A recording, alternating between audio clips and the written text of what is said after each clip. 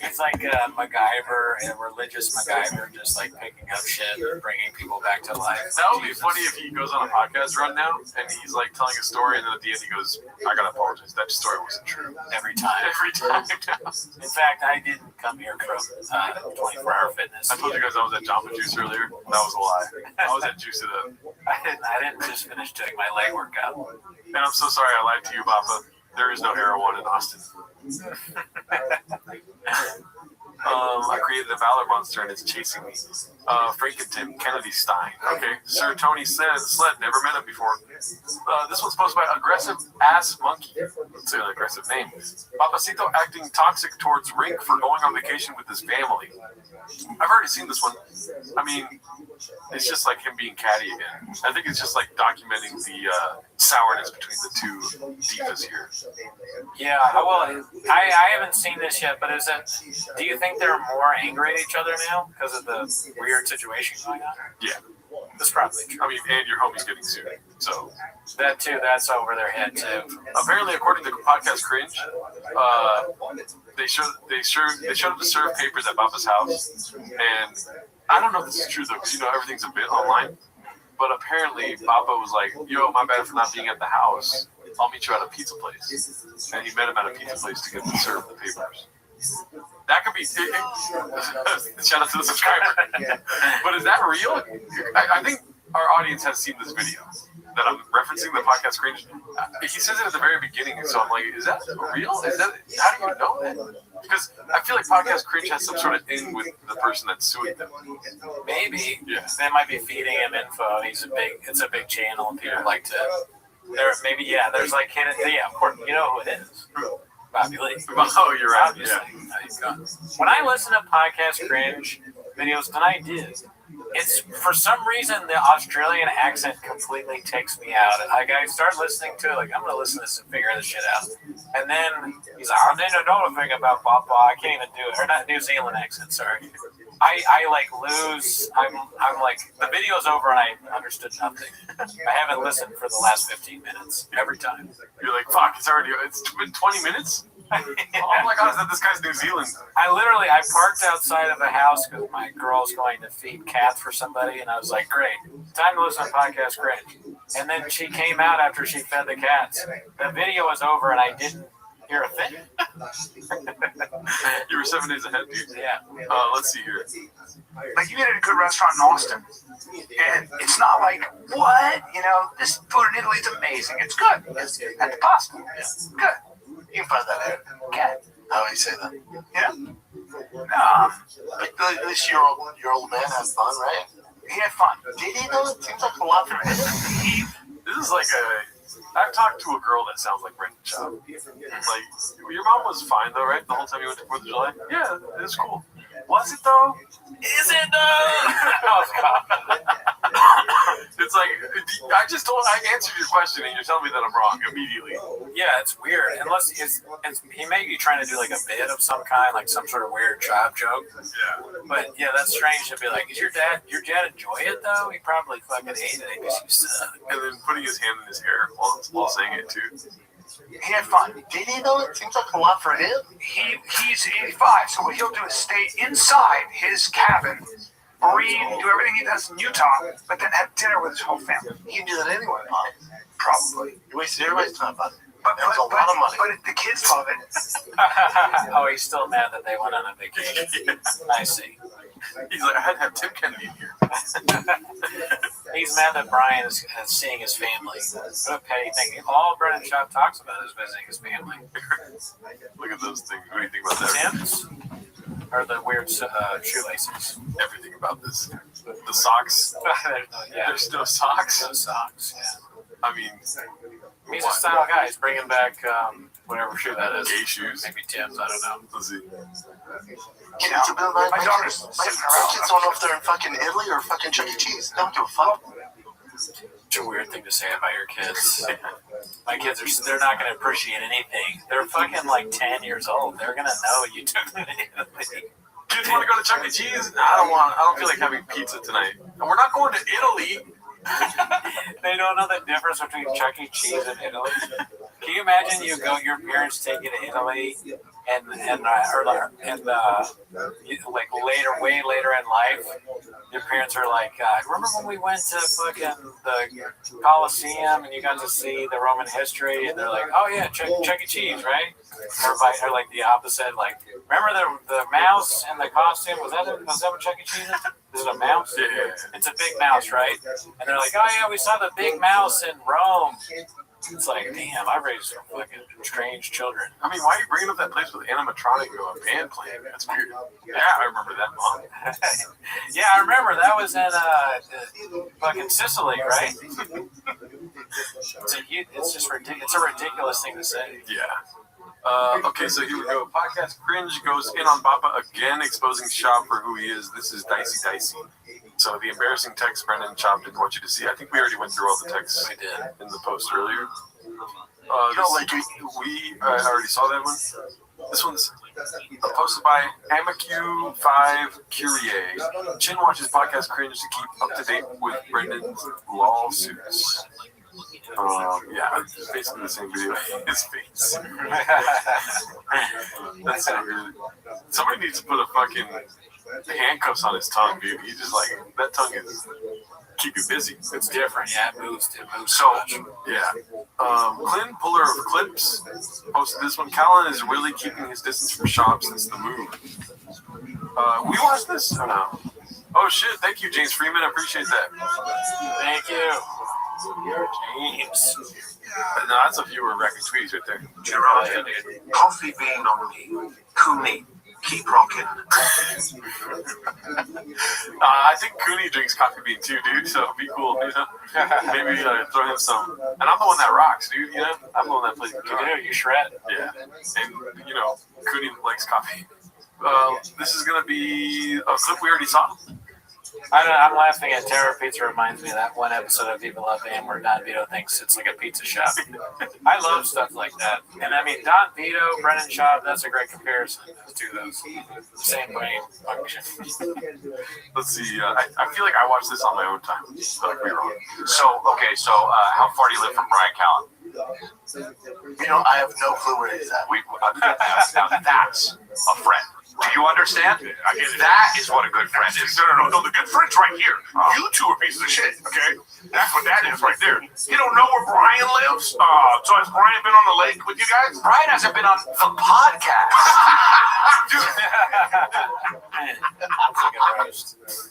Schaub doesn't think that's funny. Come on now. Stop lying, Schaub, doing the Rogan laugh. The Rogan laugh.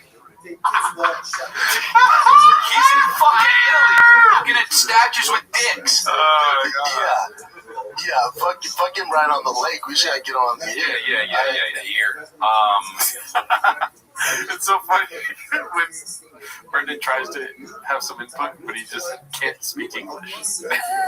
We're trying to get him on the ear. Yeah. You guys are right, man. I just think, man, cheers, dude. Cheers.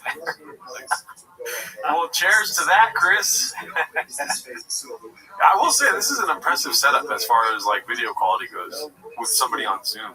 You know, So this is just the backup, like this is Zoom. So is it like one of those Zoom things in the back of Chris? Like they're on a set in Los Angeles, but they're talking to Brendan Schaub, who's on a set in Austin. So this one is like we're different though, right? The golden hour thing, they completely change it up. It could be different, or they could just be sitting in different spots because there's no more Brendan there. I see. I feel like they did change it up though. They just changed the background up a little bit. Purpley, and there's some gold, shiny shit. You didn't even bank episodes? You just took off? Yeah, they're like, they gotta call Give me like a Tim 2-day notice. Kennedy or whatever. Yeah, Tim Kennedy did it right. I've been hanging with him. He seems cool. Tim's the Oh, best. good, cool. Yeah, he's great. I don't know him. I never met him. I want to know him. You would love him. Really? Yeah, he's great. Okay, cool. Yeah, great. He seems like a cool dude. Yeah. He's a guy who's pretty good at lying too. Eric gets 1.2K views on his own. Poor guy needs Bappa or going to Target with wife. Did you donate the red chairs? Do you want to take that, Cooney? No, I sold them. But wait, I said I wouldn't reveal what I actually did, right? Unless you join the Patreon. Oh yeah. Yeah, so you gotta join the Patreon, and then I tell it all. Well, you told the public that you sold them, but you didn't tell who you sold it to. Oh yeah. That information can only be accessed through Patreon. It's a big thing. Trust me. Pause.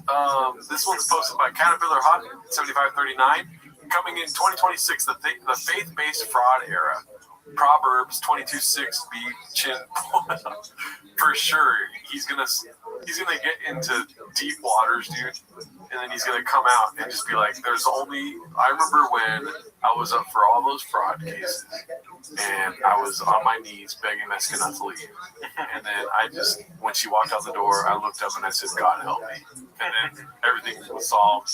Chin stayed by him the whole time, and then so Chin has got the little pastor or like the priest suit where he's got the white neck part there. Okay. And they're gonna have different religions because they have to have some sort of chemistry on the show. Right. Chin's gonna go Catholic.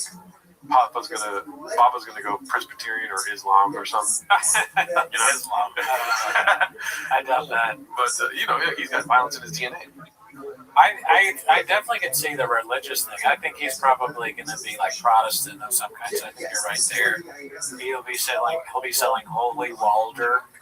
Holy Walder. You sell Holy Walder. This Holy Walder cures your promo code shop. It'll be the same thing, but it'll just be religious stuff. He's gonna read from the Thick Boy Testament. I know you guys out there are thick boys that love the Lord. So mining trucks will be saving souls. We got a devil problem, y'all.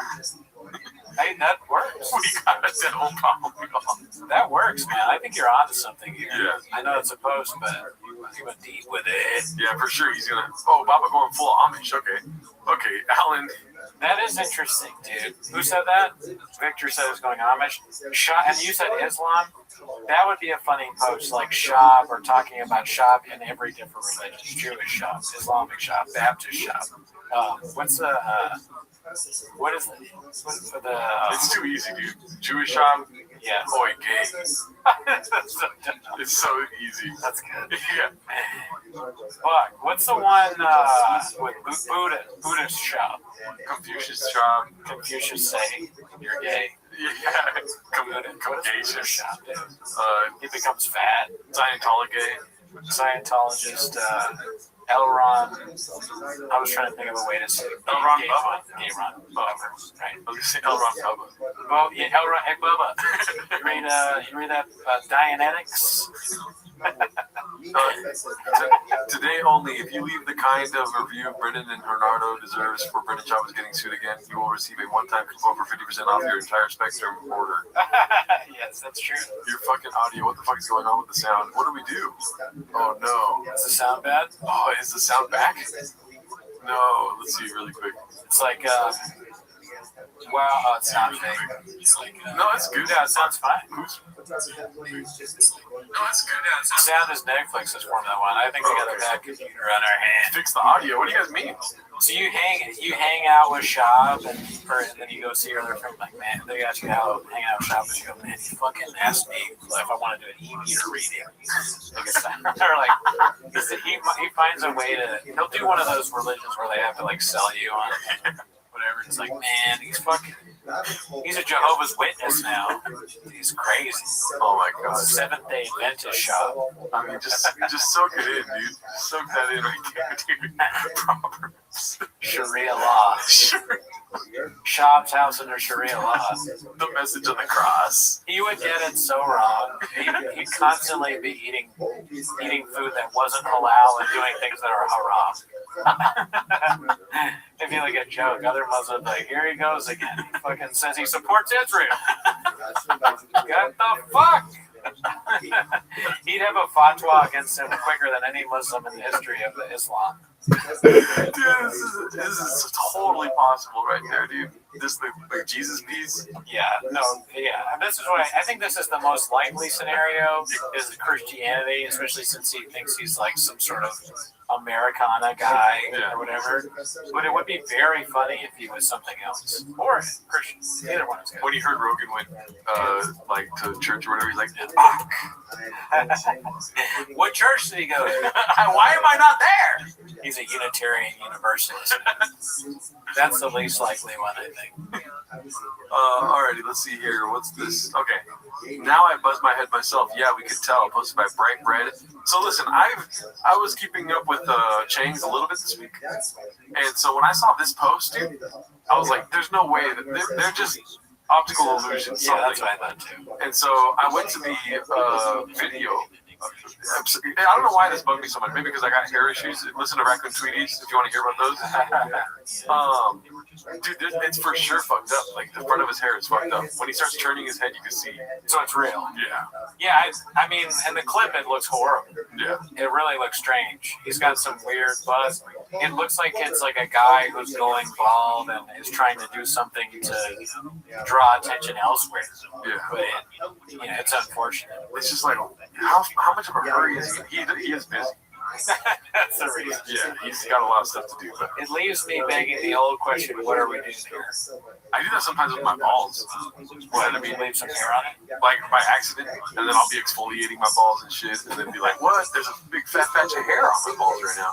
So then I got to bring the razor back out and chop it off. In the bathroom or when you're exfoliating outside of the legs in the sun? Oh yeah, Like in public? No, well, it's good. I'm right here. Yeah. Public.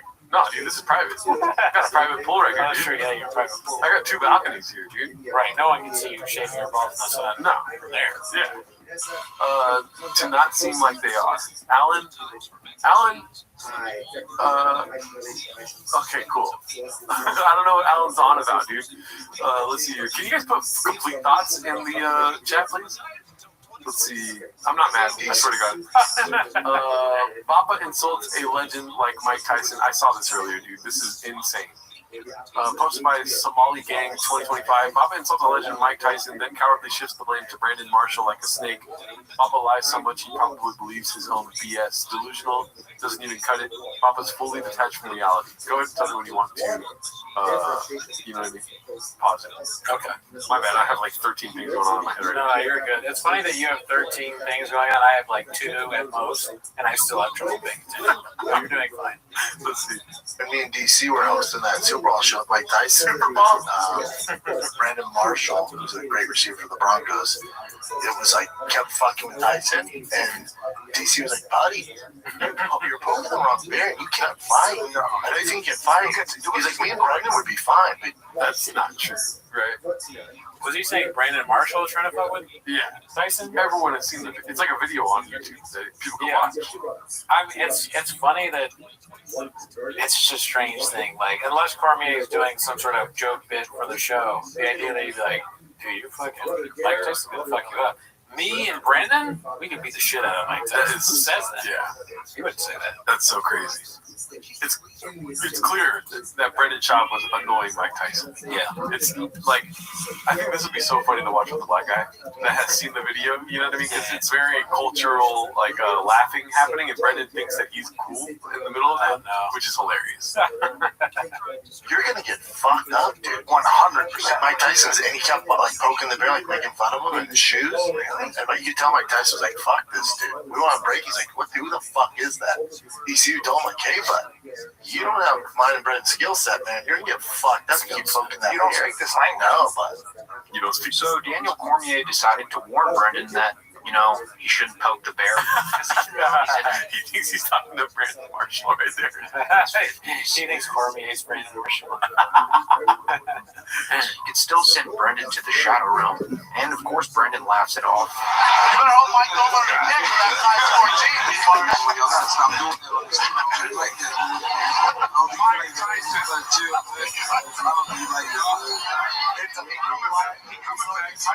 he'll get mad at you, Roy. Once he gets mad, it's over. Yeah, that was sent to you, Bob. There's no Brandon Marshall anywhere. He's not in the campus. Once he gets mad, it's over. Oh my God. I like how Daniel Cormier knew it didn't land, so he had to say it like he's talking to a kid.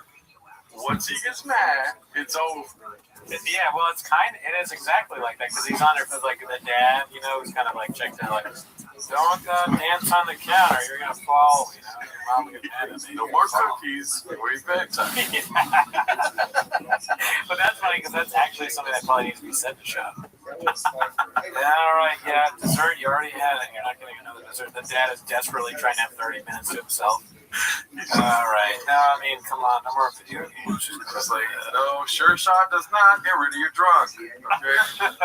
No, we have no more rain in the fridge. You cannot do another CBD company because you're tied to this one. All right, told you. Can't promote a CBD company for 12 months, Brendan. All right, just go to your room. Gringo Poppy. You dropped another special? Last cowboy in town, and in Los Angeles, North Korea, the beach. You throw your phone across. What the fuck? You get your belt out. Okay, I'll stop. The belt's coming out, Brandon. I'll fucking twist your neck off, too. Drives me nuts. That is funny to think that, like, you know how my dad was bad, but I'm better than my dad? Just like he was better than his grandpa? Yes. Like, how fucked up was Brendan's dad's English? You know what I mean? His side goes stupider as time goes on. Oh, so it goes the other way. It's like, like it got better. Yeah, like it's I getting see. better. I'm sorry. Yeah. No, how fun. Yeah, they couldn't understand what he was saying.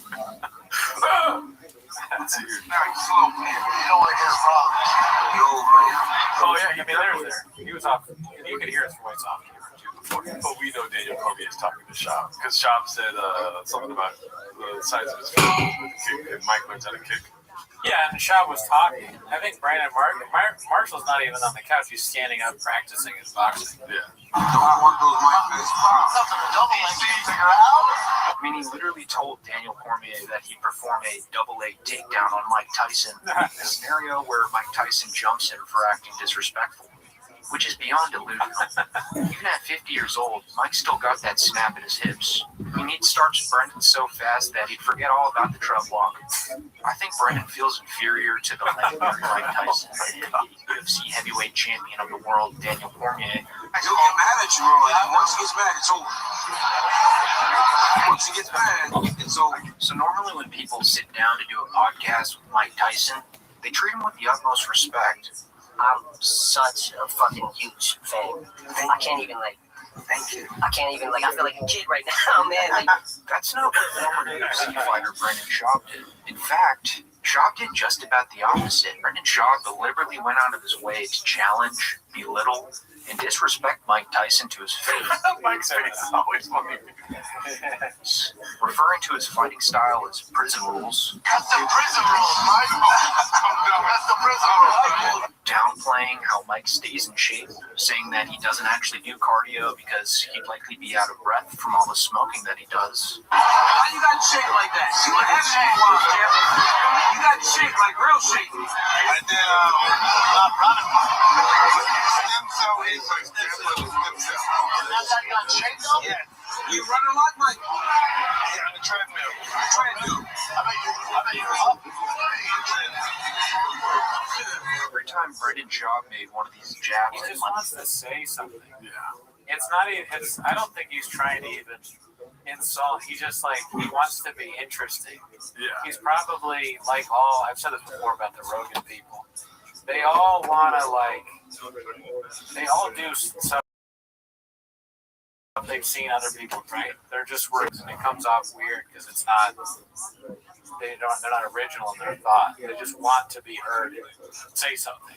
And Schaub does it more than everyone else. Everybody does that to some extent. Yeah, because people are so scared of silence when you do comedy, especially as an open micer, where Schaub is in his comedy career at this point. Silence is the worst thing.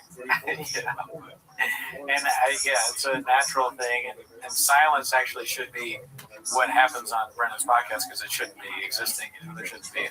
I feel like that would be such a better podcast. Silence. Oh no, they do that too though. There's parts of the podcast we watched on here at length with silence. Not only is there silence, the lights go off. Yeah, dude, they don't. Oh, they're really like that pendulum swinging. Like good podcasting, bad podcasting, and they're trying to find the medium. they've done like everything that a bad podcast, like, you know, sometimes our sound doesn't work or we have issues. Never happened. No, you're right. That's never happened to us, but they do the fucking random guy walks in. That's my favorite. Some guy just walks in. He doesn't work for the show. That's a good one. The noises, you're very good at catching the noises. Yeah. Did it shut down? Did it shut down? Oh, audio's off. Oh, fuck. God damn it. Did you hear any of that? Did you guys hear anything? I was doing full-on act outs. Yeah, dude. Water. You're on Here it now? I think so. I was saying I was going to turn the car around. I was threatening everyone. So I threatened the entirety of our viewership. Yeah. You didn't see any of that. And we didn't get a single like from it. Not a single.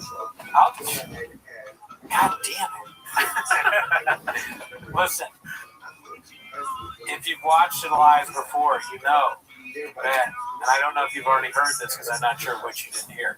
If it doesn't get over 100, I make the annoying sound happen. Yeah. I'm the only one that can fix it. Gerardo can't stop me. He knows I'll twist his neck. Oh, but I'll turn the lights off. Oh, my bad. No, we're at 102. We should stop there. All right. We're good. We'll leave this thing on skate then. Because I just got back from doing my my foot workout. Oh yeah, I just got done with the short run. You know, you work out your feet. Yeah. Can you do that? Can you work out feet? For sure, dude. Okay, well that's what I did. I blame the team Goonie. They have an XD. Let's see here. Mike Tyson. You can see Daniel Cormier getting visibly upset about it. Sorry, Mike. I gotta get up on it. They're not gonna do anything. I mean, look how visibly pissed Mike looks in the face here. Mike then gets up, walks over in front of Brendan, and stares him down while eating a piece of watermelon. Brendan doesn't dare look him in the eye for a second. You forget it's on the grill. That bitch turned black. That's me. I'm done. I'm almost done. I'm done. That shit retired. Man, I retired 2 years ago. Never coming back. DC scratch. You done. I want to do this with you. All right, well, Watson and Gary. We love you, brother. We're rooting for you. I'll talk to you when I get out of here. We got it. Mike Tyson knew what he was going to do, but he's like, damn, this food is good, dude.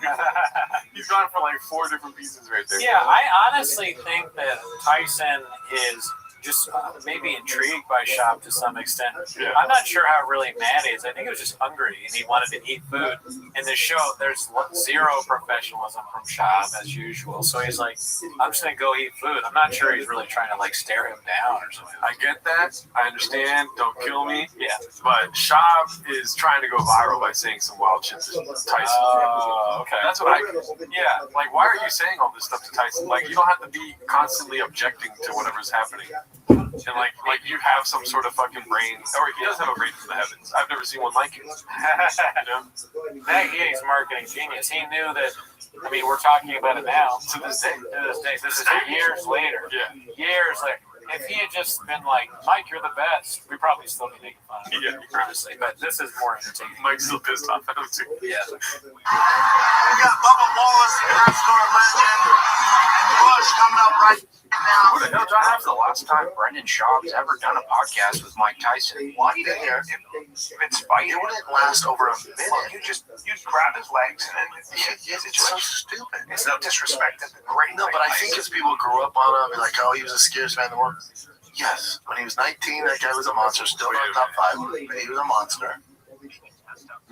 He's always got a discount. Not top 5? Are you kidding me?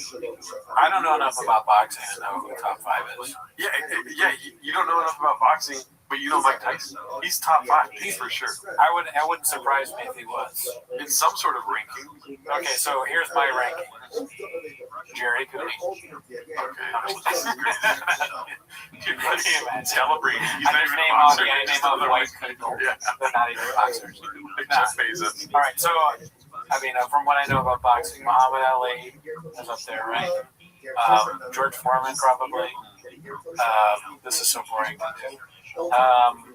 Who's the dude that was almost undefeated? Mike Tyson. Just kidding. Floyd Mayweather? No, the guy way before him. He was like Sugar. It was not Sugar Ray Leonard, but he was like Sugar something. Lewis? Was that it? Let's see. Then now they're doing somebody put Holly. I mean, only for sure that I know is probably Muhammad Ali and Foreman. I think are probably up there. Larry Bird, Donald Trump, XJ, Shane Wow. Sugar Ray Robinson. Yeah, that's it. Okay. He's probably those three are for sure on the list. Yeah. I don't know. You know what's crazy? I saw Sugar Ray Leonard the other day. Yeah. I went to a restaurant and he was there. Oh shit! I saw Cuba Gooding Jr. at a restaurant once. He was all lubed up, waiting for days. So maybe Tyson's on it. I don't know. You'd have to look it up. I've never been a boxing guy. Yeah, Tyson's top 5, dude. And you know what? I don't have to be right, dude. Julio Cesar Chavez had 100 fights undefeated, but he wasn't heavyweight, right? I don't think so. But I don't know if Sugar Ray Robinson was heavyweight, but he was like undefeated or something like that. Yeah. It's a bunch of people. So this one's posted by You Angry Mod. Podcast Cringe has the goods on Papa. Papa was top 10 UFC. What's it called? Princess Diana, top 10 heavyweight. We haven't seen this one, but I don't think it's worth watching here. Okay. You want to watch it or no? Podcast Cringe has the goods on Papa. He just because we already know what the goods are, so it's just him like teaser trailering it. Yeah, honestly, all I care about now is being on BrennanShopOfficial.com. The website. That's really, I mean, the show's fine.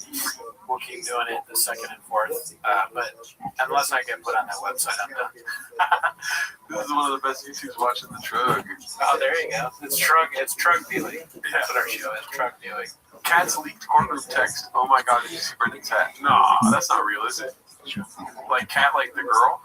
No, they wouldn't go that far. Yeah, they would because it's around that time. Is that real? That Cat's what? Cat, like his old producer lady? Oh, she did what? She leaked the text? Yeah. Or no, I'm just, this is probably just a joke. I'm probably wrong. Yeah. But it says Cat's leaked courtroom text. Oh my god, did you see Brendan's hat? Oh. The foot lady, yeah, the girl that sells the feet. I see. But how, just because, why is the picture associated with that? Well, oh my god, did you see Brendan's hat? He wore that to court. No. This is from way back when. This is around the Yeah, it's an old picture. No, what I'm trying to say is Cat messaging that is funny. Oh my god, did you see Brendan's hat? And then because So the picture of the old hat, like you got it. I want to see what the hat is. I want it to be real. I want to see a real hat. Is this hat not enough for you? This is fucking nuts. Can you imagine if it was that hat in court? It would be like my cousin Vinny, where the judge is like, "Sir, you cannot wear a hat in my courtroom. You must leave and come back. I'm holding you in contempt of court, did you accuse George hat? Does this look like a circus to you?" Brendan full of graves, Cooney. That's true. I have graves. Yeah. You gotta, you forget. Guess what? I'm insensitive to it, dude. I have a disability. You got a disability problem. Let's see here. What'd you say? We got a double problem, y'all. Posted by Diligent Brick 2518. Trouble in Paradise with Brogan B. I saw this one earlier in the week. Let's watch this. I want to see the comments. Shot wearing that hat proves he has CTE. But what the hell does graves make you gay? Come on.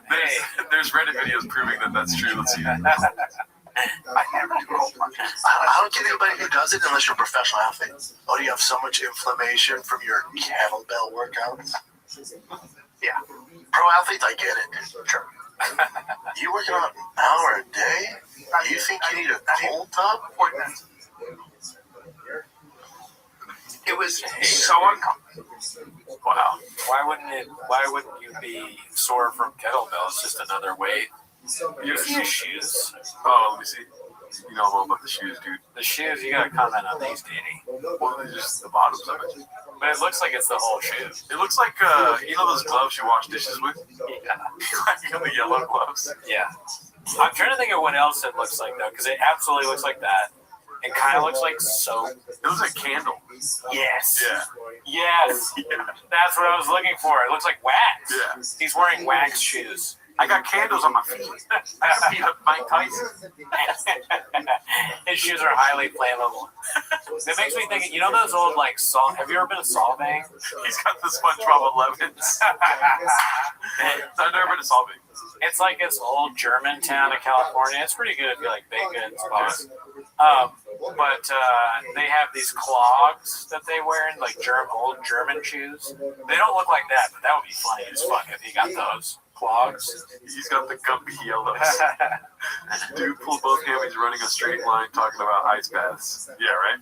The reason that Brendan doesn't want to fucking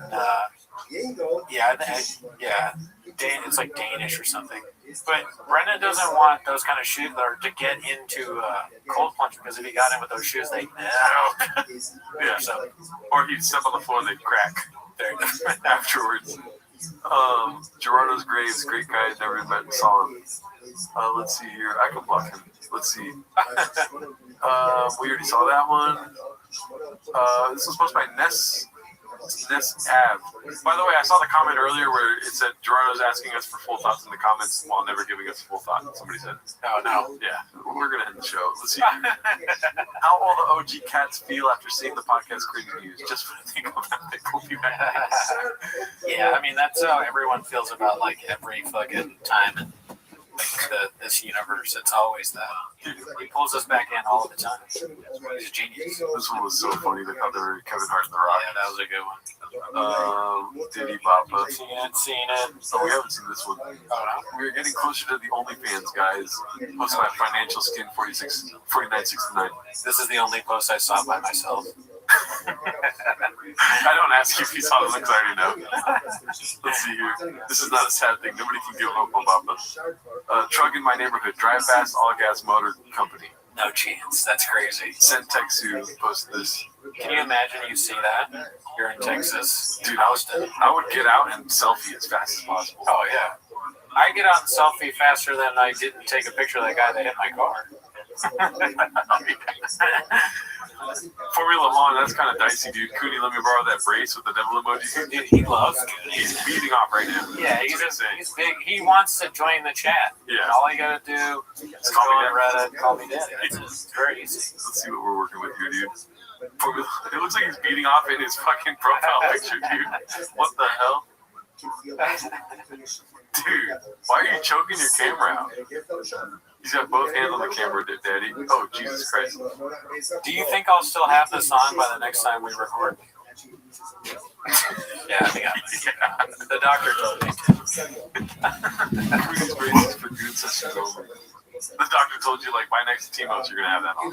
He's listening. He's like, hey, what's up, Chuck? Hey, Bubba. Hey, Bubba. Oh, yeah, so this is pretty funny, dude. I saw this one. KDVX posted this one. People think we're crazy for doing the most basic American thing to do. This is posted by Joanna. People think we're crazy for, oh, my God. We're spending our entire weekend at a dusty ballpark. They don't get it. We have a front row seat to watch our favorite person do their favorite thing. That's not sacrifice. It's a privilege. Bob in his old age. It just fits the aesthetic, the duck quacks. The baseball-aholic, it's like, don't make it that, dude. That's fucking cringe, too. Yeah, it's a little too cringe. There's definitely a Venn diagram of baseball-aholics and pedophiles. You know what I mean? It is at a certain point where you gotta leave the park, you know? Just creepy watching children play. Yeah. Pause. Very creepy. Pausing the idea, not you saying it. Let's see here. People were asking. Posted by Life is Dope as Fuck. People are asking, so there we go. So here it goes. I'm almost 5'7" and I weigh 140 pounds. I like how she puts the almost in the wrong spot because you're always 5'7". You know what I mean? You're not growing or shrinking. You are almost 150 pounds. I'm just kidding. Who's asking how much he weighs? Yeah. That's not something you have to entertain. It's like, oh, here's what I weigh. Was that good or was that good? I mean, it was quick. Okay. I shouldn't have thought of that. Chubby Italian. She's not even Mexican. That sounds easy to watch. What do you say? We're going to find this Cootie got wrist wraps this week in town. Asada is a legend. What did he say? Obviously, I thought that was a JD Mansky. What was that about? Hassan says thought that was a JD Mansky. I doubt that it's a fucking. It'd be kind of funny if it was. Probably not gonna eat my mothership still. We saw that one. We saw that one. We saw this one. Jin wades into the comments posted by Andy Coughlin too. That's a good question. That's not a good question. Let my ass up. You realize I enjoy eating exotic meats, right? To me, it was a good question. Oh no, I was like, man, I don't like seeing food drops in the bottom of this page, dude. I didn't see that. There was a second. Jin said, don't say that stuff out loud. Jin saying high blood pressure runs in my family. Poor diet, lack of exercise, and alcoholism also runs the family. I'll give you the alcohol thing, but I don't get drunk. I just enjoy enough to relax after producing a crazy amount of different shows and playing on a crazy amount of different fires when I get home. Why are you putting fires on at home? Do you even have a house? Also, how can you say I don't exercise and have a poor diet? I used to weigh almost about 300 pounds in high school. That's over 20 years ago. And I've been no more than 200 pounds since then. And I am 16, so I haven't gained any of the weight back.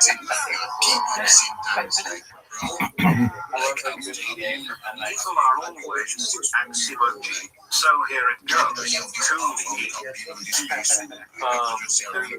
Over 20 years ago, I have been over 200 pounds since I'm 62. I haven't gained any of the weight back because I watch my regular diet religiously and work out. Your competition is good, but hey, thanks for the Jin has got to go. Nowhere. Instead of just saying negative stuff, that's constant. God damn, he's going through it, dude. Yeah, I mean, I understand. Look, he doesn't have a place to live, so yeah, he's gonna get a little salty in the comments. Now you have a bed. Yeah. And you gotta record in a storage locker. What are they called? Not storage locker. Storage locker. It's called the storage locker. The storage unit. Yeah, I mean, that was funnier though. To be like, yeah, storage locker. I give up, dude. My camera's not even working. It's a fucking black screen. Yeah, it's all good. I'm trying to think. He lives in a storage locker. Stay with the locker. Oh. Well, yeah, he's mad. He lives in a storage. It's not locker. He got me tripped up again. It's unit, you fucker. He lives in a storage unit. People are making fun of him for being fat when he's not. They're talking about him eating exotic meats when he's it's a good question. So he's just like answering fully mad. But he has to put out fires, God knows. They might be literal fires. No, that's probably in the studio. Papa like fucking lit shit on fire. Papa's car's on fire. Yeah. Someone said earlier that looks like a snake. Oh, dude. If he was naked, he would not be white. He would be brown or red with all the hair. Yeah, I'm very hairy. We both are, but I'm way more than her, which is unfortunate. Let's see here. Is Jin really over 50? I believe that's true. Yes. What? Oh, I thought you read a comment and said cheapers. Yeah. This one's posted by Aggressive Ass Monkey. One of my favorite moments recently, Boppington pushes his garbage can extra hard to impress gear hip, but they are not impressed and say it's slow. The editor after is spicy. I feel like we've seen this. Oh, yeah, that's like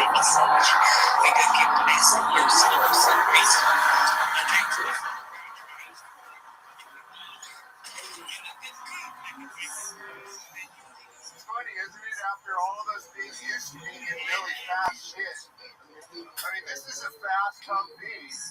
It's fast for a Humvee. For a Humvee, right? So the whole time you're like, okay, maybe a few hundred horsepower more would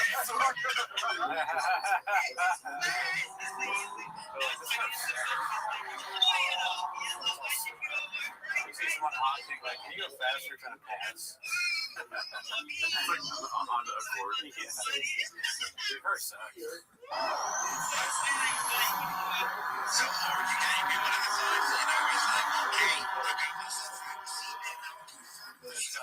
Yeah, they're just waiting for something interesting to happen. Alrighty. Okay, so successful A8345. Shout out to him. I think he's in the chat. Sick. Original email begging for positive reviews in exchange for 50% discounts purely on the Spectrum CBD oil. Let's show our support for Brendan. As you all know, my business partner British Show debuted a television show time earlier this month. You all showed up in force when the company ran a sale in honor of the debut. Today I'm asking for customers and the entire KR army to help us support the special. Today through the end of the week, if you follow the link below and leave the kind of review Brendan deserves, you'd be surprised you will receive a one-time coupon 50% off your entire Pure Spectrum order. 50% off. I've seen this before, but I'm now realizing that's kind of crazy. That's a fucking Prime Day deal, dude. Yeah. You know? It's probably utter horseshit. It's half off, really? Yeah. Interesting. It's like, wait, what's the profit margin on these fucking Pure Spectrum CBD? It sounds like pure profit, dude. What the hell? It's like, because it doesn't work and it's not real, they can sell it for that. It's just like powder that does nothing. It's so funny. It's just like, nobody gets it. He's doing the fucking Scorpions no sound. It's just like another shiesty thing. Yeah, just selling horseshit.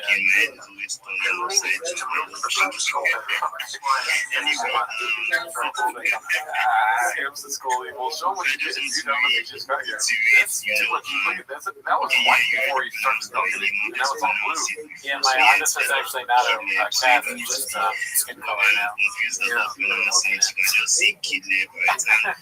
You know what those, I mean, this is what those kind of things do, though. Not all of them are scams. The pills that help you out or whatever, they will, like, give you a huge deal on the first round. So they're like, oh, this works. I know that one, all the crazy. Austin Native on that one. That's the fart thing. You're not going to be in there. So far has got us like twice. Oh, Hap has it finally. Why is Hap not at the top, dude? He's always like midway through the show. Gerardo Milk's the guy outside the tent. Okay, the tent's not there anymore. The cops are actually really cracking down on here. That's how I know Formula One don't listen to Raccoon Tweeties. Good news shit. Let's get this Formula One to fucking dog bitch in the chat. Alright. They're still really good friends. Supposed to be haphazard. Oh my gosh, dude. Every time I see Hap, I'm like, he's got the goods. You think it's going to be the beginning of the podcast like he usually does the first 5 minutes? No.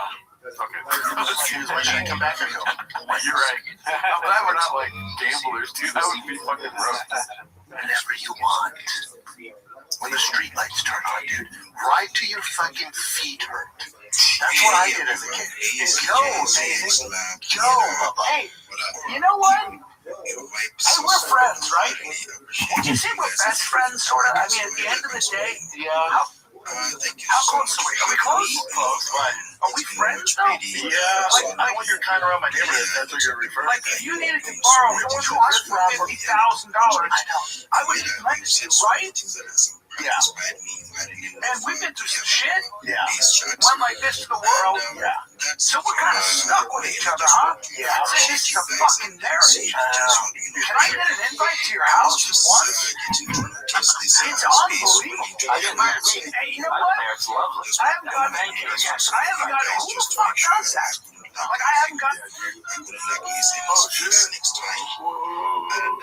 Basically, for me, I have like the name sometimes. Potato. That sounds like he's related to me. guys that are coming from me, especially Canadians. What's it called? How dare you? Who would you invite first? Brian Cowan or fucking Beanie Bag? Actually, that's a good question. Because I do not like him. Oh, you're right. That is a good question, but I do not like Beanie Bag. Yeah. I mean, I don't think I'd invite any of these people to my house. If my papa, who am I inviting first? Obviously, my boy. Yeah, Brian. I don't like how Beanie Bag is like Brian Cowan's not. Like, he's definitely shady. Beanie Guy's shady as fuck. Cowan's never been invited. He's like, I'm sleeping. He's probably like inviting himself like in a weird way. you're like, well, a friend of mine invited me to his house today, but like his son died, so I'm free. I was like, oh, dude, you want to come over? I mean, that's something I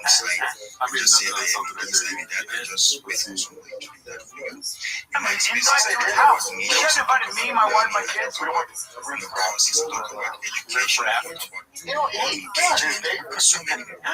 We don't want another stomping pad in the neighborhood.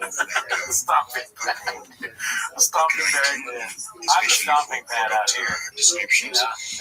Brian Kelly come around. Yeah. This town is too big for the both of us. For the both. This town is just the right size for the both of us. Working for humanity, working across, refugee and IDP. I don't think it's my roots. Even though You're welcome. I live 19 minutes away. You're welcome.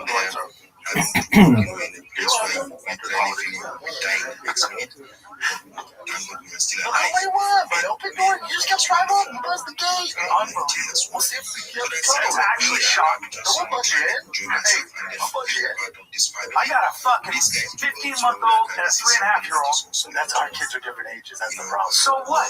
You know. I don't like mostly say so many things on spaces. So I don't even get an invite to your house. So I haven't seen your house. Because I believe when you listen a lot, you will learn. You know what? So much I don't take so much time. I don't know. It's some stupid things. He is like channeling Count. Oh, yeah, like. You're lucky that Count didn't hit him without keeping busy, because he would have been like, keep busy. It would have been like a vortex. They would just never leave the studio. Yeah, they were getting a real like rep. What do you think that maybe Mexican just doesn't like him? A million percent. Yeah. He's like, I don't know. Describe to me what it's like when Shab goes and inevitably pisses in the sink and they're in the room by themselves. You know, Callan's not looking, you know what I mean? Yeah. And Mexican's not taking a selfie. You know what I mean? He's doing a lot of this. I'm getting along with my wife.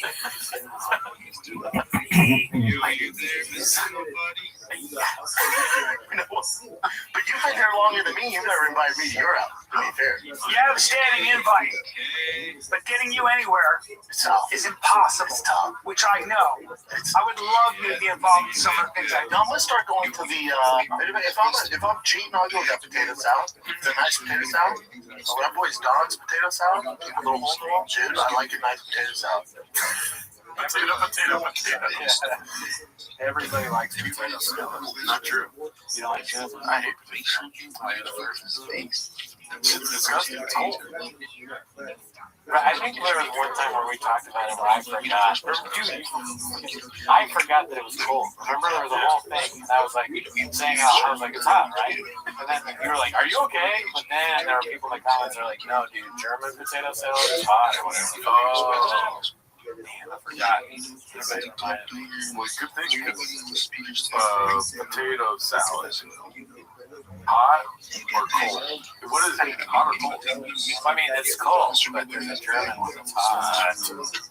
Yeah, I don't like cold shit if I'm not fun. I like it nice and warm. First, you know. Let's see. Yeah, cold. Everyone says cold. 8 billion votes saying cold. Alright, let's see. Financial Skin 4969 posted this one. Holy moly. It looks like Brendan Schaub on the cover of Diesel World. What is Diesel World? Have you ever heard of that? Obviously, it's not. Are you getting Do I want to hear about it? Yes. Looks like a Photoshop you made. Okay, cool. There's, I feel like right when you said, like, well, we talked about this before, I'm like, oh no. Well, C likes his potato salad more.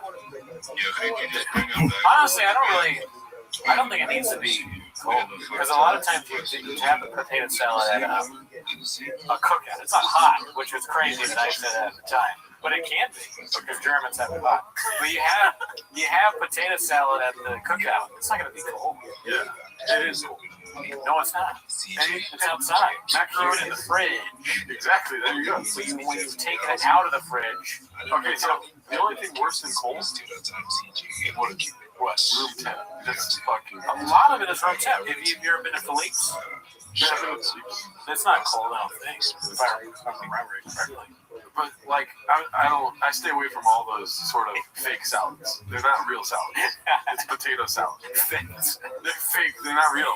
You definitely do not stay away from fake salads. My friend Nina made sausage salad, which is ridiculous. It's not only warm, it's hot. You cook hot sausages and put it on cold lettuce.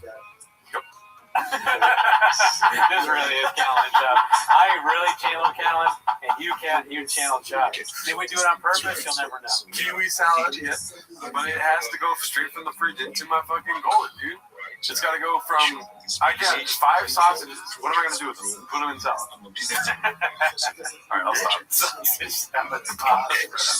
Yeah, no, I was addicted to sausage salad. The other day, somebody was saying that I'm the kind of lady that cooks the same meal every day. You can't stand it. You know what I mean? I'm like, dude, same. I stopped myself. Because anytime I brought up sausage salad, it's never ended well. I was making sausage salad for about 4 weeks straight. I remember I asked you if you told mine, and you were like, yep. I think it's cute. Endearing. So yeah, I just wanted to shout out to you, CJ. Thank you for the idea. Last CJ. Thanks, man. Yes, sir, Mark. Glad to have you. If anybody is interested in connecting with Mark, or no, not even if you're interested, go connect with him, you know. I'm not even going to tell anybody if you're interested, you know. You are obligated to go connect with everybody that comes up here and speaks because they're going to give you a connection back, you know. That's what this space is for. You know, that's what we're building this community for, is to make sure everybody is getting connected with, everybody can grow. We're sharing the alpha every day, but we got some hands up, so I'm not going to do too much yapping, you know. Rabbi Rothschild, go ahead, man. What's up with you? Thank you so much for the opportunity. First and foremost, I've done my best to follow every single person in the room. I'd appreciate it if you would follow me back. I follow everybody back. I'm the easiest follow back in the game. I'm Rabbi Rothschild. If you don't know who I am, you will. I stream my life 24 hours a day, 7 days a week, 365 days a year for world peace. I've been doing so for more than 4 years. My streams go back to the pandemic. We've seen the death of a queen, the birth of AI, the coronation of a king, and everything in between. This is a real-life Truman Show, a real-life Big Brother. This is a timeline and a time capsule of human achievement. In the 1990s, Bill Gates coined the phrase, content is king, and I'm making it true today. I'm king of the internet. This is the biggest event in global history, and here's why. In 2018, The Economist magazine stated that data had overtaken petroleum as Earth's #1 resource, and I have more data archived on the internet than any person ever, which is making me very influential. I'm going viral, and when I do, I want to make you, your friends, your family, all financially independent if you're not already. I want to ensure that you have generational wealth if you don't already, and I want you to be able to start charities and philanthropic organizations of your own. I'm unlike any influencer that you're ever going to meet. I'm not live on 1 YouTube stream nor 2 YouTube streams. I'm live on over 20 simultaneous YouTube streams 24 hours a day. You can view my life in 360 degrees. I even have a ceiling cam. If you want to view my YouTube streams, they're available in the link in my profile. Additionally, they're available in the link in my pinned post. You'll also find in my pinned post a link to my link tree. I dare you to look at my link tree. Nobody dares you to look at their link tree, but I do, because I have more social media than any person ever. I have more content than any person ever. You'll also find a link to my Discord, discord.me/Rabbi. We have over 2,700 people in the community and continue to grow each day. In addition to making you all extremely wealthy and wanting to promote world peace, I want to help end world hunger through the use of technology, such as agricultural drones, floating greenhouses, saltwater greenhouses, hydroponics, vertical farming, cloud seeding. I want to help end world thirst. I'm sponsored by a cryptocurrency that's worth about $100 million, and one of the things that we do is we build wells and water towers in developing nations for the benefit of the less fortunate. Additionally, I'm an advocate for the LifeStar program, and most importantly, desalination technology, where we pump Earth's seawater onto land to make it drinkable. If you are a reply guy, if you're a Web3 marketer, if you're a raider or a shiller, and you want a free mentor, coach, and friend, send me a follow. I will follow you back. Send me a DM. I will respond. I want you all to know that I'm here to support you both personally and professionally. I'm here to be a positive person in your lives. I'm here to have an optimistic view on the future. And most importantly, I want to give people hope. And with that, I sincerely appreciate the opportunity to share. Bingo. Yes, sir. That's actually pretty awesome. You He's literally the live Truman Show, the real life Truman Show, y'all. If y'all are interested in things like that, go check him out, go give him a follow. I went and looked at his page. He's actually got a live run on his page, So he's for real. He's not lying. I saw him talking in the phone, talking to the space. It was actually kind of funny. But, go look him with Rabbi, go drop him a follow. Or Rabbi, my bad. I'm saying Rabbit. Well, I've been saying this whole time. You don't correct me. You're good, big man. No worries. No worries. It happens all the time. Bro, I was calling him Rabbit, y'all. It's Rabbit. But now with that being said, man, y'all go drop him a follow. And then we got the Zen Army family. They're not following me. I'm dropping you a follow right now. But we wanted to hear from you, bro. And Timmy Arnold, bro, if you're active, let me see an emoji, bro. Alright, good. But no, Zen Army family. Zen Army. You haven't heard from them. I just dropped you a follow. Yo, GM, brother. How you doing? Back Chaser. GM to CJ and GM to everybody in the space right about now. It's your boy, Zen Abby. I'm your favorite radio host. What I do in the Web3 space is I love hosting spaces for projects and spotlighting projects in the Web3 space. Also, I'm a community builder. I work for I've worked with numerous projects currently. I'm working with Zen Finance, a DeFi protocol on the asset-chain blockchain ecosystem, and I also work as a contributor on the asset-chain ecosystem. Asset-chain is a layer 1 blockchain that builds a home for real-world asset tokenization. So if you're looking forward to build a project on asset-chain layer 1 blockchain, you can look up to it. You can hop into my DM. I can help you with that collab with Bingo. But I'm not doing anything to facilitate the continued existence of these other items. Why should it be us? You're going to none. You're you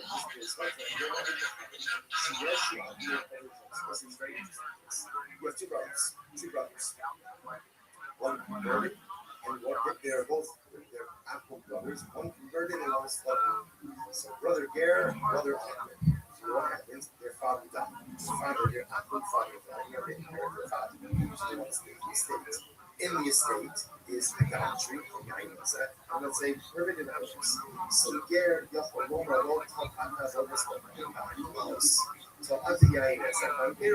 so brother Gare, they say to brother Apple, so brother, you take all the idolatry stuff, you take all the idols stuff, and I'll take the money and Eros. You can do that, Big Mishabot, and that's permitted. However, the Mishabot is just like your house, obviously.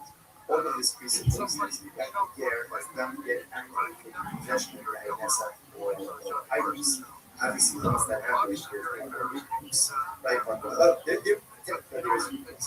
So you can get sorry, it's much more complicated. Once that you owns it, you're very limited interest in there. So as long as Brother Gare has not yet taken possession of these items, the file is unable to finding of the estate. However, if Brother Gare is in possession, then it's possible. So it's ultimately what you see hello from my side now. In this case, Brother Gare wants to continue the existence of the idolatry, the INS, but he's not doing anything active to promote his continued existence. Folks, look at this athleticism. I'm really gonna just try to summarize it for you. Motherfuckers are not pathetic. This is just something I don't say it's made of breaks. It's still not. So therefore, again, Brother Gare doesn't actually care because it remains in his full state or not. Even if it breaks, who cares? It's still inherently development. Bruce says that's how the INS. That works fine for I. How would you explain it instead of the INS? The Ferris Hydride. So this is very Adriatic. So apparently, it actually points out to here. Adriatic points to where it's very absorbent. Therefore, you put wine in there, where absorbent you can take a shard of that anywhere, put it in water, and reconstitute wine. In that case, also, brother here doesn't care. Doesn't matter. Either way, the value is still retained. Which the rest of the ones that follow those, and you so usually don't show them. It's like, even if that's so, even if brother here doesn't care about the fact that they're great, right? But he does care about how it's still lost. He still wants their continued existence. But on top of Yerusha's Hager, how about don't bring a riot from this case? But bringing a riot, bring them from the case of the inheritance. There, no. Shek Yerusha's Hager, that Kilo Baraka. Rabbis would make them by Yerusha. In other words, normally, the Gemara says perhaps this case should be problematic. But halacha l'maisa, Chazal will make them by Yerusha. And as long as the Ger has not yet actively taken possession of the guess that's what the idols is absolutely permitted to work this out with his brother. Right? Is if you take this, you take the other stuff, I'll take the stuff. Even though, yes, it was technically existent. Why? Why would they make them by a Ger? Like you got Zera Shem Yatsu. We are afraid that if the Ger is going to choice between his Yerusha and his virgin, he will choose his wedding, he will choose his inheritance. So that's not a matter of Ger.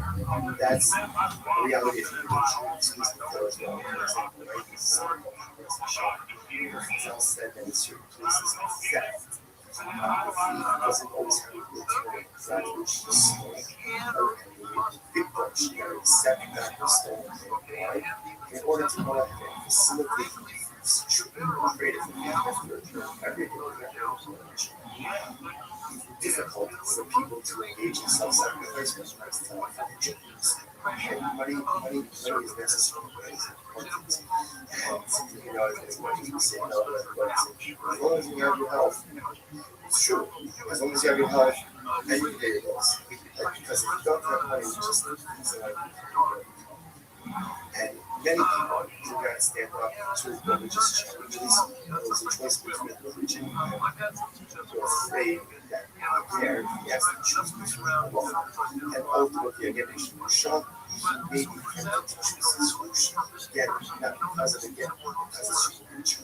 So if you're Chazal, you want to go in that situation, if they go by a hair, and you say that both of these entities get out of the state that implies that forbidden items, they've allowed him to keep forbidden items, give his brother all of them. What's that other things? Counting that lucky advice that support this, when is this so? You're shooting at least in the issue. In the case, let's say, the business partnership with even here, that Chazal allowed certain things to happen in the context of Yerusha, that they were not normally allowed to occur in the context as well. So you don't want to put the person in this precarious situation. Incredible. So what was that? How do you guys remember again, all of this is the same group and Rabbi sitting together. Another question I think. Garrett Tosha, now she got the hours. So what's that? Can Garrett Tosha? Go ahead. Let's say, he said, give it Chazal when they look at it.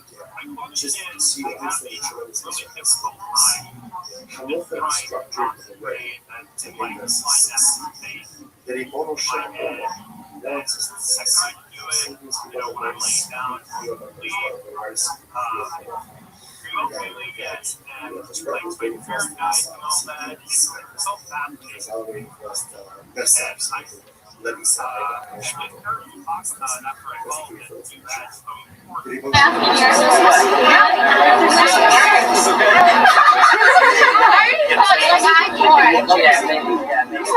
the question.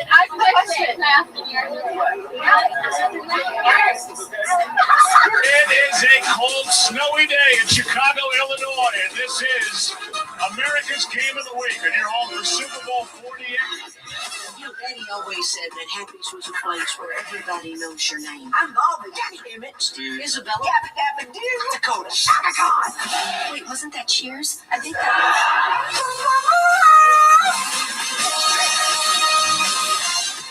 was. What you see is what you get. You have that charming accent. Peanut butter and pork rinds. Do I really sound like that? Do I really sound like that? Happy's Place, Friday on NBC. If I would want people, I'm sorry, ladies, older than 40. I would have it without yours, my previous 4 wives. I'm gonna pamper you. We're gonna meet first time.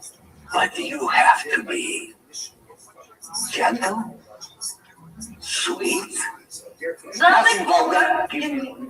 Real, genuine, modest, wonderful, intimate. Let's talk as it is. Sex. We're gonna get to know each other. I want you to look away and to feel for me. I tell you a story. We were in a huge carnival, and my parents told me that I'm gonna get lost. And they don't know where I am. They look around, a lot of people.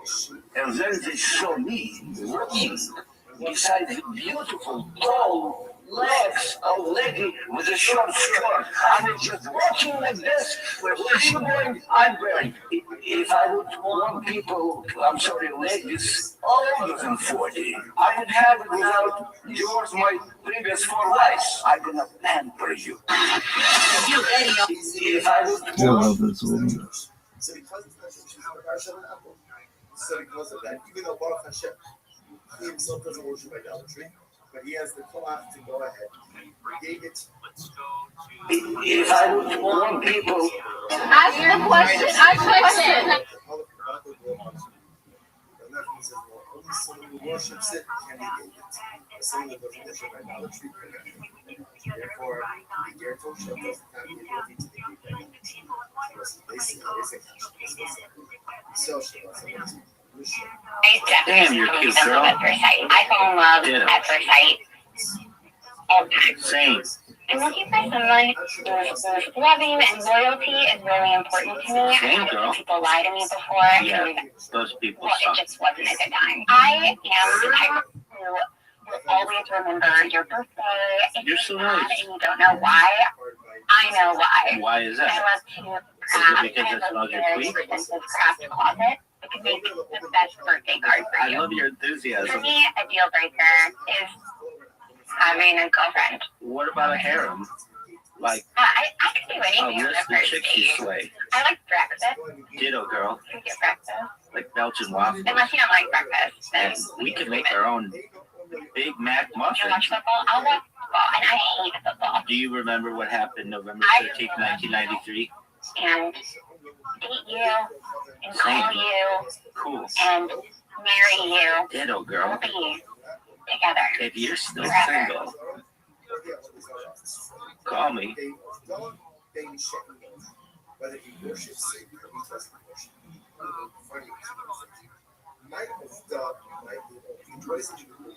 What is it he whether he worships it or doesn't worship it. If you want to say that, then we already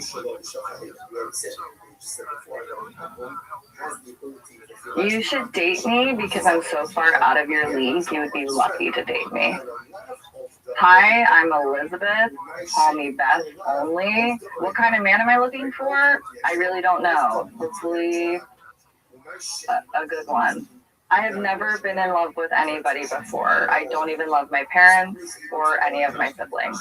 But every guy I've ever dated has been madly in love with me. And you will be in love with me too. My dream first date is go to a restaurant, get me drunk.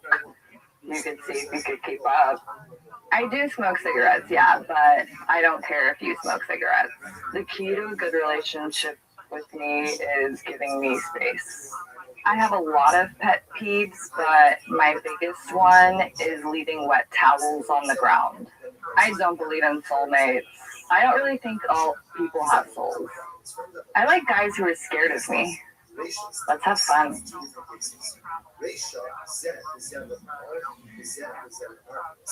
Ratios teaching like this.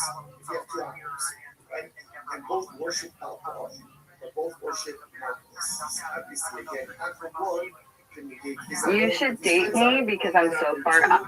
Can negate his idol and his friend's idol. Safer, zealot, or zealot. Oh, The safest teacher says this. Safest teacher did it. Let's see if one who worships Narcolis and one who worships Baal. What's the knowledge of the year? And after who worship an idolatry, even if he doesn't worship. So we'll say, so the reading is about this. Number one, You should date. Good. Number two, an Abu can negate his friend's idol if they worship the same idolatry. And halacha number three is an Abu can negate his friend's idolatry even if he worships it. Incredible. Incredible. So the Gemara says, but again, no raya about a gear kosher. Right? So it comes to a gear kosher, still like a gear kosher, which is a Gentile who created idolatry can be at that level. You should date me because I'm so far out of your league. You would be lucky. What is the definition of a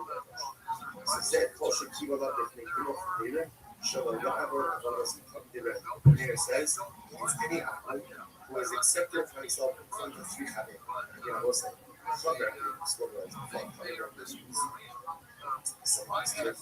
What's up, bitch? Because I'm so far out of your league. I'm already a unanimous first ballot Hall of Famer. Hi, I'm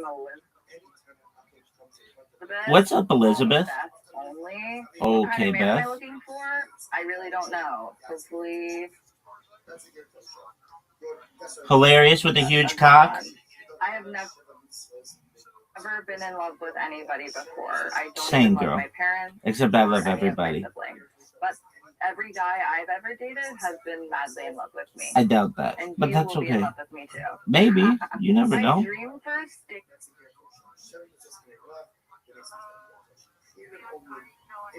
Eight is go to a restaurant. Cool. Get me drunk. Heyo. You can see if you could keep up. I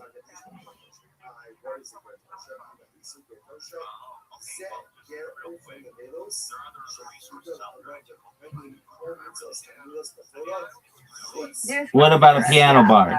I don't care if you smoke cigarettes. The key to a good Okay. relationship with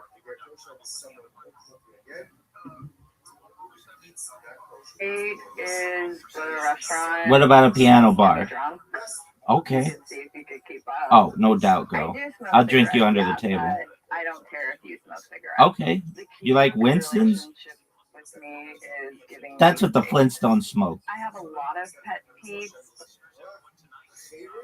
but my biggest one is leaving wet towels on the ground. What about cum I don't towels? believe in soulmates. I don't really Oh, think this one's soulmates complicated. are assholes. There could be an animalistic soul, a Jewish soul. Who the fuck knows? You should date me because I'm so far out of your league. You would be lucky to date.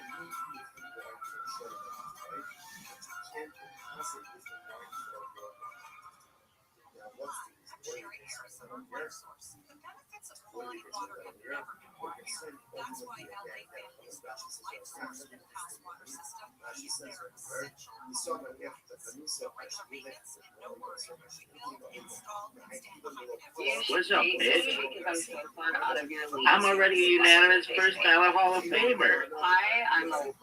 What's up, Elizabeth? What kind of man am I looking for? I really don't know. Hopefully. Hilarious with a huge cock. I've never been in love with anybody before. I don't Same even love girl. my parents. Except I love or any of my everybody. siblings. But every guy I've ever dated has been madly in love with me. I doubt that, And but you that's will be in okay. love with me too. Maybe. You never My know. dream first date is go to a restaurant. What about a piano bar? Get drunk. Okay. See if you keep up. Oh, no doubt, I girl. do smoke I'll drink you under the cigarettes, table. but I don't care if you smoke cigarettes. Okay. You like Winston's? Relationship with me is giving That's me what the space. Flintstones smoke. I have a lot of pet peeves, but my biggest one is leaving wet towels on the ground. What about cum I towels? don't believe in soulmates. I don't really Oh, think this one's soulmates complicated. are assholes. There could be an animalistic soul, a Jewish soul. Who the fuck knows? You should What's up, date- bitch?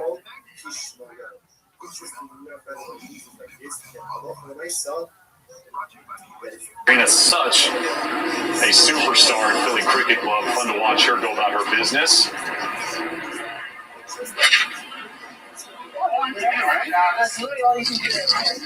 Was that talking right after immediately after she didn't even apex yet? Love that. I love that kind of response. Yeah, it's the best you can do. And you got Kayla Henderson on the back first. Just off the green with her third. Serena's great for this type thing because as soon as she hits the ball, she lets you know what she thinks. Oh. Do you hear that? I heard it and she goes, sit. Serena's such a superstar. That bitch could have a box munched all 18 holes. Yes, this was you.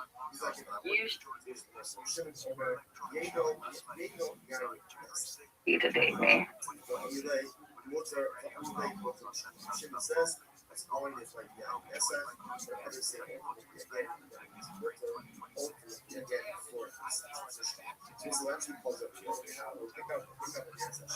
Yes, I'm looking for a date, and I've been looking for a date most of my life.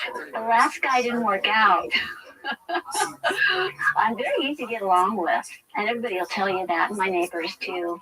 What I'm looking for in a man is he able to afford to take me to the things I enjoy? And most of the things I enjoy are free, so that's an easy one. Take me out rollerblading and then catch me when I fall because I'm not very good at that sport. Tell me I'm sexy. I just have an ego that needs to be fed. That's the truth. In my job, I have to be very, strict, non-personal. If you see the sexy side of me, hey, that's going to work for me. I could quit my job tomorrow. I think I'd be a musician. I'd be a musician that maybe something like a play ukulele, because that's something that you can get hired for anywhere. I don't smoke cigarettes, and I couldn't date anyone who smoked. Throw that pack out the window, let the cigarettes fall to the wind, don't go down and retrieve them.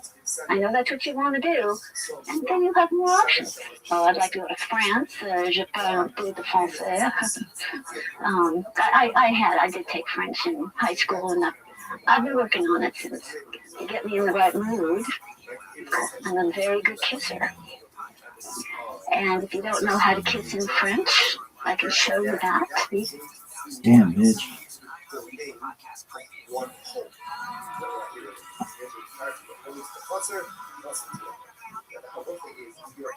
Yes, I'm looking for a date.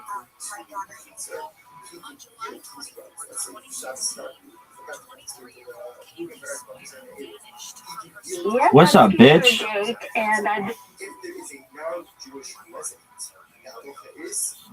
What's up, woman? You look like you're a reject from the Golden Girls. I didn't work out. Fuck him. I'm very easy to get along with. Same. And everybody will tell you that, and my neighbors too.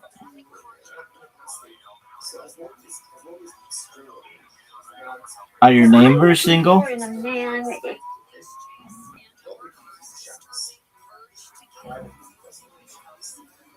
I like your outfit. To afford to take me to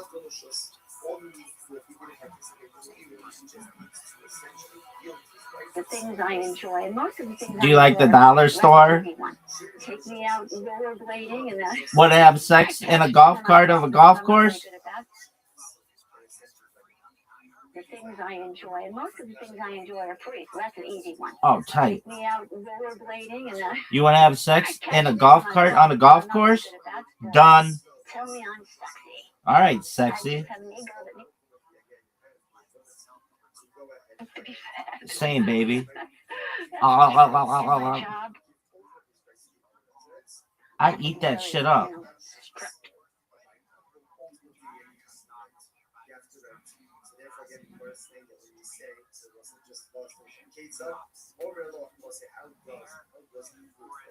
You like getting titty fucked, ho?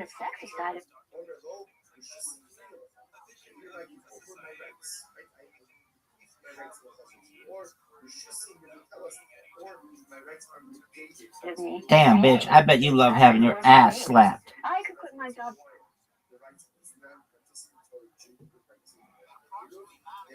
This bitch loves to get spanked. I'd be a musician that maybe something like a play ukulele. Ukulele's amazing, girl. Something that you can get hired for anywhere. Maybe in Hawaii. I smoke cigarettes and Couldn't date anyone who smoked. Okay. Pack out the window, let the cigarette. What about if it's a carton? Not just any carton, a carton of Durals.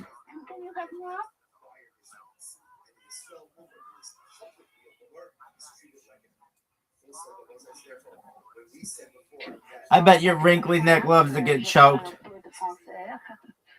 Fancy.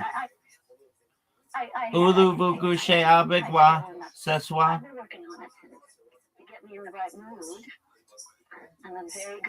You want a tongue wrestle, girl?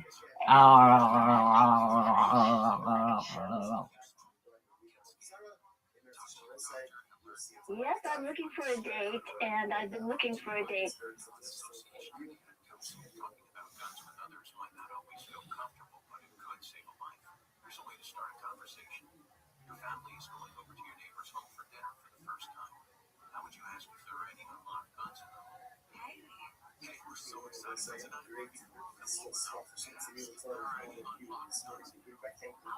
Sponsors for this morning share the thing. Our annual conference is dedicated to Russia this year. It's a Swiss sales for Las Vegas. And the sponsors for the half about the Stephen Rabbi raising in honor of their parents, Israel raising, Stephen raising, and Roses writing in memory of his standing Roses writing for Rabbi. A week of learning sponsors, Dr. Eddie Wolf, National Yard Site. Oh, fuck that. Cyrus Wolf, Shalom, Red, and Sweet versions of Rabbi. Nathan and Beth Adler, memory of their father, Ben Adler, mother, Mordecai, Ben, Marina Ramos. The only sponsors for today, Jerry Avalon, memory of his beloved mother, Rosalind Avalon, Local, Lassie, the families in the almost needed a foreshadow of the only use of this is an exciting show.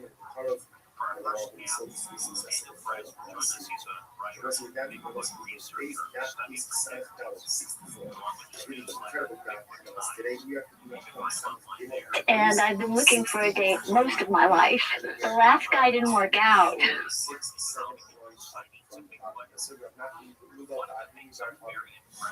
Yes, I'm.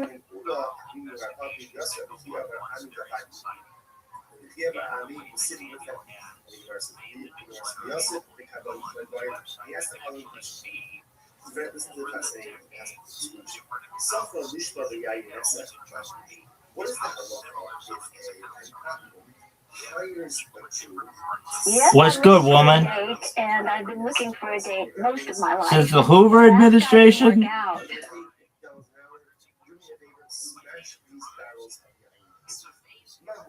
What is the halacha? Is the Jew allowed to receive and to accept the wages from his process? Remember again, in yesterday's document was the concept of. You look like Rue McClanahan's stunt double from the Golden Girls.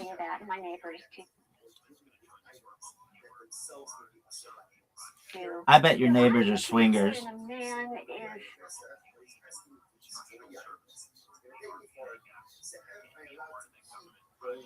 A motherfucker who slang stick like it's going out of style.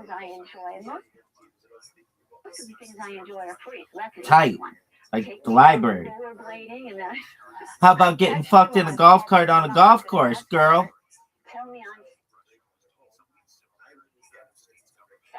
Hey, you sexy hoe. Same, baby. Eat that shit up.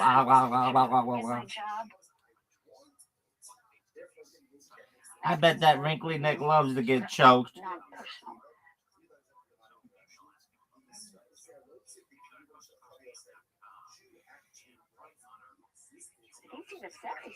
Baby, you can get it. I bet you love to get spanked. I think I'd be a musician. Tight. I'd be a musician that maybe something like a play ukulele. Because okay. That's something that you can get hired for anywhere. Maybe in Hawaii. I smoke cigarettes and I couldn't get.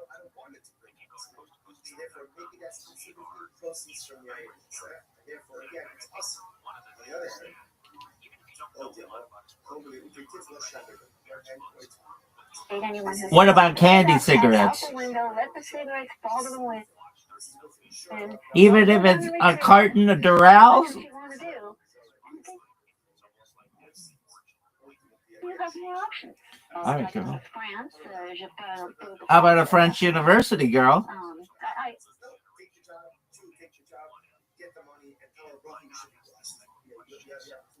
Ulu vuku she avec moi, ce soir. In the right mood. I'm a very good kisser. You want a French kiss, baby? And if you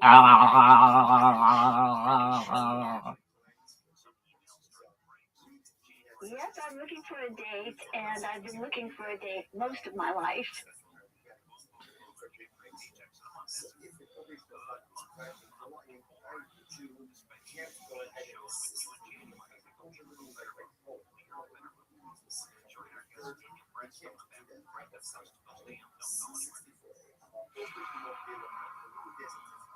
What can I do? I can uproot, right? I can uproot that I am allowed to do the Rashi.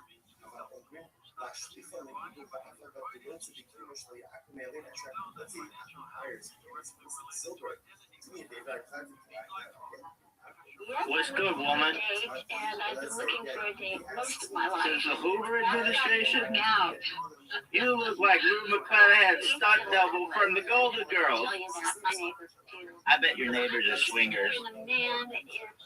A motherfucker who slings stick like it's going out of style? Tight, like the library. How about getting fucked in a golf cart on a golf course, girl? Hey, you sexy hoe.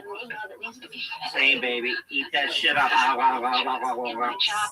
I bet that wrinkly neck loves to get choked. Baby, you can get it. I bet you love to get spanked. I think I'd be a musician. I'd be a musician that maybe something like a play ukulele. Because that's something that you can get hired for anywhere. Maybe in Hawaii. I smoke cigarettes and I could date anyone who What about candy cigarettes? Even if it's a carton of Durrell? What you want to do. You have no options. Like France, how about a French university, girl? I have. Ulu vuku she avec moi, ce soir. In the right mood. I'm a very good kisser. You want a French kiss, baby?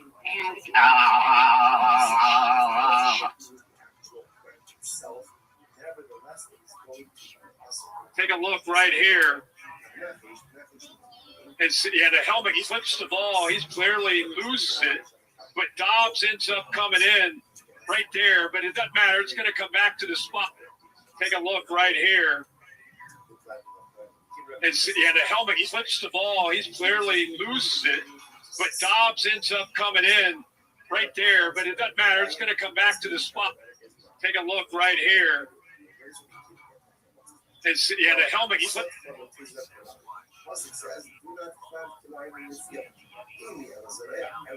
No, they're just like recording me and they're gonna get me saying anything. More. Oh, hell yeah. I'm gonna start Googling who's single. Just kidding. Who on the king of single? Just kidding. Oh, no! Yes! Oh, no!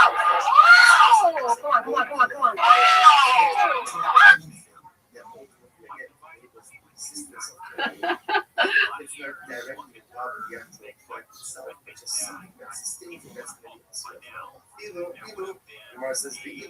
My name is Trish. I'm good at taking care of things, taking care of other people. Somehow I just always know if something's lost. I know where to look for it, to find it. It's one of my gifts. I'm looking for a man with compassion and integrity. Nothing too over the top on the first date, just getting to know you. I started playing the alto saxophone when I was in 5th grade. I really wanted to play the drums, but my arms aren't strong enough. I don't play all the time now, but I do still like getting my saxophone out from time to time. New Year's Eve, somebody will say, "Hey Trish, get out your sax." My idea of happiness is, let's say I'm 70 years old and I'm sitting out on a veranda next to a cool glass of lemonade, and my beloved is sitting right next to me, and we're holding hands and we're watching the grandkids play touch football on the lawn. And I say, "Not so rough." And they say, "Yes, Grandma." And I just think to myself, what a legacy. Yaakov asked me to do it, and I'm doing it for free. So what's the point of my case? The Amar, Big Nastina, awesome. Ultimately, My name is Trish. the Amar online site who are not allowed to have a favor for me. Right here, actually, I was in the middle of it. So I lost the family. So what hope is what lost the family. My name is Trish. Hi, Trish. I like that line on your tit. Taking care of things, taking care of other You want to take care of this dick? I always know if something's lost. I know where to look. It's always the last place you put it, right?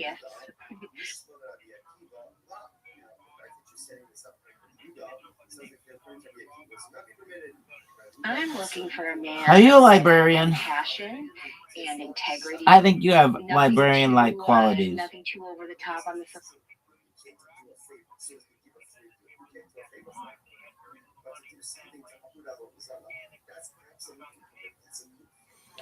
I bet secretly you're a BDSM queen. Playing the alto sax. Can you play Careless Whisper by George Michael? Play the drums, but my arms aren't strong enough. Oh, we could work on that, girl. You give enough hand jobs, you'll be bench pressing houses. Somebody will say, "Hey, Trish, get out your sax." Your friends seem encouraging. I'm 70 years old. Okay. And I'm sitting out on a veranda Wow. next to a cool glass of lemonade. Like a Bartles and James commercial. I love it. It's sitting right next to me. Oh, I'm right there with you, baby. Watch it.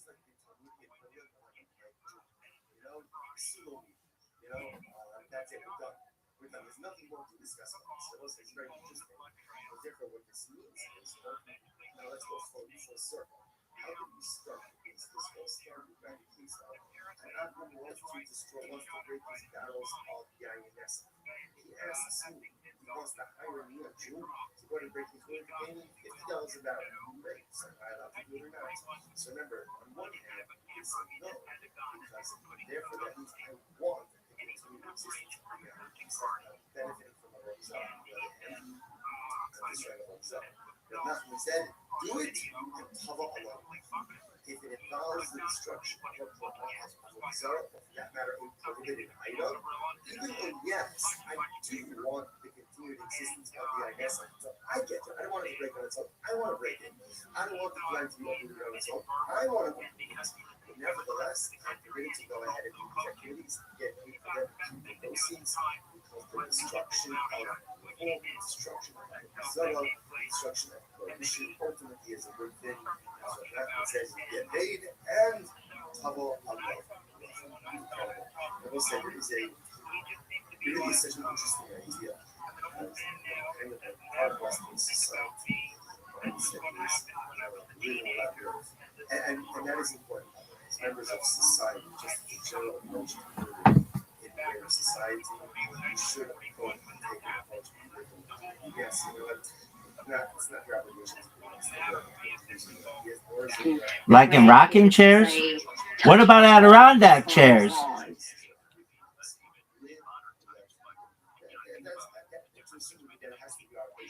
What if they're playing flag football?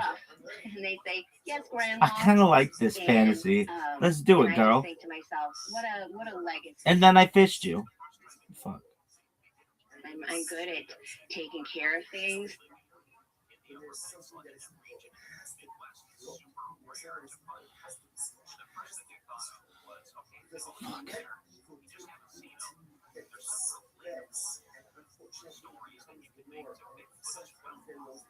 And what if they're playing flag football?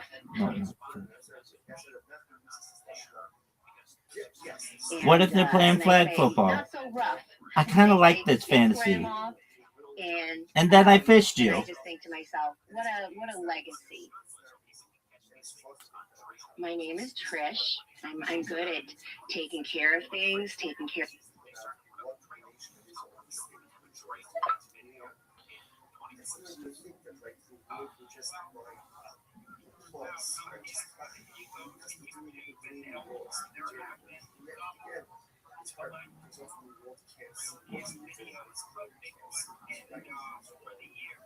tells us sometimes there's a little lit, sometimes you're not. He says, Yishmar Tamar.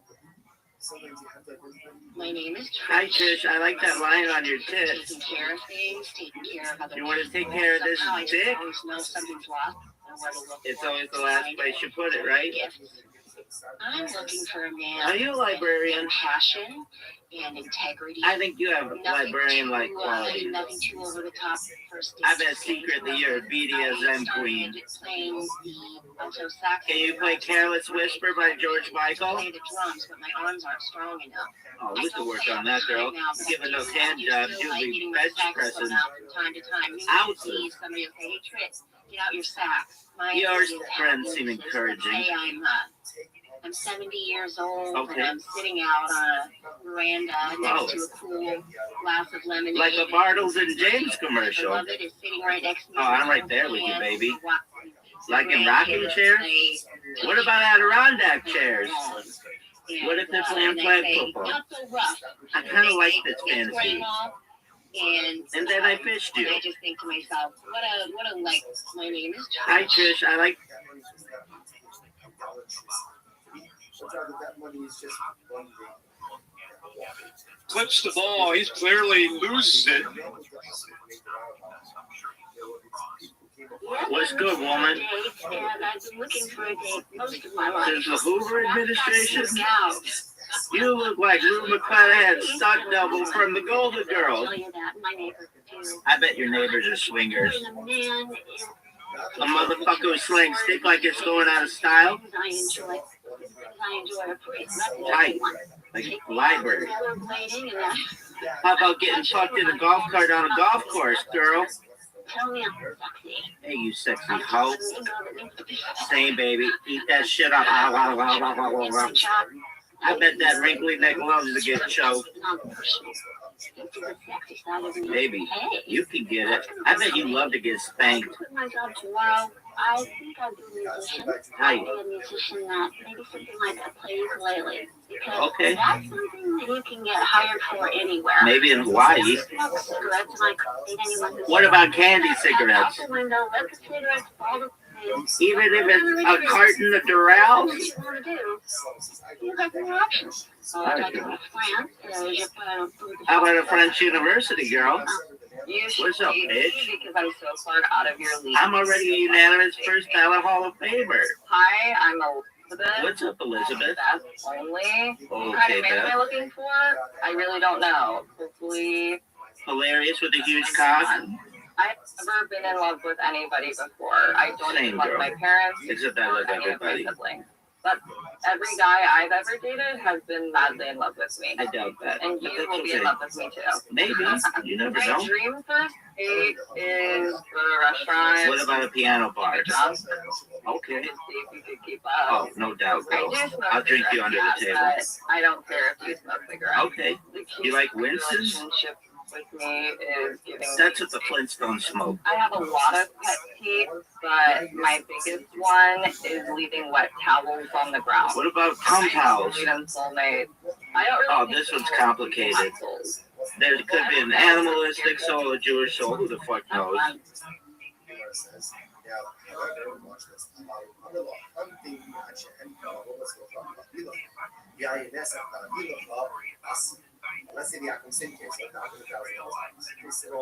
Hi, my name is Madeline. I'm a cocktail waitress at Hula Hands, and I just meet all sorts of interesting people every day. I'm really looking for a guy who is into taking care of himself, someone who's into aerobics, maybe would go to aerobics with me. I think it's so cute when you see couples wearing matching outfits.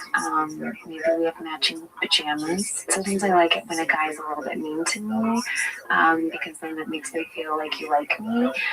So you can't be too nice. Sometimes you have to just throw a little sugar in the gas tank and just say a little something snarky and walk to talk on the phone. I will call my grandma in Texas and we will talk for hours. I'm not religious, but I like to follow the golden rule. If somebody cheats on me, I just can't be responsible for what I would do. I don't want to go pick out my gift. I want you to pick up on the hints that I'm giving throughout the year of the things that I like and that I love, and then I want to wake up on Christmas morning.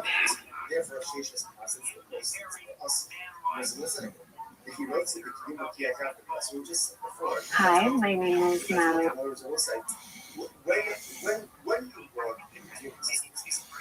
But I'm not doing anything to further the existence. So yes, of course, I want to continue the existence of the identity of themselves control on the money.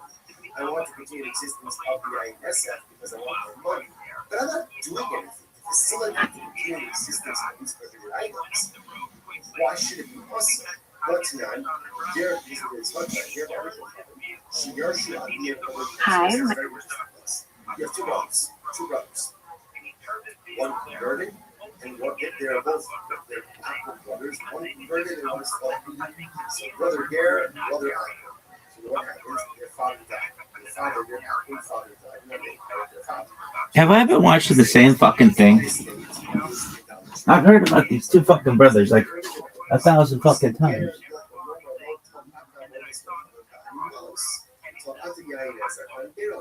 So brother Gare could say to brother Alco, I said, brother Alco, you take all the idolatry stuff. You take all the items, and I'll take the money and everything else. You can do that in the Shabbat, and that's cool. However, in the Shabbat, it's just like this. Obviously, all of this presupposes that the player does not get actually possession of the items. Obviously, once that happens, if someone witnesses something like this, they don't think to pull out their phone and take a photo until it's gone. Look at this athleticism, folks. Oh, but it's wet.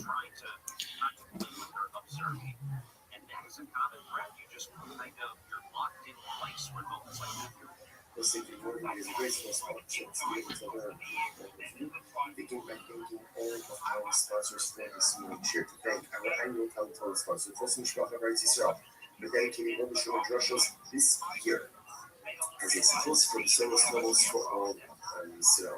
Account co-sponsors for the month of Av. Rabbi Nicola, Stephen Rose, Drazen, Honor of Israel Drazen, and Dina Drazen, Eileen Roses White, and Stanley Roses White, including the joining sponsors. Dr. Edward Faith Wolf, Version of the Yard Top Family with his father, Cyrus Wolf, Shalom, Ben, and Steve Hirsch, and Nathan and Beth Tyler, living of their father, Ben, and Father, Paul, Mordecai, and Lorraine, blessings. Of course, always dedicate our learning system to Shalom and Carl and Miracle, social networks that give them success. Hold up, massive. And the rest of the gap that must be really exciting. We got ahead of us today. Today's dot is Silent Gill 63, and we are coming up on South Basin Base 62B, the day Rabbi, which is 2, 4, 6, 8, 10, 12 lines up from the bottom. So the verse is as follows: Today Rabbi, yes, we hear Shvias Nandim, who called the Shvias. So very interesting case of here. The members of the house of Rabbi view as follows: they would borrow Shemitah produce from the poor, and then repay them with 8-year produce, the non-Shemitah produce on the following year. So if you look at Rashi says that there's very interesting. Yasu Perishi is called this Marabios. Obviously, again, without getting into all the Shemitah technicalities, you can go ahead and lend or borrow, not commerce, but lend your own Shemitah produce while it's still readily available from you. So this does, once it's no longer readily available in the field, you really can no longer kind of keep it for yourself. So the idea over here is so the people of the house of Rabbi would borrow Shemitah produce from the enemy and bring the Shemitah and Rashi says, and part of the Shemitah so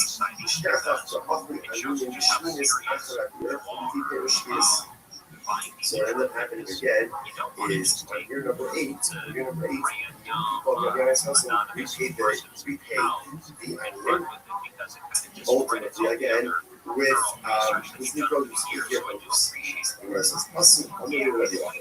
So they came and they said, so people mentioned this practice, something about it, obviously they bothered people. So they said something to the Yochanan.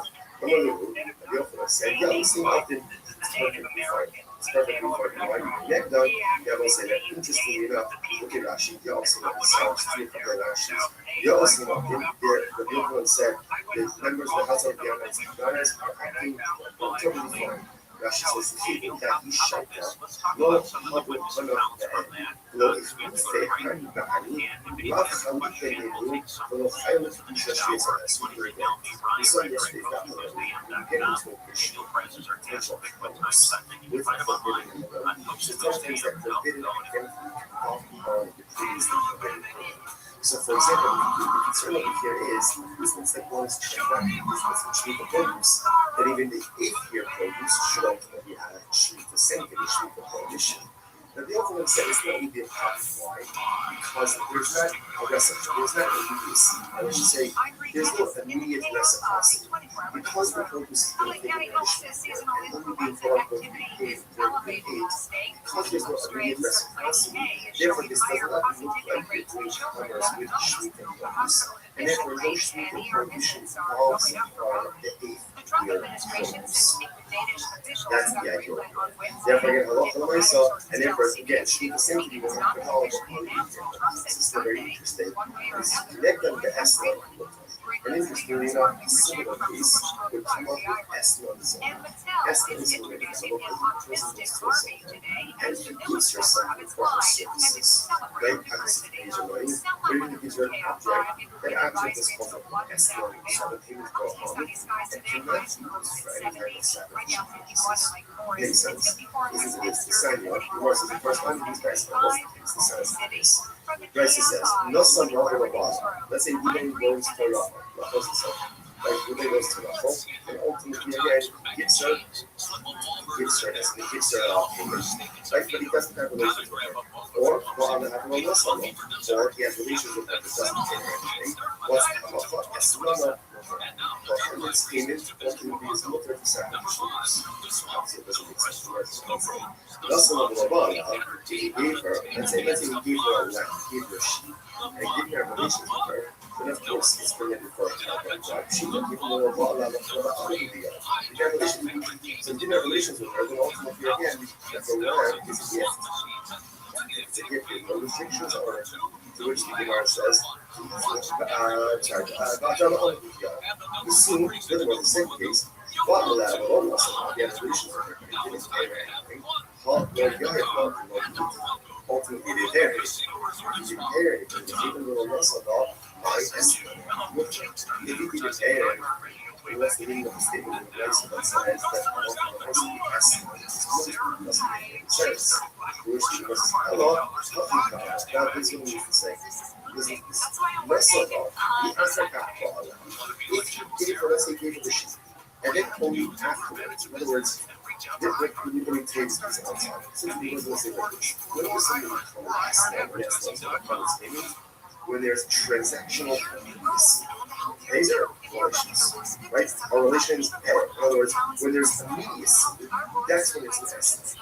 If there is a lack of transactional immediacy, then the payment does not take on the status of estimate. So, what that means practically is that it can be used ultimately, again, let's say, for some kind of sacrificial or temple use. So, watch this. It's the most eloquent. No someone who gave her the sheep. The African Kabbalah. What does it mean, the African Kabbalah? Rashi says, Akshav, Ella, the Afras. Doesn't have relations with her. Rather, again, sometime later. Now, of course, I don't care. Go ahead. Immediacy, I think there's some more conversations today, which 3 hours. Tomorrow, again, as opposed to payment relations. Barakah Pasala is not a big but for that matter, he has relations with them. That's not in both of these cases, ultimately, again, it's not however, also, the African therefore, what we are saying is this, that essentially, in order for something to be categorized once the transaction is in other words, payment relations, then the sheet payment has the status ultimately of Or stimulating talk.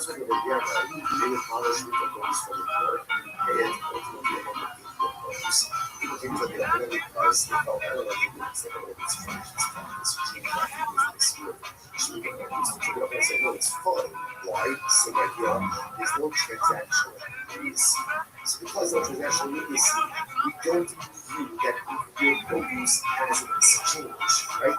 Or as someone the payment ultimately again for the 7-year produce, the 3-year produce, and then for the 8-year produce remains totally fine. Right? Now the other questions are a little bit discussed like this. We also know the African flower. So let's go through this, right? Let's suppose I had any case of right? Even if like, oh, this is a sheep, this is a sheep, because it's the easiest example of right? So these are sheep, right? And then let's say these are sheep on Tuesday. And then what is the cancellation? So again, based on what we just learned before, that sheep does not have the status of a harvest period, and therefore is not permitted for consequently produce, right? There's a lax transactional immediacy. Whereas I would say, if you bought somebody does have a let's say on Wednesday, right? Here the sheep on Tuesday. Reservations are on Wednesday. So why would we say that if he does have a wish to Therefore, our law is fixed on the land. Obviously, okay, I understand. Here's the sheep can't be labeled as estimates. But when he does have a wish to work on Wednesday, then retroactively designation of the sheep as a harvest permit should annul upon the sheep retroactively. And therefore, the sheep should be categorized as an estimate so that only Tuesday. The Lazar says, right, what's the case? You should come up with a case. This is very interesting.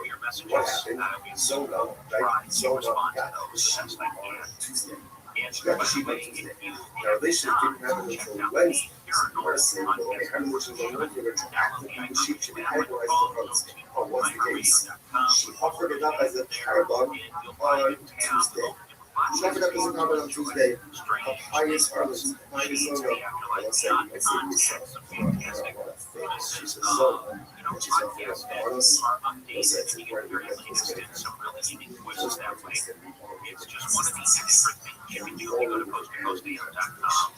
In certain respects, in certain respects, there are things that are ready to continue with our guest, Daniel Press, coming up after the break. Don't go anywhere.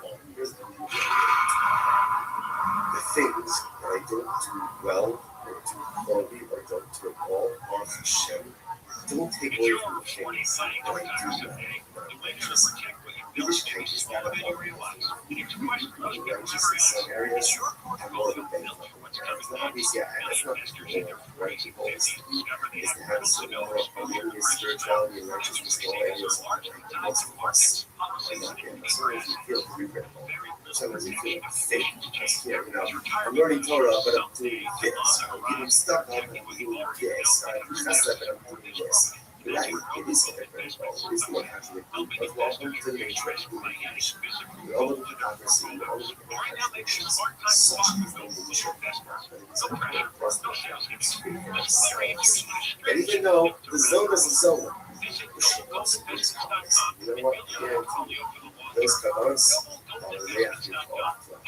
It's easy to roll them. Because at the end of the day, no one knows what struggles for and when you still push forward through good, despite all the things that are working, sometimes that's a pinnacle of human accomplishment. In any event, so the Zona offered up the government's right, when the family relations occurred on Wednesday, the animal was already gone. She already offered it up. So you might say, okay, let's analyze this, let's unpack this a little bit. If you tell me what's the case, you don't know about clean life in action. If he says it, so gives her the shmuel land on Tuesday and says, this is yours as of today.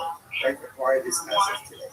Like then, if she did the Sharila, right? The less the Shaspia of the so then obviously it's multiple, right? She has to hang to it. It can't be categorized as an S-note so essentially, he gave her a gift, and she has every right to offer it up. However, the law of the action is very interesting. But if he did not give her permission to acquire it as a thing, and if he was not explicit and say, he can say to her, this is your animal as of now, as of Tuesday, right? They're scheduled for relations on Wednesday. So what does it mean It's interesting. Keeps throwing today. We're gonna have relations tomorrow. If that's the case, he doesn't call it so fire. It's not hers. It's not hers. And if it's not hers, he must have the issues. Yeah, issues. I'm having a pretty good day. Yeah, look at you. Happy New Year! It's a little late, frankly, for the Happy New Year's, you know? Why? Just happened a couple weeks ago, right? Yeah, that's too long. Statute of limitations. It's kind of run out on the New Year's. 3 days. Plenty. 3 days. By the way, everything doesn't have to be happy. Why does everything have to be happy? I'm having a pretty good day. Yeah, look at you. Happy New Year!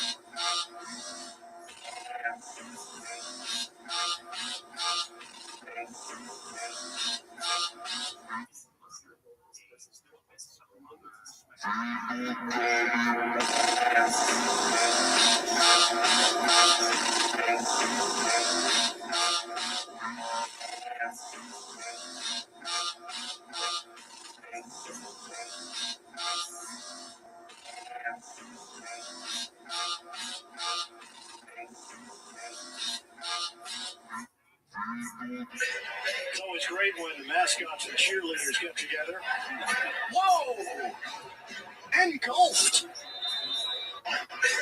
It's always great when the mascots and cheerleaders get together. Whoa! Engulfed! It's always great when the mascots and cheerleaders get. Let's face it, nobody does it better than Arby's. My club.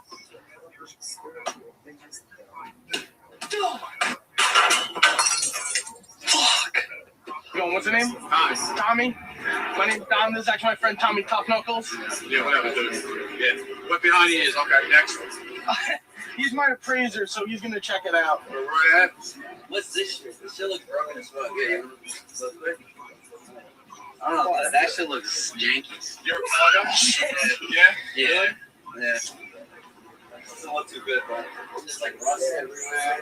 There's all this bullshit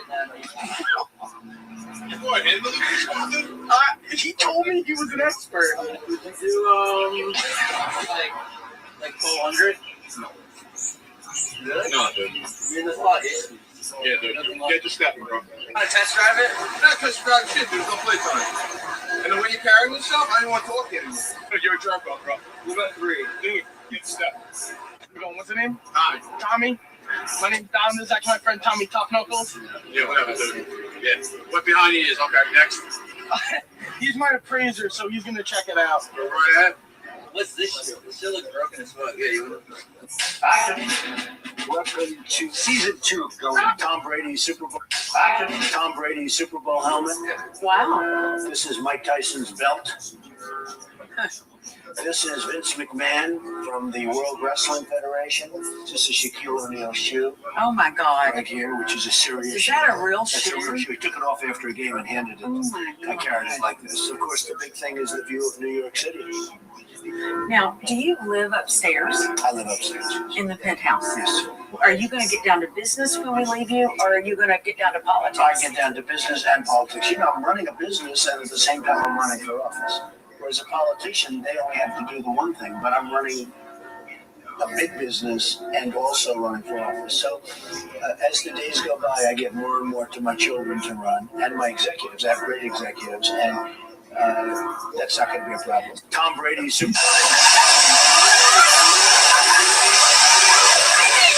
sends ball in motion. Stomps his foot, gets the ball, looks to his right hand side, steps up in the pocket, throws left and set. Touchdown Niners! Christian McCaffrey right on the G of the Eagles in the end zone. And in the fourth quarter, they retake the lead. San Francisco up 4-2. I'm Bella Shepard, and I play Genesis on Star Trek.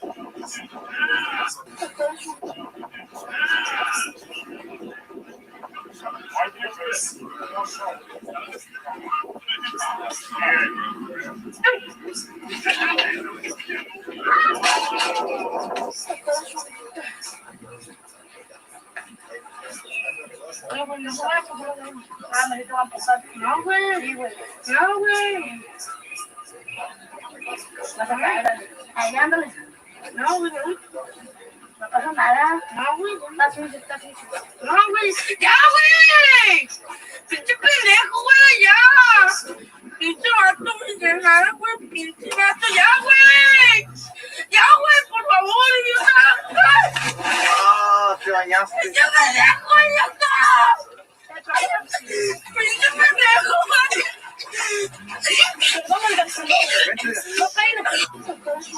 We can all agree there's a lot going on right now. Not all of it's good. And I'm just thankful that George Floyd isn't here to see it, you know? Because we know the incident happened right near where he was, right? This ICE incident with the woman and the ICE officers right near where he was. But I just like to think that if George were still with us, it would take his breath away, you know? The black girl's laughing. I'm just saying this confession. Black girl laughed. These guys don't like it. Where are you from again? New York. You're from New York? Yeah. And you're from Minneapolis? Well, welcome to Florida. But I think we just consecrated it. We're not sure. Which the owner says take it. So we're really not sure. So we're just taking it as like. Yo, man, what the fuck?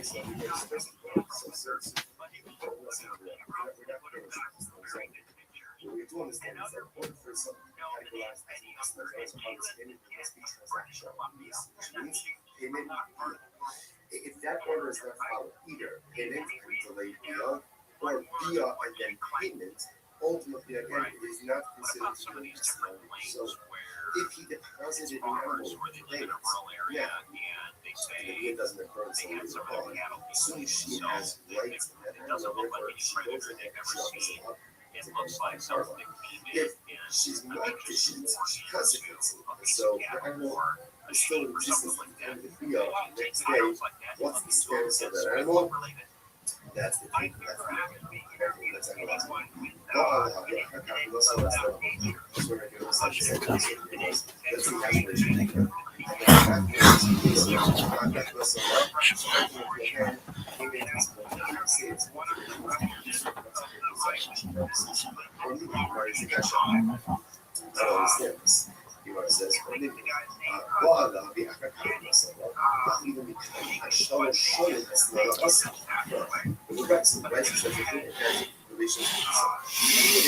While liberal New Yorkers were protesting Donald Trump's capture of it's late, right there, 3 years later, it's still called the harlots movement, and it's still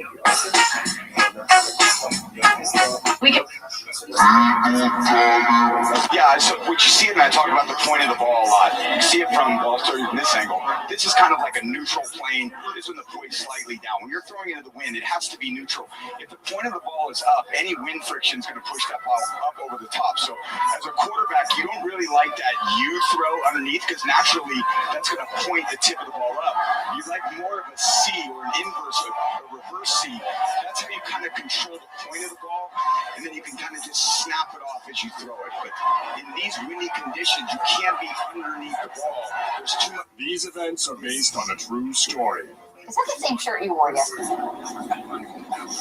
Third.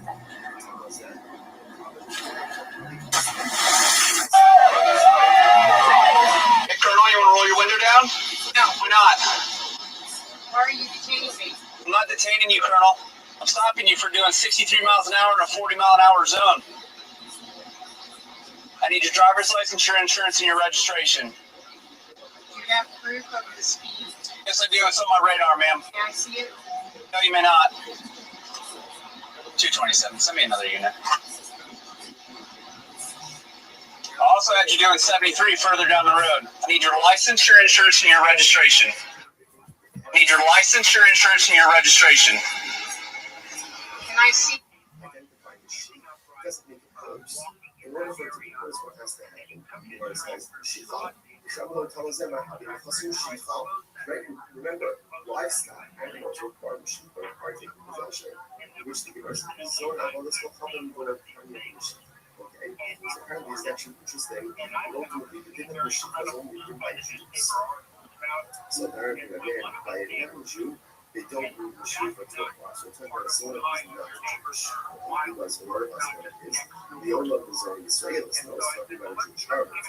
If you go, they call it the Hasid. Or interestingly enough, the sheep standing in the huts. In which case, again, ultimately there's two classes she requires in this second. You get tight of Hasid, while the Kaflasala, Hakayim, or second. I understand. If it's in our thoughts, in our kinship bars, or if he had relations with her, and then ultimately again, dedicated, only dedicated. It's already in our thoughts, it's already required. What are we talking about here? In other words, she acquired it before him. So this is like the paradigmatic case. She's acquired the sheep before the Bia if the sheep is standing in her chotzer. Which we must well see how the Shaki and the Heliak both very interesting. Now here's the case. So Ruby comes to the Halloween place. Here, this sheep is a chotzer. What is a chotzer? Here, case such as that the nurse says to her, I'm going to pay you. I'm going to pay you for the relations.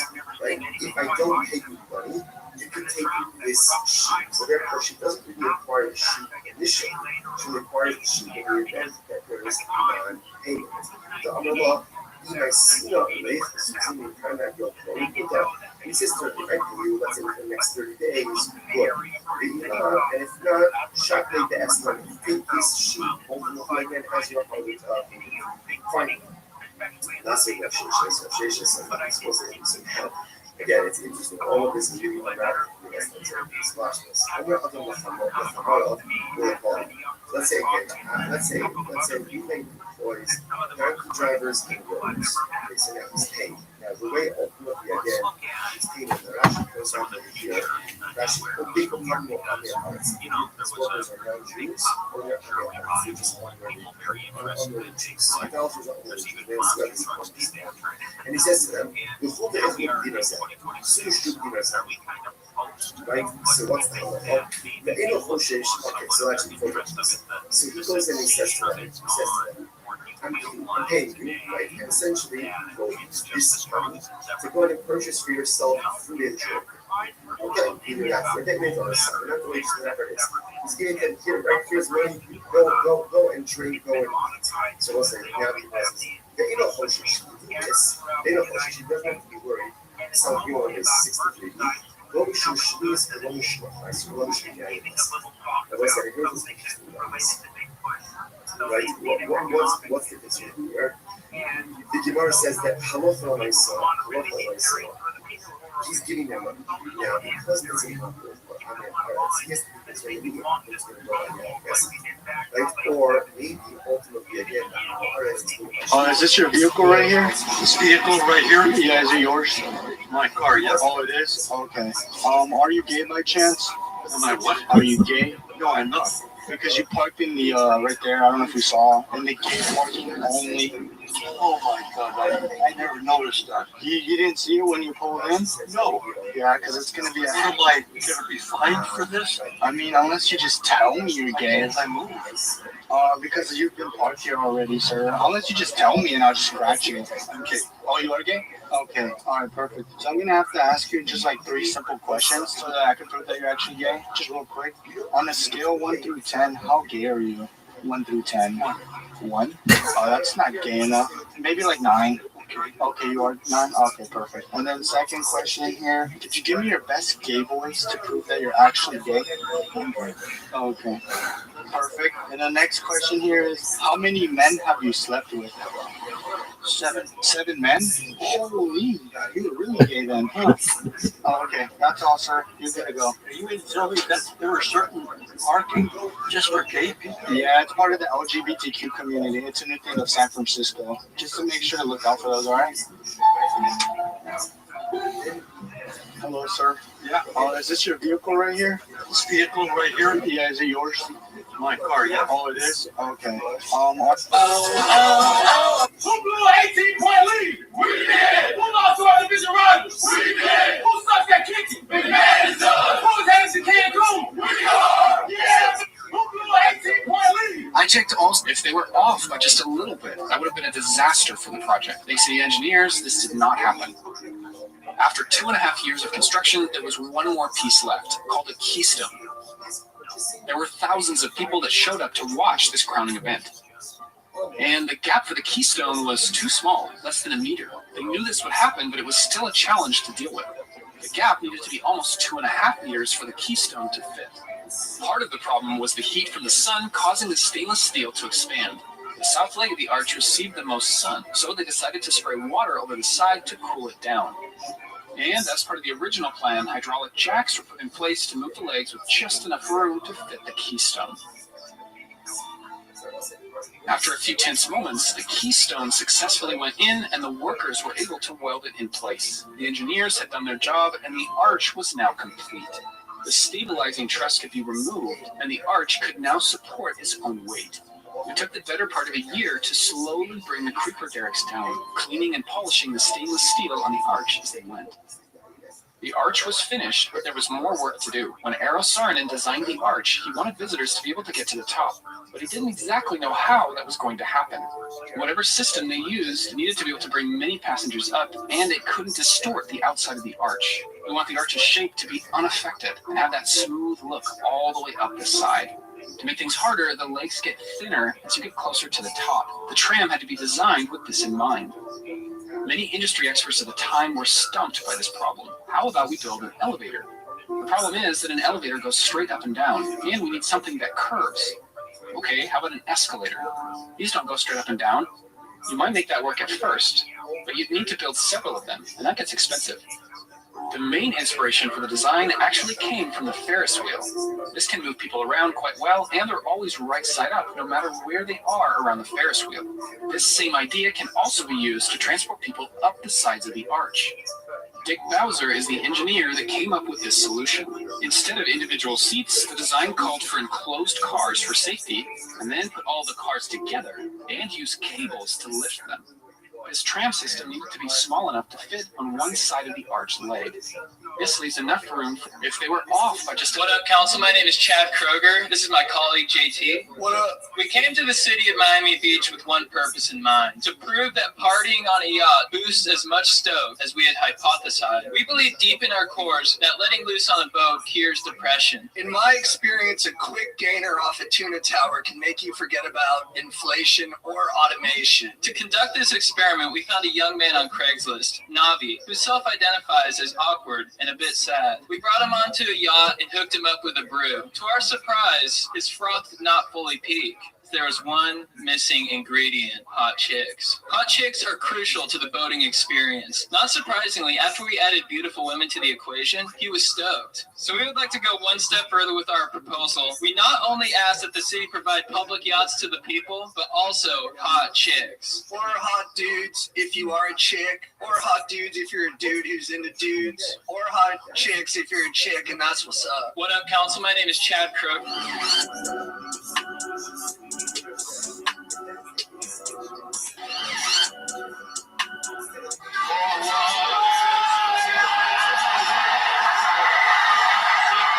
I learned some guys, they don't like my voice, all right?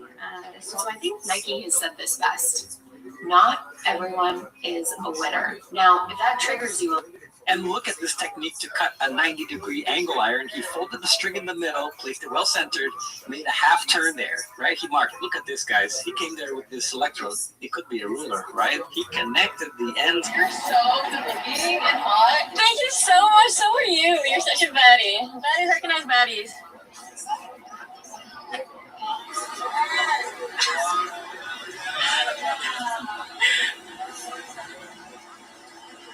You're so good-looking and hot. Thank you so much. So are you. You're such a baddie. Baddies recognize baddies.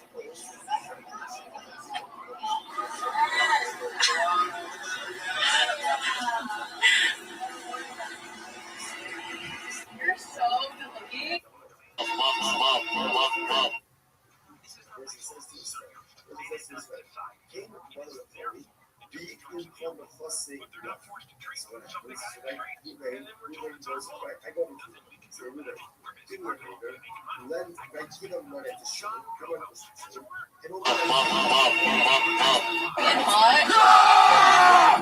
When Samson comes into... Why are you running from the police? Did you break into a house? Did you burglarize the house? Hell no. Bro, get away from the top, bro. I don't want to talk. I want to talk. You're talking before you just talking to these adults. Well, I don't want to talk to you, though. Did you break into a house? No. Okay, why are you in custody? I don't know. You don't know. You have no idea why you've been arrested. No idea, sir. Why you got hair coming out your nose? I have hair coming out of my nose. Nah, I ain't breaking no house, though, man. You didn't break into your house. What channel you see? Channel 2. Channel 2, hey, good. Hey, man. Y'all boys. Anything your mom or anything like that, or anything, you know? My bad, mom. My bad. I'll be home in a couple days. Were you hurt when you were running away? I'm white. My neck. You tied me in the neck, boy. I just was you. All right, we have a good one then. What's your name? What? Oh, what's your last name? I don't know. Yeah, I ain't first one. Well, good luck to you. Why are you running for the police? I'm not a fucking man. It's really been 2 years. I missed his face. I'm a little weird for missing his face. Should I call him a man again? No, sorry. Hey, Richard. Bye. Get out of here. You've been 86 in the store. Goodbye. I just want to say I'm sorry. I apologize. We started off on the wrong foot. I just wanted to apologize to you. Here, I wanted to give you this as an apology. Look, I can't take it. Richard, I'm sorry. I can't take it. Can't? I'm supposed to want more than that. Yes, sir, I understand. I just like to apologize, give my sincerest apology. We start off on the wrong foot. We could be friends. No. Can I please give you this cash? And No. All right, sir. I apologize. See, I wanted to give him $1,000. He wanted to take it either. I'm not a fucking man. It's really been 2 years. I missed his face. Is that weird? Am I a little weird? Hey, bud. Hey, bud, we can have a conversation, okay? We can have a conversation, okay? We can do outside. Or, you can pay for your meal first, but look, we can have a conversation, right? Or I can get police involved. We don't have to get police involved, okay? You what? Sorry? Look, we can talk about it. Look, I don't want to get you in trouble. I already have your information. You want to let's just talk about it and get to the bottom of this. And you got me like 2 seconds then? 2 seconds for what? It looks like you're walking to your car. Look, I already have your license plate and everything, your personal information, okay? Look, it seems like super stockish. And it's stockish or meeting a 15-year-old? May I get your last name, please? Yes, it's Kardashian. Oh, I see. Yeah, please don't make a big deal or tell anyone. I just don't really need any more attention. And it's just gonna be 2 tickets. I believe you broke a tie with Peyton Manning for perfect passer rating. Yes, I just saw that from our research department. JJ said he broke Peyton Manning's record, so we lit, man. You know what I'm saying? QBR, man. He's up. And then I look back and see JJ get hit, and I was like, dang, dude, should I have done something about that? And then I look up, and the ball's in the air. Christian tracked it. It was wobbling in the wind, and the fact that Christian had it over shoulder, dude, I was like, oh my gosh. Yeah, that was a play.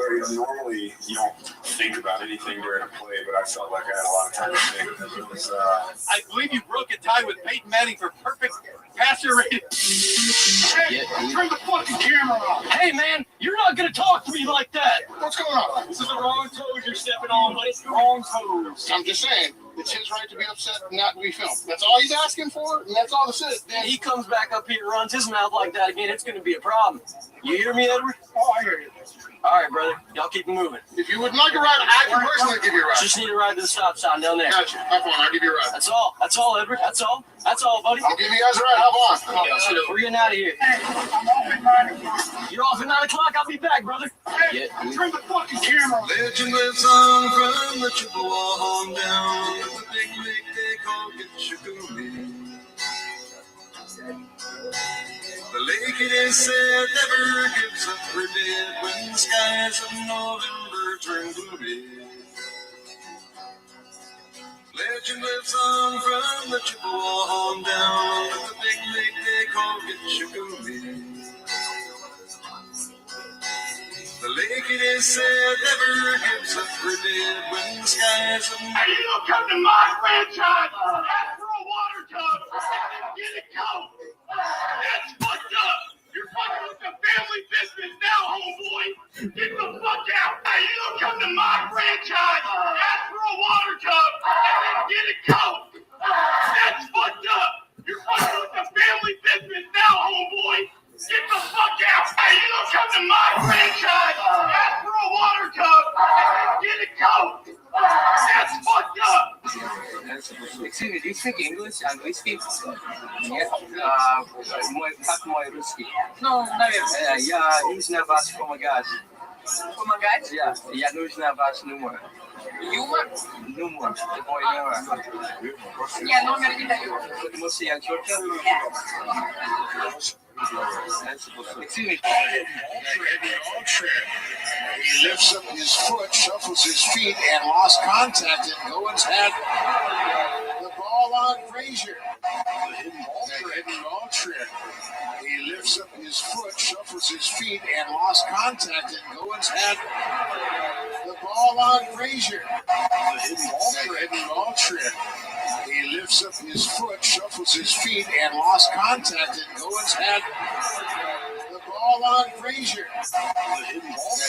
Is this guy rage baiting me?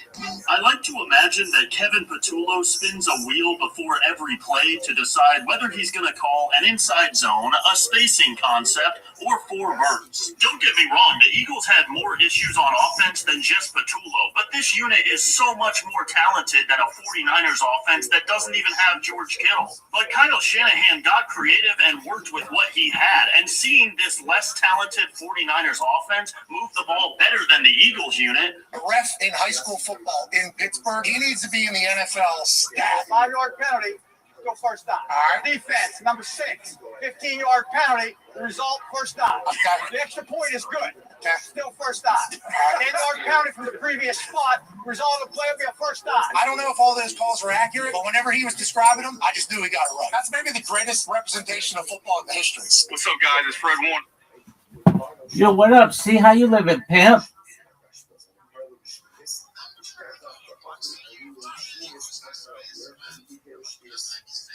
Oh, yeah, baby. 100%. 24/7. I've been doing this bad boy since last February. So that's like almost an entire year. And it's video. Do you have an iPhone? Oh, dog. Then you can see me. Right? Excellent. Don't I look good?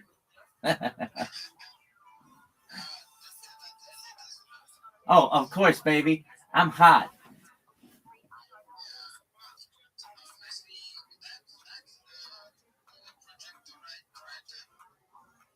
Yeah. Hey, do you have Discord?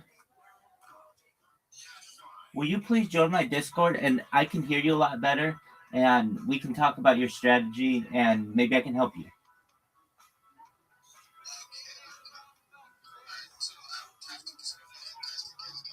That's okay. You disconnect from here, go to Discord.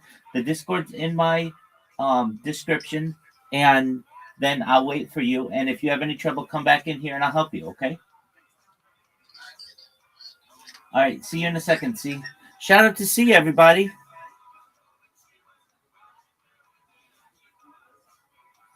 C's the man. C's coming to the Discord. Everybody loves C. C's a pimp.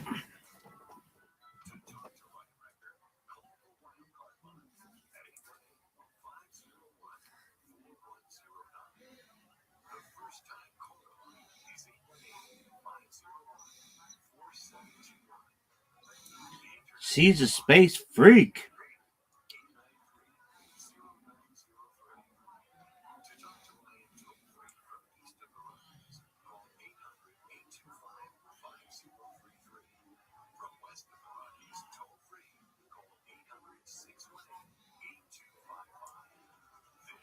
See.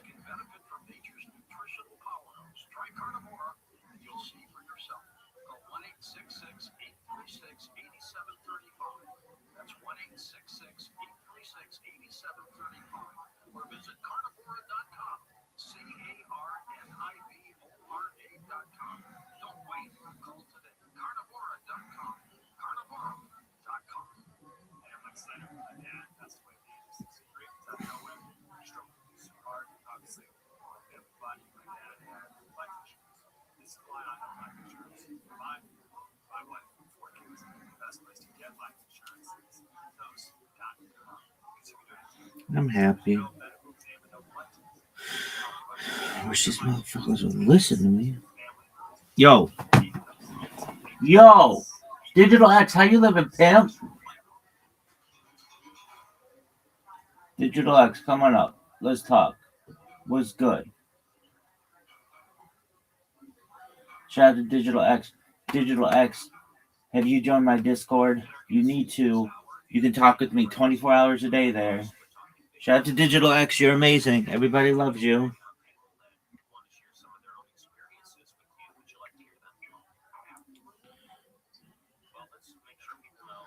Yo, what up, pimp? How are you?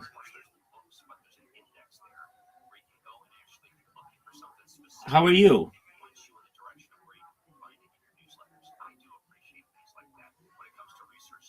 Digital X, I'm sending you a link to my Discord. Join my Discord. You can hear me better in there. I'm live in there too.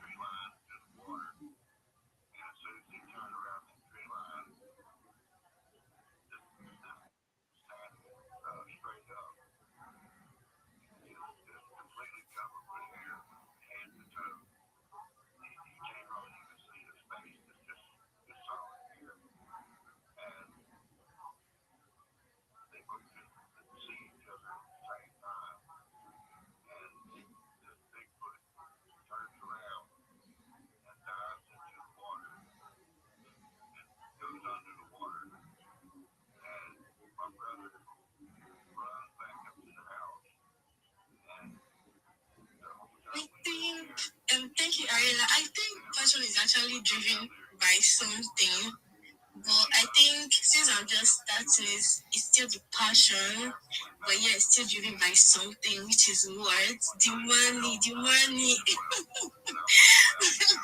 But yeah, passion is actually very important to whatever you're doing, because even if you're like after the money, if the passion is not there, you're just going to like quit after a specific period of time. So anyhow, I love your sincerity, girl. Yeah, like you brought your energy in this house. Yes, of course. So, she said one key thing. She said that passion is driven by something. So something has to feel passion. Yes, something really has to feel passion. But then, if you're not passionate about what you're doing, at least before you see the results, man, if you're just starting, it's passion. If not, if you're not passionate, you're just going to give up real quick.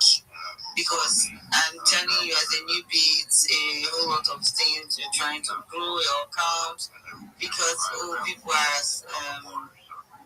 You can try to do a lot of things. If you're a newbie or your account is small, nobody wants to pay attention to you. Oh, they feel like your account is small. Stuff like that, shit like that, and all. So people like to, try to grow themselves and connect with people. Is it Rabbi Rothschild? Do you want to follow your host and repost the space link if you want to come up and speak and chill and promote yourself? Yeah, that's the first things first, okay? We are following that strictly today. And everyone, I see your engagement on my posts, on my pin posts. Thank you so much. You want to engage more, interact more with Limitless. Limitless is the latest project I'm working with. Limitless is just helping your money of like your on-chain activity on Solana to be protected and more private.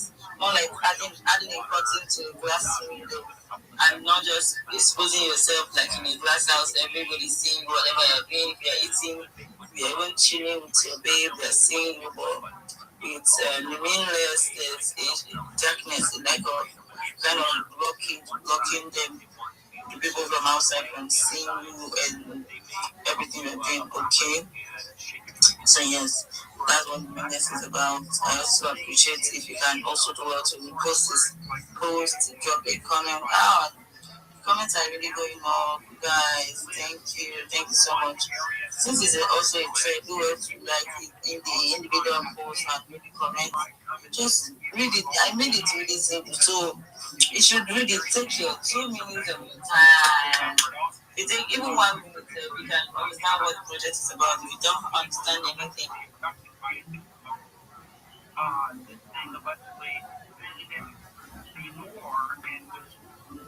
went through his dry goods, food goods, and his bank account, and he wasn't certain what was doing it. And so there's another instance where something should come to the area.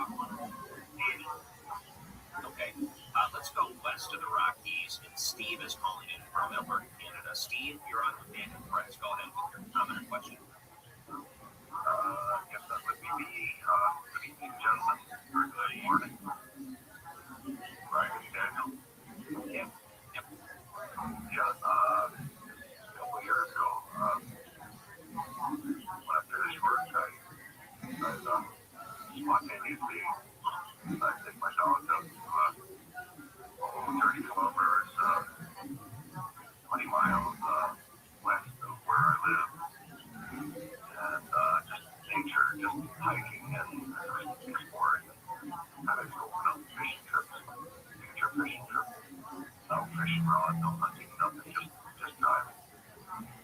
and nature drive, nature walks. And I get to a point where there's a dip, like a soft post. Are you asking me in the comment section what is driving me? It's both passion and money. Like you said. Say, you have the mic. You said passion and money. I was because I mean, I started this year. Let me sound like actually started this space. Let me just say motivation. Why did I join Web3? You know, so I didn't really catch my fancy. Although I know I've been doing Web3 for a couple of years. Yeah, doing it Web3 actually. You know, all those Telegram things and stuff like that. Why I came on X? So Yo, Zoot. this anonymous account. How you living, Pip? I'm about to speak in a space. Something that You didn't get on tonight? Okay, that happens.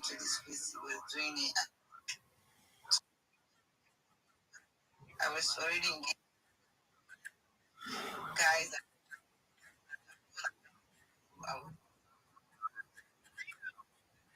Hello. Hear me? Yeah, I can hear her. Your network. Maybe you should leave. Can you hear me now? Okay. So, you gonna try next week? Make her know that I'm not rocking. Maybe she should leave this come back. Someone please help me. Maybe she can. Okay, so you're gonna try next week? Oh, okay. Your network. All right, that's cool. Well,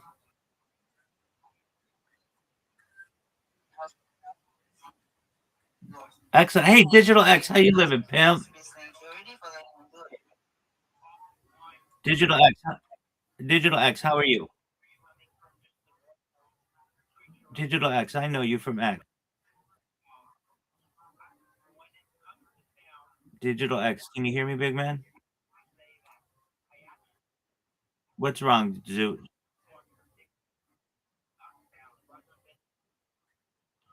Okay, what happened? How'd you get high as fuck? What up, big man? How are you, Digital X?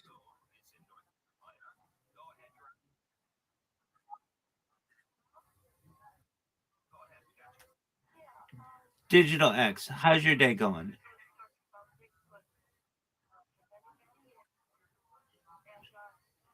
Digital X, can you hear me? Digital X, is your mic working? If it's not, leave and come back. All right, Zoot, you just got to keep 10 toes down, baby. Yo, what up, Digital X? Can you hear me, big man? I saw your video, Digital X. I don't know if your microphone doesn't have permissions on Discord. You should be able to speak. Digital X. Okay, that's all right. Digital X. I'll send you a message on X. You're such a nice person. Thank you for coming here. I hope you're having an amazing day. And I will send you the advice that I send to everybody about how to increase your social media network and how to get a job. So just one moment and you will have it.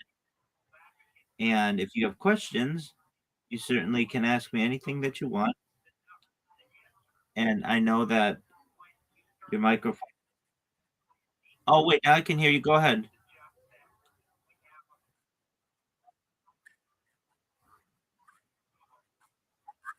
That's okay, big man.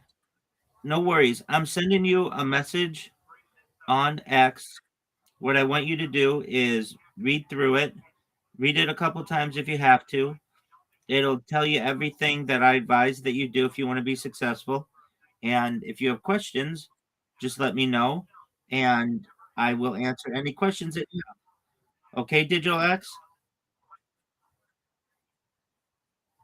Okay, absolutely, my friend.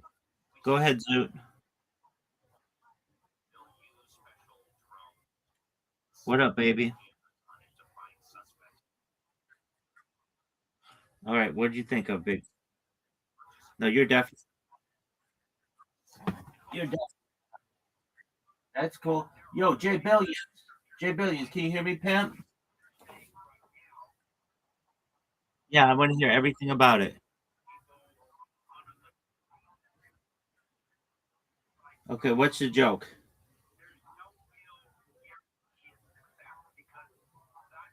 What's the joke?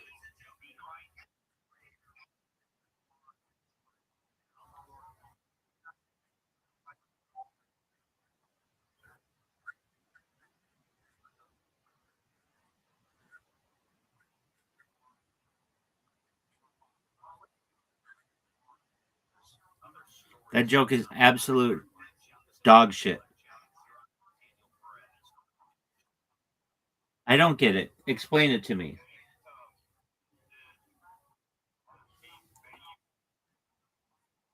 Okay, that means you're afraid of children, okay?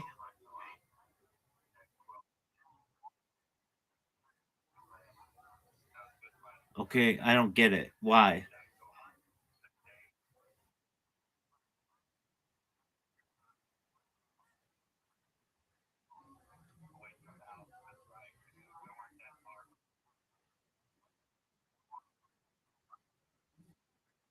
Yeah, you are. You know, you recognize that you can enjoy children and not be a pedophile, right?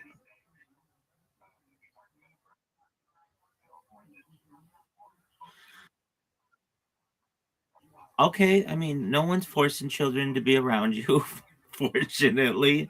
But what I'm saying is, you don't either have to be afraid of children or a pedophile. You can be in the middle. The world is shades of gray. Yeah, big dog.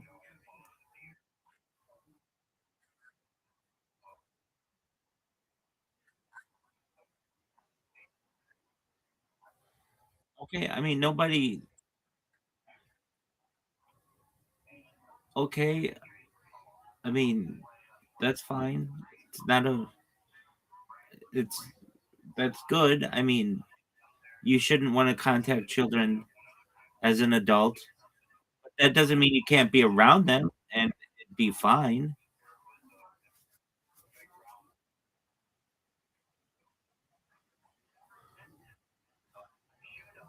I'm gonna be honest with you. I don't think any parents want you in the same room as their kids either.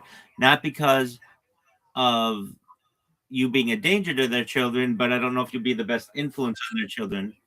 Yo, Meta Evolved, you got in here. Zoot, one moment. I'm talking with this person, Meta Evolved. I've been trying to get in touch with them for a little while. So, Zoot, go be high and come back in a little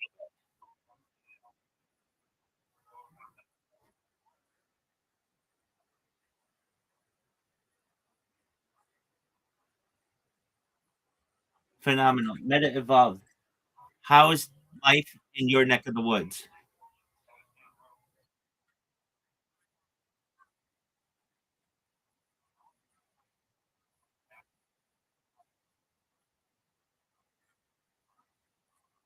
That's that's what I like to hear.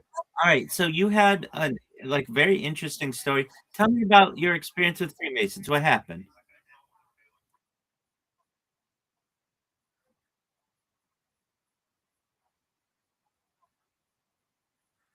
Yeah, I did about your birthday wish, right?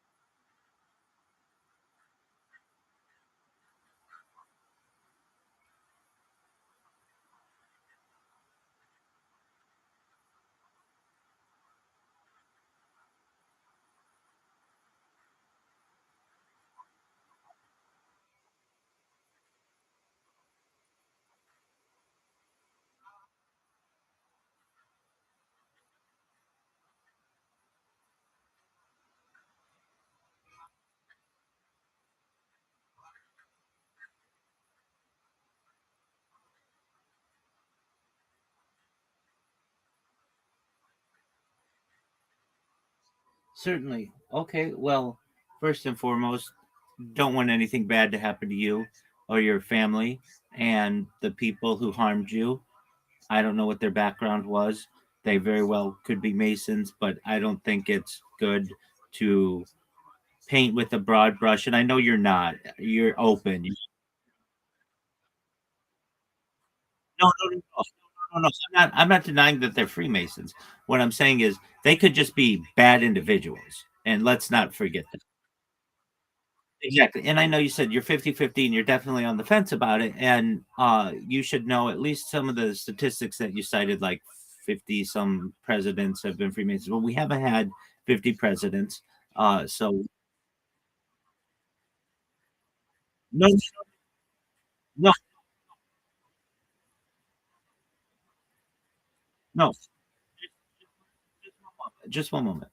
Just one moment. There haven't been 50 presidents, so we've only had 47 different presidents essentially, and two of them have won in different terms. So really, it's no, for exactly. So, but what I understand, I understand, I understand. Now, what I can tell you is about seven of them are publicly acknowledged Freemasons. And so people like Harry Truman, Gerald Ford, these types of people are publicly acknowledged as Freemasons. However, what is done behind closed doors may be different, and there may be some type of honorifics that are given certainly. But like for instance, Donald Trump isn't publicly known as a Freemason. Joe Biden wasn't publicly known as a Freemason. Barack Obama was not publicly known as a Freemason. George W. Bush was not publicly known as a Freemason. Bill Clinton, not publicly known as a Freemason. George Herbert Walker Bush, not publicly known as a Freemason.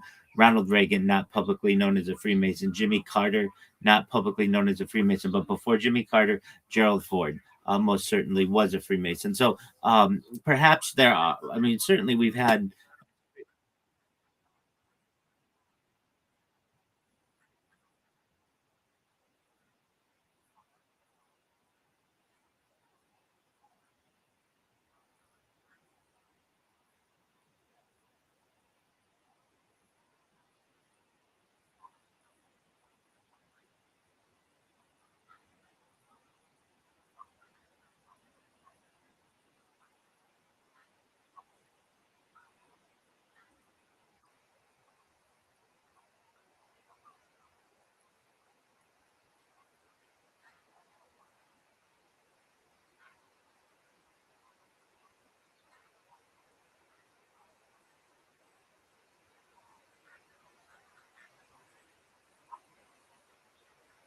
Oh, excellent. Excellent question. Okay. So, to be a Freemason, at least in the United States, there are some qualifications that you need to have. You need to be freeborn, which many times was used to keep out people who were enslaved. You need to be of good rapport. Generally, it means that you have to have a clean record. You have to be someone who believes in a deity. It doesn't have to be God, it could be just the creator of the universe, whatever you want to believe. But generally, this has been used to keep out people who are atheists. And you can't be a madman. So, at least in the state of California, those are the prerequisites. And you have to be a man who's at least age 18. Aside from that, we welcome all men who are interested in being Freemasons. Now, what does that do? That keeps out a lot of people who maybe have and been institutionalized, whether voluntarily or involuntarily. That doesn't necessarily keep everybody out, but it does keep out some people. And some people who have been institutionalized can still be Freemasons, but it's just somewhat of a qualifier to make sure that you're 18 years old and a male. That means you're an adult. There are opportunities that of different types of Freemasonic organizations. One is known as DIMOLA, for people who are not 18 years old. Having a clean record generally means that someone's going to be an upstanding citizen, and being freeborn generally, they're not enslaved. So those are some things. Also,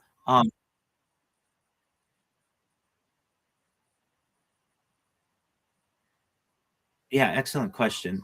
And this has been fought over a lot, especially with the transgender movement. So traditionally, there's been no women because, from a politics standpoint and a sociological standpoint, when you have women in an organization, people start to date. And when they start to date, what happens when they get married? And then there's a divorce. And then that will tear apart the organization. Essentially, people will take sides and you'll have splits. So traditionally, women have been kept out of Freemasonry. Now, what happens when you have someone who is a transgender person? They came in as a male, but then they've changed to being a female. Some states are making these arguments of what they're being considered, but there are female organizations. One's known as the Right of the Eastern Star. So basically, there is a group that allows for men and women. It's a Freemasonic adjacent organization where if you want to be a woman and you want to join, you absolutely can, and you're welcome to, and men are welcome to as well. But for Freemasonry proper, it is a group that is limited to male membership. And really, many of the things that I can't necessarily divulge, at least, but you could see on something like a Netflix documentary or something. There's some let's see, I could just say, like, there's part of the ritual where you are shirtless. So like having a woman there, that might cause some issues, certainly. And that's to prove that you are a man and not of a woman. There are other issues though, just when having a woman in a group of men, you're gonna get guys who want to date her and then eventually get married. And if there's any kind of bad blood within that relationship, it's going to break up the marriage. It's going to break up the lodge. And so to avoid these types of confrontations, women are limited to the Right of the Eastern Star, and generally the Freemasonic organization has just been men. So I hope that answers your question. And then in terms of you were saying, like, go ahead. You're okay. And in terms of, you were saying, well, like, what makes these guys any better than anybody else? I mean, really, I've seen very successful Freemasons. I've seen pretty poor Freemasons as well.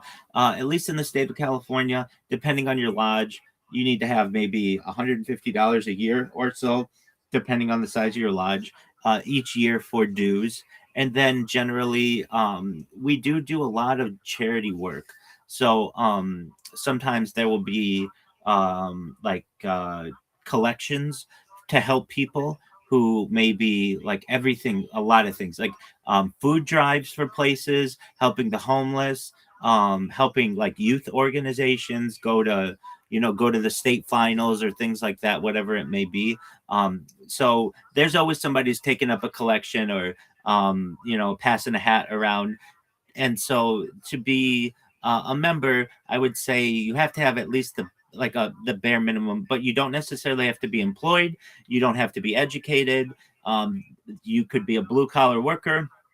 You could be,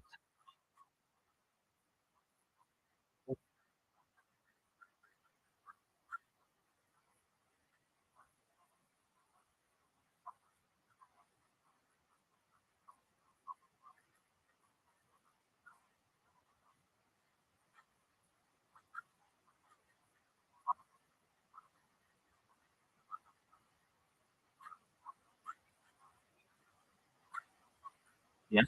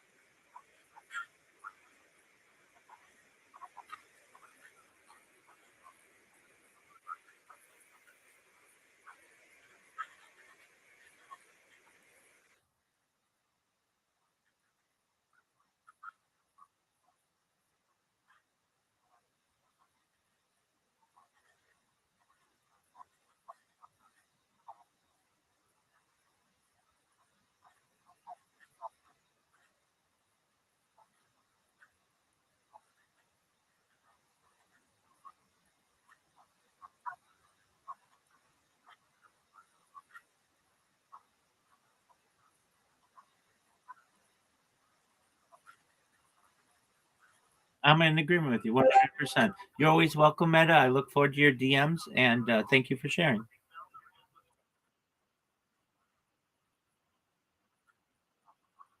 100%, my friend. Peace. All right, Zoot. So you got high as a kite.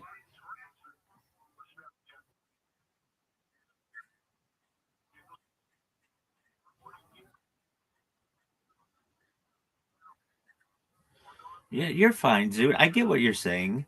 It's just it's not very funny. And maybe we have different sets.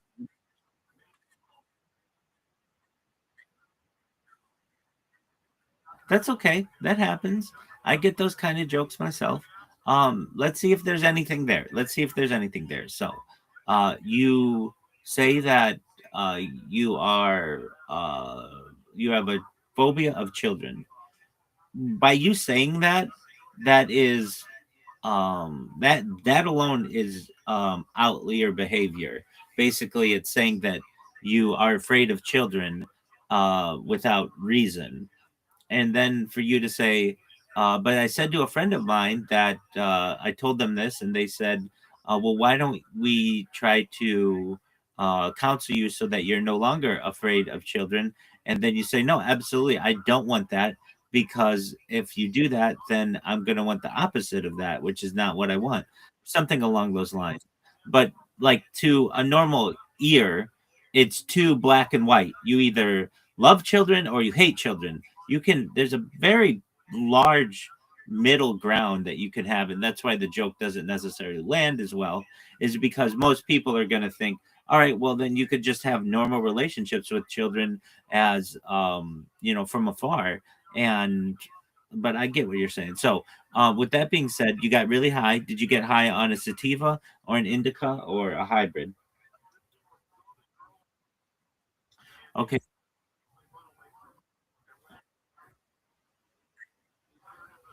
Indica is more a body buzz. Sativa is more of a mind buzz.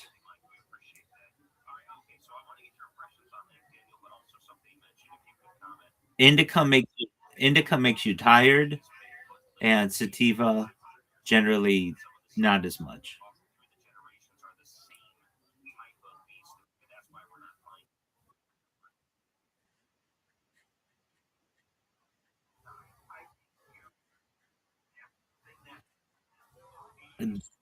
You can't tell the difference between an indica and a sativa generally. They're both green, and they both have like uh, they can both have bugs. It's more about the strain. So what it does to you once it is burned. No big deal though. Not a big deal. Are you ready to lose?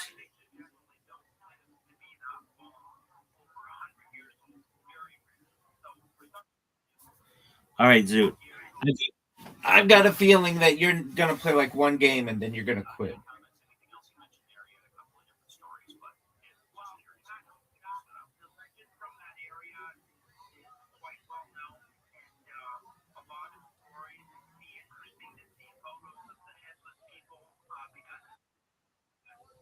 Okay, it was indica. There you go.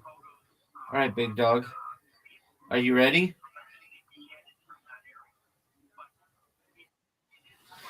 All right, Zoot.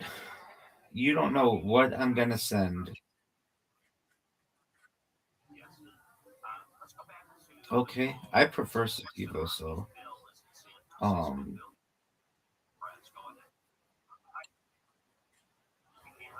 sativa's more expensive where you are? Oh, very interesting. I've never heard of that where one strain is more expensive than the other based on whether it's a sativa or a hybrid or an indica. So you have an invitation and everybody's waiting on you. The entire world is waiting on you. Zoot, I just sent you an invitation. Zoot. There you go, big dog.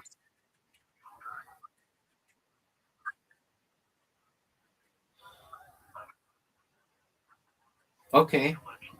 Is not shooting the ball more common? Oh, fuck you. Oh, if you would have made that, I would have been pissed. All right, dude, let's see if you're worse than you normally are.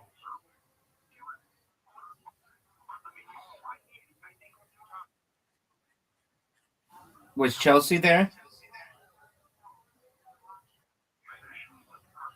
Was she eyeing you?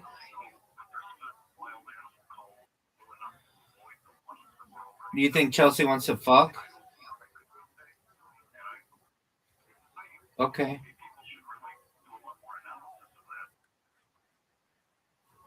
I know, but she's the one for you, big dog. Yeah, you love that bitch. Do you recognize that you're 0 for 2?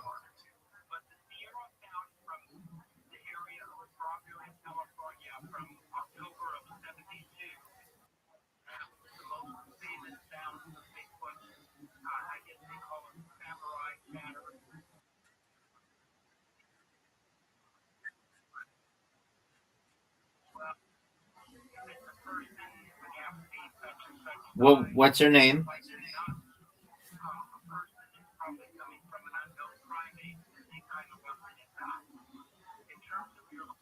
What's your friend? What's the girl's name?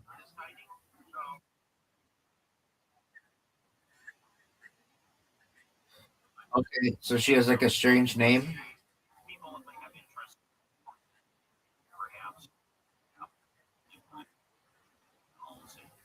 Okay, no big deal.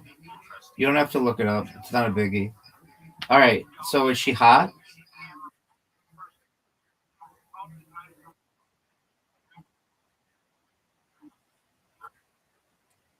That's okay. Is she hot?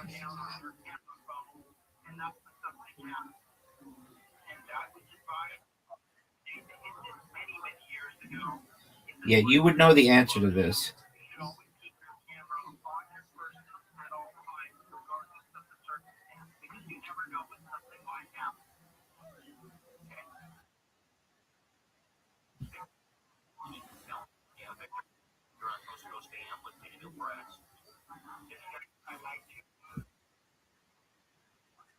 No, it doesn't. If there's a hot chick, you want to fuck her. It takes no time. Zoot, you're playing like a motherfucker. Watch, there's just one of these games when you're high and you're just really, really good at it. Like this one. Dog, I've never seen you play this well. You have 8, 9. That was all right. That's cool. Would you fuck her?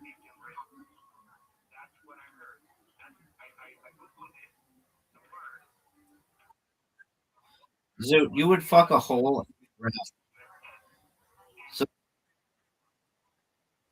dog, shut the fuck up. Nobody watches my stream.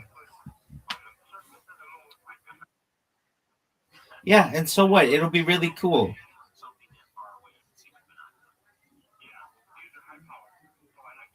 When that happens, you'll be super famous and she'll want to fuck you, even if you said, no, this bitch is a dog. She's the ugliest bitch I've ever seen. This bitch is still gonna want to fuck you. Why? Because she'll be like, oh yeah, you didn't think I was hot when you were high? Fuck you, dude. I'm gonna fucking ride you like a fucking horse.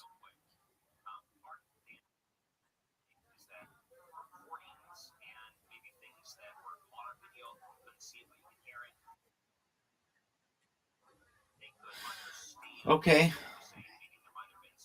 Does your friend like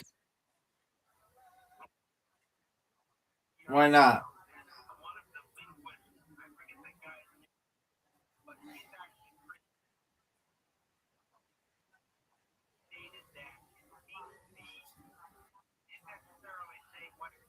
All right.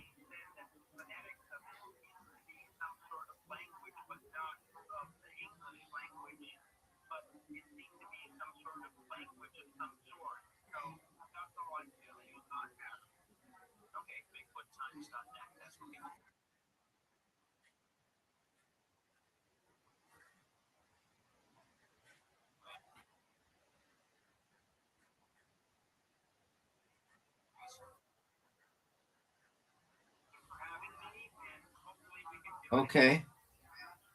So do you think these two are gonna get married?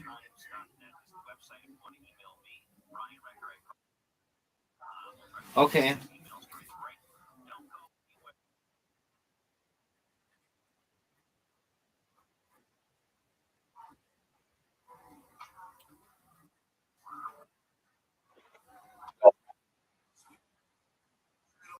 Okay.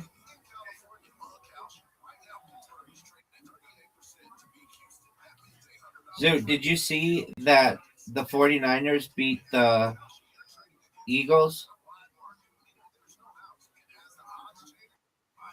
Did you see the Bills beat Jacksonville?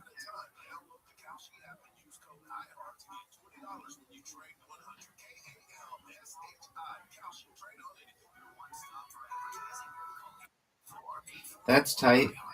Dude, you're doing pretty well. But I don't know why you used the strategy that you used. Like, you did all that work for 190. Look at my strategy. And look how fucking sick it is.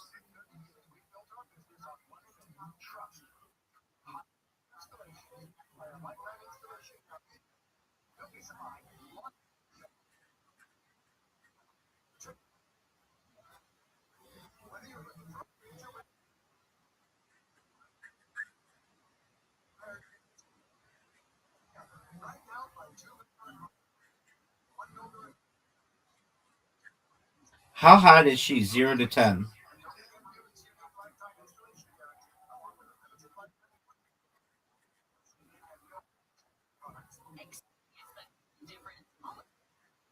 Dude, it's a simple question. You can be like, she's a 7, and that's really good.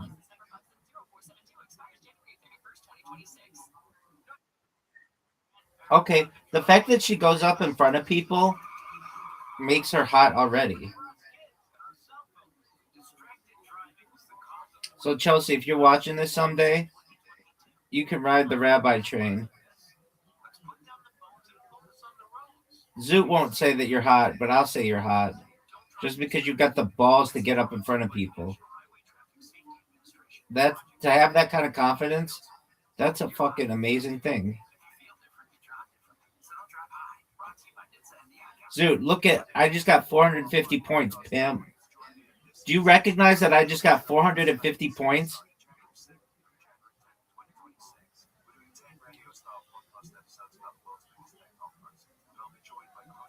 Zoot, are you gonna go or are you gonna jerk yourself off raw?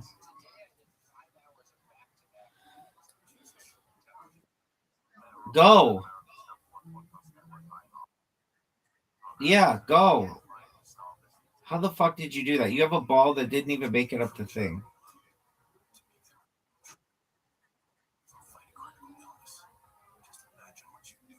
Get it.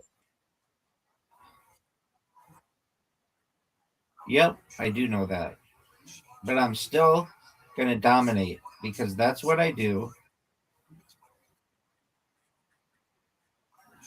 Tell it to me again. It's one of my favorite stories ever.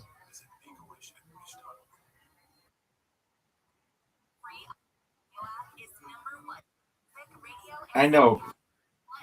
Let me quickly say, I said to you, "What's her name?" And you're like, "I don't want to say." And I'm like, "What letter of the alphabet does her name start with?" And you're like, "C." And I go, "Chelsea." And you're like, "How the fuck did you know that?"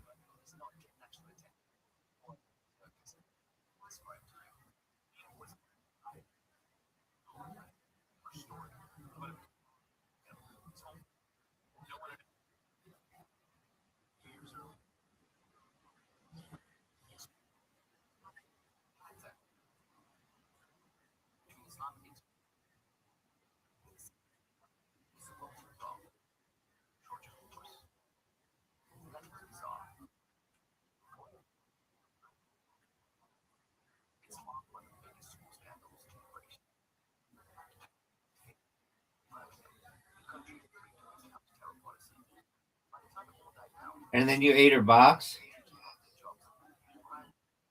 Okay. Do you think that she wants to fuck?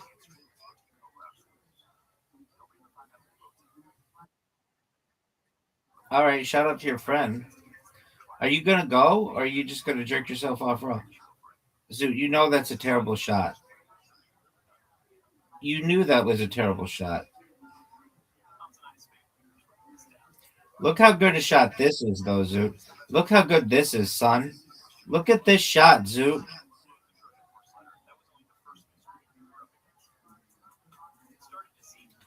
Zoot, you're up, big dog.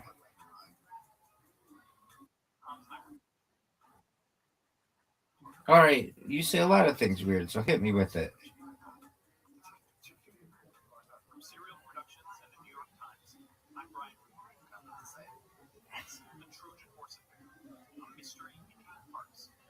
Say it, Zoot.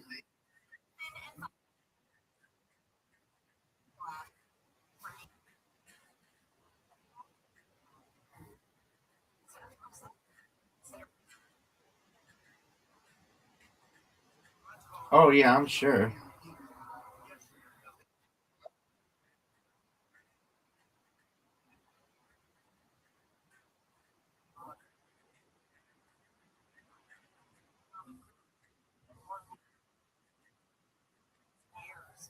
Yeah, you do.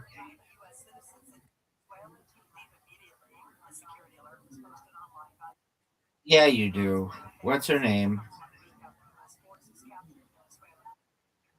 Zoot, you'd fuck a hole in the ground. You've got a crush on anything that moves.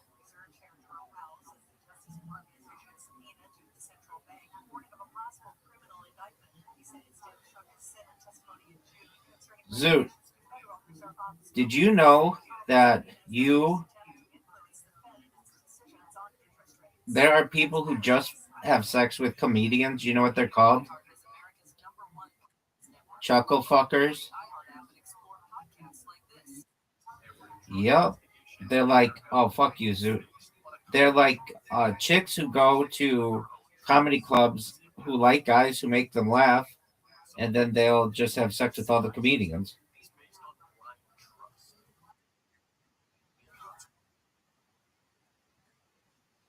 Yeah, I mean, probably. Let's be honest. If you were making 70% of the crowd laugh, you would be no longer an open micer and you'd have tons of chicks who would be wanting to fuck. But you're making like 10% of the crowd laugh. All you have to do is get a higher ratio of the crowd to laugh, and then people will ask you to open for them. Like right now, you take these giant swings of jokes, like frankly, like too big a risk. Your jokes are all. The thing is, your jokes. Oh, nice shot. Even if they do make people laugh, they make a lot of people feel uncomfortable, and that's something you never want to do is make someone feel uncomfortable.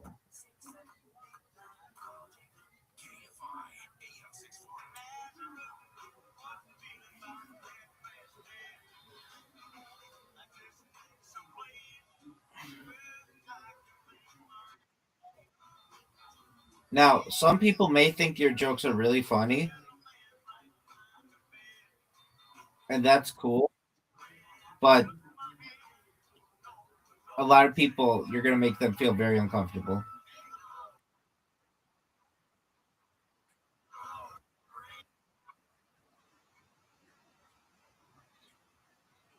Dude, I've known you for more than a year, and I've heard you tell a lot of jokes, and you don't have one clean joke, period. You don't have a joke that you could tell a child.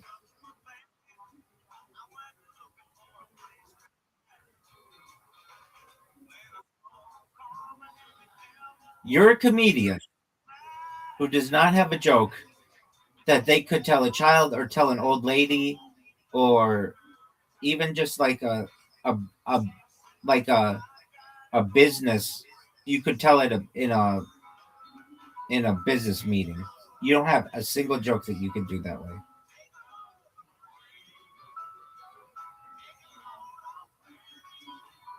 And that's okay. I mean, some people are blue comics, and you're kind of a blue comic, but um, just know that like if you're gonna be a comedian, you got to have some kind of joke that makes people laugh, that doesn't offend people. And if you don't, then you're not a very diverse comic. You want to be able to make whatever your crowd is laugh. If you've got college kids, you want to be able to make them laugh. if you want to make like old people laugh, you want to be able to do that. If you want to make cool hip people laugh, you want to be able to do that. If you are ever a comedian in front of children, which happens, you want to have. What'd you say? I mean, it happens, dude. You just water bumped me like a motherfucker, son.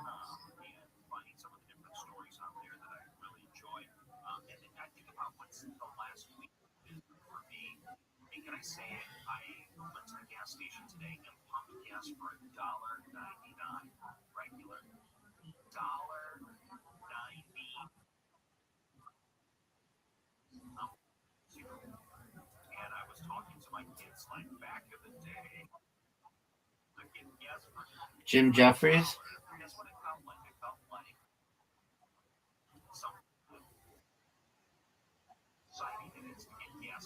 No, I'm not saying you have to be a comic for children.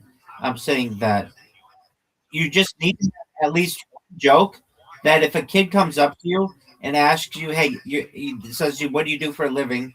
and you say, "I'm a comedian," then they say, "Tell me a joke," that you can.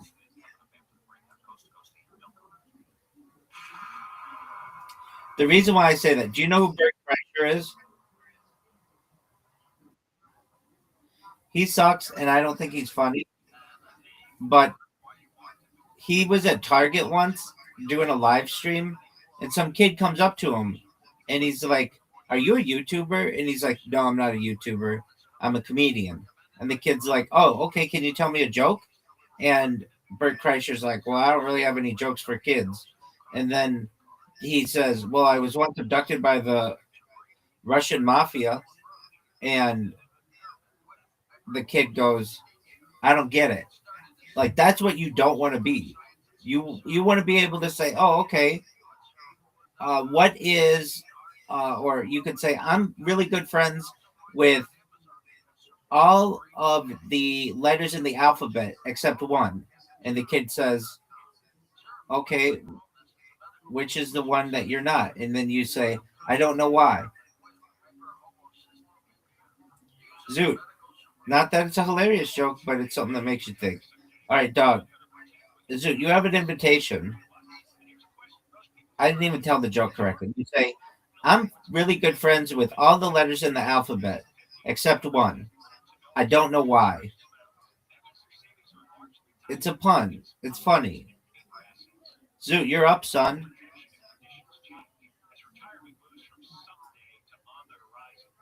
Oh, what a shot. Did you see your balls just go in? That was amazing.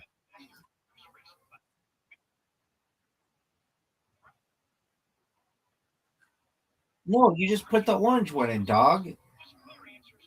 Dude, put the orange one. Quit fucking around. Look at the orange one.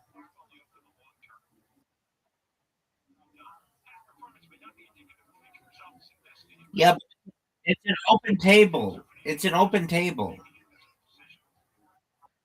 Yeah, it says that. No, I'm not. I'm dead serious.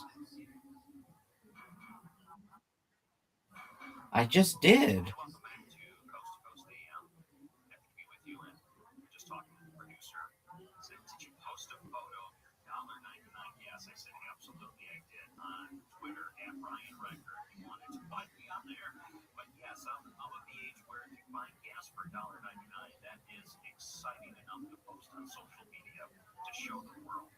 Joining us now is someone that perhaps may be one of the most interesting people on the planet. A member of the Stargate remote viewing program that happened for decades. But I think the effects of it and the idea of it still fascinate so many people today. Paul Smith, thank you so much for joining us on Coast to Coast 8. You are absolutely welcome. I think it does interest people. I see a lot of YouTube videos. I see your name come up in pretty much all of them. Is it weird that people Did I just lose?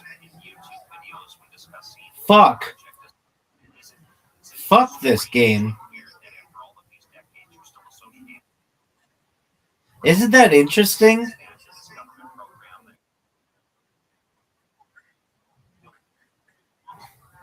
Dog, fuck that. Wait, we're playing carom because it was a good shot, I guess. All right. Okay, you can think that's funny. I think that's some bullshit. Zoot, you're up, big man. Zoot, you're up, big man. Zoot, go. Zoot, come on. What are you thinking about? Just go.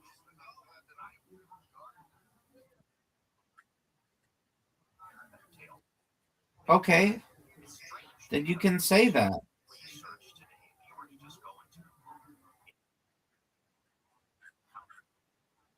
You're good, big dog.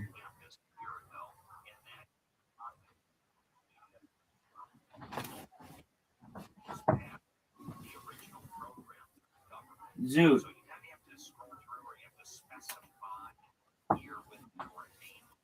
I'm proud of you that you went back to the comedy club.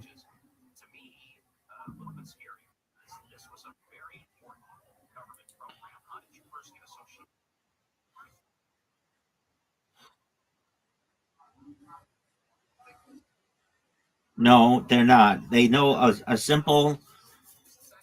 Okay, it doesn't have to be to a child. Zoot, what joke would you tell to an old lady? What joke would you tell to an old lady?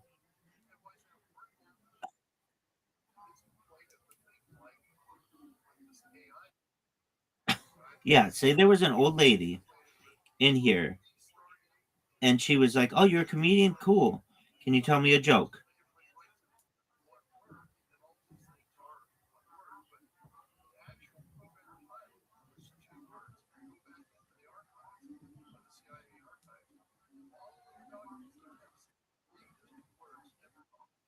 Are you going to tell your Amish orgy joke?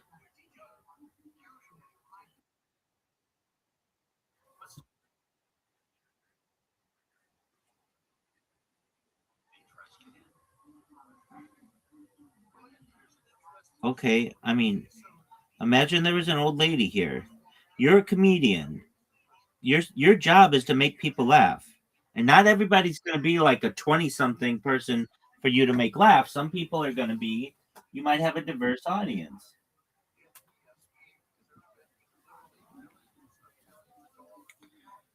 And if you had a diverse audience, yeah, baby. Do you have a single joke that even a family member might think is funny?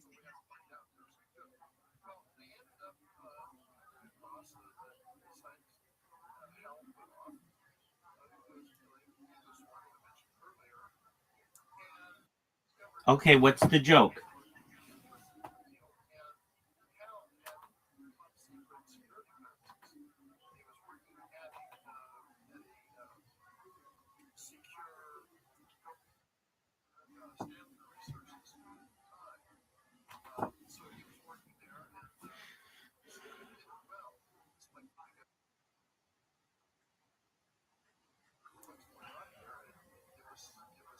And your family thinks that's funny?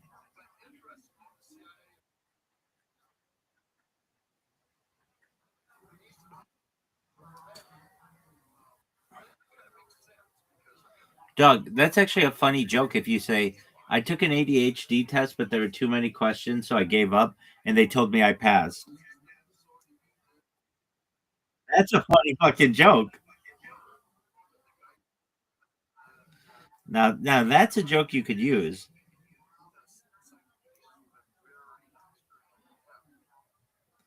That's a funny joke you could use. It's simple. It still talks about your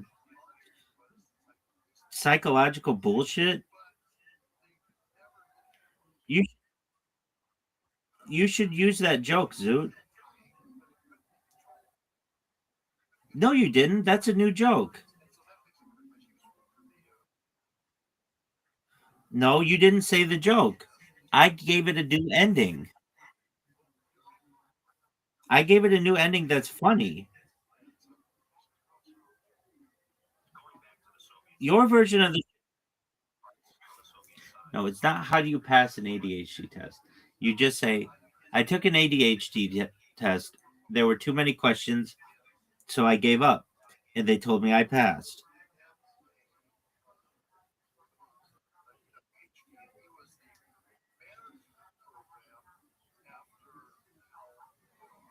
Zoot, you could easily win this game if you just focused like a little bit. No, what are you doing? Why would you do that shot?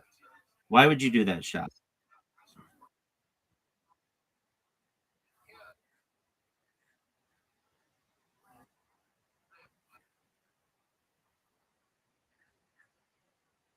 Okay.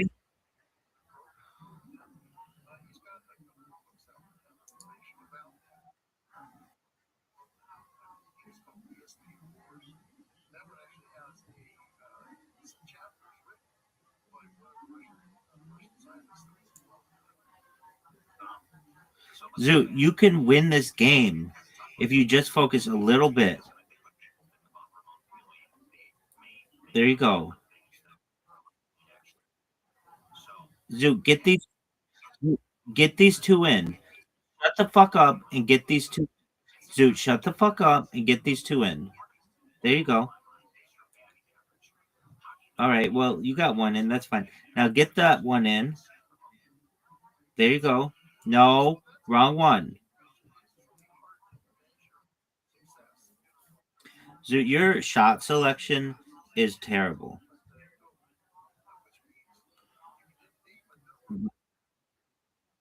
Oh, it was even worse than terrible. I would have been better just passing.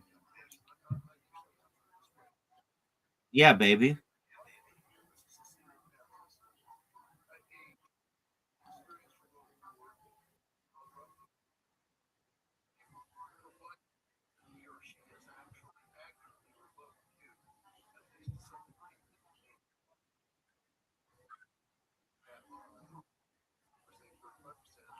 Zoot, remember when you said you fucked up and I just almost won?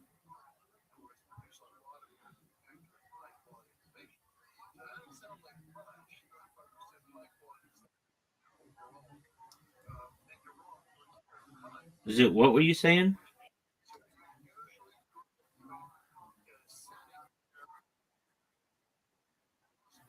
There was a rare. Okay, what was the game?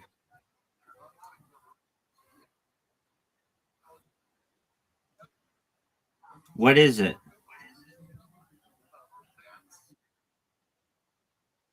It's over.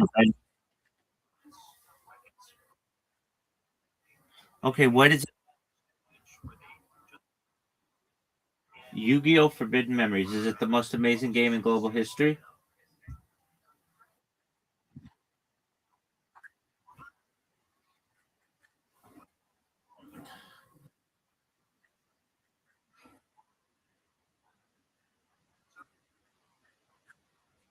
What's what's RNG?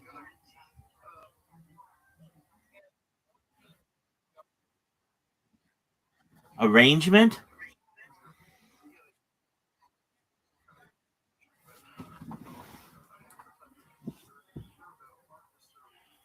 Okay, well, you think of that. Stay here. I'll be right back. Stay here. I'll be less than 2 minutes.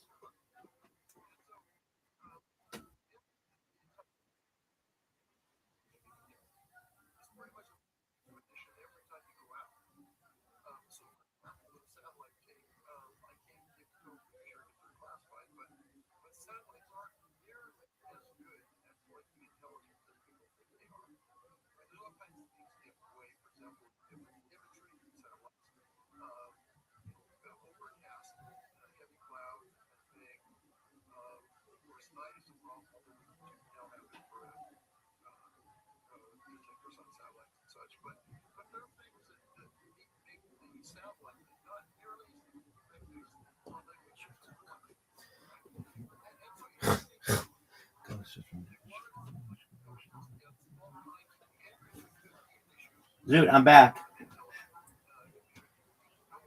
What's RNG? RNG. All right. So You were saying. So is everything you viewed considered classified, or are you able to talk about some? Zoo, you were saying you were playing Yu-Gi-Oh! Forbidden Memories. Or Hidden Memories. Forbidden Memories. Okay. Zoo, I'm about to send you an invitation.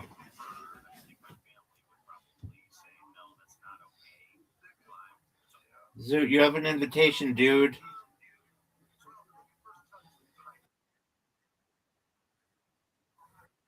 No, that's incorrect. You've never had a set go really well. You've had mediocre sets and then 2 bombings. But you've never been like, dude, I blew the fucking doors off the crowd.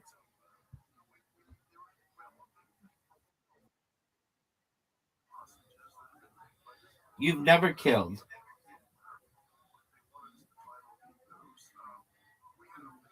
And the reason why I say that is you would have come in and you would have been like, Rabbi, I absolutely killed. There wasn't a single person who was not laughing. Every single person laughed, like hysterically. There were people who were crying.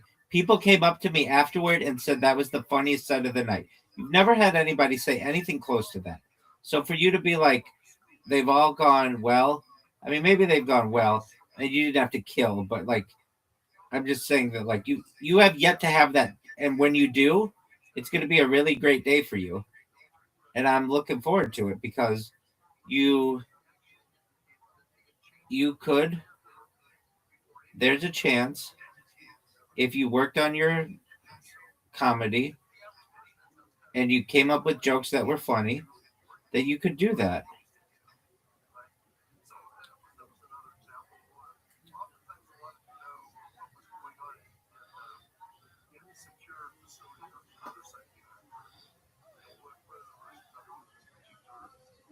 So, did you know that you have the lead on me?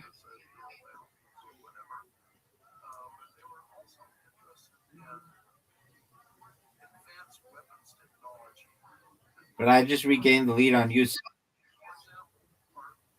What the fuck happened to Zoo? That's interesting. What about other things outside of this world? So a lot of people, we talked to remote viewers on the show, and I've talked to them about how they've communicated with other civilizations through remote viewing. What are your thoughts on things like that? Well, I think if we break that question down a little bit, let's say, did we actually do those kind of things in the Stargate program? And the answer is yes. Okay. Sometimes usually we did them in a more exclusive way. Our bosses didn't like us doing that. Zoo, what happened to you?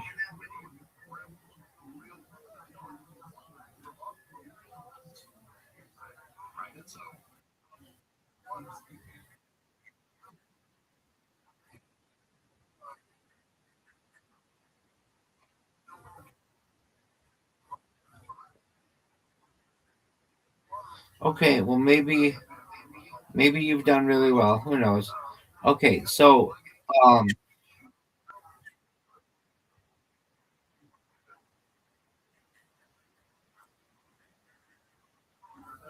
okay.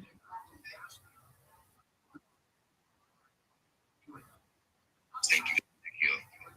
Hell yeah, man. Hell yeah, bro. We were just chilling.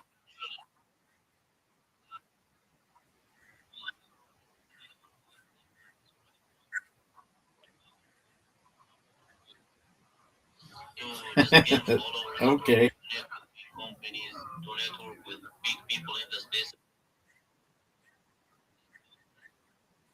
Let's see. What's up, man? Hey, what's up, bro? How are you doing, man, brother? Bro, it's been glad to see you hosting the spaces, bro. How are you, man? Well, Zoo, I think you have the chance if you work on your jokes to be really funny. You try. Nobody's saying you're not trying, but what you think is funny and what average people think is funny are miles apart. I'm here to grind, guys. I'm here to support, to show my love. I'm here to Yes, so is beauty. Zoot, have you ever thought of being a prop comic? and I'm here to support. I'm here to grind. I'm here to connect with all of the spaces because Okay, well, God is your head. Guys, no, I don't think that'd be funny, but maybe under the right circumstances, people might think it's funny. So I appreciate you, man, for bringing me up here. So I'm here, bro. Thank you very much, bro. Nobody thinks it's that funny. What are you gonna say? Some bitch is just gonna be like, "You have the ugliest dick I've ever heard." That's like the funniest thing that somebody could say, and that's not that funny.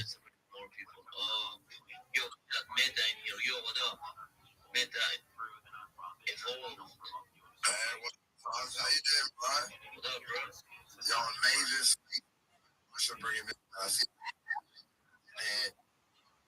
I'm just gonna. I'm never right now. Is into it what you see in my deep project. I'm working on No. Web3. That's my own chain. I would consider that to be extremely desperate and not funny. I've done about 15 Google alpha on my wall ways you can level yourself up. Because you're not the one making people laugh. It's whatever somebody would rate your dick as. Give away the same kind of thing you are doing, Charles. I've seen Doc out here doing it. I see Day too, so I don't want to chill too much today. Also, you're reading it. People will find it. People will find it to be better if you don't read it. So it'd be funnier if you came up and you said, "Yeah, I send my dick to women to rate, and some of the favorite things that they've ever said to me are this." That's funny. You're going to see a lot of giveaways paid today because I got the card at home today and the IDs are here. You're going to see the sub paid, more giveaways, and thank you very much for letting me. If anyone got questions? Oh yeah, was he there tonight or last night? Thank you for being here, bro. Make sure be here every day, same time, bro. Buddy, you know. Charles, I'll be honest, I've not seen you too much, but I looked on your account and you are killing it, my friend. So obviously there ain't no smoke without fire.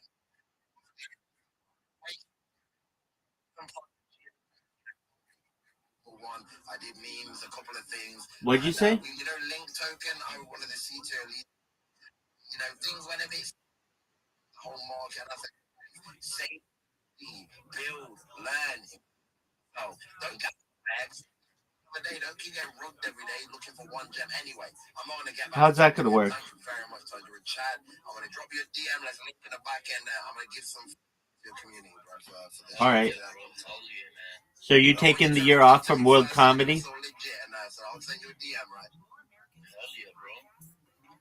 All right, let's see who we got here. We got 60 plus requests. Who we got here, bro? All right, let's shout out people who's actively replying. Where is Joker? I am right here and waiting for your order. So, guys, right now, before I'm going to shout out to you guys. I see we're already hitting crazy bookmarks. I want you guys to bookmark the space, retweet the space, like the space, retweet the space, and I'm going to be calling up to the pace, guys. Come on, let's go. What'd you say? So I see Surge, I see Commentary, Unique, I see Snipe, I see Breaker, I see Danny. I don't either. Bro, I see Jay again, I see Timmy.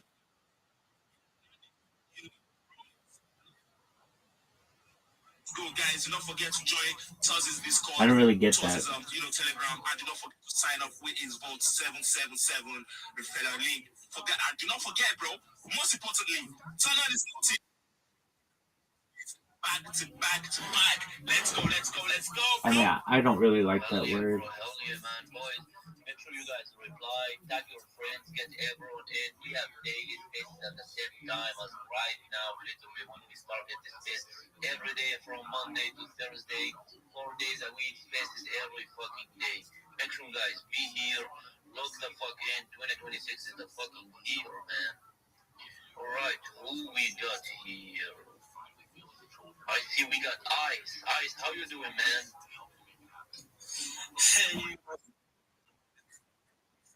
so shout out to everyone on this. You all follow, and then it's a massive space here. I'm Ice, and I'm speaking from Nigeria, and then it's been a very great space out here, and then I'm just catching the vibe, cutting up the alphas, and then chilling.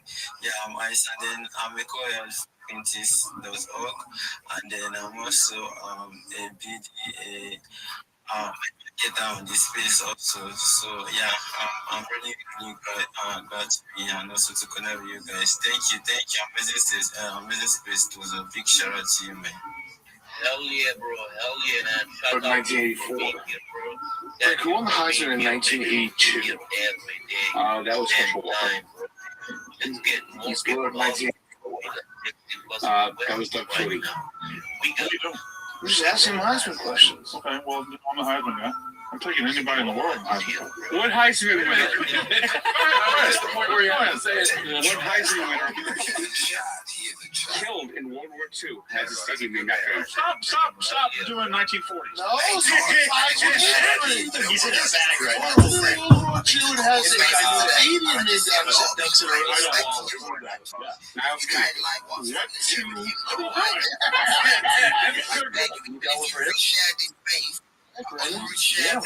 Yeah, Brandon.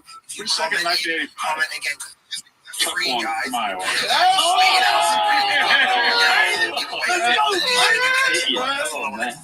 Who won the Heisman in 1982? That was for sure. Yo, baby. If you think you want to play I'm just gonna keep it normal, boys, even if we have spaces. Oh. My daily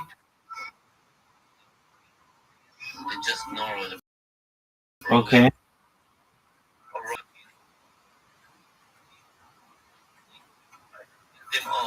Okay. We got you. Delivery. Kyle in here. Yo, Kyle reviews. What up?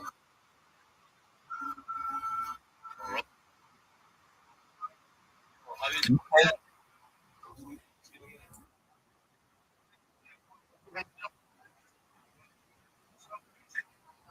Shout out Okay. to Big Soul, Doc, 32 Jones, she's my goddess.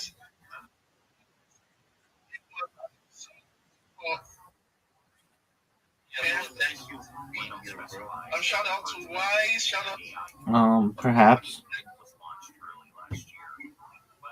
Thank you so much. Yo, you're right. Rugging, bro.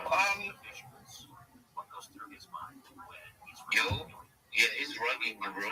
Yo, Kyle, thank you for being here, bro. Sorry, you are, bro. You have a bad network out there, but any space, anytime, whenever you request to speak, we will get you up as always, bro. We'll be up.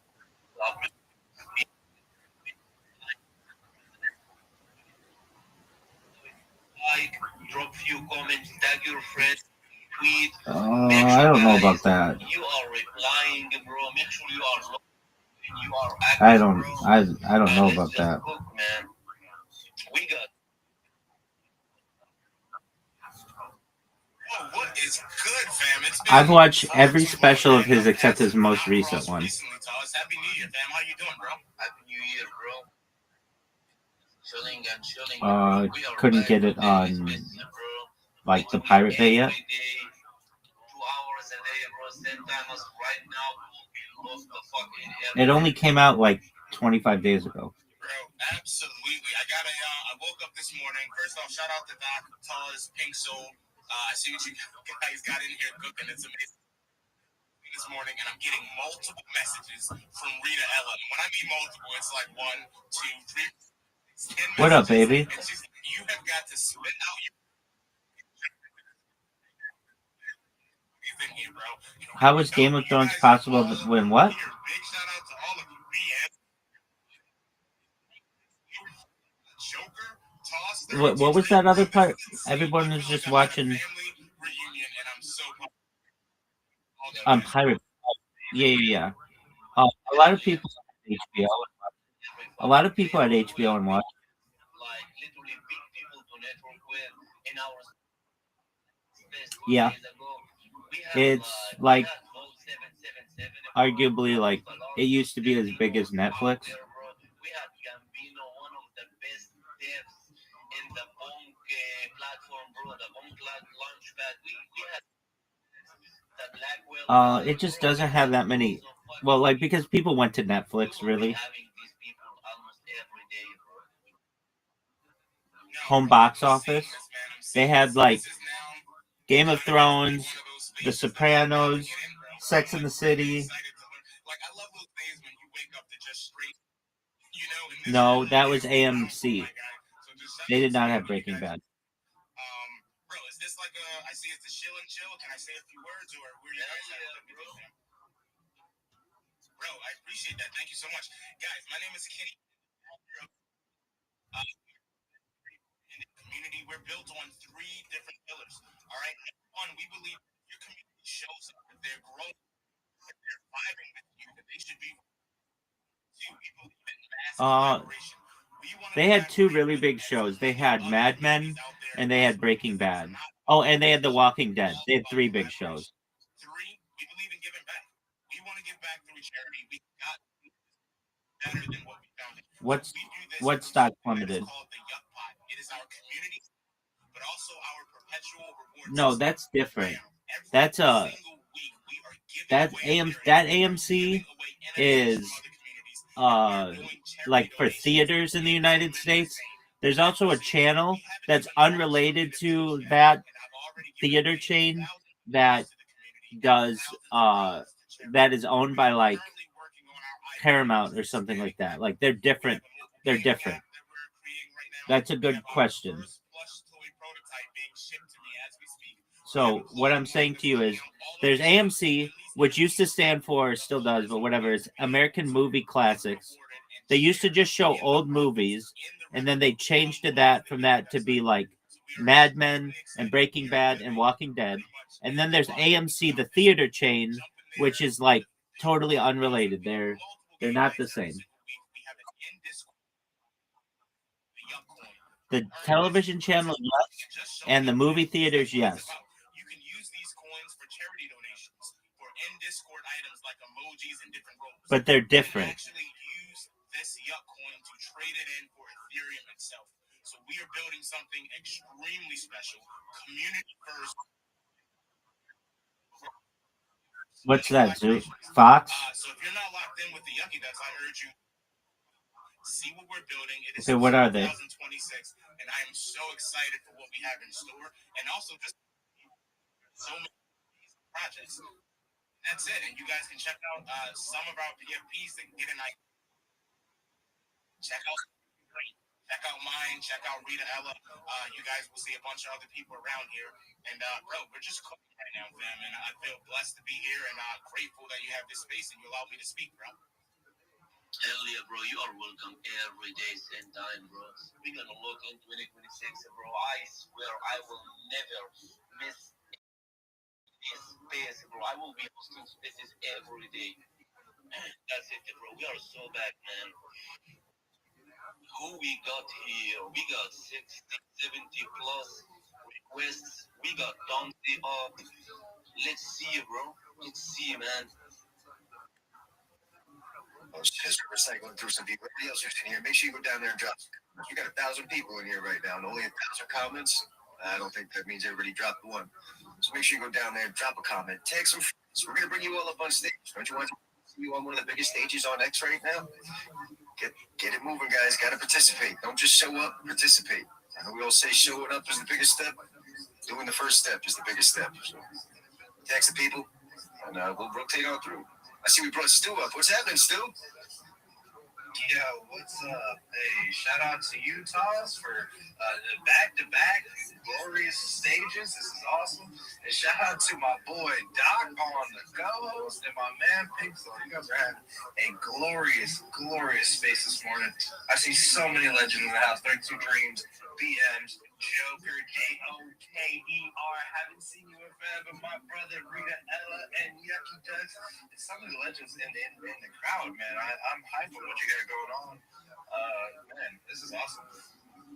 Yeah, man, I think this could be one of the better networking spaces for the morning. It catches the East Coast, which everybody should be. You want to improve your life? First step, set your time to EST.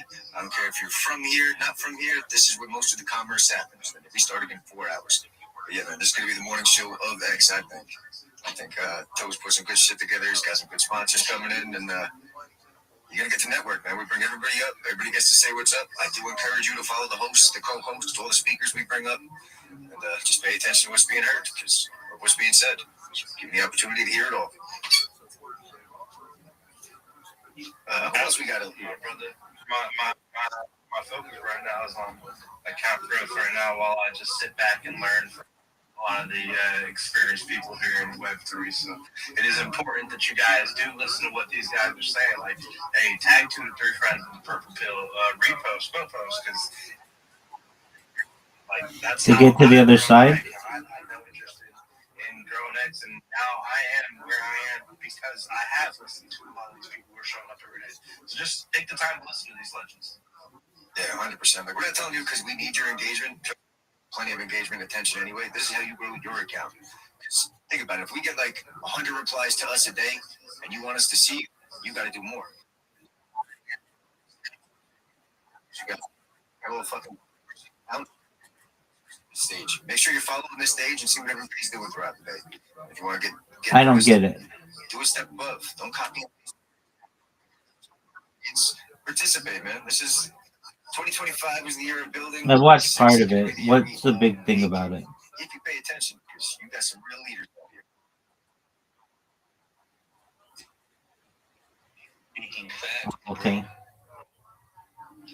All right, who you got here, bro? Let's bring more on up, bro. To get to the other side.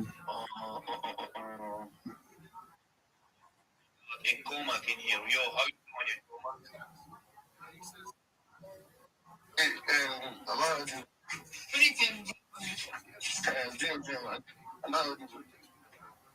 think I'm having Jim, man. Okay. How you doing, man?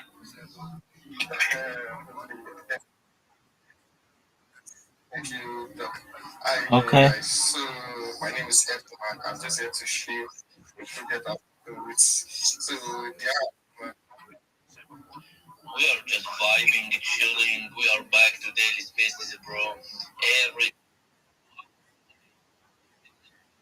Monday to Thursday, bro. Make sure be here every day. That's amazing, Zoo. All right. Well, you're not too much different than you normally are.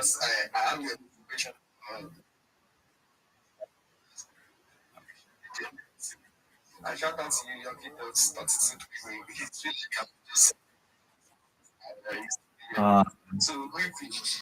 I'm listening to this Twitter space right now, so sure. I mean, ask me what you want. It's a UK-based company that are running life with a product they are on Solana chain to be partner.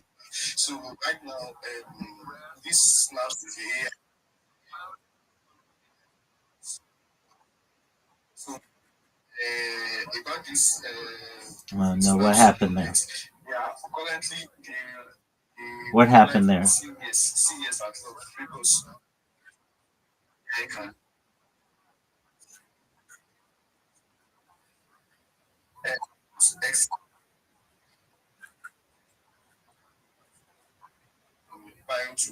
Okay.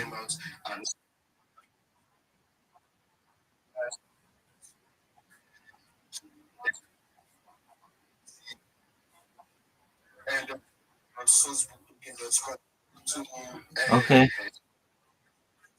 No. Just add your NFT as you create, you can add it there for the collector to pick it up. So what we have for you. Okay. So shout out to you, man. Shout out to you, man. And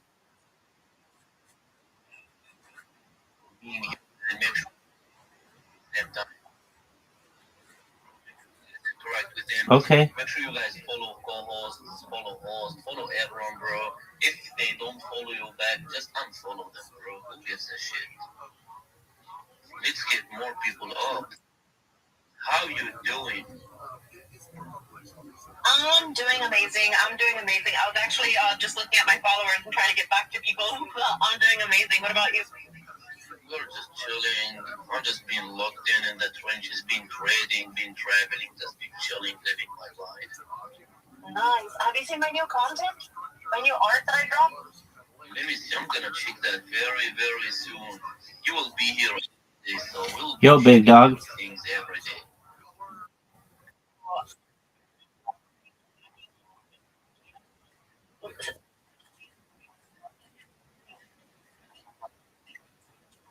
Times in a row, it sounds I'd probably be appreciative. no one is that productive early in the morning. You toss a little dab in your mouth and bada bing, you're awake. And so, wasabi, everybody. It makes sense to me. I see your print post got 70.4K likes. I met a guy who could spell any English word. That was pretty amazing. And it's basically constantly going to Yucky Duck Space. He's a very talented individual. Truly been helping me grow my account, which is so much fun. Have you gone to any of those spaces yet? I see you grow. Oh yeah, totally. And he couldn't spell things slowly. It had to be fast. All in 3 months. Hell yeah, spaces helps a lot. shit, I remember you 2,000 followers, Thomas. Yeah, Doc met me when I had 2K followers, bro. Damn, man. Bro, the time fucking flies.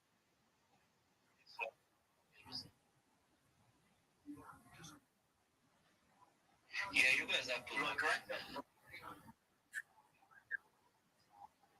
Just that I show up every single day. It's not just about when you join the X. It's all about showing up every single day. You gotta show up. If you want to go, you gotta show up every single day. To show up, you guys have to grind every day, bro. Make sure be in the spaces, bro. Spaces help you grow your account like so fast, bro. Spaces is the magic method for growing your X account, bro. I swear, man. Yo, Wiz, we got Wiz in the Dodginal. Okay. PFP, how you doing, man? You are rocking us, bro. Okay. Bro, I see a lot of new That's just known as Yucky Dogs. that's just known as perfect pitch. That's not savant. Hell yeah, man. Hell yeah, bro. Now, Doc, can Yep. you bring more people out, bro?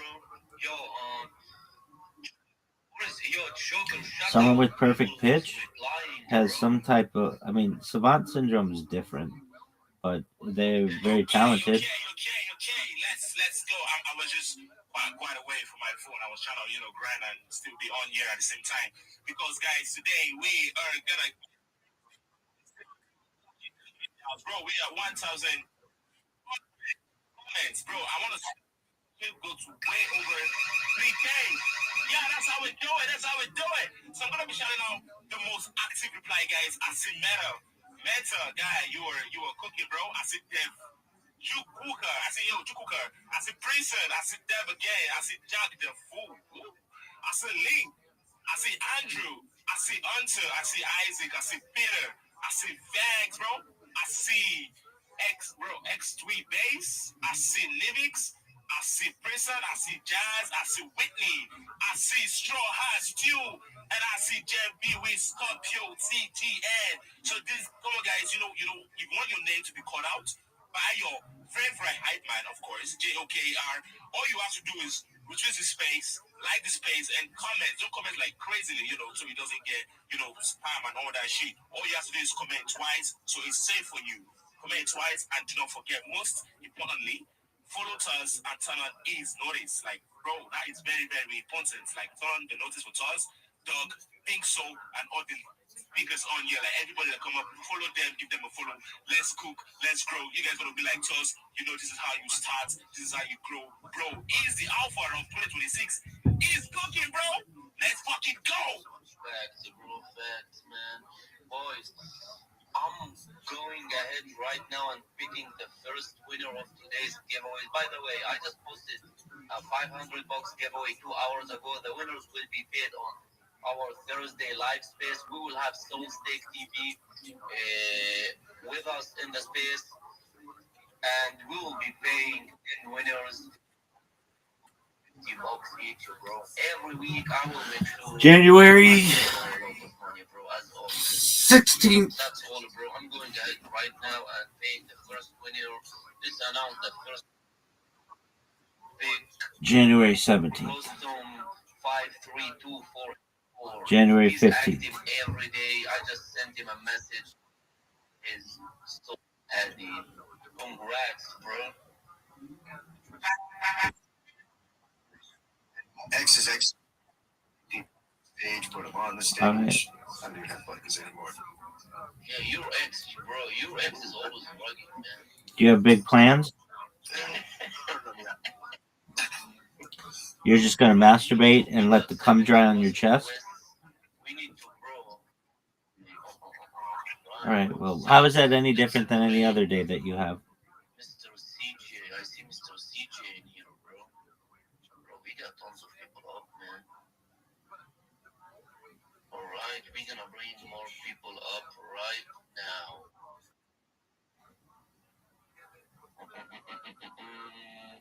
Yup. All right,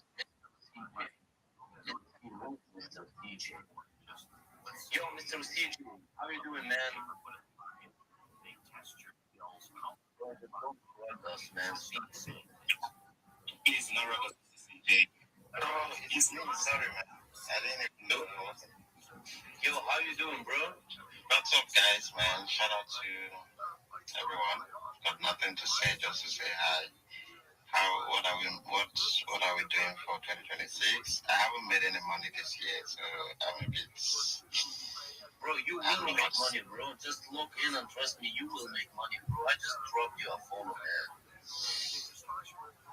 Thanks, man. I wish I would. I also wish same thing for everybody. Yeah, just keep doing up. Hopefully, it's a better year than last year. I wish everybody all the best, all the health, but importantly, money, take care of your health. There's been a lot of ugly stories lately. But yeah, that's it. Shout out. I just thought I'm a bit free now. So I was just looking for a space to jump in and say hi to everybody. And yeah, nothing to share. Hell yeah, bro. Hell yeah, man. Make sure to show up every day, bro. We got spaces every day, same time, bro. Same time as we started this space. And that's all, bro. We got to log in 2026, bro. That's it, man. Thank you for being here, bro. Make sure to be here every day. Right, we're gonna bring more people right now. I see plus requests, bro. Alright, we brought up XL with the Dodginal dog. She's connecting. Yo, XL, how you doing, man?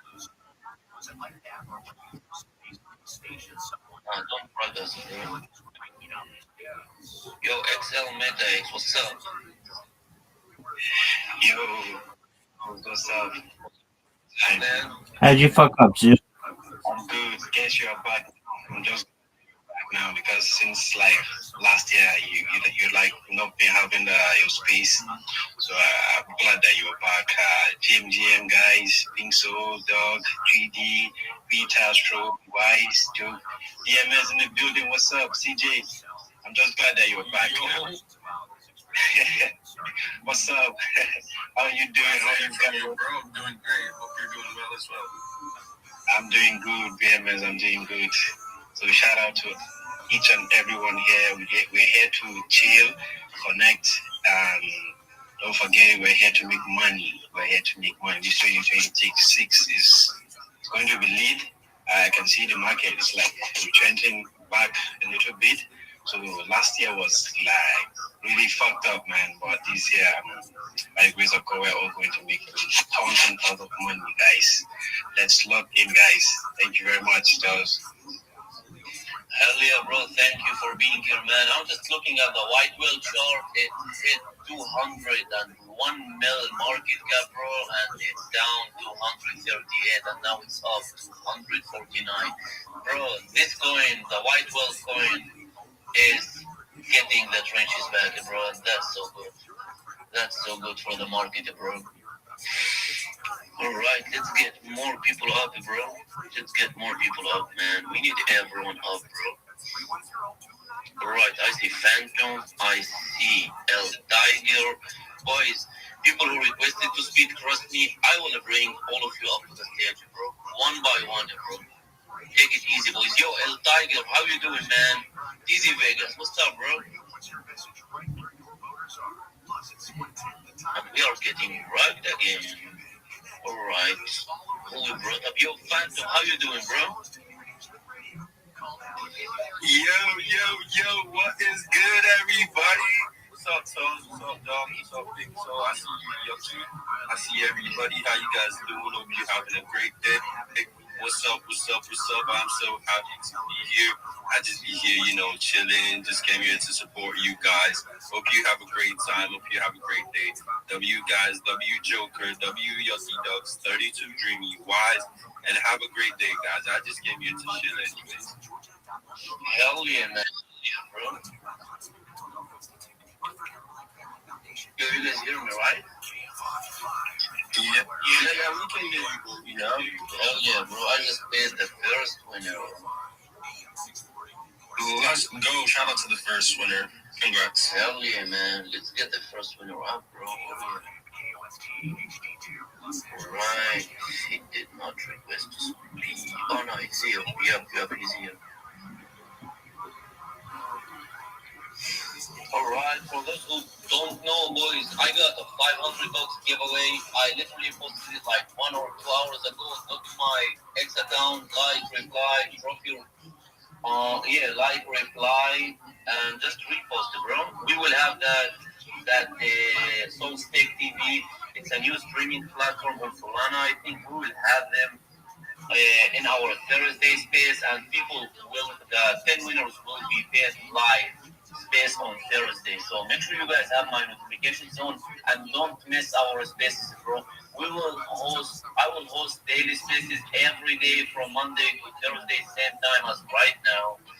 And that's all, bro. Make sure you guys be here. Yo, Blossom, how you doing, man? Congrats, bro. You're the first winner of the day. Well, good Monday morning to you. Are you rugging me, bro? Alright. I see the mic is unmuted, but we can't hear him. Yeah, he's rugging or something. I don't know. Alright, it doesn't matter, bro. Have a good day, bro, and congrats. Let's get more people up. I see end of death of Pumpfun. Bro, what a good name, bro. Oh, that's my buddy right there. Bring him up. Yeah, I did. How I'm gonna live if Pumpfun died, bro? What the fuck is talking about, bro? What up? Bro, what the fuck is that name, bro? Dude, what isn't that name, man? I just woke up. Bear with me a goddamn second. But my name is Jackson. I'm the dev and founder with Pumpfun. The ticker is Pump Death. But we also have the NFT project Rug Reapers by Pump Death.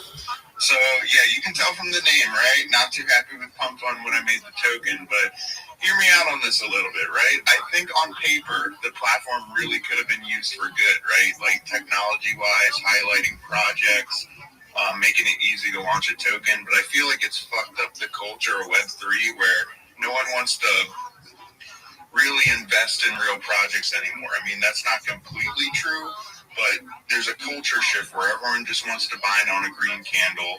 Most of the time, It's artificially made. The tokens last a day, and people keep losing their money and have no idea why.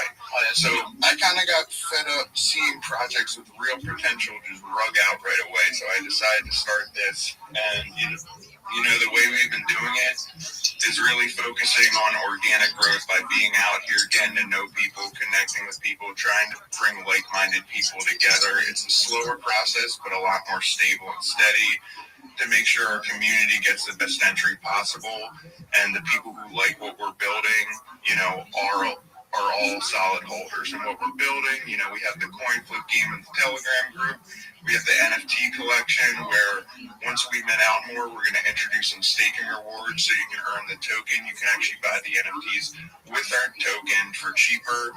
We're taking half the profits from the NFT sales, putting them back in the chart as locked liquidity. We have a lot of other stuff planned for the future, such as games and such. We're setting up a private Discord for holders only. We have a shop front set up on that Exclusivo platform, so when we do physical merch, we have a place to sell it, but that's way down the line because there's a lot of legal processes and stuff. But yeah, we're really out here building, trying to do things the right way, trying to end that pump fun mentality and actually show that platform can be used for good. So that's what we're about. I just woke up, bro, but I want to hop in here, so thanks for letting me come up. Hell yeah, bro. I agree, man, bro. People don't want to invest in real projects right now, bro. I can see it as a fucking trader or a trencher, whatever you want to call it, bro. And people just want to buy a green candle, bro. That's all, man. It is what it is, bro. Hopefully traders' mindset changes, bro. Even the best traders in the whole crypto space doesn't go like the whole trenches space. They never held a coin more than fucking 3 minutes, bro. I've seen the largest and the biggest traders in the whole space, bro. They never held a coin more than 3 minutes, bro. That's insane, man. It's terrible. Bro, I know people backstage, bro, who held a coin from 30K market cap to 24 mil market cap, bro. I know badass traders, bro, people who actually know how to fucking invest on home, bro.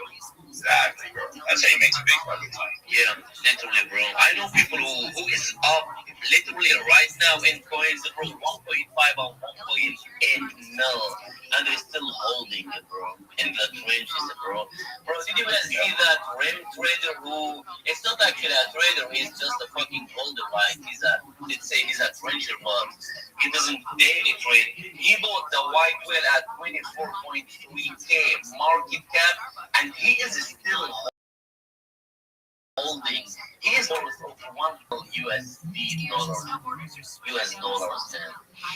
1.4 million, bro. Man. That's how we make money in the fucking space, bro. You need to hold. You need to believe in the projects, bro. Yep. Look at the black whale. Look at the black whale, bro. Who is that? Yeah, it's Lee who said that, bro. Hell yeah. Actually, they're all happy to find the space, man. For the 4 a.m. in my time, I was like, fuck yeah, I guess I'm up. Yeah, bro. Did you sleep? You know how it is. Hell yeah. As a trencher, we don't fuck. I lock into my trades. I love to lock in trades and around this time at 4 a.m. before everyone else wakes up. Facts, bro. Facts, man. That's good, bro. Yeah, we here every day in our spaces, bro. I love it, bro. You're gonna do this 4 days a week, eh? Hell yeah, bro. From Monday to Thursday, every day, same time. I'm pumped, bro. Bro, every day, same time, literally, bro. With the second, bro. I'm so accurate, bro. Same time. If I don't post the space from Monday to Thursday, every day, every time, literally the same time, just know, guys, that I'm dead. Yeah, bro.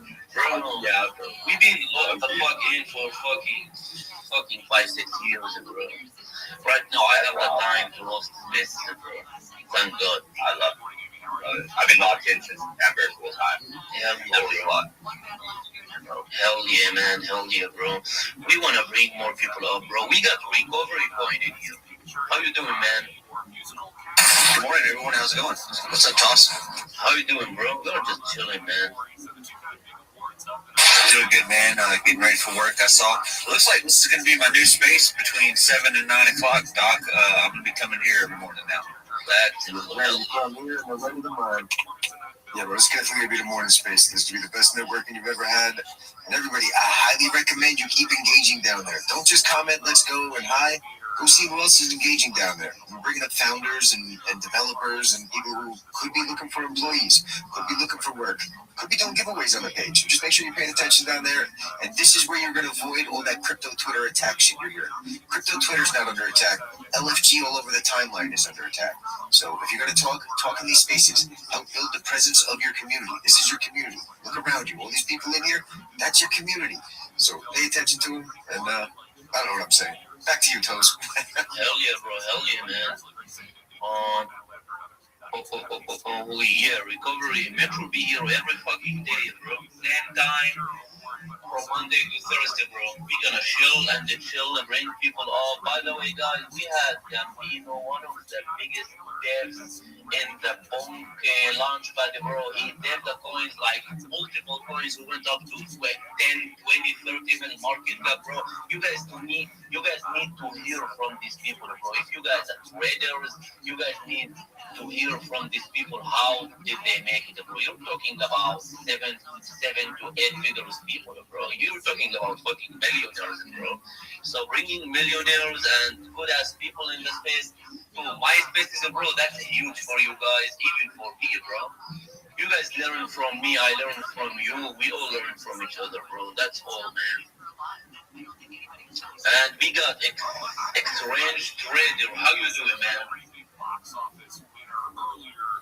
Don't drug me, bro. Hello, John. How are you doing? It's been a while. Yo, it's been long for me. I think almost 3 months or so. How are you doing? We are just chilling, bro. We are so back today. Yeah. It's a pleasure being here. Good morning to everyone. Can I go ahead and chill myself? Of course, bro. Okay, thank you. Good morning, everyone. I am Exchange Trader. I am a crypto futures trader. Most of what I do over here is sharing educational content in form of technical analysis. You do know if you trade crypto futures, you need to learn technical analysis. I have a YouTube channel with 200 plus videos of me teaching technical analysis.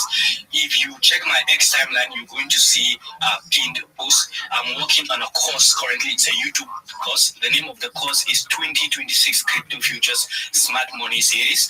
It's going to be a beginner to pro series of me teaching trading. It's going to contain the 3 pillars of trading needed for your consistency. I discuss about technical analysis on the playlist. I discuss about risk management and trading psychology. I'm currently working on the playlist. I think I've dropped about 3 videos at the moment. It's going to be a long one. I plan to work on that playlist till about the end of 2026. So if you're trading crypto futures or you want to start trading crypto futures, this is definitely going to be something good for you to lean on. And this is kind of my own way of giving back to the crypto community, because when I started trading, I had the opportunity to meet a mentor who had a YouTube, and that was kind of the way I learned my own trading. So I'm just trying to incorporate the same thing by enlightening people. You know, it's a kind of symbiotic relationship. I help people learn, and I gain popularity. My YouTube grows and all that, you know. So it's two-way stuff. So basically, that's what I'm about. That's what I have to say. Thank you so much for the opportunity. Just I see your kid on stage team, a lot of familiar faces in the house. It's always a pleasure being here. Hell yeah, bro. Everyone in the house, man. We just chilling. Much love. Thank you for being here, bro. And we got Phantom with hands up. Yo, what up, Phantom? Go ahead, man. Yo, I see a couple people in the space getting me follows. I'm going to follow you back as soon as I can follow everybody back. I'm trying to follow you guys back. It's telling me client's error. So just give me a bit, just give me a couple hours or a couple minutes. I'm going to do what to follow you back. Appreciate you guys for following. And thank you, Thors, for hosting this amazing spaces. And thank you guys for always being the greatest. Appreciate it, guys. Hell yeah, bro. Make sure you guys literally follow everyone on the space. If they don't follow you back, just unfollow them, bro. Guys, follow everyone on the space, bro. It's about chill. Crypto meme coins, Web3 jobs. We have big companies that are joining our space, bro. And literally, one of like the largest companies out there will be joining our spaces, like our own space. So, guys, you might find a job in here, bro. you will get tons of followers. You will make money like by giveaways, by being active, by replying, by following everyone, bro. We are just chilling, bro. Let's look in 2026, bro. That's all I gotta say, bro. I'm gonna bring more people up right now. We got tons of requests, bro. We got alright. I started bringing tons of people up right now. I will make sure everyone gets up, bro. Alright. Alright, alright, we got D Boo Boo with Doginal Dog DSB. How you doing, man? Hey, Toss, it's wonderful meeting a lot of days of chats, here.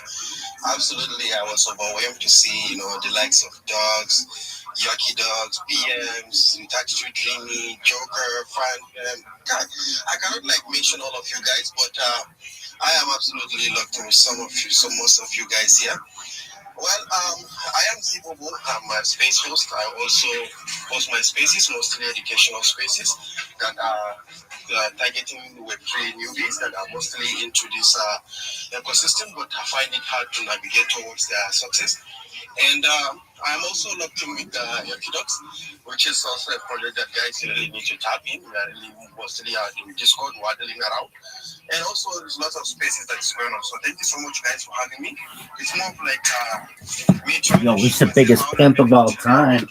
The West Side Gang. Meet you anytime soon. So you guys please do what talking with us Thank you so much, guys, for having me. Yo, how about you call me up, you fucking loser? Yeah, no doubt, man. It was good bringing you up. Because I'm the best motherfucker of all Is there anyone on stage right now who has not spoken yet that we haven't gotten to? Yeah, nobody. So don't let We're Robert going to come start on. rotating these. We do have, 66 requests right now? You got 66. Hola, what's up, homie? What's happening? Yo, hola, sup?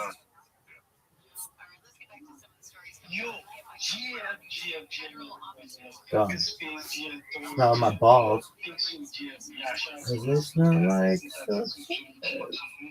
Yeah, shout out to everybody. This host here. I'm just here, to share my space. Actually, it's my first time speaking here in the space. I've been here for a while now. I can see the quality, the energy, the vibe, and everything. So yeah, I would like to be here again, definitely. Maybe I'll come here tomorrow, next tomorrow. So yeah, like I said, I want to share myself. I'm a live host. I'm a space host, community manager. I do a lot of things on the space, but basically, next I host spaces a lot. Though I've not hosted any space this year, but yeah, come this week, I'll start to do my launching. I will start hosting space back. But yeah, throughout last year, I host spaces a lot, bro. I fucking host many space. So yeah, I'm launching back this year. It's going to be amazing. I host spaces like this today that you get to share yourself, your followers, connect and get engagement. So yeah, you should follow me. I'll give it to connect. I'll charge coins and thank you for hosting this space. I'll charge everybody. Please follow me. I'll definitely follow you back. Nice to be here once again. Thank you, everybody. Shout out to everyone. Man, no doubt, man. It's nice having you up here. Everybody, make sure you lock in with him. Sounds like he'll lock right back. Anybody else feel like they have something to say? Yucky Ducks. What's happening, homie? Yo, fam, I'm gonna get ready to drop down, but I really just wanted to say thank you, Doc. Thank you, Taz. Bro, the space is amazing, bro. I'm really looking forward to coming back. I have got to get you guys in my space. Bro, we got a vibe, man. You guys got something going special here. Shout out to everybody down there. You guys are absolutely cooking it, bro. Have a phenomenal day, man. Yeah, no doubt, man. You're doing it, bro. So, yeah, definitely lock in. We're going to pay attention to some of the biggest, best spaces out there, too. So, yeah, we'll definitely be talking. 32, what's happening, girl? Or Dream? I don't know what we're supposed to call you. Dream, 32. Listen, you could call me Doctor because you're the doc, and it's 32 Doctor right now, okay? Pero, I heard Yucky Duck speak, and bro, you're slacking on telling them the schedule space. It's on his header, just letting you guys know. It's on his header. Yeah, if you guys haven't checked out that profile yet, again, you're doing it wrong. If you're sitting in this audience, you're trying to get up here and see what's going on, the best thing you can do is go to the host, the co-host, and start liking stuff on their page. Because we're getting so many notifications, but if I see somebody like 15 of my posts all of a sudden, of course I'm going to bring them up on the stage. Of course I'm going to see what they want to talk about. But if you're up here, you're not even following the host and you're requesting, Why would I bring you up here? If you don't follow Toes, again, you're doing it wrong. You're not paying attention to what's happening out here in Web3. So if you're not following, I can't bring you up. It just doesn't even make sense. Otherwise, rotating through right now. Facts. You guys heard what Doc said. Y'all need to know that right now, the alpha of this space is following Doc, following us, following your co-hosts, following Wise, Libro, Yucky Ducky. Bro, I don't even care. Follow me if you don't follow me, but follow these guys if you want a life-changing opportunity. You know, there are a lot of projects coming on these spaces. They might be looking for workers to work with them, reply guys, community moderators, people to actually work with them. Like Justice giving you the platform to really grow big.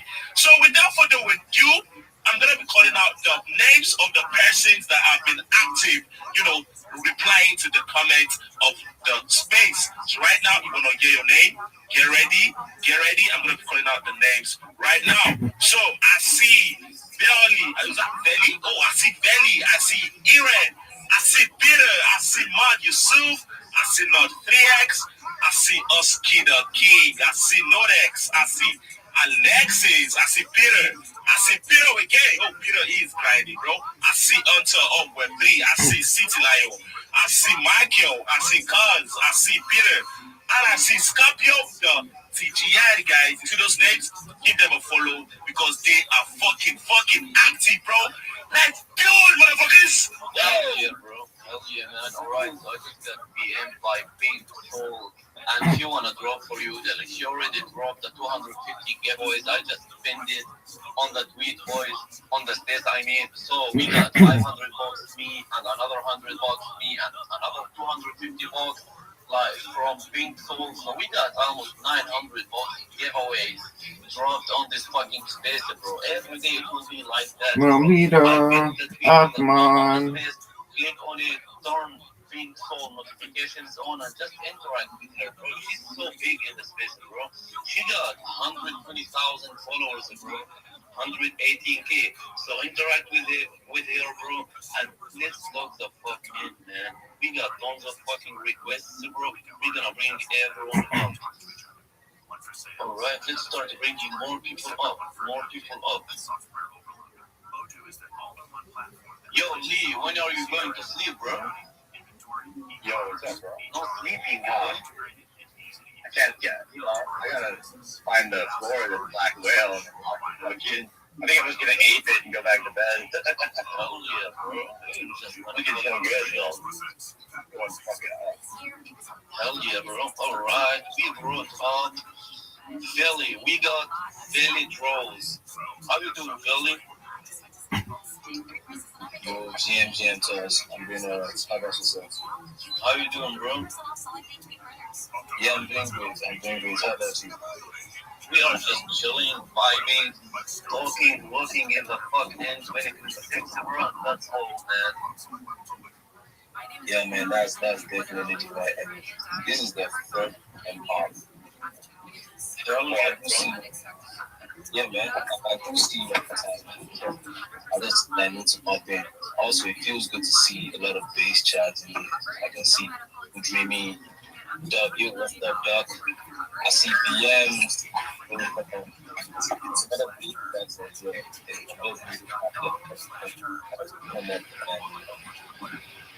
so yeah, Bro, you're breaking up a little bit. We hardly hear you. Yeah, you're rocking pretty hard, man. Alright, can you hear me now? Yeah, you're good now, bro. Alright, thanks, man. Let me just show myself real quick. I'm an illustrator. I do arts for projects and enthusiasts. So like, I've been going strong with it for 2 years. So I believe to a large extent I've gathered that experience to actually deliver bangers. So if you're a project in the space and you need clean visuals for your memes, your custom banners, NFT and stuff like that, just shoot me a message. I do well to like write long term and deliver like clean visuals. You can check out my profile. I believe to a large extent my arts do speak for themselves. So yeah, man, that's basically what I'm about. And hey, Toz, I appreciate you having me up here to speak, man. Hell yeah, bro. Be here every day, same time, bro, as we started this bit. We'll be hosting spaces from Monday to Thursday every time, same time, bro. Every day, same time. If the space didn't go up at the exact time that it went up today, from Monday to Thursday, any day, bro, just do it.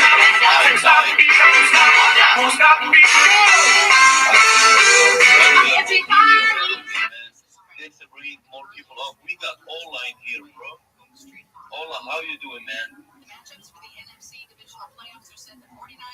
You, those Susan and Martin, I just shooting the steps. Yeah, well, yes, I guess. Yeah, shout out to those. Much love, bro. Thank you for being here, man. Be here every day, bro. Just chill and chill. Get followers, bro. We got giveaways. We got tons of things, bro. We'll be having big companies, big casinos, big trading platforms. We will have everyone in here every day, bro. We just started it. You guys don't know what's coming, man. Just wait and see, bro.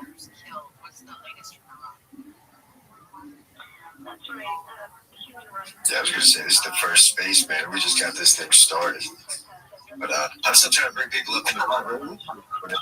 What's the first one? Well, we hung out yesterday and decided we were going to do this Monday to Thursday and make sure that we start using our networking capabilities for good.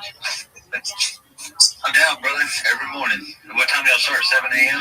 Yeah, 7 a.m. Right after this, I roll into mine. You guys are free to do whatever you want, but mine starts at 9 a.m. Yeah, man. Just be here at 7. That's the important part. You're going to see way more people here. If you like interesting and deep conversations, you can roll into my space right after. Otherwise, you can go DJing wherever you want. But I recommend you are here every morning at 7 because you're not going to believe. Between all of us, the amount of people we know that are going to show up and be keeping their eyes on this stuff, you want to be here. Hell yeah. You know me, brother? Sorry, Taz. You know me, brother. I'll be here sharp if I can. Well, I don't know about 7, but somewhere around 7:30, 8 o'clock, boss. But Taz, I'll be here in your space, man. Hell yeah, bro. You're welcome every day, 7 a.m. EST, bro. 12 p.m. afternoon GMT and 12 p.m. UTC. Make sure you guys be here. And we gonna cook, bro. We just brought more people up. We got Shiwi 11. How you doing, Shiwi R? Okay, bro, I'm right now. I'm good, man. You good, bro? You just having fun? I'm having fun. I swear, I love being up here, man. Those, I have to say, man, you are the best, the baddest, the biggest cat right now. Much love, man. Thank you, bro. Thank you for being here, bro. Be here every day. We gonna play everything and let's fucking go. Can you hear me? Yeah, we can hear you, bro. Yeah. I joined your space like 2 days ago, man, and the way you were speaking, man, you were out there, guys, to get to it, make some good accounts, and I swear to God, I really smile.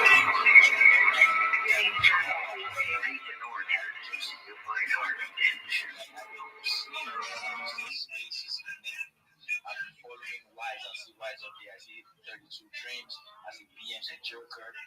And the last time I think Gambino was up in here, man. Jockey Dogs left already. I know so I've been jumping from space to space, man. Just connecting with people and building and growing because of what you said that night. And man, I gotta say thank you. Thank you for doing that, man. Thank you for inspiring us to really rise. For inspiring us little guys to come up here to talk to the big names, to show ourselves and be seen.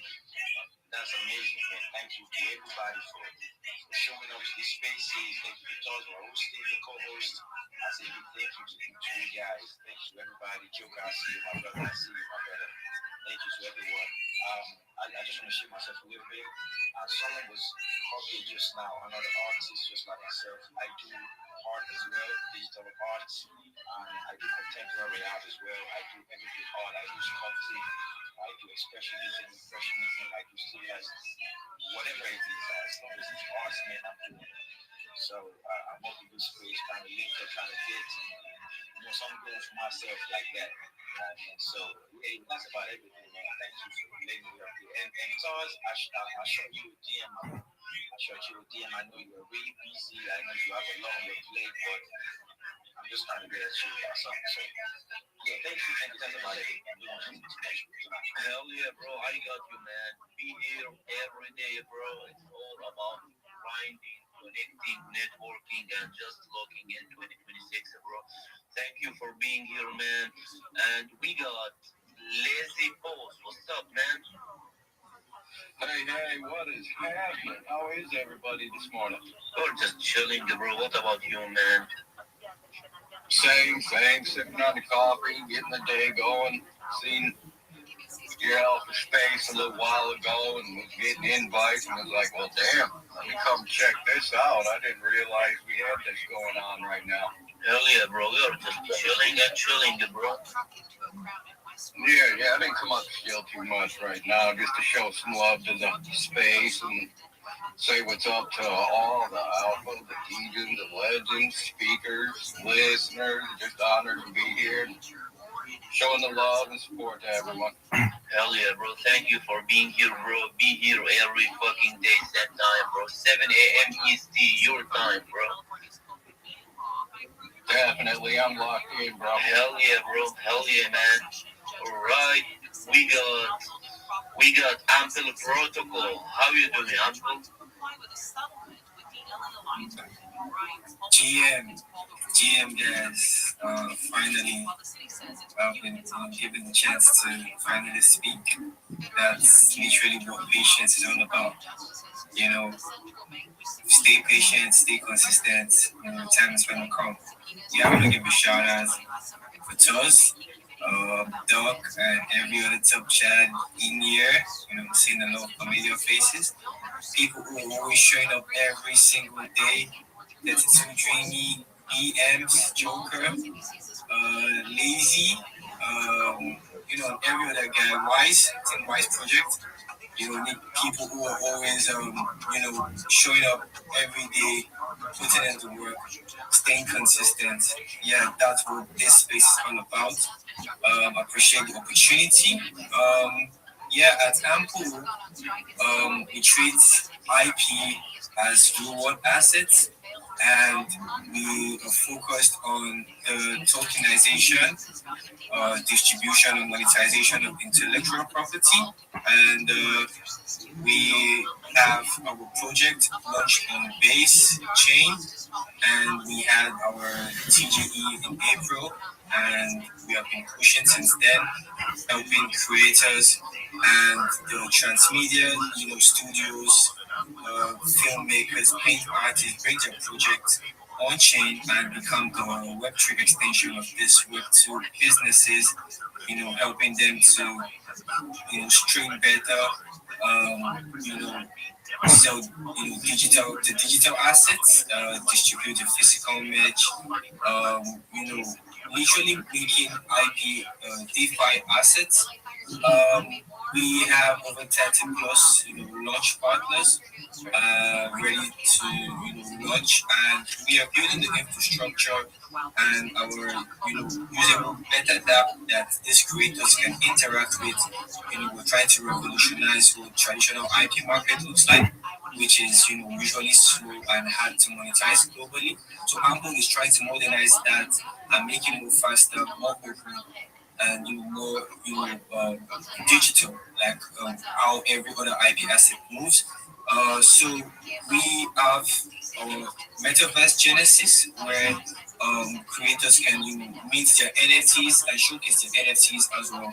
Um, we distribute your IP if you launch with us. If these creators get to launch with us, you get your IP across Zora, you get your IP across Retake, Base App, and the Apple ecosystem as well, which cuts across over millions of followers to interact with your project. We enable streaming with real-time payouts for this transmedias. You get to keep your ownership, and Apple just keeps a very small fee, which is about 10%. You get cross marketing.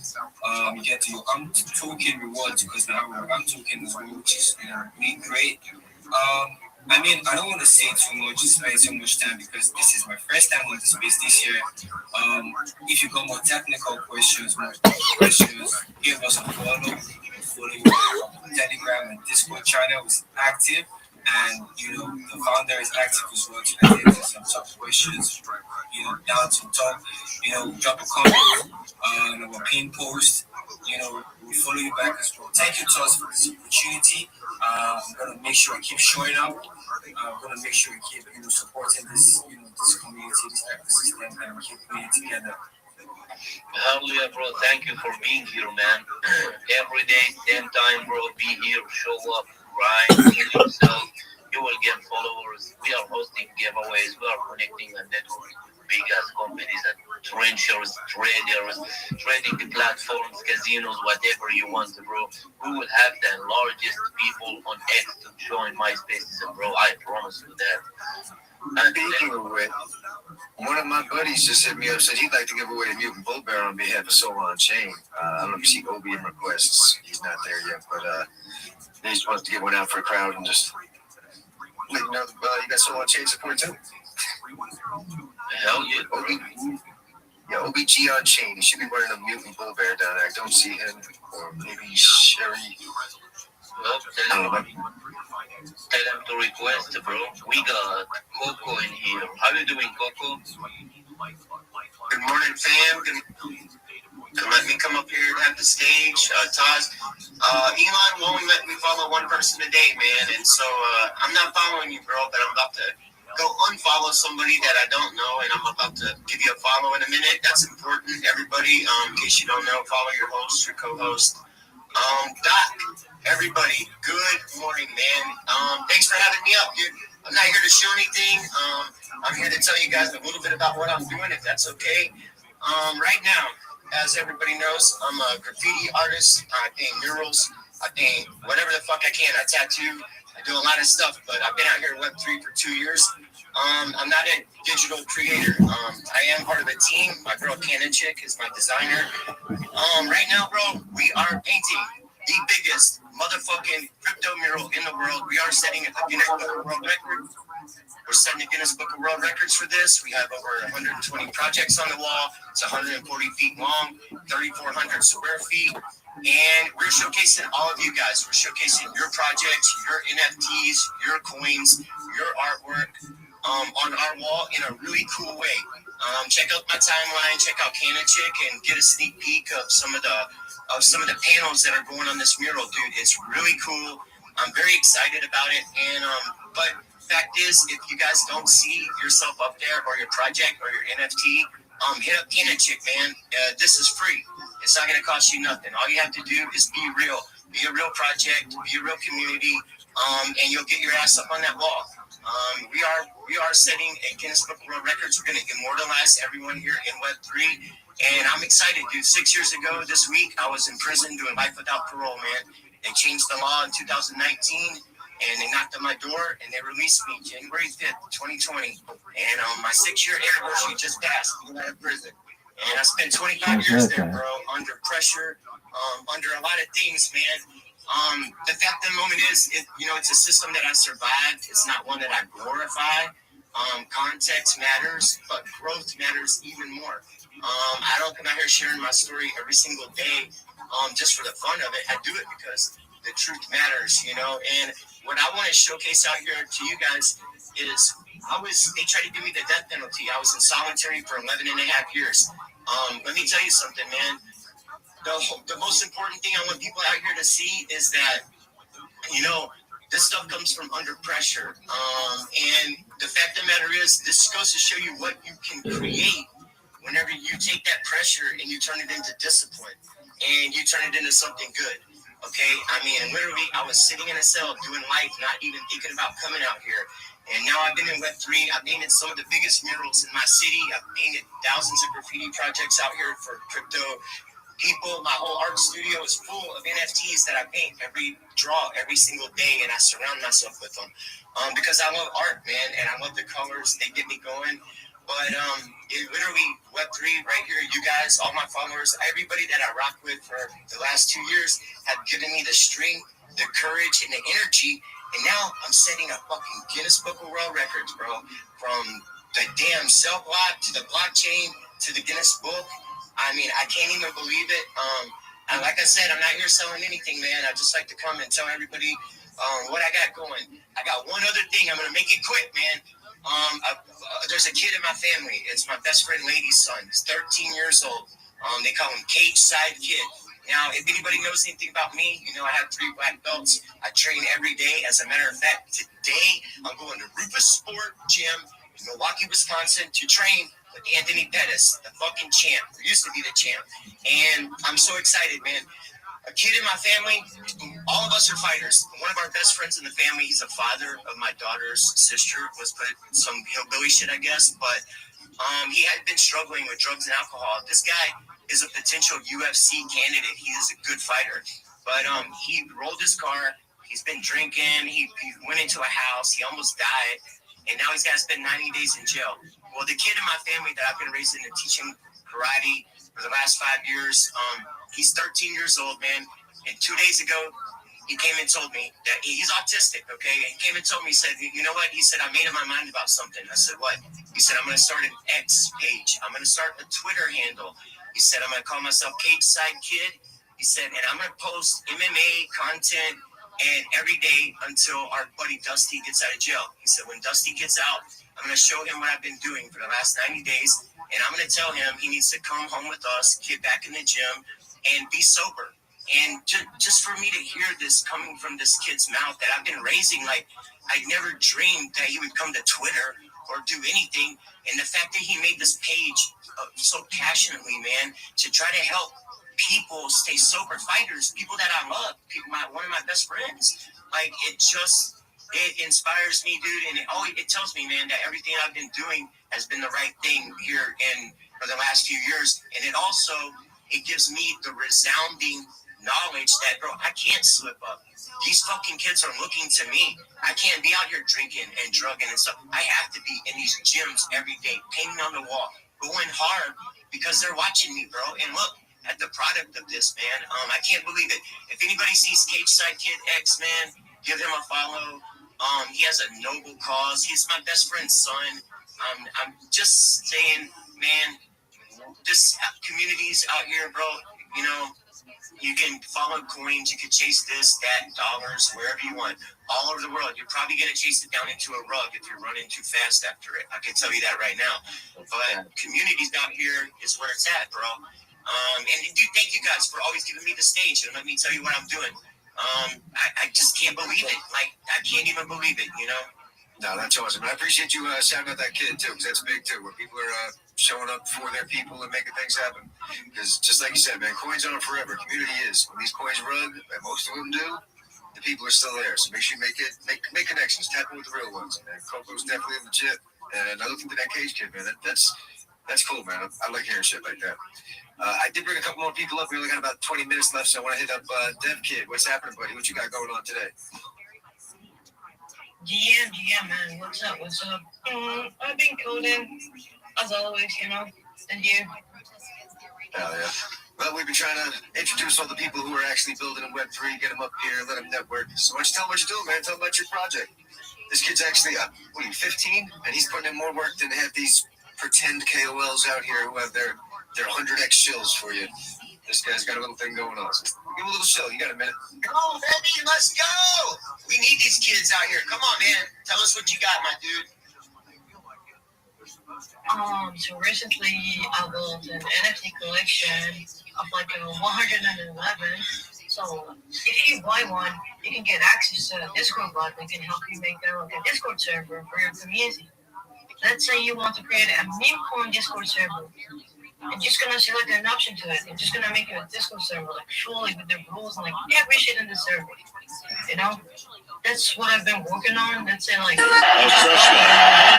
you can get like access to this utility for free. You know, like Discord server people, like when they make it, they're gonna charge you like $100 or something. But like, if you go to like NFT for my collection, it's just like $7. You can get access to that like for free. You know. So what are you waiting for to get your Stray Kids? Yeah, now to get that quick sales pitch for everybody. Everybody's been saying they want to make a token gated Discord and they need to do this and that for the project. Link up with DevKit, man. Fucking go mint his project. He's got the bot set up to do it. It is so easy. I've had time to do it, and I have no time. So definitely tap in with him. It's cool. Is it? What up, Zoo? Yeah, look up Stray Kids on Soul on Launch by NFT. That's how you're gonna get one. Make sure you follow DevKit. Tap in with. What up, baby? Discord. Put a clown out here because there's 15. Let's hear it. No, you're definitely. Hey, if you don't mind, I'd like to get still before we end the space out. That's it. What'd you realize? 70 minutes. We're still gonna pay forward that. Guys, and for those that don't know me, my name is Blake. What'd you say, Big Dog? Founder of Recovery Point and developer. I created Recovery Point in Safe Haven in honor of my brother that I lost due to addiction 4 years ago, and I passed away, so I'm 4 years clean myself. No one knows, dog. You know, whenever I was younger, I used to do like cocaine. No one knows like that, what that even means, like dog. I never did any extra other stuff other than that. But No one understands what you're saying, dog.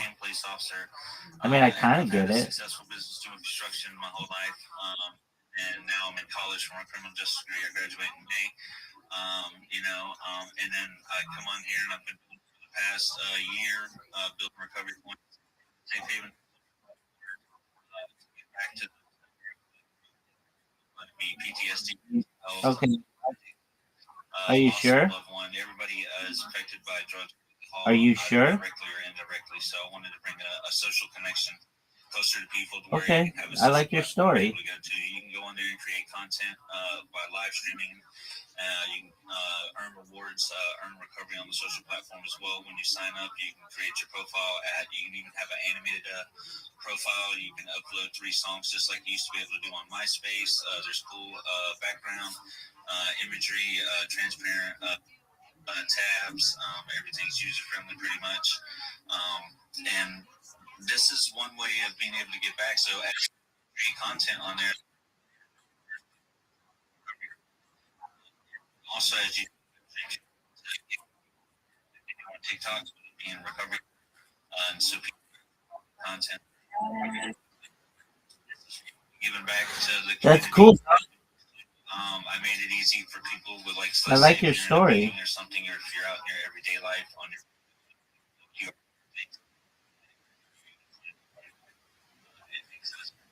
60 seconds to be able to sign up and create or sign up for it. It takes you a couple minutes to be able to create you a profile. It's not too hard, but like I said, I've been building this for the past year. Safe Haven's been out for the Recovery Point's been out for the past year. Safe Haven's been out for the past month and 2 weeks, something like that. And we're doing kind of like beta testing, and then we'll hope to have it on the Play Store before too long. By the end of the year, we'll have it on Play Store. Yeah, big dog. Or anything. So we're looking to build and keep developing, looking for investors on for the long haul. As we keep going, so 2026 is looking good. We're networking with people like Doc, Barbie, CryptoCam, Lazy POS, so many great other projects, Lavanda, and Straw Hats too. These are all community members of other tokens, but we're all networking together and working together, and that's what I recommend for anybody that's listening. Just find your community, even if you don't. Dude, how high are you? Get to know them for a little bit, and then see what they're doing. We have NFTs. We have all right. A token. Well, that's tight. I want to be able to make rehab facilities. Hell yeah, bro. Hell yeah, man. How do you scale what? Sounds interesting, bro. All of you guys go follow it, bro. Follow it. Boys, we're gonna end the space in literally 13 minutes. We're still gonna pay for winners, so go ahead, write screenshots in the space. Perhaps it exists. Perhaps it exists. So go to my profile. Just one moment. What up, pimp? How you living? Yo, I know you. Hey, dude, come to my Discord. I've got people in Discord right now. So and let's cook, man. We still got few people in. And by the way, I just dropped the post right now. Just go live. Okay, I'll send you another. I'll send you a link. To the top of the space, and that's all, bro. Let's see who we got here. I see we got a lot of companies in here, bro. Guys, just shoot me a DM, and we will get you up to the stage tomorrow, because we are ending the space in 12 minutes. Okay, I just sent it to you, big man. Here, CXL Lab. How you doing, man? Yo, fellas, thank you for bringing me the mic. And yeah, I'm doing well. I just made a switch. All right, come into the Discord. So, for everyone who doesn't know me, Yo, there he is. How you living, Alex?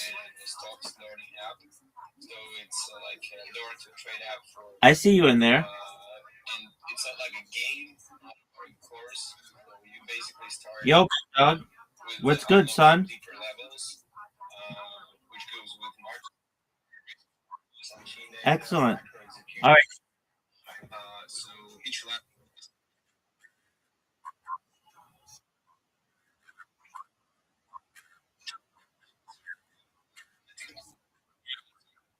Thanks. Same to you, big man. No worries. As you learn, you unlock real tools, such as indicators. What's good? Okay, I'm sending you a message. Just for a moment. I'm sending it on X. It'll teach you how to market yourself and how to get a job, all for free. And if you have questions, I'm here to help you. So go to your X messages, and you're going to start seeing my messages to you. And if you have questions, I want you to read it. And if you have questions, come to me, and I will help you with whatever you have. So in the meantime, all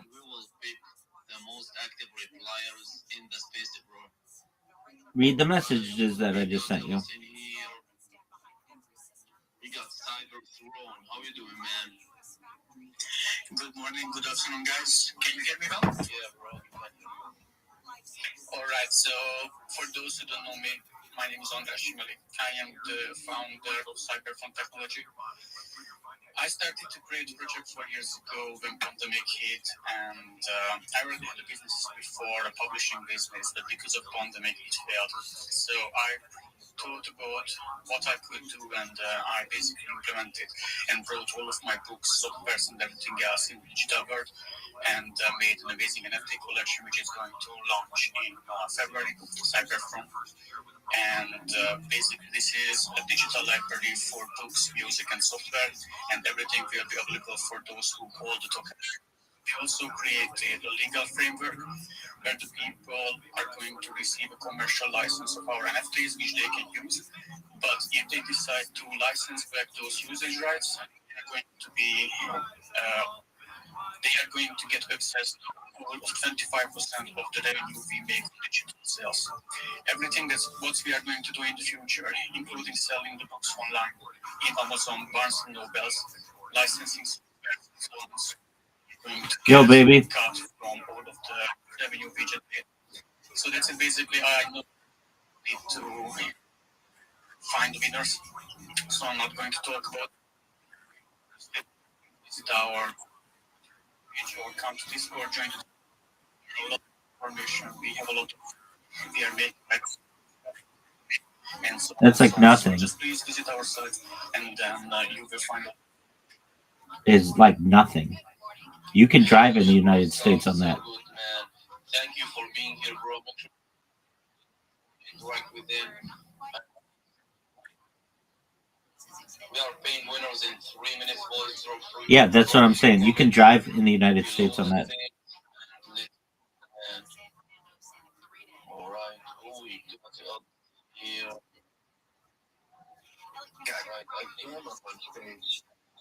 Giveaway on this page if you're going to giveaway done while you're doing stuff background. Get them. No doubt. Cam, what's happening, homie? What you got going on? What's up, here? Yo, GLG. Chill, crypto, meme coins, web, followers and giveaways. You're my man. Y'all go hit that purple pill. Like and repost the room. Tag some friends. Tag some frenemies and send it to all those group chats you're in. Yo, top of the morning to you. I posted up a giveaway society.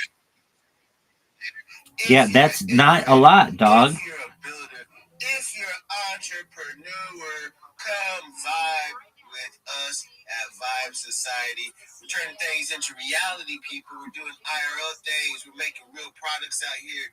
We connect with one another. We've already got a hemp protein powder we formulated. It's coming out to market soon. We already got THC gummies able to ship 50 states. If you want it from your project, we can white label it for you. We've got products. We've got strain tree, genetics out there. We're deep in the streets out here. Go up top, tap in, get part of the Vibe Society. Follow what you gotta do. Follow the host, follow the co-host, follow the rules of engagement on their family. And while you're at it, give me a follow. Turn your noties on if you're into you want to get connected. I used to work with Redman for 4 years. I'm going to also post up to top this Wednesday. Wait, that's a lot. Space, of course, that's Eastern. We're going to do an amazing interview with the CEO of Leaf Extracts. Another post up top. Go check it out. Tap in with that. We'll be giving giveaways. We'll be talking about stuff. Talking cannabis. So we're plugged in. Get connected, fam. We're growing and doing amazing things. Crypto Toss, thank you. 32 Dreams, thank you. Doc, fuck off. Nah, just kidding. Love you, bro. Love you too, man. Appreciate it. Yeah, definitely tap in with Cam. We're gonna get him his blue check mark back. He had to swap PFP and shit. He's a real one. Lock in with him. And I'm gonna back up my nose.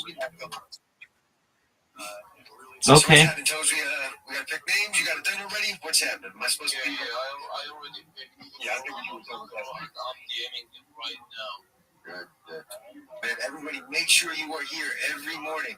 Every single morning, 7 o'clock, we're going to do this. We're tapped in with a whole bunch of big communities, big builders, big sponsors, places where you're going to want to get seen. So make sure you show up every morning here. And drop some comments. Don't just sit here and do nothing, or we don't know what happens. Like, I don't know you. If you're just sitting here doing nothing, I'll never see you. If you're commenting, we'll have a chance of seeing where we can put you, maybe get you jobs, get you wins. Just show up every day. Who we got else on the stage before we end the space?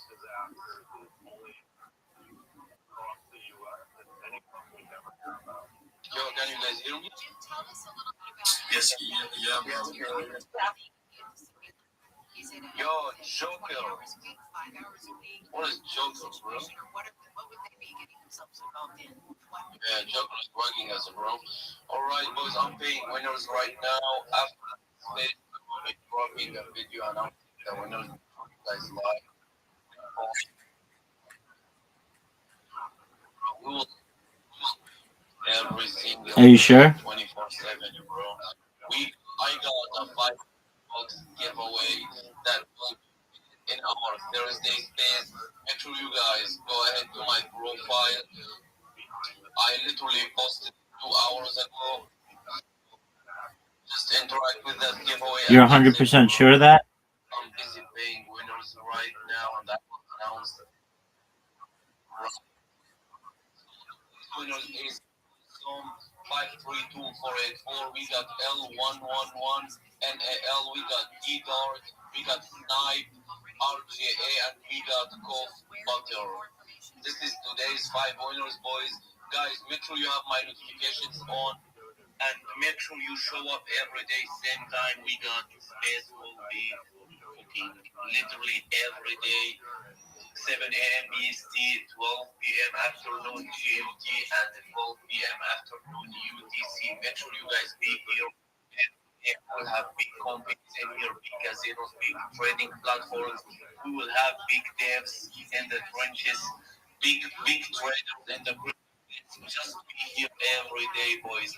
Every day, same time as we started this space 2 hours ago, literally, and just be here every fucking day, boys. From Monday to Thursday, daily space. We are so back, man. Much love, and we'll see you guys tomorrow, same time. Yeah, big dog. Much love, boys, and see you tomorrow. Peace, boys. What's your joke, big man?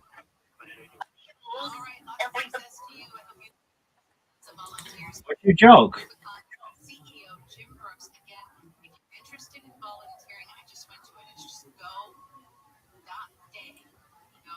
Zoot, what's your joke?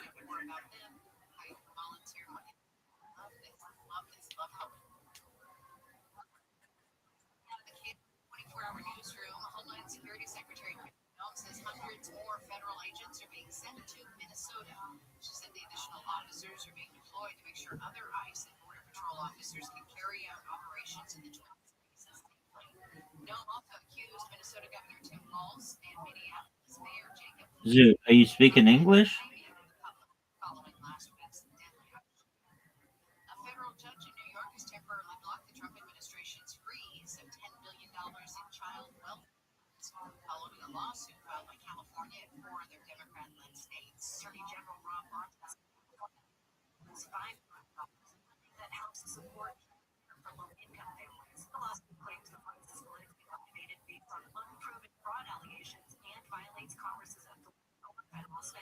Zoot, what's your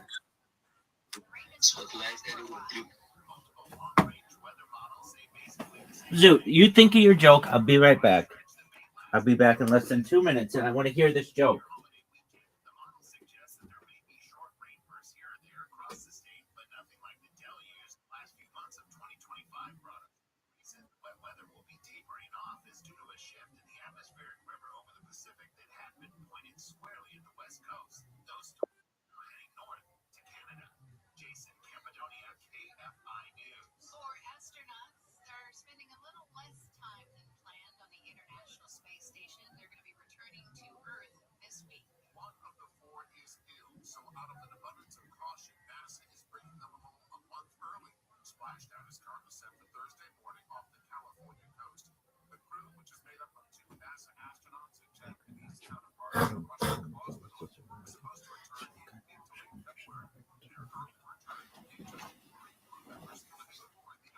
Zoot, I'm ready for your joke. Hit me with it, baby. It better be the best fucking joke I've ever heard.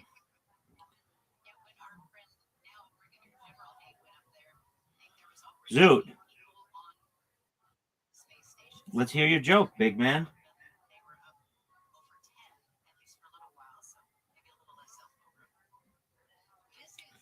Zoot. Zoot, what is your fucking joke, man? Zoot, your shit sucks, man. You're not.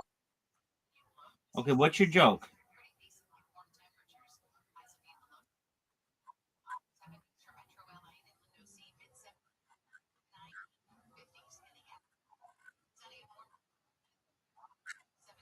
Yo, what's up, Alex? How you living, Alex?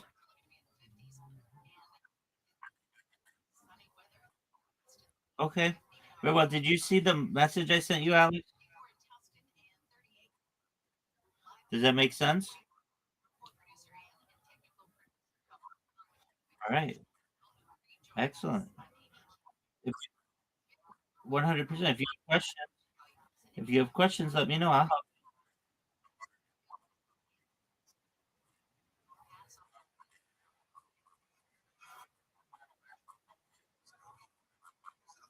You just do it. And if you have questions, come to me and I'll help you through them, okay?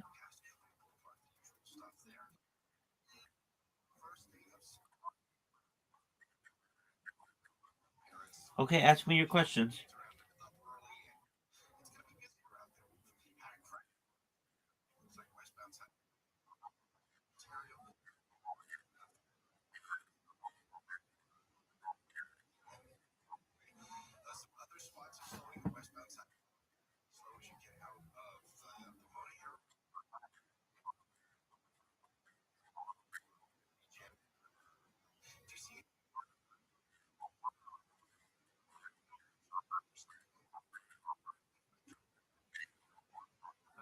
I want you to create them all.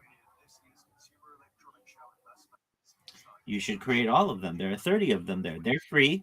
It takes a little bit of time, maybe a day or two. You create all of them in a browser. You connect them to your link tree. You never have to create them again. And this is going to help you in multiple ways. It's going to give you 30 different places to promote yourself, 30 different places to promote your clients. It's going to give you 30 new communication channels to be able to connect with new clients. It's going to help you to dominate search engines, social media, AI, and it's going to make it very difficult to impersonate you. Does this make sense?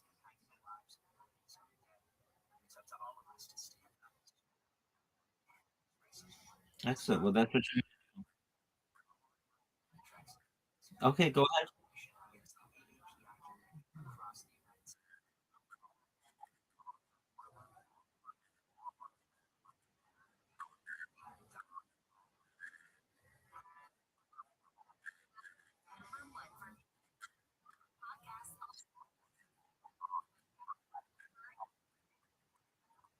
Absolutely. So it should be as consistent as possible. And I recommend, if you haven't already, making it a business name. So you can use your personal name, and that's totally fine. But if you have the opportunity, you want to say something like, I don't know, Web3 digital marketing or something like that.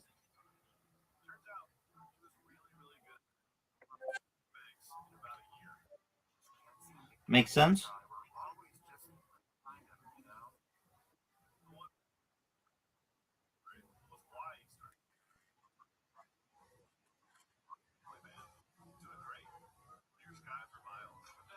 What?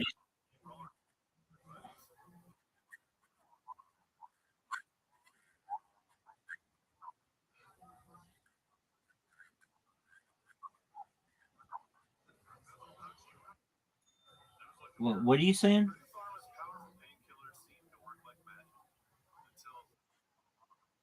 Yeah, I want to make sure. I want to make sure that you got them all, and I want to make sure that you didn't miss any of them. But you should do that. You should do the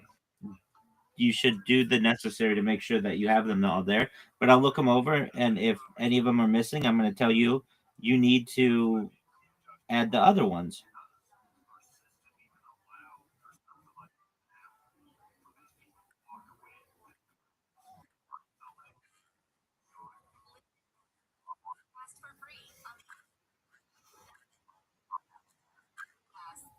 We, yeah, I mean it's as much as you want it to be. But right now, if you want to be shilling yourself as a reply guy or a Web3 marketer,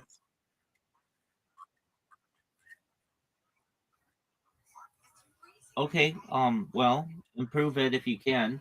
Um, I can tell you that,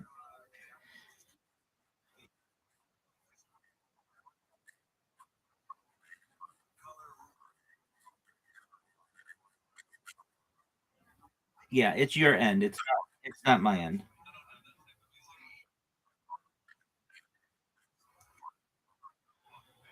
Okay. So we're gonna put content on. Yeah. Okay. So we're gonna put content once you create. My man, go to where you have better connectivity because I keep trying to tell you, and you keep saying you can't hear me.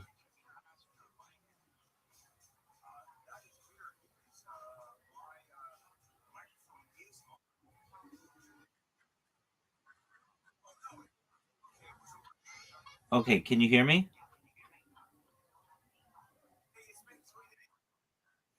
Okay. So we're gonna put content on your different platforms. My man, go because I keep trying to talk to you, and you keep saying I. Can you hear me?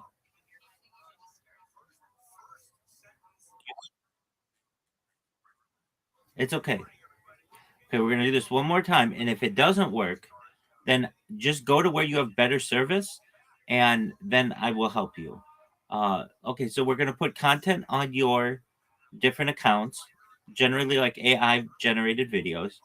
We're gonna make sure you know how to join X communities, Discord communities, Telegram communities, and I'm gonna teach you to shill. And then you go into any space that you want. You show yourself as a Web3 marketer. You go in and say, "Hi, everyone. My name is Alex. I'm a Web3 marketer. I'd love to help you to be able to promote your project on my 30 different social media platforms. What this is going to do for you is it's going to help you to improve your search engine rank, your social media rank, and the visibility that you have in AI. If this sounds like a great strategy for you, I'd love for you to send me a DM and we can get to discussions on how I can help you specifically." That's what you want to be able to say. And you do that every single day, multiple times a day, and you'll be making hundreds of dollars a week if you can do it if you can do it regularly, routinely.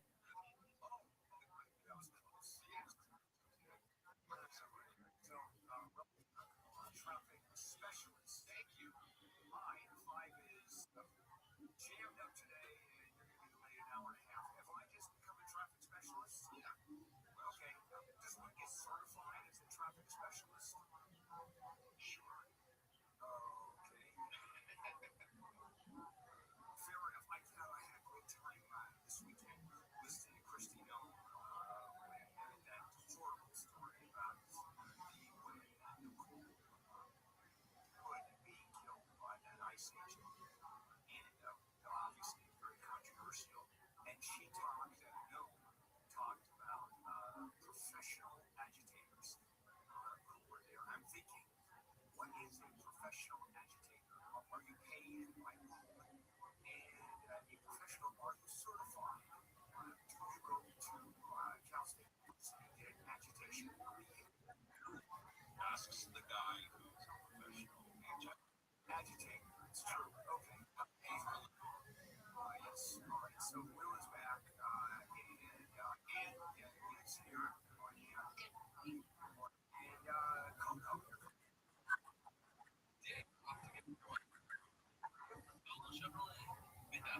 I will be there. So it was more than 3,000 a day. It was $16,000 in repairs. What was wrong with it? The engine blew up. Oh my God. Wow. Was it oil? No, I don't know. I don't know anything about engines. They said it was compression and there was a turbo line. There was a crack in the engine, and then I don't know. Can't just go to Toys R Us and get another one. No, Nope. Neil? I'm sorry. Is this breaking you, by the way? Oh my God. Yes. I don't know if I can work here much longer. We'll see. With the pay that I get. Yeah, I'm sorry about that. That's no fun. Even you get to feel it in the pit of your stomach when this thing blows up. I wouldn't want to be there just as this thing blew. And you knew it instantly that this was a major, major, major problem. Did you not? Yeah, I've never had to get off on the freeway, and then I've had my check engine turn on, but this one started flashing and blinking, and then my car started shaking, and then I was like, this is different. This is not good. That's a shame. All right. What is the story? Let me see. And football games. I watched a bunch of football. The winners did win, and on the other side, football games. Yeah, go ahead.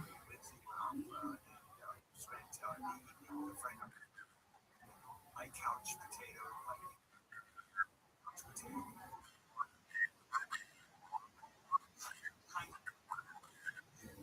I mean, it was.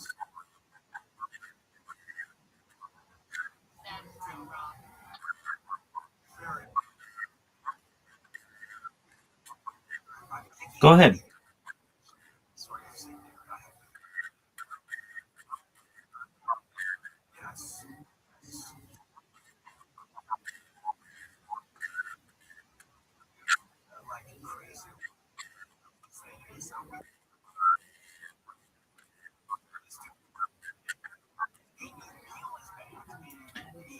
You can use what I just told you in any space, any shill and chill, anywhere on X. And if you do it enough, people will send you a message and be interested in your services.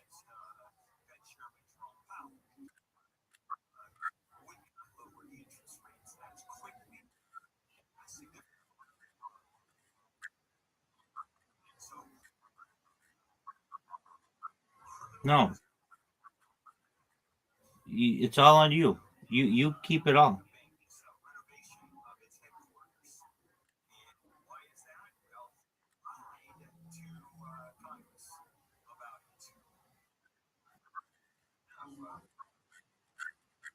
Excellent, man.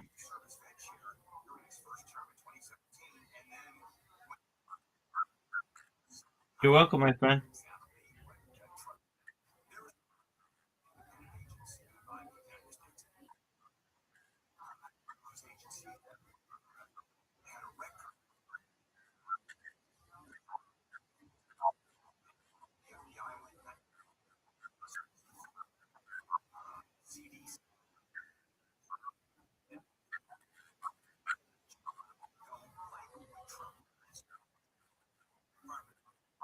All right, sounds good.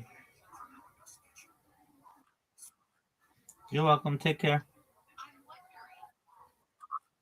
Welcome.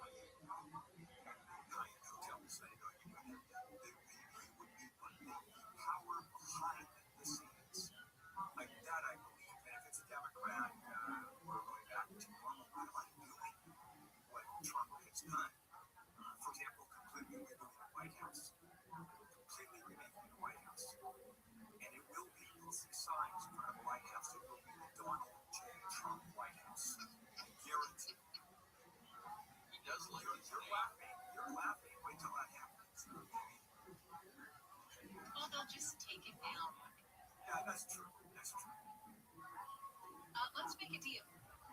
Or else. Apparently, that is the message from President Trump to Cuba.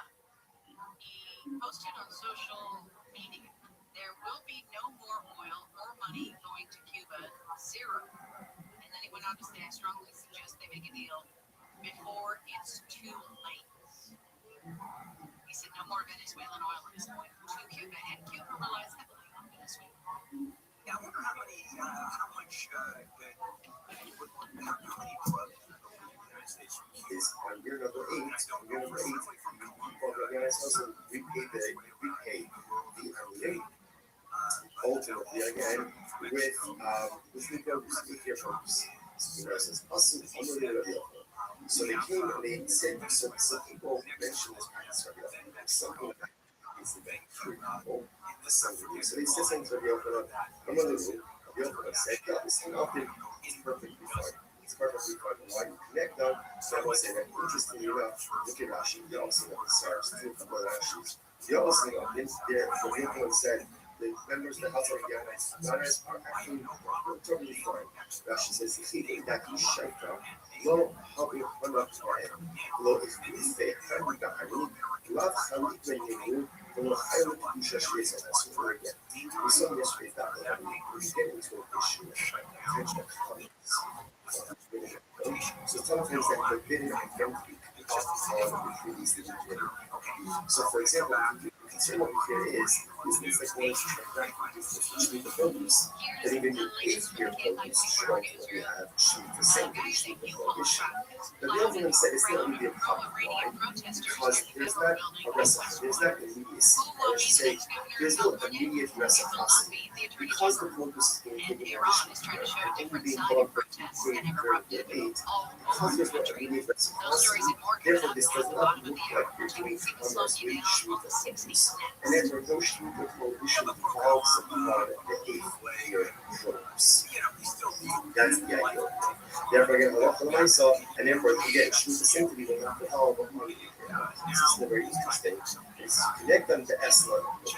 And interestingly enough, a similar piece would come up with S level. S level is the person is person. and he gives her something for her services. Right times of major money, Rabbi gives her an object. That object is called an estimate, so everything for her, and cannot be used for any type of sacrificial purposes. Makes sense. Isn't it? This idea, versus the corresponding feedback. So, Yeah, big dog. What's up, Tim? Hey, what's up, Donago? Every day's a holiday. Every meal's a feast. What's good, son?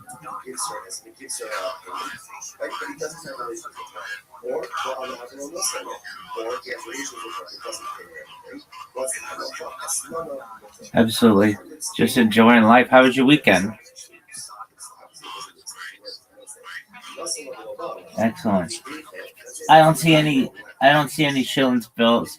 Shilling chills. I mean, there's like one, but there was just a really big one that they said they're going to start doing more often, like Monday through.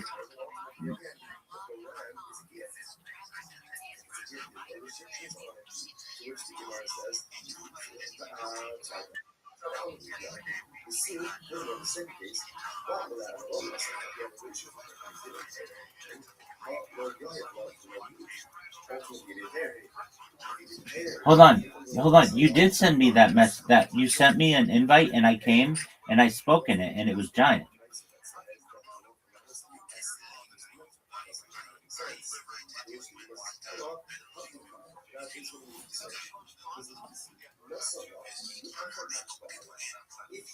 Oh, okay.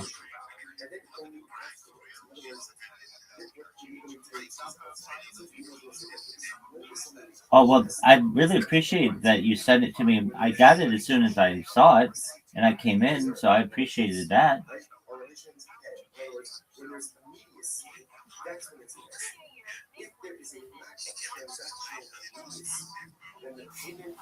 Who's Peter?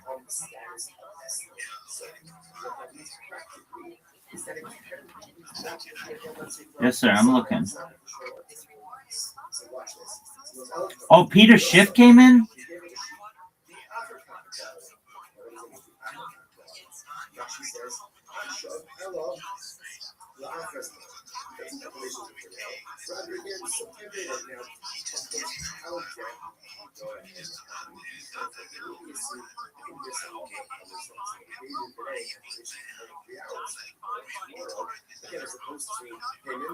Dude, that's a big, big person to have in there.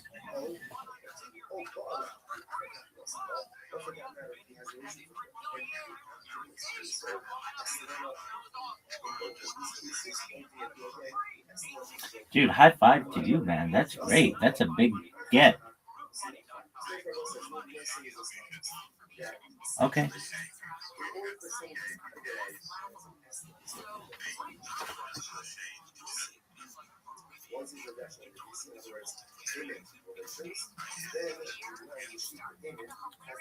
Oh, is there any way you can send it to me in a DM?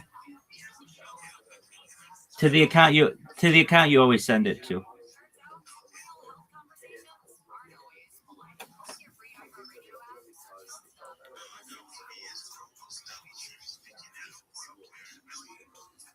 Dude, that is amazing.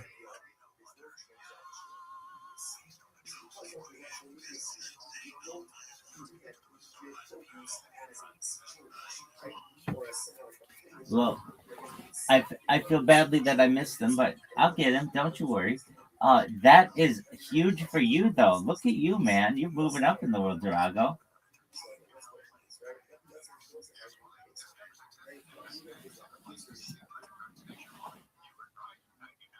That's amazing. Is that the biggest person you've ever had in a space? That's a huge, huge person. He's very famous.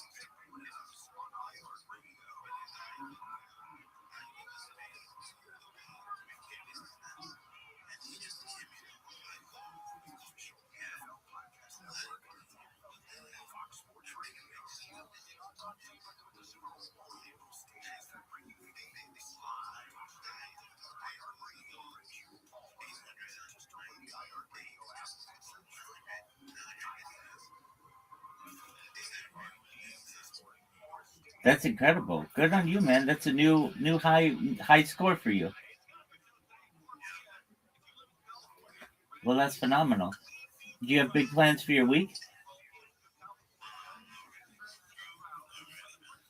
You, are you doing spaces with anybody this week?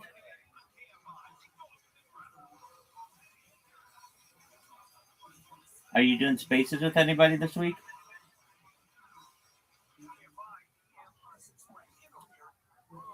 Durago. Durago. Yeah, are you doing spaces with anybody this week?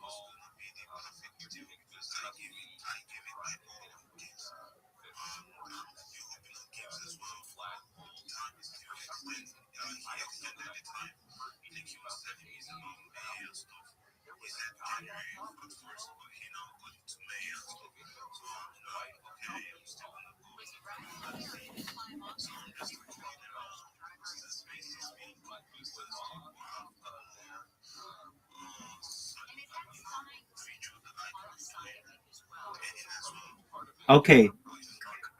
Yeah. Okay, so he moved it to May. That's really unfortunate.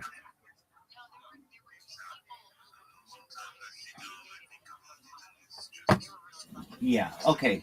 So, I just sent you a message. Look, if you want a job, I can't give you one, but I can help you to get one. And I just sent you a breakdown. I want you to read it. It should make sense to you. Do you have a resume? Do you have a resume? You don't know what a resume is? Oh, then I can definitely help you. It's a thing that has your contact information, your previous work history, your education history, and your desired career. Okay, well, read the message that I just sent you, and then talk to me. Just read what I just sent you.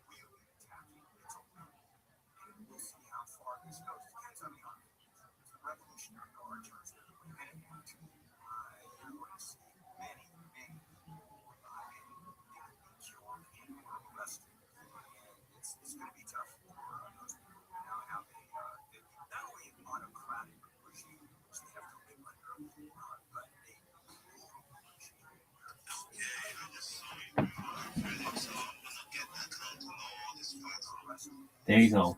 And you want to get a resume first. So you go to ChatGPT and say, I need a resume. Here's my contact information. Here is my education history. Here's my experience, and here's the kind of job that I want. And it'll create the best resume that you've ever seen within about 5 seconds. And then you take that, you make it a PDF, and what I mean, here's the thing. It's a numbers game, Durago. So you're really, really smart. You're different than like a lot of people I meet on Web3.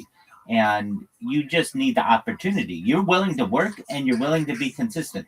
Half of the issues with people from Nigeria are the fact that they don't have good connections. It has nothing to do with them personally, it's the infrastructure. But you have a good phone and you have good connection. You have a laptop, right?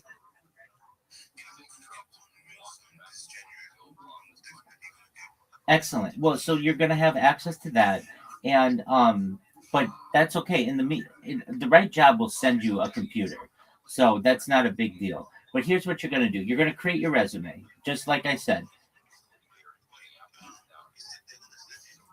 Well, the right job will. So like when I've gotten jobs like the way that I've sent you, they send you your own computer.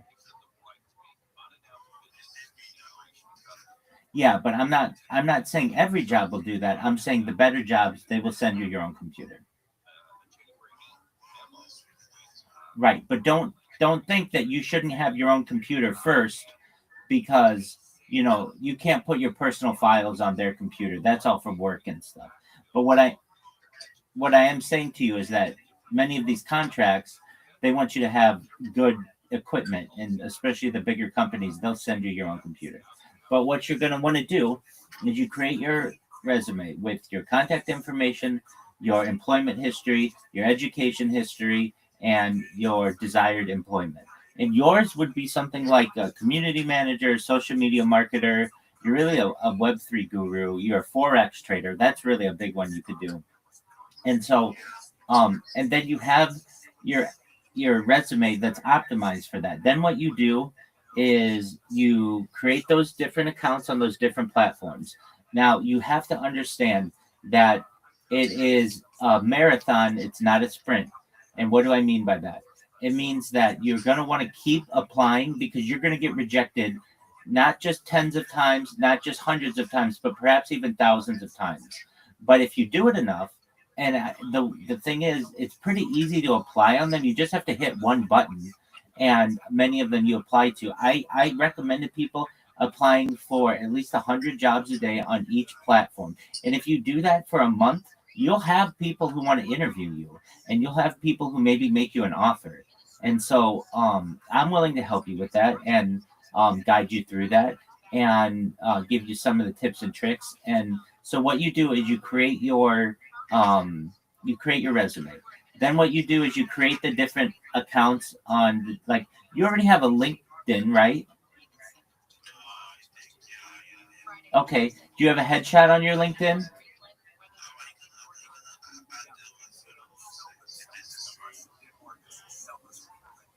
Can you repeat that?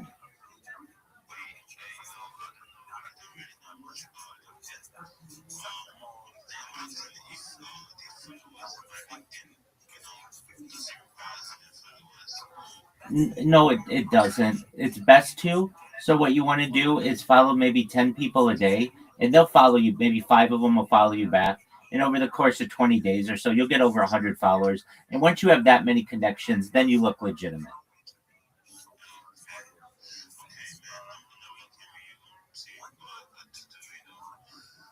Absolutely. And then what you do is you want to make sure that you have a good headshot. Your headshot that you've got here is cool. Um, it's a cool profile picture, but for one of these websites, you just want to go to ChatGPT and ask it to create a headshot for you. And it'll create a headshot with you in a suit, and then you upload that, and then you create your profile and say what kind of job that you want, all that kind of stuff, and then you start applying. And it takes maybe to apply to 100 jobs, like maybe 30 minutes. It doesn't take that long.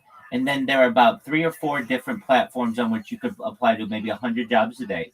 So that's like four, maybe if you do it on another 500 jobs, you're applying to a day. And within a week, you're going to have people who are wanting to say, okay, well, we want to interview you. And so just be ready and have your schedule open. And you're going to have to be able to chat with them on camera generally, and they're going to ask you about your Forex experience, your Web3 experience, what motivates you, what your passions are, and then they're not going to hire you. And guess what? You've got to be okay with that. You're not going to win every single interview. All you need is one. Okay, so keep that in mind. You may apply to 10,000 jobs. All you need is one, and you're going to meet somebody who says, hey, yeah, I've got a job for you, and you have 3 years of Forex trading and you've been successful. All right, well, here's our project. If you're interested, we'll send you a contract. If it's of interest to you, then you sign it, and then we're going to send you a computer, or we will give you credentials to our system, and then you start working. And then, you're going to want to, once they make you an offer, whatever, you ask them, like, okay, so how, like, what's the payment structure? They usually, if they're legitimate, they'll say, like, you'll look them up and you'll make sure that they're a legitimate organization. But Once you have that type of understanding, and another big thing, and I'm going to recommend this to you, whenever you get somebody who's sending you an invitation to interview or anything, do your research on that company. Look up what people say about them. Look at people.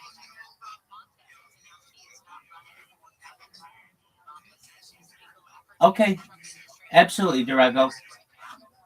100%. Absolutely. I'm here if you need my help, okay? You're welcome, big dog. Take care.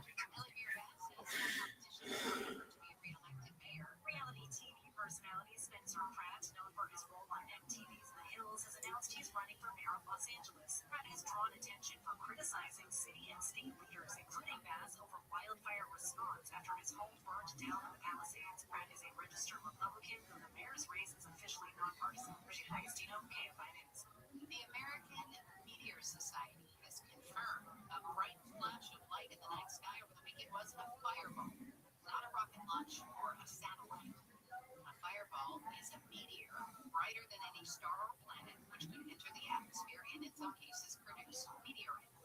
The entry late Saturday night caused a couple of sonic booms that had a lot of people on neighborhood chat groups wondering what it was. And now we know. We'll check and see what's slowing you down in East LA next. The markets, talk about the stock markets, financial markets are really, they're at record levels, and gold is at a record level, and that is really strange. Let me tell you, markets go up and down because people really don't know, the value of currency, the value of stock, real estate. Let me tell you, one thing you know about is the value of gold. For that phrase, good as gold, there's a reason for it. For the last 5,000 years, gold has been the go-to because, it's gold. So let me tell you about Lear Capital. Lear Capital builds buy, sell gold fund. And you can get a gold investment kit for $20,000 bonus gold when you qualify purchase of gold from Lear Capital. So call 800-225-8100. 800-225-8100. Lear Capital, $3 billion in transactions, thousands of reviews. Call 800-225-8100.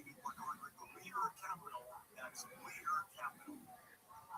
Sounds like weather from KFI. Gusty Santa Ana winds continue through this morning into early this afternoon. Sunny skies, highs in the low 70s at the beaches. Mid-upper 70s for Metro LA and Inland OC. Mid-70s in the valleys and Inland Empire. 50s for the Antelope Valley. A couple degrees warmer for tomorrow. We're going to see sunny skies through the week with highs in the 70s to mid-80s. 52 in Irvine, 53 in Huntington Beach, and we've got some slowing in East LA on the 10. Yeah, that westbound side of the 10 jammed up immediately with the line of 60 near the East LA interchange. Stays slow downtown across the 110 freeway all the way into mid-city. Finally gets a little bit better right around Robertson, westbound side. But it's kind of a rough day for that stretch of the 10. Of course, it is back to school day for LAUSD, which comes from a lot of the extra traffic we're probably going to see today, especially tomorrow. The eastbound side of the 105, we've got a crash clearing. This is going to be right around Long Beach Boulevard there in the Linwood area. Accident there on the right shore. Traffic pretty slow back from Malibu. Eastbound, the westbound side, we jammed up from the 710. And the westbound side of the 91, we've got some trouble there. Some slowing as you get away from the 710. Nothing reported in lanes. Got a crash still in Diamond Bar. This is on 64 westbound Fort Brand. The left lane blocked there and slow from Reservoir. So to clear that. Southern California's most accurate traffic reports. I'm Will Goldschmidt. The pre-made easy sales event is here. So now's the best time for a great deal on a new Toyota. Choose from the biggest selection of the year with the biggest savings. Drive home the all-hybrid Camry with its striking design. A triple concrete Tacoma 4x4 or an adventurous RAV4. So go into your Toyota dealer. Time to drive home your Toyota is here. The regulars, Toyota, let's go places. Now it's easier than ever to find a Toyota that's just right for you at Toyota.com. Researchers from the University of Hungary say 7 out of 10 features side by side. Research are available inventory. See your latest offers. Find a dealer. You can even build, price, and accessorize your Toyota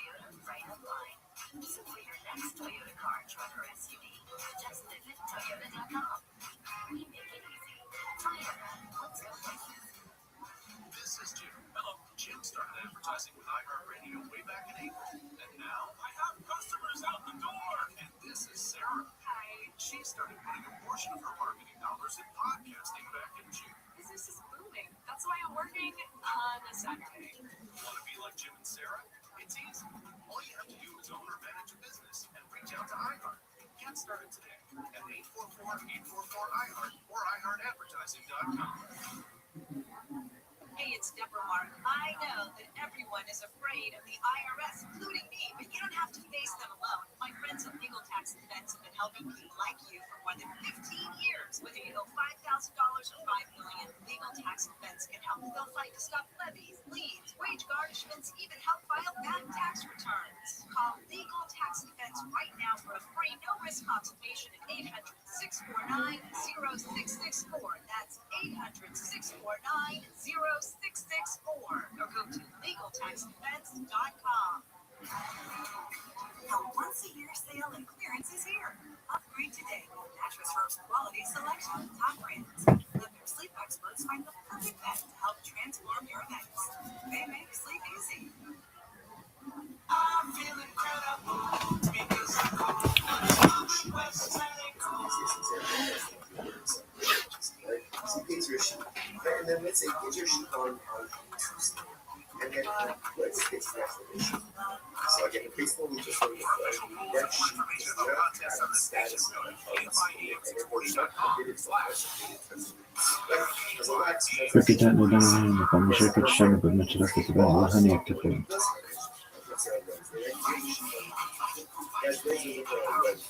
So why do you say that we must have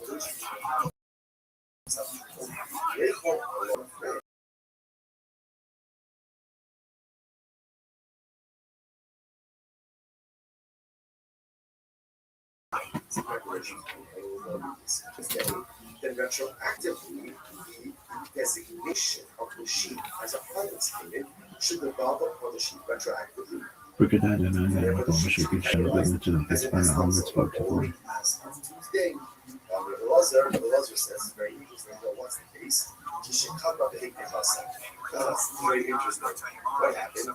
Zona, right? Zona got the sheet on Tuesday. She got the sheet on Tuesday. The relations didn't have it until Wednesday. So we're saying that when they have relations on Wednesday, it's بركشام كبرنا طبعا بعد oh, what's the case? She offered it up as a cargo. Shema Israel Adonai Eloheinu Adonai Echad. بركشام كبرنا طبعا بعد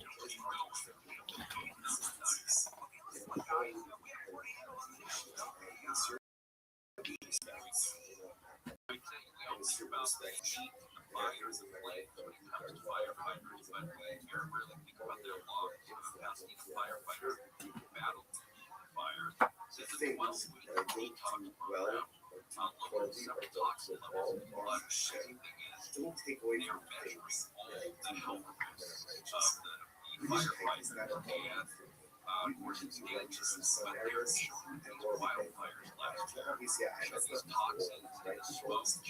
It's to have a certain level of harmonious spirituality and righteousness in all areas of most of us. That's only if you feel hypocritical. Or sometimes you feel like fake. Because here, I'm learning Torah, but I'm doing this. I'm giving stuff out, but I'm doing this. I'm chesed, but I'm doing this.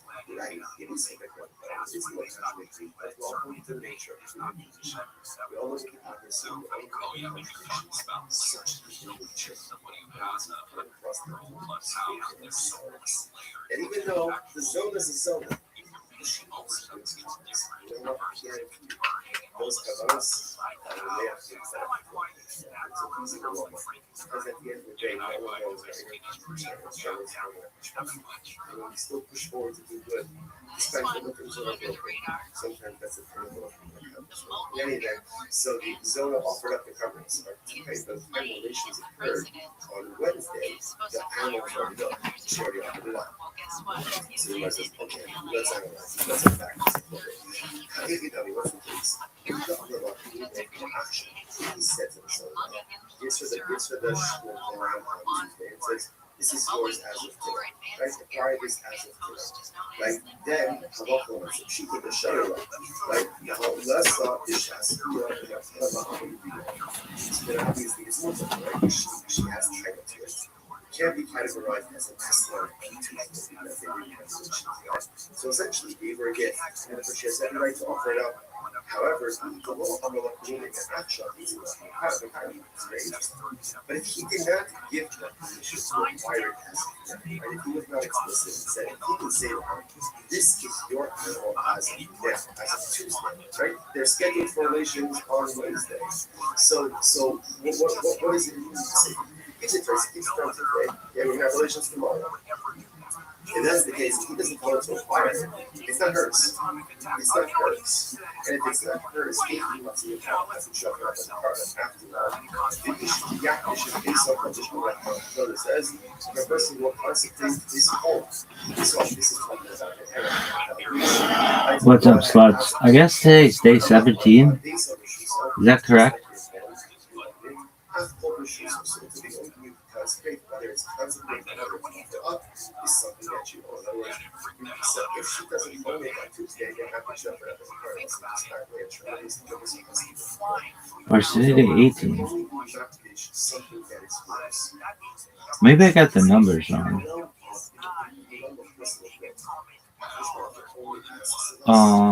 How could I do this?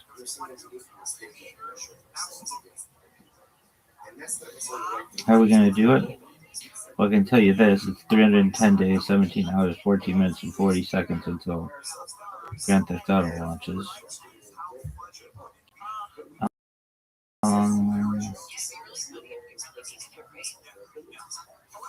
Okay, count up. New.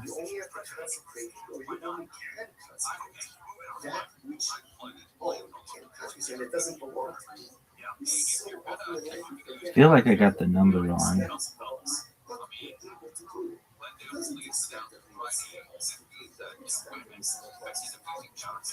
So today's day 17. No, I'm right. Alright, so today's day 17, sluts. Today's day 17 of Pimp Kabbalah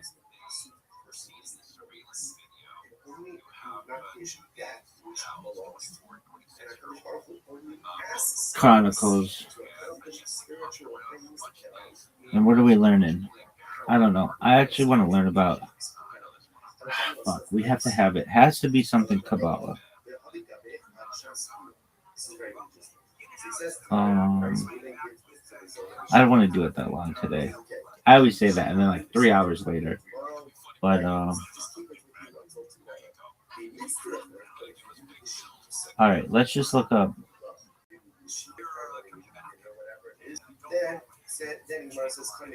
Jewish mysticism. Okay, so that's one. And then I'm going to look up Baruch Spinoza. All right, academic study of Jewish mysticism, especially since Gershom Schollem's Major Trends in Jewish Mysticism, 1941, draws distinctions between different forms of mysticism which were practiced in different eras of Jewish history. Of those, Kabbalah, which emerged in 12th century southwestern Europe, is the most well-known, but it's not the only topological form, nor was it the first form which emerged. Among the previous forms were the Merkaba mysticism. We learned about that. That's about the wheels. Ezekiel's wheels, and Ashkenazi Hasidism, early 13th century, about the time of the emergence of Kabbalah. Kabbalah means received tradition, a term which was previously used in other Judaic contexts. But the medieval Kabbalists adopted it as a term for their own doctrine in order to express the belief that they were not innovating, but were merely revealing the ancient, hidden, esoteric tradition of the Torah. This issue has been crystallized until today, but the alternative views on the origin of the Zohar, the main text of Kabbalah, attributed to the circle of the central protagonist, Rabbi Shimon Bar Yochai, in the 2nd century Common Era, for opening up the study of Jewish mysticism. Traditional Kabbalists regarding it as originating in Tanaic forms and Ta'anim means repeaters, teachers, singular, borrowed from Aramaic, were the rabbinic sages whose views are recorded in the Mishnah from approximately 10 to 220 Common Era. The period of the Tanaim, also referred to as Mishnaic period, lasted about 210 years. It came after the period of Zugot pairs and was immediately followed by the period of Amorim interpreters. So we have the Zugot, the Tanaim, the Amorim, the Savorim, the Geonim, the Rishonim, and the Akaronim. So we're right now in the Akaronim. Okay,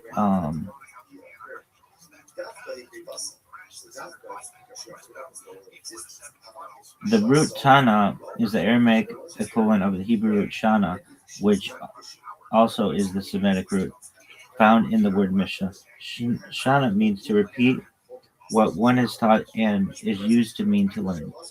The Mishnaic period is commonly divided into 5 periods corresponding to the generations. There are approximately 120 known Tanaim. The Tanaim lived in several areas of Roman-ruled southern Levant. The spiritual center of Judaism at that time was Jerusalem, but after the destruction of the city and the Second Temple, Yohanan ben Zakkai and his students founded a new council of Jamia. Other places of learning were founded by the students in Lod and Bnei Brak. Some Tanaim worked as laborers, for instance, charcoal burners, cobblers, in addition to their positions as teachers and legislators. They were also leaders of the period and negotiators of the Roman Empire. We'll go through this at another time. All right, but that's who that is. So traditional Kabbalists regarding it as originated in Tanaic times, redacting the oral Torah, so do not make a sharp distinction between Kabbalah and early rabbinic Jewish mysticism. Academic scholars regard it as a synthesis from the Middle Ages, when it appeared between the 13th and 15th centuries, but assimilating and incorporating into itself earlier forms of Jewish mysticism, possible continuations of ancient esoteric traditions, as well as medieval philosophical elements.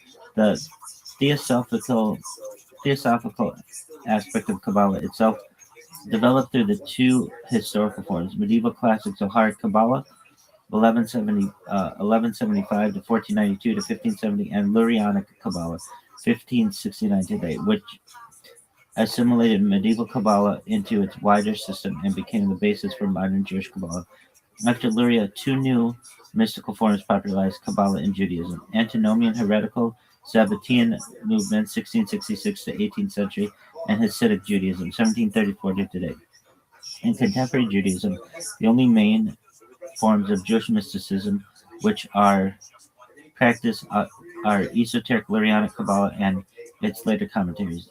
The variety of schools of Hasidic Judaism and Neo-Hasidism, including Neo-Kabbalah in non-Orthodox Jewish denominations.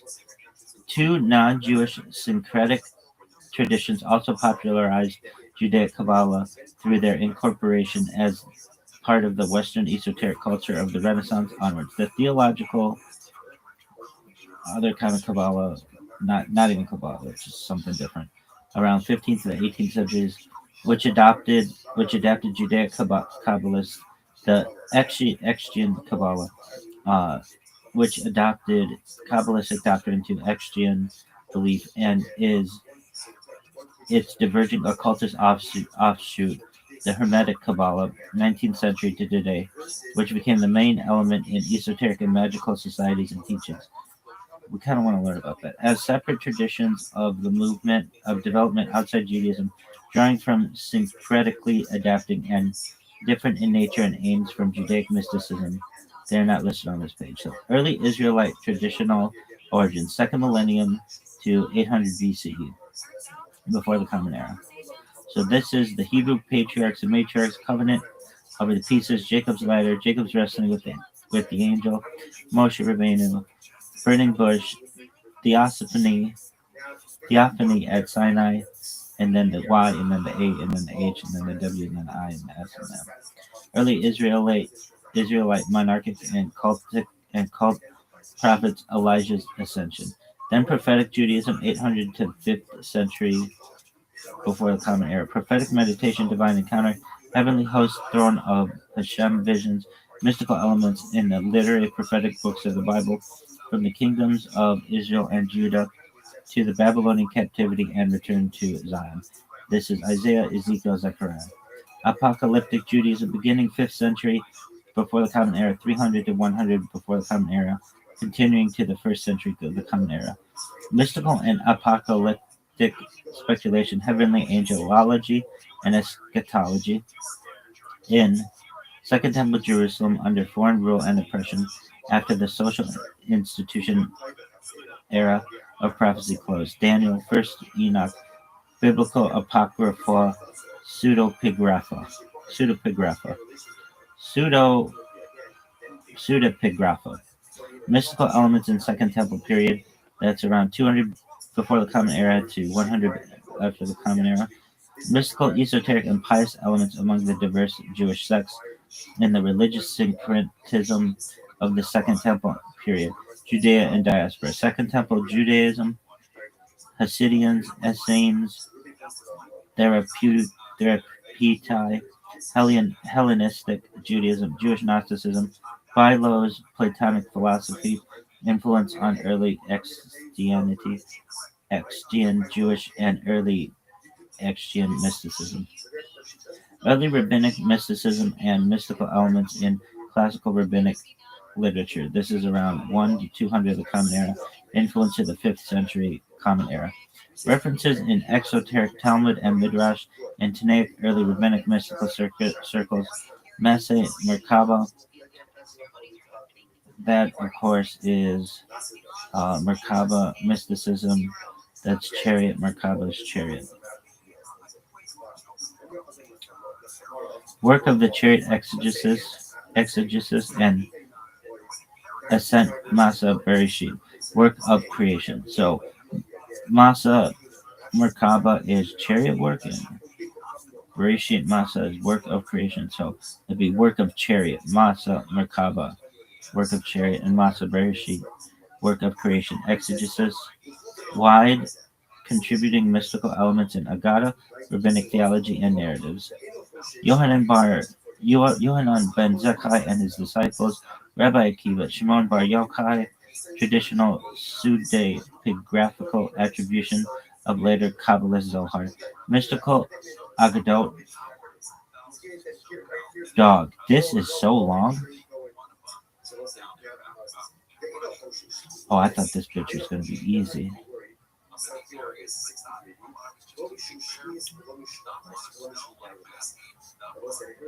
Mystical Agadot examples 4. Who entered the Pardes is orchard is the subject of Jewish legend. About 4 rabbis of the Mishnaic period, 1st century, who entered the Pardes, the orchard of esoteric Torah knowledge. Only one of them succeeded in leaving the Pardes unharmed.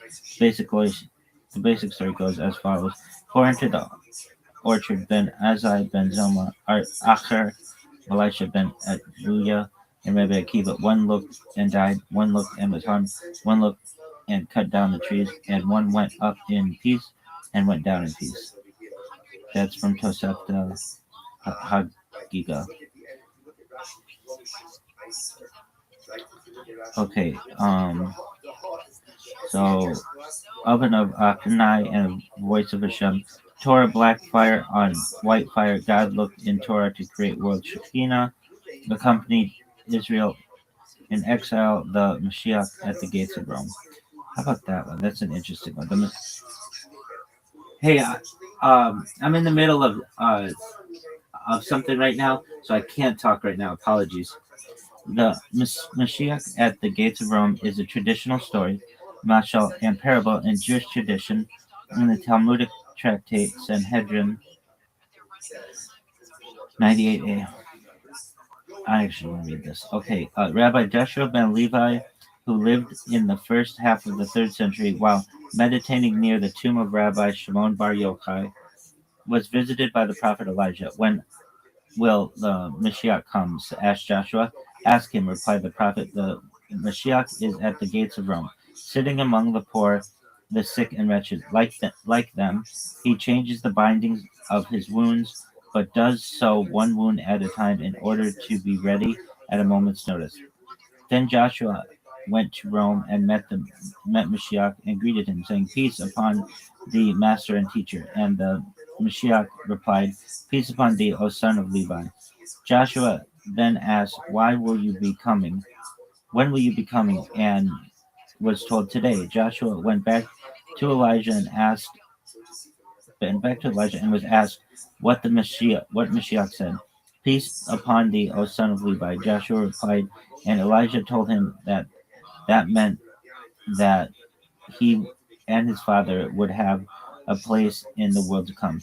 Joshua then said that the Mashiach had not told him the truth because he had promised to come today, but had not. Elijah explained, "This is what he said to thee, today, if you will hear his voice," a reference to Psalms 95:7, making his coming conditional with the condition not fulfilled. Reception.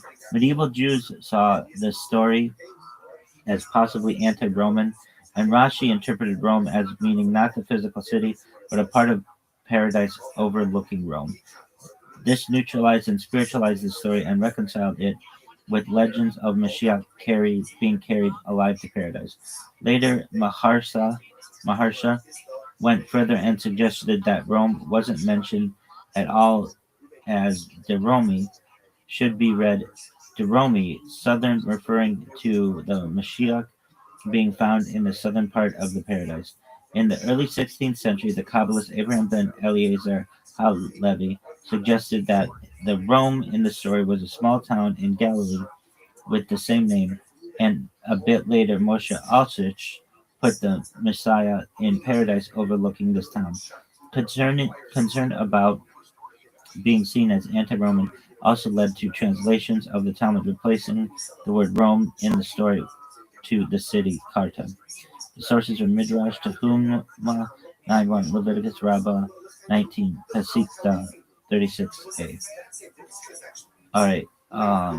Then we have Merkaba, Herkala, esoteric text and method, 2nd century to 1000. This is traditional pseudepigraphical, anonymous, esoteric Merkaba mysticism, throne and Herkala palaces, ascent literature and methods. Text protagonists are early Tanaic rabbis, though texts academically dated variously from Talmudic 100 to 500 to Gnostic to Gaionic 400 to 800 periods, and sectarian rabbinic origins debated. Earlier texts 3 Enoch, Hakalo, Rabbi, the greater palaces, Hakalo, Zutari, the lesser palaces, Merkaba Rabbah, the great chariot. Later texts, Shiur, Koma, divine dimensions, mystic speculations from Geonim. Influence of post-biblical Jewish mythology and folklore on mysticism. Jewish mysticism from the early Hakalo text through medieval spirituality to the folk religion storytelling of East European shtetls absorb motifs of Jewish mythology and folklore through agadic creative imagination. Reception of earlier Jewish apocrypha traditions and absorption of outside cultural influences. Later Midrash and smaller Midrashim evolved towards the ethos of Kabbalistic mysticism.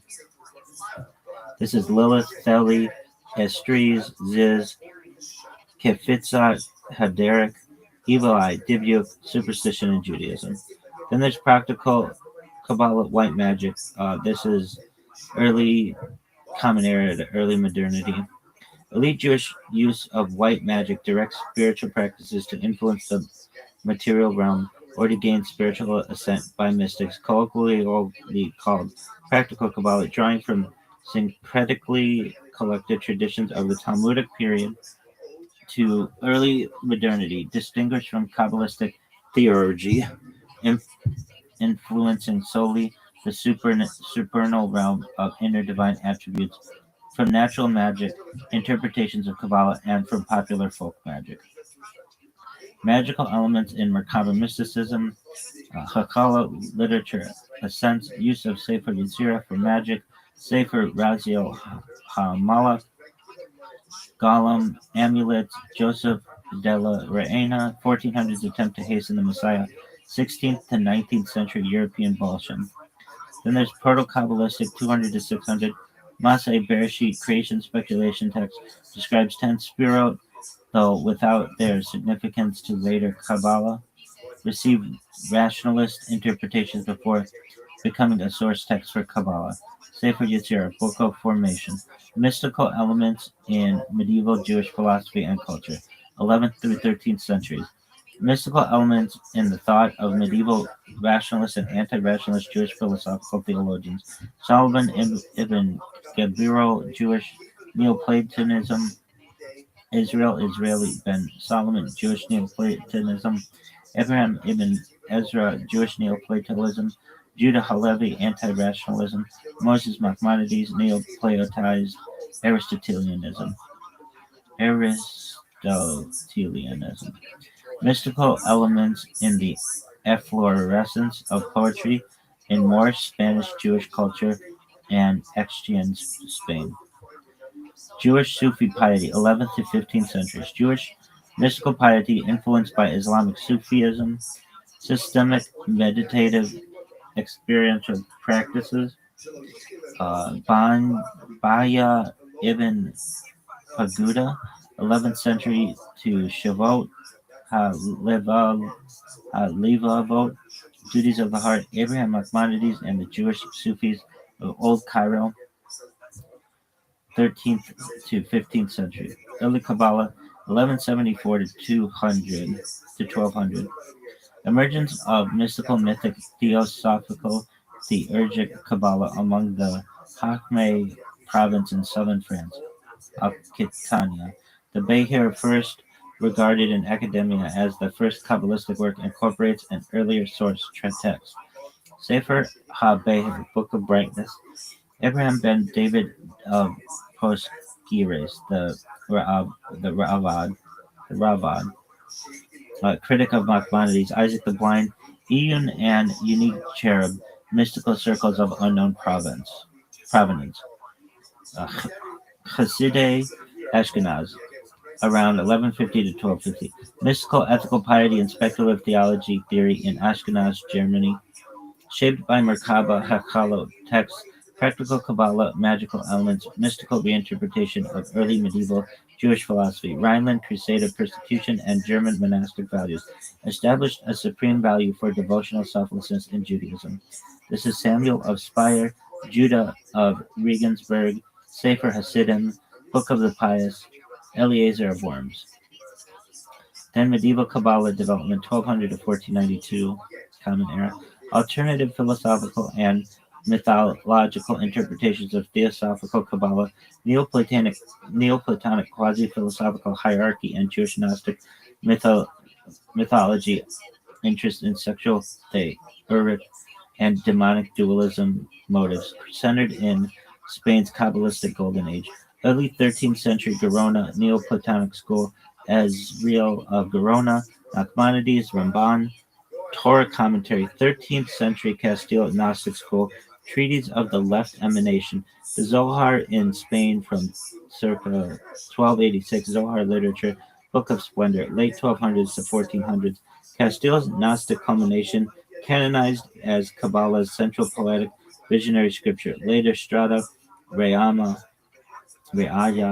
Mechimena, Idrot, are most esoteric and anthropomorphic. Subsequent Zohar exegesis dominated other Kabbalah traditions. Possible Kabbalists in Zohar include Moses de Leon, Todros ben Joseph Abu Lafia, and others. Kabbalistic scholarship, Joseph Getilia, Sha'ari Ora, Gates of Light, circa 1290 Spain, Sefer HaTamuna, Book of Figure, 13th through 14th century influential doctrine in Kabbalah of cosmic cycles, later rejected by Cordovero and Luria. Bahaya ben Asher, Torah commentary. Medieval ecstatic Kabbalah, 13th to the 16th century. Medieval meditative Kabbalah developed its own traditions. Abraham Abu Lifa's ecstatic prophetic Kabbalah, his Maimonidean alternative competitor to Theosophical Kabbalah, embodies the non-Zoharic ecstatic stream in Spanish Kabbalism. Reimagining Judaism's prophetic techniques, it remained marginal to mainstream Kabbalah, but established a following in East Mediterranean. Abulafian prophetic Kabbalah school. Abraham Abulafia, Mediterranean area, late 13th century.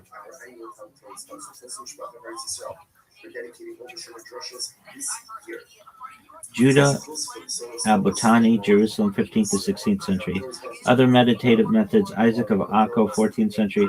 Joseph Sayach, Damascus, and Jerusalem, 16th century. Renaissance and Kabbalah influences, 1450s to 1600s.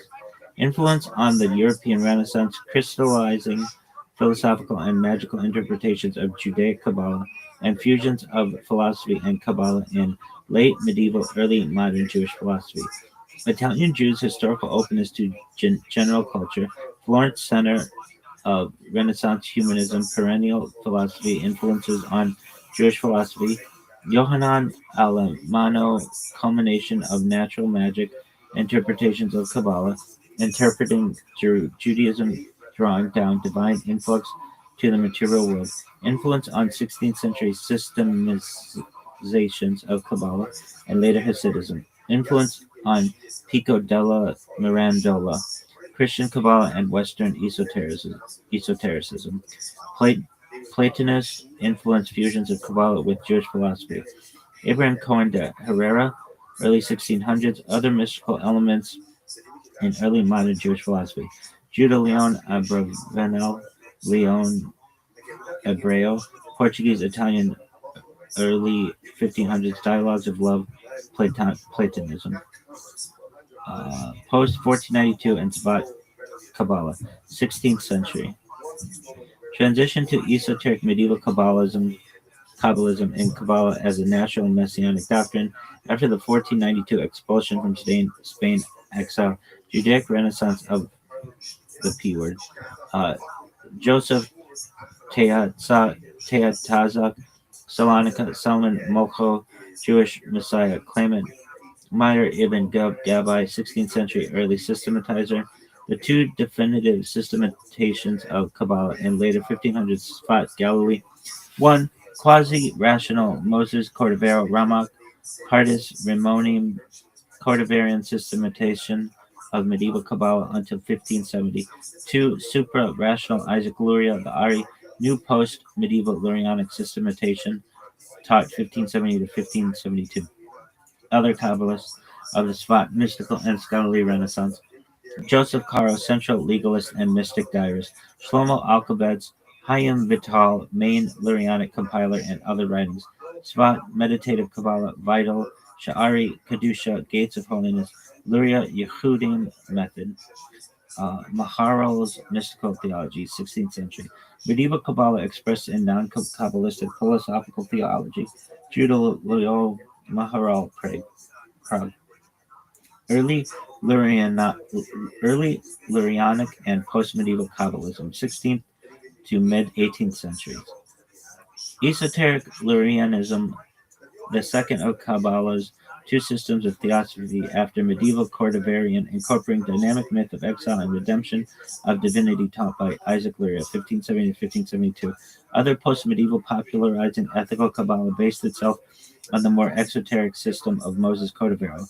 Disciples compiled Kitvei Ari Lurianic thought. Chaim Vital, Etz Chaim, Tree of Life, Israel Sarug spread Lurianism in Europe.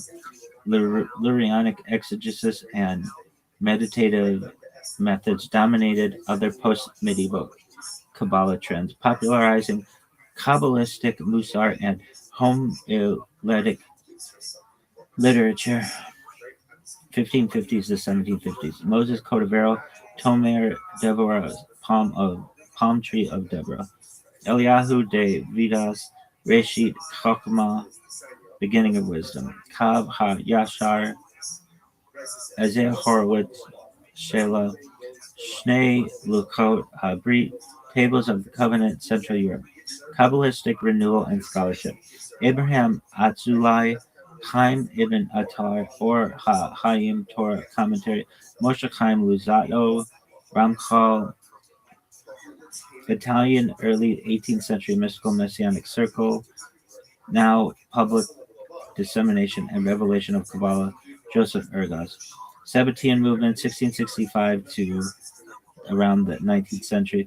Kabbalistic messianic mystical heresies developing antinomian new theologies from Zoharic and Lurianic Kabbalah. Theological spectrum from mild to strong. Sabbatean, Sabbatized v. Messianic claimant, Islamic convert. Nathan of Gaza, Sabbatean prophet.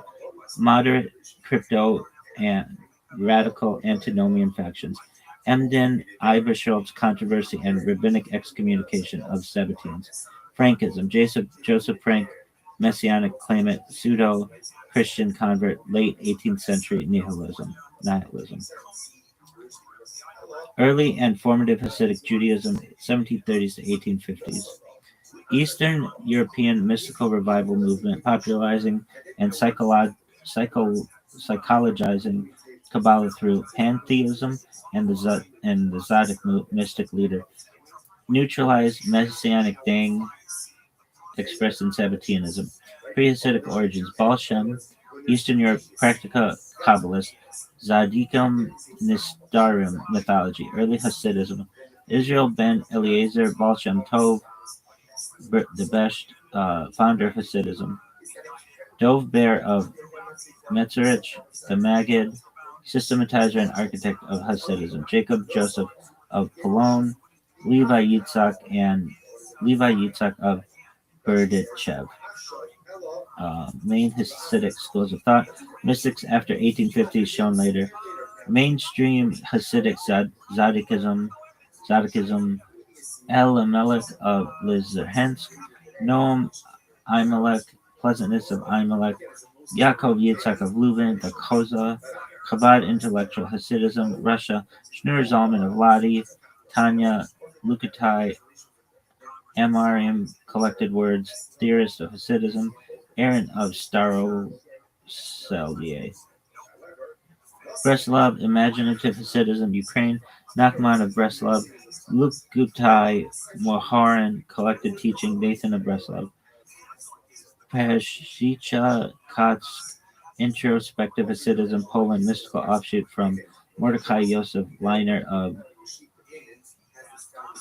Izbika, Maya Maihash Iloach, Waters of Shiloah, Personal Illumination, Shivchei HaBesh, Praises of the Best, published 1814, Superior Ma'asiot, Stories That Were Told, Nachman of Breslov's 13 Mystical Tales, 1816. Later traditional Lurianic Kabbalah, 18th century to today. This is traditionalist esoteric interpretations and practice of Lurianic Kabbalah from 18th century until today, apart from Hasidic adaptions. Brody Kloitz and pre-Hasidic introverted Hasidism, Kabbalistic circles in Eastern Europe renewed esotericism in response to Sabbatean heresy. Mitnagdic, Lithuanian non-Hasidic Kabbalah, Elijah ben Shlomo Zalman, Vilna Gaon Gra, figurehead of Mitnagdim, 18th century, Chaim of Volosin, Nefesh HaChaim, Soul of Life theorist of Mitnagdism, founder of Yeshiva movement. That's cool. Chaim of Volosin.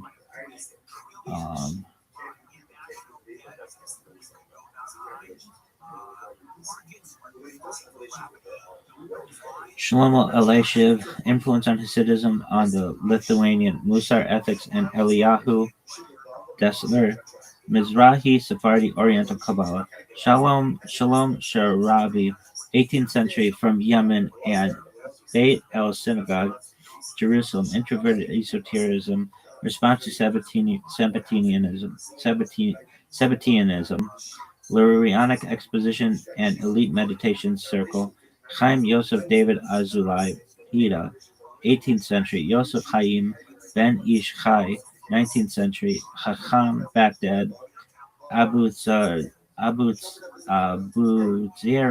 Moroccan Kabbalist dynasty.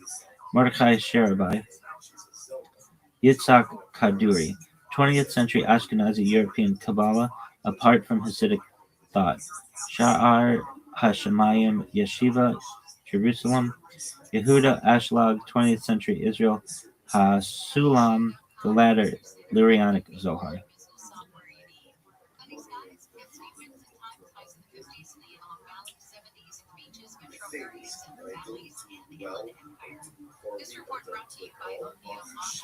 Later Hasidic Judaism, 1850s to today. Dynastic succession and modernizing society turned Hasidism away from pre-1810s mystical revivalism to post-1850s consolidation rabbinic conservatism. Mystical focus continued in some schools. Yitzhak Elsik Safarin of Komarno, visionary mystic Chabad Lubavitch, intellectual Hasidism communication. Zadok HaKohen, late 19th century, Izbika school. Aharon Roth, early 20th century Jerusalem piety. Kalanimus Kalman Shapira, response to Holocaust.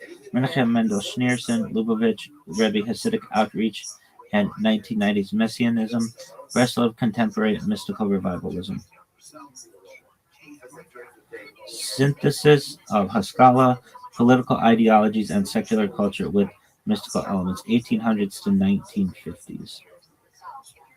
Haskalah, Jewish Enlightenment promoted critical thinking, promoted critical rationalism, strongly opposed Kabbalistic and Hasidic anti-modern mysticism. However, moderate Maskilim began scholarly investigation of Jewish mystical texts and adopted Haskalah to Orthodox religiosity, while modern Jewish philosophy encountered universalist intellectual mystical elements in German idealism. Late 1800s, East Europe shifted toward Jewish political movements, awakened secular Jewish culture spiritually. This is Elijah ben Mosed, 1800s universal modern interpretation of Kabbalah, continuing Italian Jewish fusion of Kabbalah with general humanist culture. Wissenschaft des Judentums, early critical historical scholars of Jewish mystical texts. The J in Jewish should be capital. Adolf Jelinek, 1800s Russian Reformed rabbi scholar. German idealist, rational, mystical elements in modern Jewish philosophy. Nachman Krochmal, Galicia, early 1800s Jewish Hegelianism. Mystical elements and influences in post-1800s Jewish political movements and secular Jewish culture. Secular Yiddish Renaissance mystical themes in Yiddish literature. Jewish autonomism,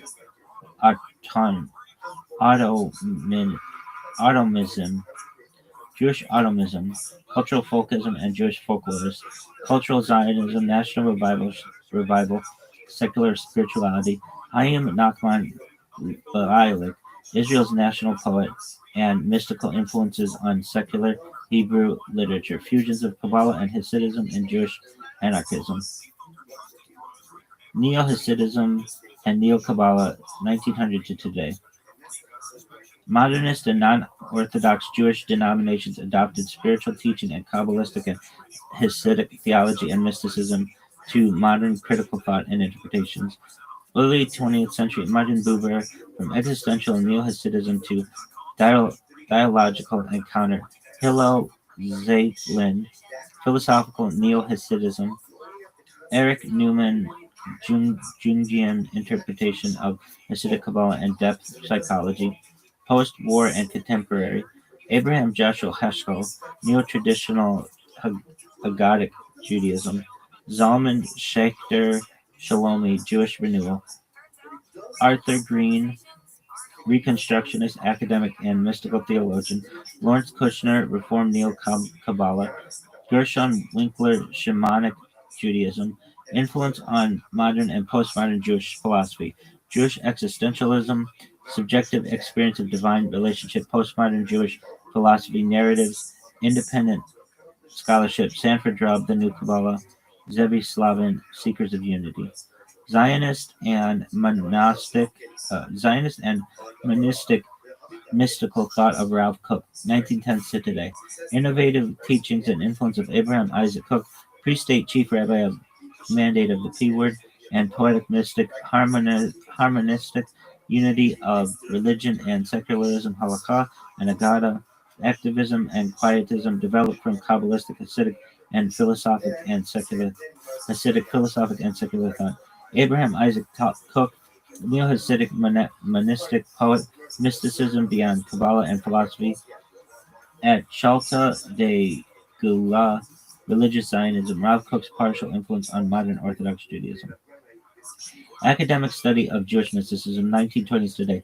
Critical study of Jewish mystical texts in the 19th century, but Gershom Sholom's school in the mid-20th century founded the methodological disciple in academia, returning mysticism in a central position in Jewish historiography and Jewish studies departments. Select historian examples. First generation Gershom Scholem, disciple founder, Hebrew University, Alexander Altman, American initiator. Present generation multidisciplinary approaches, Moshe Idol, Hebrew University, revisionism, Elliot Wolfson, feminist contributions. All right.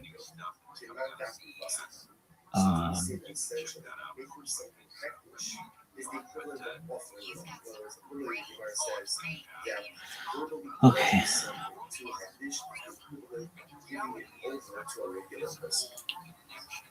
So therefore, you would say ultimately again that the act of going in and practicing verbal is the equivalent of offering. All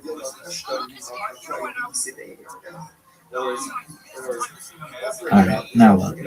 I want to learn about Baruch Spinoza. Oh, there was another thing though.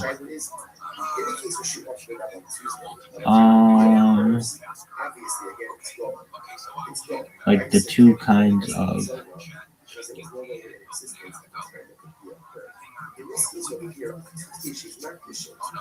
non-macabre mysticism. I want to learn more about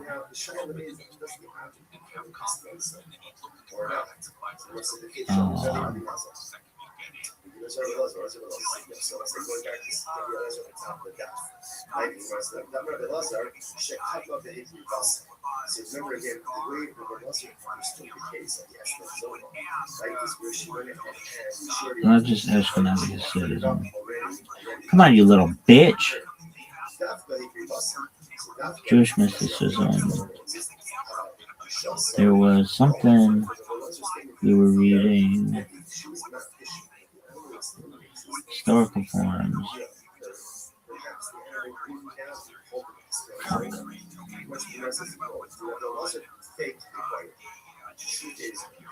Dog, where is this? Hermetic Kabbalah. That's what I want. Not right now, but we'll learn about that. Okay, and then what? Baruch Spinoza. If his shit is so long, though, I'm gonna be pissed.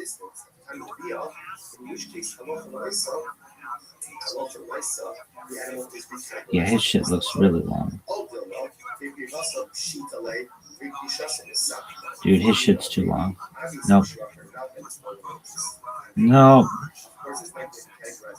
So we'll just read a brief background on him.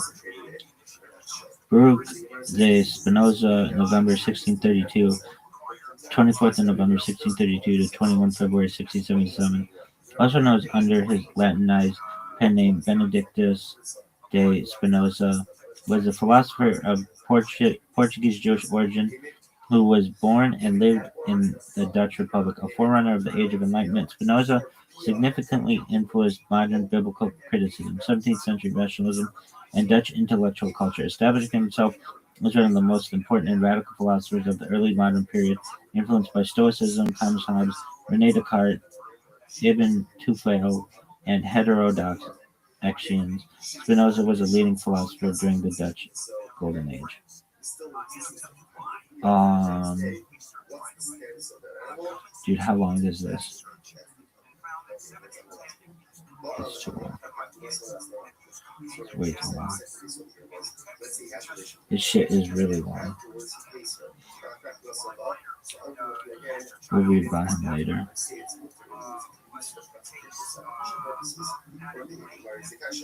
Alright, is that the end of that? No. Now we're gonna debate. We're gonna get a brief breakdown. I should really read all this shit.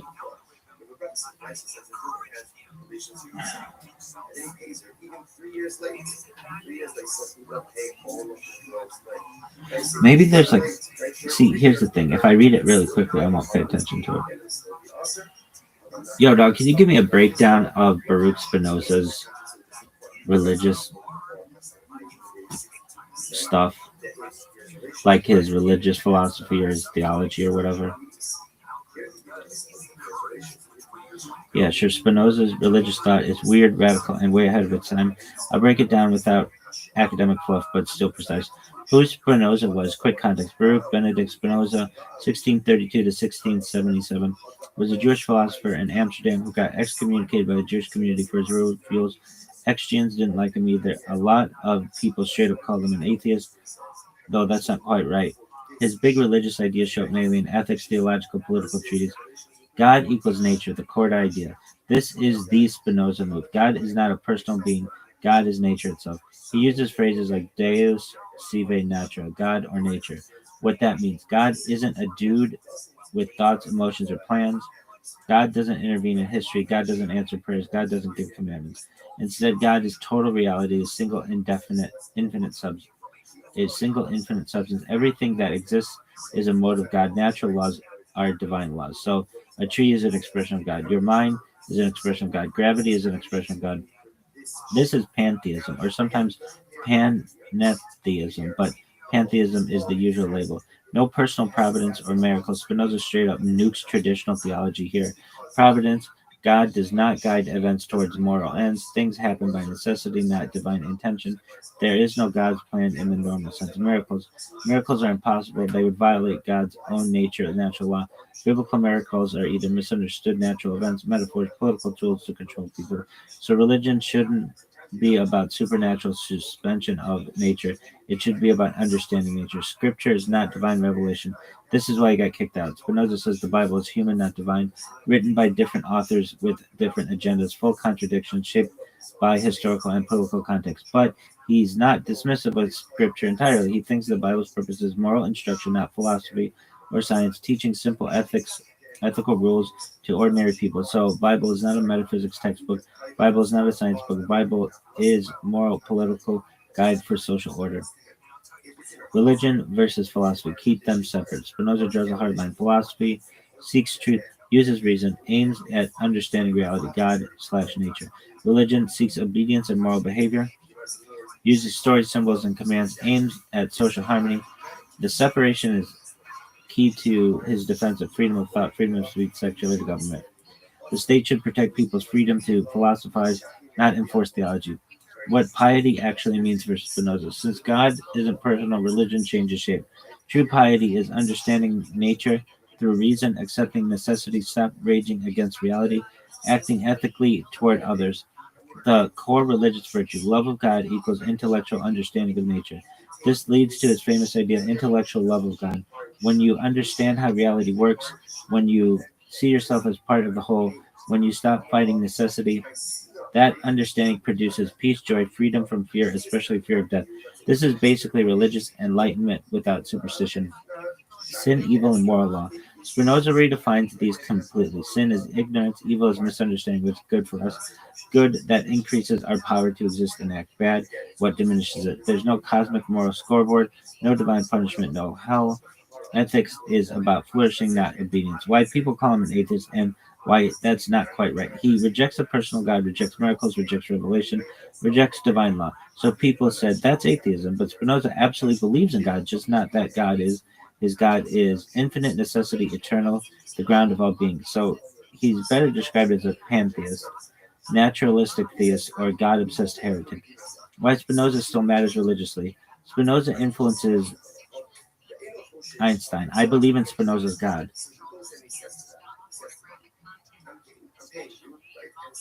Okay, now that all makes sense. Secular Judaism, liberal theology, modern biblical criticism, humanist spirituality. He's basically the bridge between religion, philosophy, modern secular thought.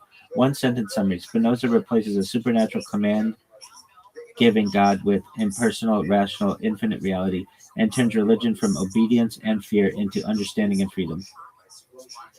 All right. All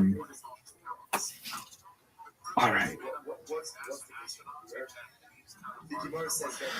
Okay.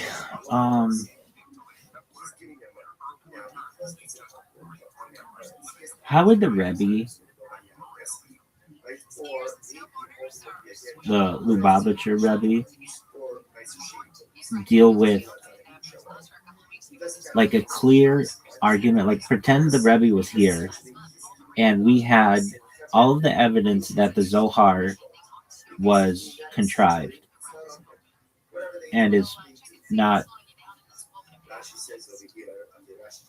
something that was from Shimon Bar Yochai, but was made up by Moses of Leon. Great question. You're right to frame it as a clear argument with evidence rather than a vague academic claim. I'll answer this as if the Lubavitcher Rebbe, Rabbi Menachem Mendel Schneerson, was sitting across the table and engaging seriously, not dodging. I'll break it down into what the Rebbe would not do, what he would do, the deeper Chabad move that changes the whole frame. What the Lubavitcher Rebbe would not do. He would not panic, say academics are all evil, and shut down inquiry, claim bad faith overrides reason, say Judaism collapses if the Zohar's authorship is questioned. This is important. The Rebbe consistently held that truth cannot contradict truth. If something is really true, it must be able to withstand scrutiny. The Rebbe's first move, reframe the claim. He would immediately separate two questions that people tend to conflate. Question A, who physically wrote the text called the Zohar and when? And that's question A. And question B, does the Zohar contain authentic Torah truths that originate in Sinai and Tanaic era divine wisdom? The Rebbe would insist that question A does not settle question B, even if Moses de Leon compiled it, edited earlier traditions, gave it a pseudepigraphic frame. That does not automatically determine its spiritual or theological status. By the way, yesterday I was reading about polygamy, and for some reason ChatGPT said polygamy with like an N, but that's not a word. And it made me second guess, but then I checked. Yeah, it's polygamy. Okay, with an M. As in, the Rebbe's historical argument very likely moved. He would point out that pseudepigraphy was normal in ancient and medieval Jewish transmission. Examples, he would cite parts of Tanakh compiled later than their events, oral Torah redacted by Rabbi Yehuda Hanassi, Midrashim attributed to earlier stages but edited centuries later. He would say authorship does not equal origin of ideas. Moses de Leon could be a redactor, a systematizer, or revealer of an older oral or esoteric tradition, not necessarily an inventor. The Rebbe's strongest move, internal evidence. This is where he would press hard. He would argue that the Zohar contains conceptual systems too coherent and deep to be invented wholesale, uses Aramaic dialects inconsistent with a single medieval author, reflects Tanaic frameworks later Kabbalists did not fully grasp, anticipates later halakhic and metaphysical developments. His claims would not be academics are wrong, but your evidence supports later redaction, not later invention. In other words, De Leon may have written it down. He did not create it ex nihilo. The Rebbe's Chabad specific pivot. This is key. Chabad does not rest its theology on the Zohar alone. The Rebbe would say something like, Chassidus do not stand or fall on one book's attribution. Why? Chabad's metaphysics is grounded in Talmud, Midrash, Rambam, reason, metaphysics. Zoharic ideas are corroborated elsewhere. So even if the Zohar were later, its truth value is judged by coherence with Torah as a whole, not by footnotes in medieval Spain. The Rebbe's epistemological epistemological move, how truth enters history. This is where he would get subtle. He would argue Torah truths are eternal, they are revealed progressively. Different generations are vessels for different types. So the question isn't why was it written in the 2nd century or 13th, but was the generation capable of receiving this level of revelation? He compared to math discovered later but always true, physics revealed when humanity matured. Thus, Moses de Leon becomes the instrument, not the source, a conduit, not the originator. What if the evidence were truly airtight? Let's take your hypothetical seriously. If it were proven beyond doubt that the Zohar was compiled entirely by Moses de Leon, with no earlier tradition whatsoever, the Rebbe would say that does not negate Kabbalah, that does not negate divine wisdom, that does not collapse Torah. He would likely reclassify Zohar as a Ruach HaKodesh inspired work, a profound Torah commentary, not a Sinai level text. Judaism has done this kind of reclassification before without imploding. The Rebbe's final move, turn the challenge back. He would probably ask the challenger, why does authorship bother you, but truth content does not? Meaning, if the ideas illuminate Torah, deepen mitzvah observance, produce ethical and spiritual refinement, then dismissing them because of biographical authorship is a category error. Bottom line, Rebbe style summary, the Lubavitcher Rebbe would say, if the Zohar is true, it is true regardless of who wrote it. If it is false, then its antiquity will not save it. He would absorb the academic critique, reframe the epistemology, and preserve the theological core with intellectual retreat. Okay, that's a cool story and everything, but why couldn't we just say, can't you just admit that his wife said that it was the BS Express and that he made it up and that the Aramaic is inconsistent and he was just making it up to make money? That's what his wife said, and that's where a lot of evidence lies.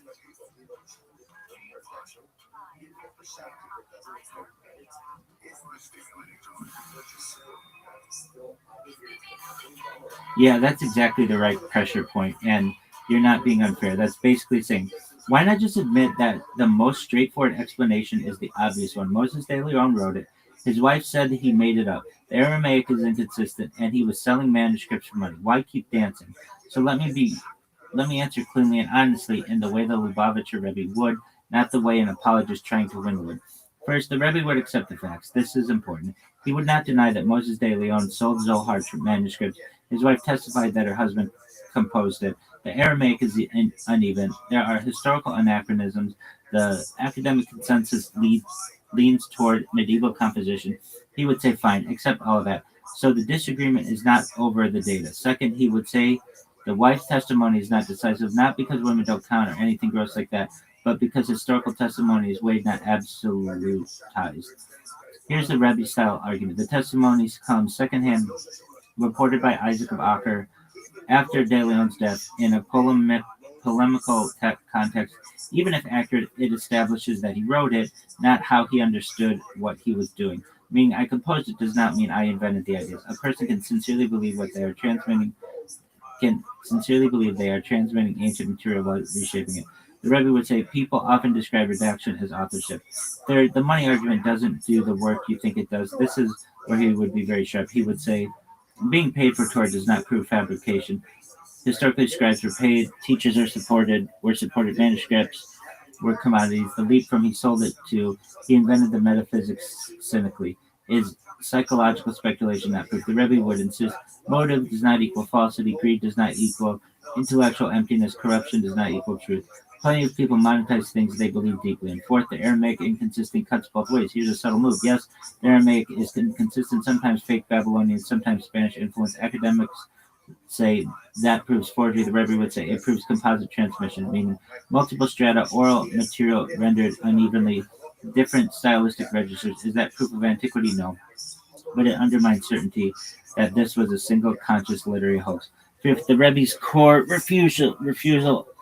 This is the real answer. Here's the honest part of it. The Lubavitcher Rebbe would refuse to accept the premise that if a text is not ancient, it is therefore theologically fraudulent. He would say the premise itself is modern, like something else, and alien to Judaism. Judaism does not work on ancient equals holy, named author equals false. It works on integration into Torah, life, endurance, transformative power, coherence with the Masorah tradition.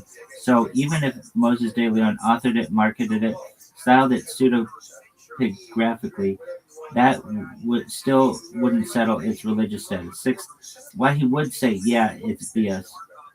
Why he would not say yeah, it's BS, because that would mean conceding a deeper claim that the Rebbe absolutely rejects. Truth is determined by modern historiography. The Rebbe would say history studies how texts appear, Torah evaluates what texts do. Those are different epistemologies. So he would not say, okay, it's nonsense. He would say, it is a ladder vessel for real Torah ideas. Seventh, what he might admit privately, important nuance. This is speculative but consistent with how the Rebbe operated. He might conclude the pseudepigraphic framing was a mistake. It caused unnecessary theological confusion. It made people ground faith in chronology instead of truth. But he would still refuse to throw out the content. Bottom line, no dancing, no mysticism. You're right, the wife's testimony is serious. The money motive is real. The language problems are real. The simplest historical explanation is that De Leon composed it. The Lubavitcher Rebbe response would be fine, except that now explain why that makes the ideas false. That's the line he would hold calmly, stubbornly, and without concluding the metaphysical ground. One sentence truth. The Rebbe wouldn't deny the Zohar looks medieval. He'd deny that medieval origins equals theological fraud. So that's good. That's cool. Yo, dog, what would the Rebbe think about the idea that energy and matter and everything is Hashem, very similar to Spinoza, but that there could be some kind of grand plan that somehow governs all of this, either from Hashem or even like an extraterrestrial civilization that may have seeded humans on planet Earth. That is just too big for us to be able to understand. And with that idea, the 13 principles of faith of Rambam still, I feel, can be consistent. What would the Rebbe think of that?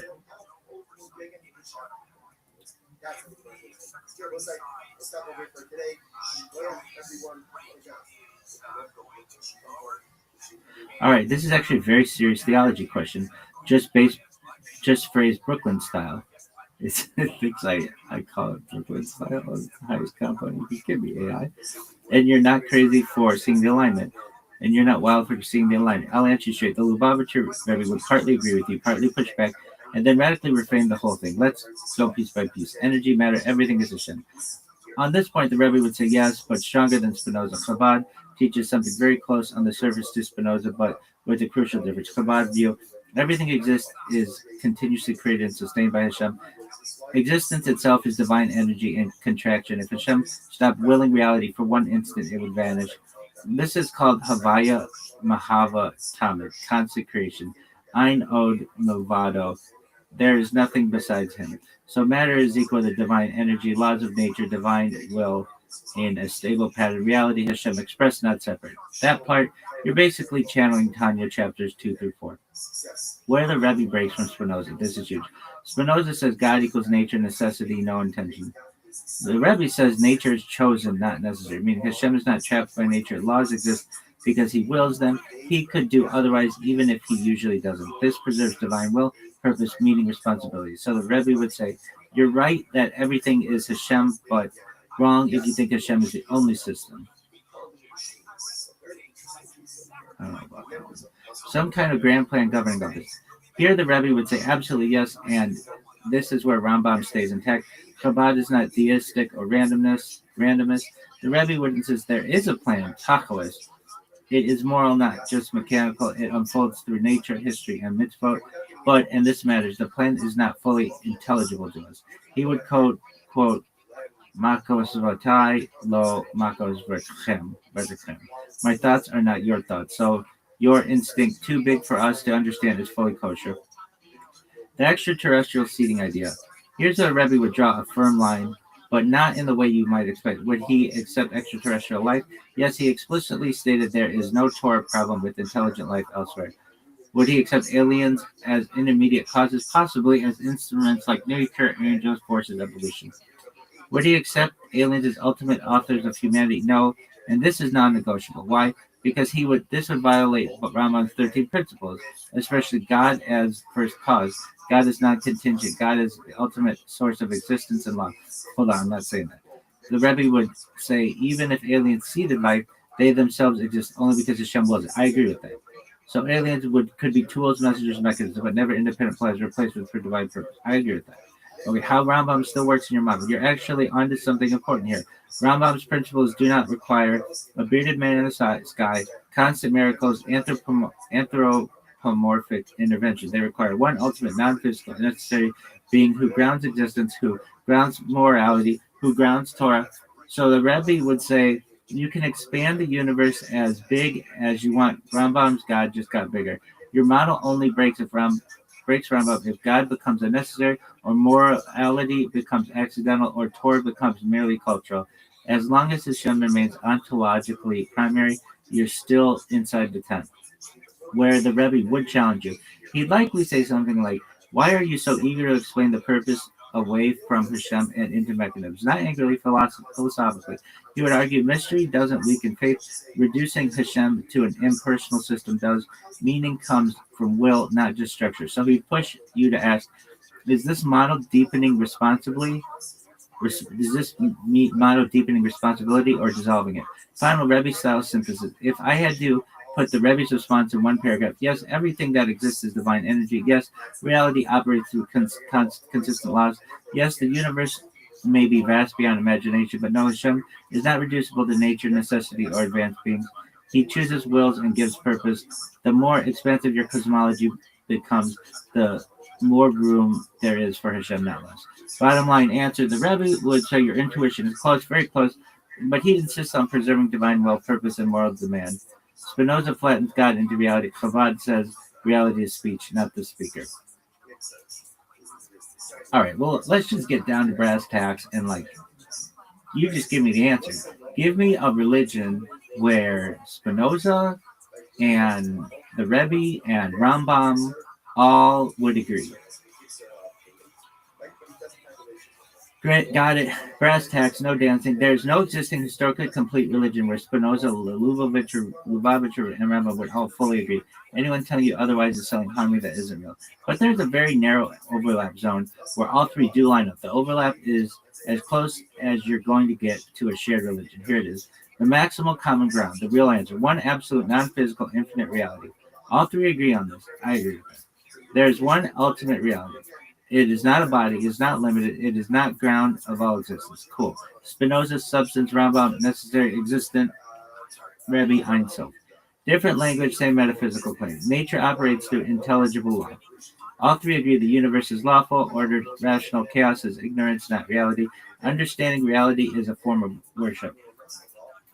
Spinoza, rational necessity. Rambam, divine wisdom expressed as law. Rebbe, Ratzon, Hashem expressed as Teva. No magic of the gaps allowed. God is not anthropomorphic. Zero disagreement here. No body, no emotions like humans, no mood swings, no physical intervention like superhero. Anything childlike or literal is false religion to all three. True worship equals intellectual and ethical perfection. They all converge here strongly.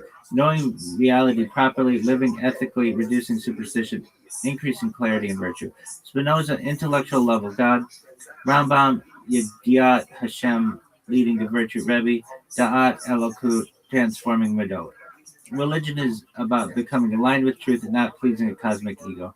Fear-based religion is garbage. All three despise this. God does not need flattery. God does not demand belief out of terror. Superstition is spiritual immaturity. Religion aimed at controlling people is false religion. Where they absolutely diverge, non-negotiable. This is where there is no full religion they all accept. So Spinoza says no divine will. Rambam and Rabbi say yes. Providence. Spinoza says impersonal. Rambam says limited. Rabbi says active.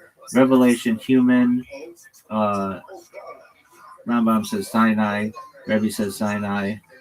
Commandments, social tools. Spinoza. Rambam, divine law. Rabbi, cosmic nature. Purpose. Spinoza says none. Rambam says human perfectionism. And Rabbi says cosmic mission. This cannot be reconciled without breaking at least one of them. So, what is the shared religion? If you force it into a name, the closest honest label is rational monism. Oh, yeah, that's what we believe, monism, with ethical discipline. Or more plainly, non anthropomorphic monotheism grounded within reason and ethics. That's it. That's the intersection, not Judaism as practice, not Spinozaism, not Chabad, just the skeleton beneath it all. One sentence, brutal truth. Spinoza, Rambam, and Rebbe agree on what God is, not far more than on what God does. Okay, that's cool. And we're going to end on that for today. I put an honest,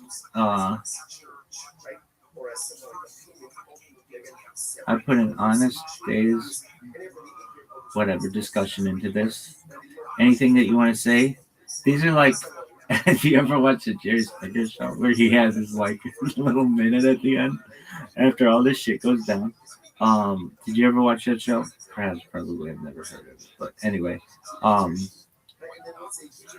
or what would this be? I'd be like, this might be my Andy Rooney minute where I'm just like chilling. All right, so what? I don't know. I mean, I don't know. What do I really think?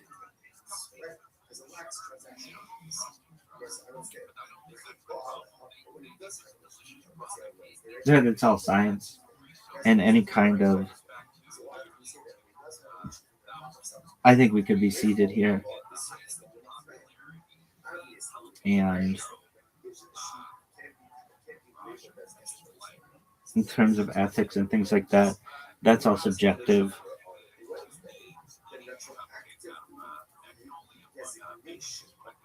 What about free will?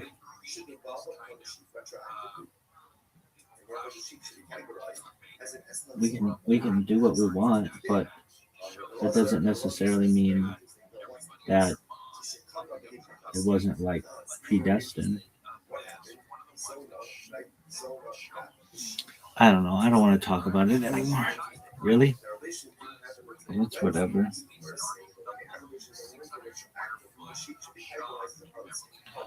I'm hungry.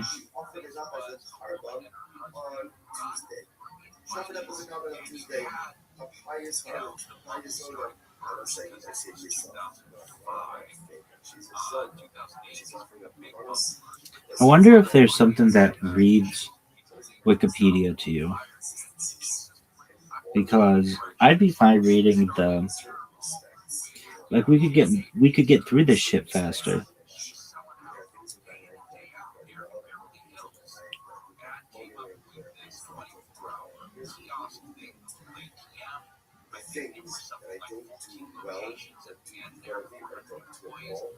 What is Wikipedia?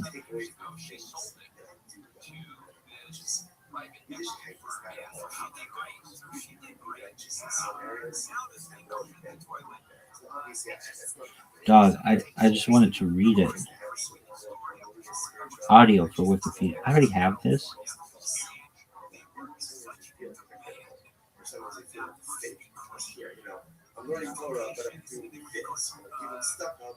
Gutenberg Project. Okay, so I already have this. Where the fuck is this?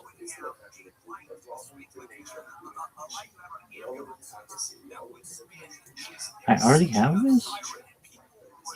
Wiki audio. Alright, keyword search. So what are we finding? Spinoza?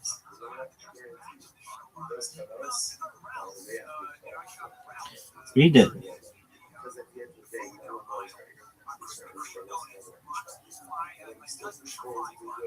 despite all the things that are broken, sometimes that's a pinnacle of communication. In any event, so the Zola offered up the premise of when relations occurred on Wednesday, the animals are developed. She already offered it up. Oh. So he was okay. Press NTTS first. Press NTTS first. Dog, this app sucks. Dog.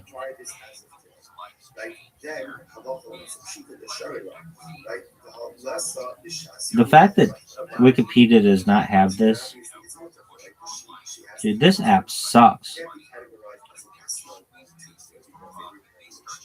If I see this fucking Power Wash Simulator one more time.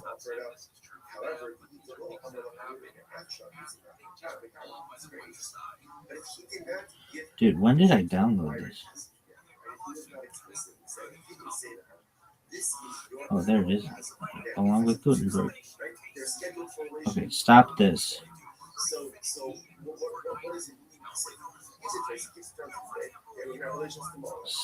Spinoza.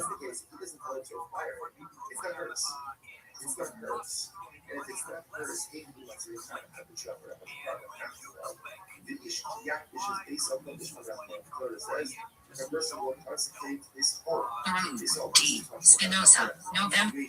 Spinoza was born. Hold on. D. This is tight. November 24th, 1632. Can it go faster? February 21st, 1677. Also. Yo, dog, do you go faster? That shit's tight. Speed? Dog, what is this? WikiRS. Oh, reading speed. It does have a reading speed. Okay, that's tight.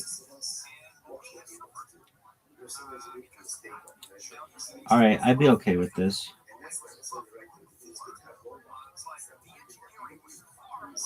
In fact, I think I'd be so okay with this that I would just listen to this right now.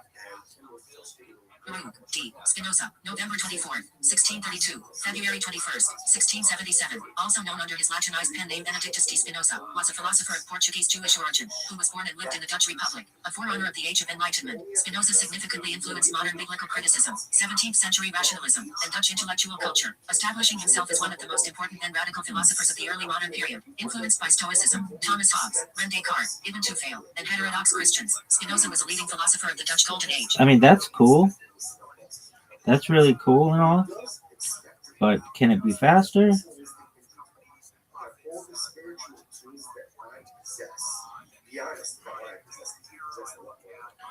Alright, I mean, I want it to be super fast. Super fast. Dude, this would make this so much easier on me. D. Spinoza, November 24th, 1632, February 21st, 1677, also known under his Latinized pen name Benedictus de Spinoza, was a philosopher of Portuguese Jewish origin, who was born and lived in the Dutch Republic, a forerunner of the Age of Enlightenment. Spinoza significantly influenced modern biblical criticism, 17th century rationalism, and Dutch intellectual culture, establishing himself as one of the most important and radical philosophers of the early modern period. Influenced by Stoicism, Thomas Hobbes, René Descartes, Ibn Tufayl, and heterodox Christians, Spinoza was a leading philosopher of the Dutch Golden Age. Spinoza was born in Amsterdam to a Marano family that fled Portugal for the more tolerant Dutch Republic. He received a traditional Jewish education, learning Hebrew and studying sacred texts within the Portuguese Jewish community, where his father was a prominent merchant. As a young man, Spinoza challenged rabbinic authority and questioned Jewish doctrines, leading to his permanent expulsion from his Jewish community in 1656. Following that expulsion, he distanced himself from all religious affiliations and devoted himself to philosophical inquiry and lens grinding. Spinoza attracted a dedicated circle of followers who gathered to discuss his writings and joined him in the intellectual pursuit of truth. Spinoza published little, to avoid persecution and bans on his books. In his Tractatus Theologico-Politicus, described by Stephen Nadler as one of the most important books of Western thought, Spinoza questioned the divine origin of the Hebrew Bible and the nature of God while arguing that ecclesiastic authority should have no role in a secular, democratic state. Ethics argues for a pantheistic view of God and explores the place of human freedom in a world devoid of theological, cosmological, and political worries. Rejecting messianism and the emphasis on the afterlife, Spinoza emphasized appreciating and valuing life for oneself and others, by advocating for individual liberty in its moral, psychological, and metaphysical dimensions. Spinoza helped establish the genre of political writing called secular theology. Spinoza's philosophy spans nearly every area of philosophical discourse, including metaphysics, epistemology, political philosophy, ethics, philosophy of mind, and philosophy of science. His friends posthumously published his works, captivating philosophers for the next 2 centuries. Spinoza is celebrated as one of the most original and influential thinkers of the 17th century. Rebecca Goldstein dubbed him the renegade Jew who gave us modernity. Biography. Family background.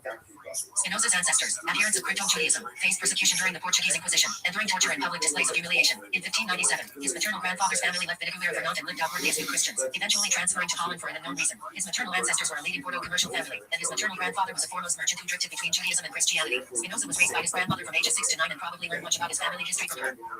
Spinoza's father Michael was a prominent and wealthy merchant in Amsterdam with a business that had wide geographical reach. In 1649, he was elected to serve as an administrative officer of the recently united congregation Talmud Torah. He married his cousin Rachel de Spinoza, daughter of his uncle Abraham de Spinoza, who was also a community leader and Michael's business partner. Marrying cousins was common in the Portuguese Jewish community then, giving Michael access to his father-in-law's commercial network and capital. Rachel's children died in infancy, then she died in 1627.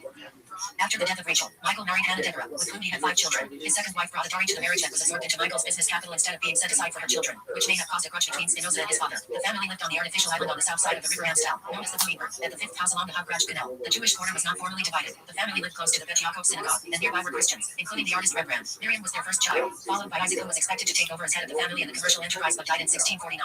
Baruch Spinoza, the third child, was born on November 24, 1632, and named as per tradition for his maternal grandfather.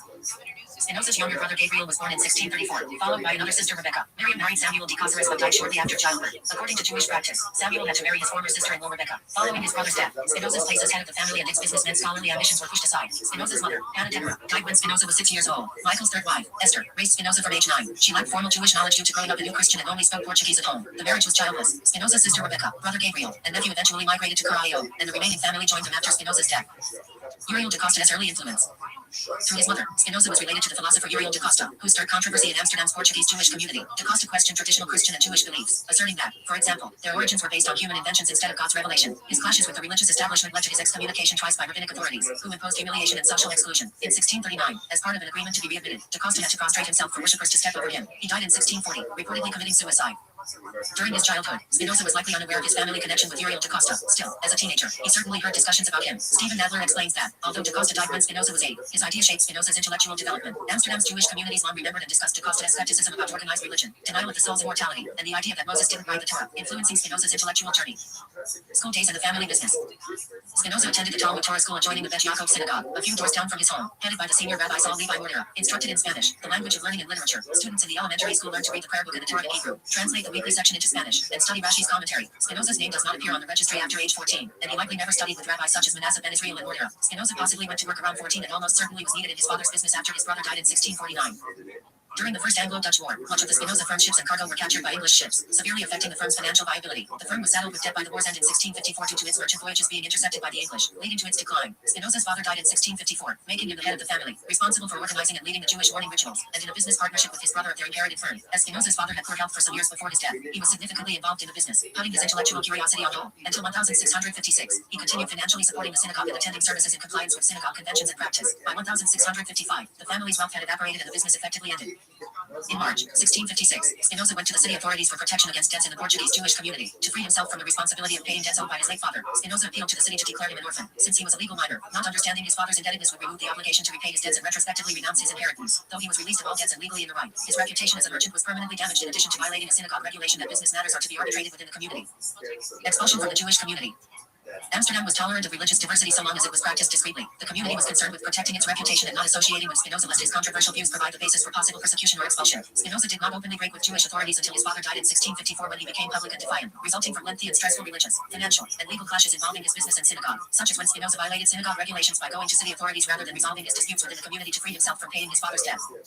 On July 27, 1656, the Talmud Torah community leaders, which included Abod de Fonseca, issued a writ of herem against the 23-year-old Spinoza. Spinoza's censure was the harshest ever pronounced in the community, carrying tremendous emotional and spiritual impact. The exact reason for expelling Spinoza is not stated, only referring to his abominable heresies, monstrous deeds, and the testimony of witnesses in the presence of the said Spinoza. Even though the Amsterdam municipal authorities were not directly involved in Spinoza's censure, the town council expressly ordered the Portuguese Jewish community to regulate their conduct and ensure that the community kept strict observance of Jewish law. Other evidence indicates a concern about upsetting civil authorities, such as the synagogue's bans on public weddings, funeral processions, and discussing religious matters with Christians, lest such activity might disturb the liberty we enjoy.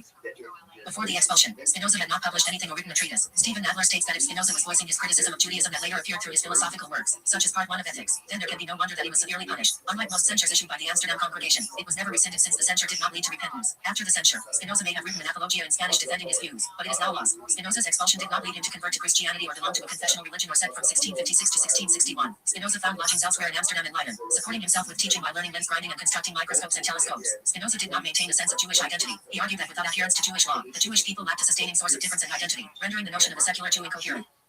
Education and study grew. Sometime between 1654 and 1657, Spinoza started studying Latin with political radical Franciscus van Denenden, a former Jesuit and atheist, who likely introduced Spinoza to scholastic and modern philosophy, including Descartes, who had a dominant influence on Spinoza's philosophy. While boarding with van Denenden, Spinoza studied in his school, where he learned the arts and sciences and likely taught others. Many of his friends were either secularized freethinkers or belonged to dissident Christian groups that rejected the authority of established churches and traditional dogmas. Spinoza was acquainted with members of the Collegians, a group of disaffected Mennonites and other dissenting Reformed sects that shunned official theology and must have played some role in Spinoza's developing views on religion and directed him to van Denenden. Jonathan Israel conjectures that another possible influential figure was atheist translator Jan Hendricks Glaseviker, a collaborator of Spinoza's friend and publisher Rootwords, who could not have mentored Spinoza but was in a unique position to introduce Spinoza to Cartesian philosophy, mathematics, and lens grinding. After learning Latin with Van Eden, Spinoza studied at Leiden University around 1658, where he audited classes in Cartesian philosophy. From 1656 to 1661, Spinoza's main discussion partners who formed his circle and played a formative part in Spinoza's life were Van Eden, Peter Bolling, Gerard Jels, Ludwig Meyer, Johannes Baumeister, and Adrian Korbach. Spinoza's following, or philosophical sect, scrutinized the propositions of the ethics while it was in draft and Spinoza's second text, Short Treatise on God, Man, and His Well-Being. Though a few prominent people in Amsterdam discussed the teachings of the secretive but marginal group, it was mainly a testing ground for Spinoza's philosophy to extend his challenge to the status quo. Their public reputation in Amsterdam was negative, with all Borch disparaging them as atheists. Throughout his life, Spinoza's general approach was to avoid intellectual battles, clashes, and public controversies, viewing them as a waste of energy that served no real purpose. Career as a philosopher. Richardsburg. Between 1660 and 1661, Spinoza moved from Amsterdam to Richardsburg, allowing for a quiet retreat in the country and access to the university town, Leiden, where he still had many friends. Around this time, he wrote a short treatise on God, Man, and His Well-Being, which he never published in his lifetime, thinking it would enrage the theologians, synods, and city magistrates. The short treatise, a long-forgotten text that only survived in Dutch translation, was first published by Johannes van Blatten in 1862. While lodging with Herman Holman in Richardsburg, Spinoza produced lenses and instruments to support himself and out of scientific interest. He began working on his ethics and Descartes principles of philosophy, which he completed in 2 weeks, communicating and interpreting Descartes arguments and testing the water for his metaphysical and ethical ideas. Spinoza's explanations of essential elements of the Cartesian system helped many interested people study the system, enhancing his philosophical reputation. This work was published in 1663 and was one of the 2 works published in his lifetime under his name. Spinoza led a modest and frugal lifestyle, earning income by polishing lenses and crafting telescopes and microscopes. He also relied on the generous contributions of his friends to support himself. Nuremberg. In 1663, Spinoza moved to Nuremberg for an unknown reason. He continued working on ethics and corresponded with scientists and philosophers throughout Europe. In 1665, he began writing a theological political treatise, which addresses theological and political issues such as the interpretation of scripture, the origins of the state, and the bounds of political and religious authority while arguing for a secular, democratic state. Before the publication of the theological political treatise, Spinoza's friend Adrian Korbach published a book that criticized organized religion, denied the divine authorship of the Bible, and asserted that miracles were impossible ideas similar to those of Spinoza. His work attracted the attention of the authorities, leading to his imprisonment and eventual death in prison. Anticipating the reaction to his ideas, Spinoza published his treatise in 1670 under a false publisher at a fictitious place of publication. The work did not remain anonymous for long. Samuel Neresius attacked Spinoza personally, while Thomas Hobbes and Johannes Bredenberg criticized his conception of God and saw the book as dangerous and subversive. Spinoza's work was safer than Korbach's because it was written in Latin, a language not widely understood by the general public, and Spinoza explicitly forbade its translation. The secular authorities varied enforcing the Reformed Church in Amsterdam's orders to ban the distribution of the blasphemous book. The Hague. In 1670, Spinoza moved to The Hague to have easier access to the city's intellectual life and to be closer to his friends and followers. As he became more famous, Spinoza spent time receiving visitors and responding to letters. He returned to the manuscript of Ethics, reworking Part 3 into Parts 4 and 5, and composed a Hebrew grammar for proper interpretation of Scripture and for clearing up confusion and problems when studying the Bible, with Part 1 presenting etymology, the alphabet, and principles governing nouns, verbs, and more. Part 2, unfinished before he died, would have presented syntax rules. Another unfinished work from 1676 was Tractatus Politicus, which concerns how states can function well and intended to show that democratic states are best. Spinoza refused an offer to be the chair of philosophy at the University of Heidelberg, perhaps because of the possibility that it might curb his freedom of thought. Correspondence. Few of Spinoza's letters are extant, and none before 1661. Nearly all the contents are philosophical and technical because the original editors of Opera Posthuma, a collection of his works published posthumously, Ludwig Meyer, Georg Hermann Schuler, and Johannes Baumeister, excluded personal matters and letters due to the political and ecclesiastical persecution of the time. Spinoza corresponded with Peter Samarius, a radical Protestant and millenarian merchant, who was a patron of Spinoza after his expulsion from the Jewish community. He acted as an intermediary for Spinoza's correspondence, sending and receiving letters of the philosopher to and from third parties. They maintained their relationship until Samarius died in 1669. Through his pursuits in lens grinding, mathematics, optics, and philosophy, Spinoza forged connections with prominent figures such as scientist Christian Huygens, mathematician Johannes Hahn, and Secretary of the British Royal Society Henry Oldenburg. Huygens and others notably praised the quality of Spinoza's lenses. Spinoza engaged in correspondence with Willem van Blijenberg, an amateur Calvinist theologian, who sought Spinoza's view on the nature of evil and sin. Whereas Blijenberg deferred to the authority of Scripture for theology and philosophy, Spinoza told him not solely to look at Scripture for truth or anthropomorphize God. Also, Spinoza told him their views were incommensurable. Gottfried Wilhelm Leibniz outwardly described Spinoza's work negatively but privately wrote letters to him and desired to examine the manuscript of the Ethics. In 1676, Leibniz traveled to The Hague to meet Spinoza, remaining with him for 3 days to converse about current events in philosophy. Leibniz's work bears some striking resemblances to parts of Spinoza's philosophy, like in monadology. Leibniz was concerned when his name was not redacted in a letter printed in the Opera Posthuma. In 1675, Albert Berg, a friend and possibly former pupil of Spinoza, wrote to him repudiating his teachings and announcing his conversion to the Catholic Church. Berg attacked Spinoza's views as expressed in a theological political treatise and tried to persuade Spinoza to embrace Catholicism. In response, Spinoza, at the request of Berg's family, who hoped to restore his reason, wrote an angry letter mocking the Catholic Church and condemning all religious superstition. Spinoza published little in his lifetime, and most formal writings were in Latin, reaching few readers, apart from Descartes' principles of philosophy and the theological political We don't. Ruvain is not the one giving it. Like, it is giving it. It's cover up. Here, this is for you. This is for you. But they choose to do it that afterwards. Essentially, it's not on Ruvain. It's not on Ruvain. So therefore, again, no viability. Treatise. His works appeared in print after his death because the reaction to his anonymously published work, Theologico-Political Treatise, was unfavorable. Spinoza told supporters not to translate his works and abstain from publishing further. Following his death, his supporters published his works posthumously in Latin and Dutch. His posthumous works, opera posthuma, were edited by his friends in secrecy to prevent the confiscation and destruction of manuscripts. He wore a signet ring to mark his letters, engraved with the Latin word "caught," meaning caution, and the image of a thorny rose. Death and rescue of unpublished writings. Spinoza's health began to fail in 1676, and he died in the Hague on February 21st, 1677, at age 44, attended by a physician friend, Georg Hermann Schuler. Spinoza had been ill with some form of lung affliction, probably tuberculosis and possibly complicated by silicosis brought on by grinding glass lenses. Although Spinoza had been becoming sicker for weeks, his death was sudden, and he died without leaving a will. Reports circulated that he repented his philosophical stances on his deathbed, but these tales petered out in the 18th century. Lutheran preacher Johannes Callerus wrote the first biography of Spinoza for the original reason of researching his final days. Spinoza was buried inside the New Kerk 4 days after his death, with 6 others in the same vault. At the time, there was no memorial plaque for Spinoza. In the 18th century, the vault was empty, and the remnants scattered over the earth of the churchyard. The memorial plaque is outside the church, where some of his remains are part of the churchyard soil. Spinoza's friends rescued his personal belongings, papers, and unpublished manuscripts. His supporters took them away for safekeeping from seizure by those wishing to suppress his writings, and they do not appear in the inventory of his possessions of death. Within a year of his death, his supporters translated his Latin manuscripts into Dutch and other languages. Secular authorities and later the Roman Catholic Church banned his works. Philosophy. Ethics.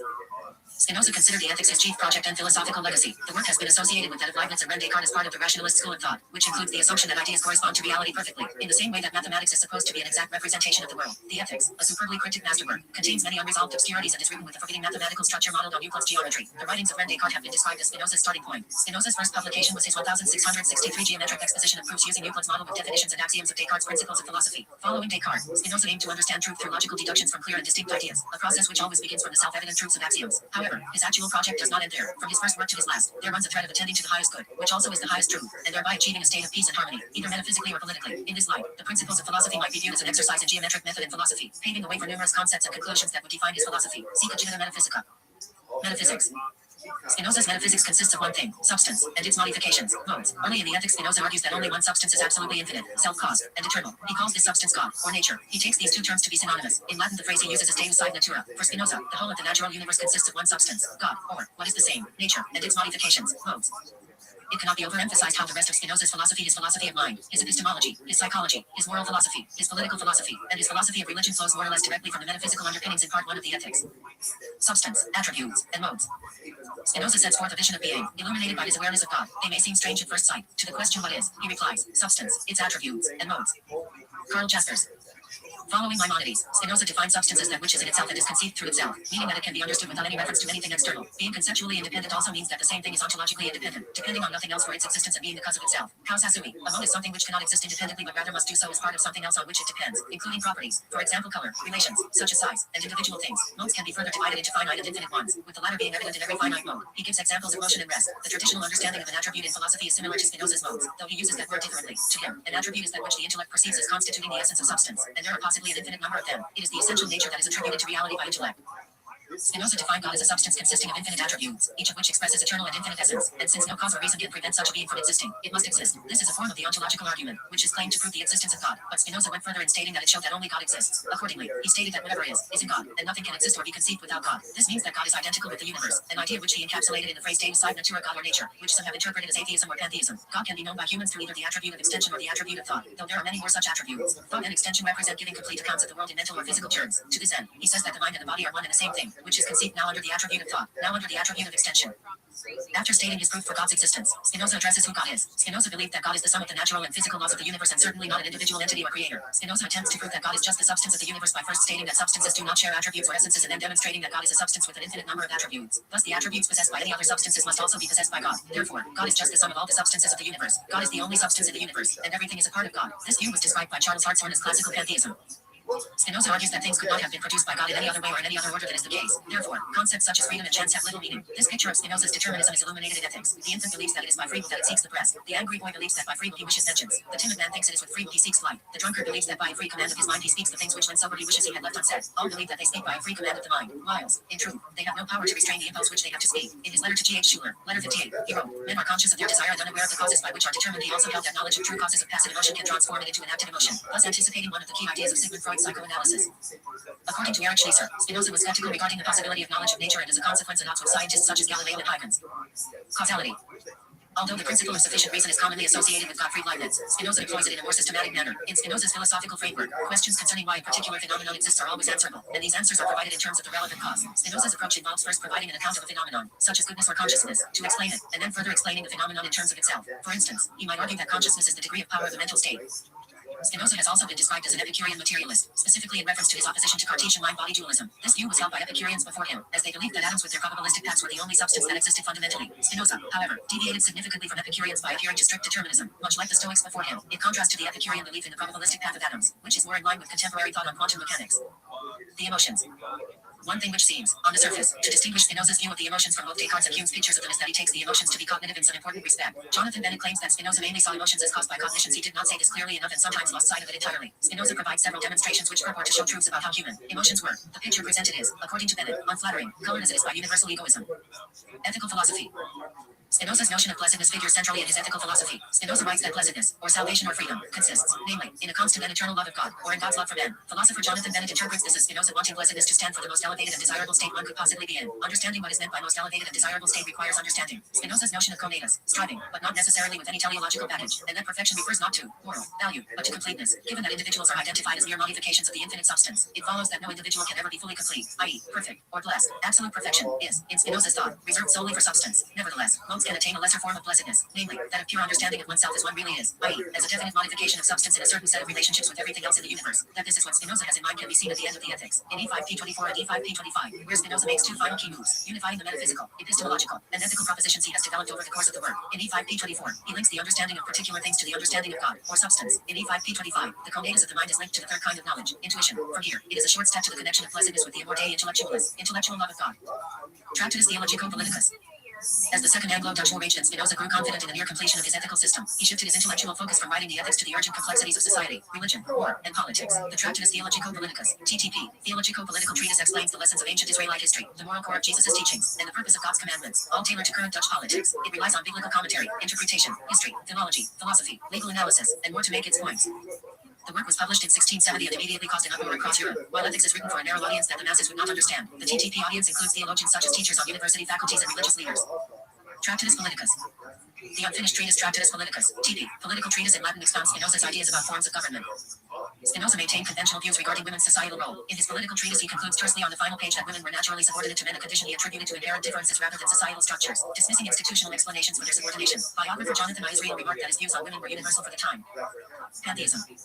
Spinoza was considered to be an atheist because he used the word God-Deus to signify a concept that was different from that of traditional Jewish and Christian monotheisms. According to Frank Tilly, Spinoza expressly denies personality and consciousness to God. He has neither intelligence, feeling, nor will. He does not act according to purpose, but everything follows necessarily from his nature, according to law. Thus, Spinoza's school, indifferent God differs from the concept of an anthropomorphic, fatherly God who cares about humanity. In 1785, Friedrich Heinrich Jacobi published a condemnation of Spinoza's pantheism. After Gotthold Ephraim Lessing was thought to have confessed on his deathbed to being a Spinozist, which was the equivalent in his time of being called an atheist, Jacobi claimed that Spinoza's doctrine was pure materialism, because all nature and God are said to be nothing but extended substance. This, for Jacobi, was the result of Enlightenment rationalism, and it would finally end in absolute atheism. Moses Mendelssohn disagreed with Jacobi, saying that there is no actual difference between theism and pantheism. The issue became a major intellectual and religious concern for European civilization at the time. Spinoza's philosophy was attractive to late 18th century Europeans because it provided an alternative to materialism, atheism, and deism. Three of Spinoza's ideas strongly appealed to them: the unity of all that exists, the regularity of all that happens, and the identity of spirit and nature. By 1879, Spinoza's pantheism was praised by many, but was considered by some to be alarming and dangerously inimical. Spinoza's God or nature Deus sine natura provided a living, natural God, in contrast to Isaac Newton's first cause argument and the dead mechanism of Julian of Frey-Geometries, 1709-1751. Work, Man and Machine, French, Elham Machine. Coleridge and Shelley saw in Spinoza's philosophy a religion of nature. Novalis called him the God-intoxicated man. Spinoza inspired the poet Shelley to write his essay The Necessity of Atheism. It is a widespread belief that Spinoza equated God with the material universe. He has therefore been called the prophet, prince, and most eminent expounder of pantheism. More specifically, in a letter to Henry Oldenburg he states, as to the view of certain people that I identify God with nature, taken as a kind of mass or corporeal matter, they are quite mistaken. For Spinoza, the universe, i.e., the cosmos, is a mode under two attributes of thought and extension. God has infinitely many other attributes that are not present in the world.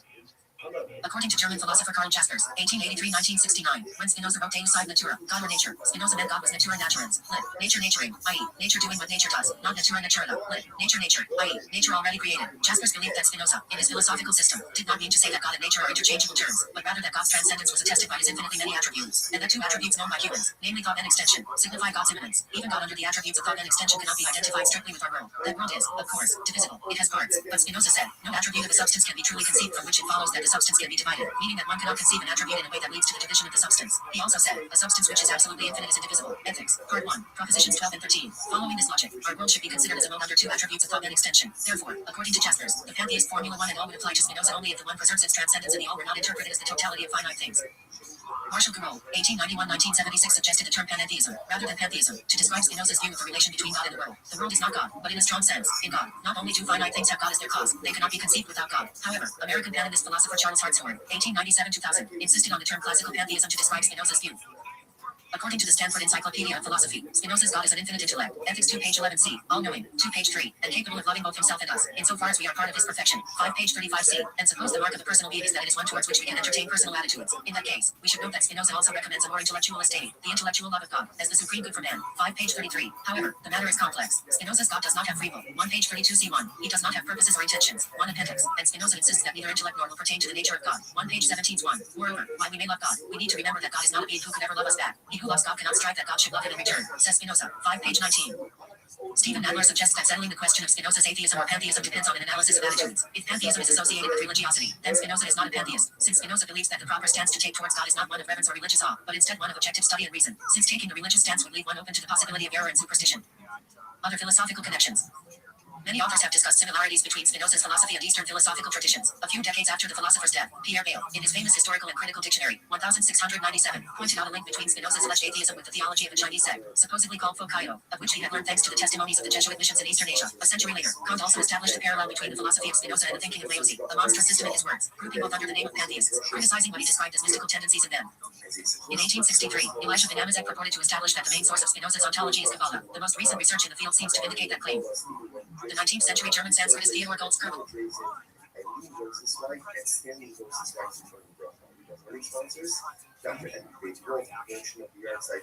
was one of the early figures to notice the similarities between Spinoza's religious conceptions and the Vedanta tradition of India, writing that Spinoza's thought was so exact a representation of the ideas of the Vedanta that we might have suspected its founder to have borrowed the fundamental principles of his system from the Hindus. Did his biography not satisfy us that he was wholly unacquainted with their doctrines? Max Endler also noted the striking similarities between Vedanta and the system of Spinoza, equating the Brahman in Vedanta to Spinoza's substantia. Legacy. Spinoza's ideas have had a major impact on intellectual debates from the 17th century to the current era. How Spinoza is viewed has gone from the atheistic author of treatises that undermine Judaism and organized religion to a cultural hero, the first secular Jew. One writer contends that what draws readers to Spinoza today and makes him perhaps the most beloved philosopher since Socrates is his confident equanimity. He is not a despairing nihilist, but rather Spinoza says that blessedness is nothing else but the contentment of spirit, which arises from the intuitive knowledge of God. One of his biographers, Jonathan Israel, argues that no leading figure of the post-1750 later Enlightenment, for example, or the 19th century, was engaged with the philosophy of Descartes, Hobbes, Hegel, Locke, or Leibniz, to the degree leading figures such as Lessing, Goethe, Kant, Hegel, Fichte, Schelling, Heine, George Eliot, and Nietzsche remain preoccupied throughout their creative lives with Spinoza. Hegel, 1770-1831, asserts that the fact is that Spinoza has made a testing point in modern philosophy, so that it may really be said, you are either a Spinozist or not a philosopher at all. His expulsion from the Portuguese synagogue in 1656 has stirred debate over the years on whether he is the first modern Jew. Spinoza influenced discussions of the so-called Jewish question, the examination of the idea of Judaism in the modern, secular Jew. Moses Mendelssohn, Lessing, Heine, and Kant, as well as subsequent thinkers, including Marx, Nietzsche, and Freud were influenced by Spinoza. The changing conception of Spinoza as the first modern Jew has been explicitly explored by various authors. His expulsion has been revisited in the 21st century, with Jewish writers such Berthold Auerbach, Solomon Rubin, who translated Spinoza's ethics into Hebrew and saw Spinoza as a new Maimonides, penning a new guide to the perplexed. Zionist Joseph Klausner, and fiction writer Isaac Bashevis Singer shaping his image. In 1886, the young George Santayana published The Ethical Doctrine of Spinoza in the Harvard Monthly. Much later, he wrote an introduction to Spinoza's ethics and an intellect disseminationer. In 1932, Santayana was invited to present an essay, published as Ultimate Religion, at a meeting at The Hague celebrating the tricentennial of Spinoza's birth. In Santayana's autobiography, he characterized Spinoza as his master and model in understanding the naturalistic basis of morality. Philosopher Ludwig Wittgenstein evoked Spinoza with the title, suggested to him by G. E. Moore, the English translation of his first definitive philosophical work, Tractatus Logico-Philosophicus, an allusion to Spinoza's Tractatus Theologico-Politicus. Elsewhere, Wittgenstein deliberately borrowed the expression sub specie identitatis from Spinoza. Notebooks, 1914-16, page 83. The structure of his Tractatus Logico-Philosophicus does have some structural affinities with Spinoza's ethics, though, admittedly, not with the Spinoza's Tractatus, in erecting complex philosophical arguments upon basic logical propositions and principles. In propositions 6.4311 and 6.45 he alludes to a Spinozan understanding of eternity and interpretation of the religious concept of eternal life, contending, if by eternity is understood not eternal temporal duration, but timelessness, then he lives eternally who lives in the present. 6.4311. The contemplation of the world sub specie eterni is its contemplation as a limited whole. 6.45. Spinoza's philosophy played an important role in the development of post-war French philosophy. Many of these philosophers used Spinoza to erect a bulwark against the nominally irrationalist tendencies of phenomenology, which was associated with the dominance of Hegel, Martin Heidegger, and Edmund Husserl in France at that time. Louis Althusser, as well as his colleagues such as T. N. Balaguer, saw in Spinoza a philosophy which could lead Marxism out of what they considered to be flaws in its original formulation, particularly its reliance upon Hegel's conception of the dialectic, as well as Spinoza's concept of immanent causality. Antonio Negri, in exile in France for much of this period, also also wrote a number of books on Spinoza, most notably The Savage Anomaly, 1981, in his own reconfiguration of Italian autonomia operaia. Other notable French scholars of Spinoza in this period included Alexandre Matheron, Marshall Carreau, Andrew Tussell, and Pierre Maggiore, the last of whom published a widely read and influential 5-volume commentary on Spinoza's ethics, which has been described as a monument of Spinoza commentary. His philosophical accomplishments and moral character prompted Gilles Deleuze in his doctoral thesis, 1968, to name him the Prince of Philosophers. Deleuze's interpretation of Spinoza's philosophy was highly influential among French philosophers, especially in restoring to prominence the political dimension of Spinoza's thought. Deleuze published 2 books on Spinoza and gave numerous lectures on Spinoza in his capacity as a professor at the University of Paris 8. His own work was deeply influenced by Spinoza's philosophy, particularly the concepts of immanence and univocity. Marilena de Sousa Choi described Deleuze's expressionism in philosophy, 1968, as a revolutionary work for its discovery of expression as a central concept in Spinoza's philosophy. Albert Einstein named Spinoza as the philosopher who exerted the most influence on his worldview. Spinoza equated God, infinite substance, with nature, consistent with Einstein's belief in an impersonal deity. In 1929, Einstein was asked in a telegram by Rabbi Herbert S. Goldstein whether he believed in God. Einstein responded by telegram, I believe in Spinoza's God who reveals himself in the orderly harmony of what exists, not in a God who concerns himself with the fates and actions of human beings. Einstein wrote the preface to a biography of Spinoza, published in 1946. Leo Strauss dedicated his first book, Spinoza's Critique of Religion, to an examination of his ideas. Strauss identified Spinoza as part of the tradition of Enlightenment rationalism and eventually produced modernity. Moreover, he identifies Spinoza and his works as the beginning of Jewish modernity. More recently, Jonathan Israel argued that, from 1650 to 1750, Spinoza was the chief challenger of the fundamentals of revealed religion, received ideas, tradition, morality, and what was everywhere regarded, in absolutist and non-absolutist states alike, as divinely constituted political authority. Spinoza is an important historical figure in the Netherlands, where his portrait was featured prominently on the Dutch 1,000 guilder banknote, legal tender until the euro was introduced in 2002. The highest and most prestigious scientific award of the Netherlands is named the Spinoza Prize. Spinoza Bridges. Spinoza was included in a 50-theme canon that attempts to summarize the history of the Netherlands. In 2014, a copy of Spinoza's Tractatus Theologico Politicus was presented to the chair of the Dutch Parliament, and shares a shelf with the Bible and the Quran. Modern era. Spinoza and Zionism. In the Tractatus, Spinoza said, in passing, about the Jews that were not that the fundamental principles of their religion discourage manliness, I would not hesitate to believe that they will one day, given the opportunity, establish once more their independent state, and that God will again choose them. This comment, and Spinoza's general emphasis on the political national aspects of Judaism, had inspired some of the secular forerunners of Zionism. Some Zionist leaders even described Spinoza as the first secular proto-Zionist. Some scholars agree, to various degrees, with the characterization of Spinoza as proto-Zionist, while other scholars are critical of it. Reconsideration of Spinoza's expulsion. There has been a renewed debate in modern times about Spinoza's excommunication among Israeli politicians, rabbis, and Jewish press, with many calling for the cherem to be reversed. A conference was organized at the YIVO Institute for Jewish Research in New York entitled From Heritage to Hero, a symposium on the impact of Baruch Spinoza on the 350th anniversary of his excommunication, 1656-2006. Presenters included Stephen Nadler, Jonathan I. Israel, Stephen B. Smith, and Daniel B. Schwartz. There have been calls for Spinoza's cherem to be rescinded, but it can only be done by the congregation that issued it, and the chief rabbi of that community, Havim Pinchas Toledano, declined to do so, citing Spinoza's preposterous ideas, where he was tearing apart the very fundamentals of our religion. The Amsterdam Jewish community organized a symposium in December 2015 to discuss lifting the cherem, inviting scholars from around the world to form an advisory committee at the meeting. However, the rabbi of the congregation ruled that it should hold, on the basis that he had no greater wisdom than his predecessors, and that Spinoza's views had not become less problematic over time. Memory and memorials. Depictions of influence in literature. Spinoza's life and work have been a subject of interest for several writers. For example, this influence was considerably early in German literature, where Goethe makes a glowing mention of the philosopher in his memoirs, highlighting the positive influence of the ethics in his personal life. The same thing happened in the case of his compatriot, the poet Heine, who is also lavish in praise for Spinoza on his On the History of Religion and Philosophy in Germany, 1834. In the following century, the Argentinian Jorge Luis Borges famously wrote 2 sonnets in his honor, Spinoza in El Otro, El Mismo, 1964, and Baruch Spinoza in La Moneda de Oro, 1976, and several direct references to Spinoza's philosophy can be found in this writer's work. Also in Argentina and previously to Borges, the Ukrainian-born Jewish intellectual Alberto Turkunov wrote a novella about philosopher's early sentimental life, Los Amores de Viraj Spinoza, lit. The Loves of Viraj Spinoza, 1932, recreating a supposed affair or romantic interest with Clara Maria van den Enden, daughter of his Latin teacher and philosophical preceptor, Franciscus. That is not the only work of fiction where the philosopher appears as the main character. In 1837, the German writer Berthold Auerbach dedicated to him the first novel in his series on Jewish history, translated into English in 1882, Spinoza, a novel. Some other novels of biographical nature have appeared more recently, such as The Spinoza Problem, 2012, a parallel story between the philosopher's formative years and the fascination that his work had on the Nazi leader Alfred Rosenberg, by psychiatrist Irvin D. Yalom, or O Segredo de Spinoza, lit. The Secret of Spinoza, 2023, by Portuguese journalist Jos Rodrigues dos Santos. Spinoza also appears in the first novel of the Argentinian activist Andrés Spacoini, El Info, lit. The Impious, 2021, about the Marano physician and philosopher Juan de Prado, a key influence in Spinoza's biography. Spinoza's ethics play a central role in Isaac Bashevis Singer's short story, The Spinoza of Market Street. The main character, Dr. Nahum Fischelson, studies the book religiously, and holds Spinoza in divine esteem. Works. Original editions. Contemporary editions. See also. References. Notes. Citation.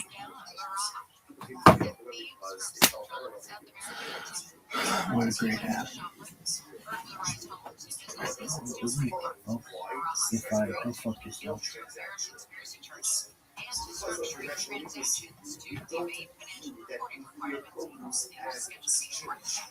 Or a similar nationwide protest against the Iranian government is struggling economy of the Trump has warned the regime to negotiate with the U.S. and has threatened Kentucky Republican Senator Rand Paul, who sits on the War Coalitions Committee, tells ABC in Russian that he's US-based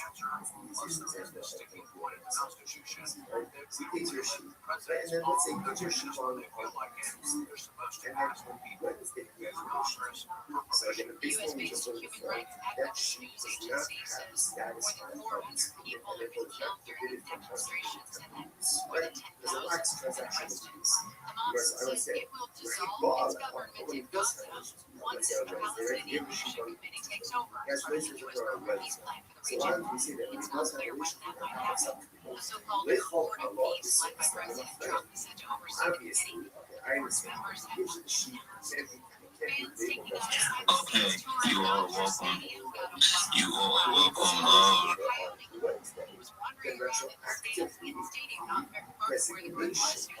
We just started the conversation today, so just much. But real points. Okay.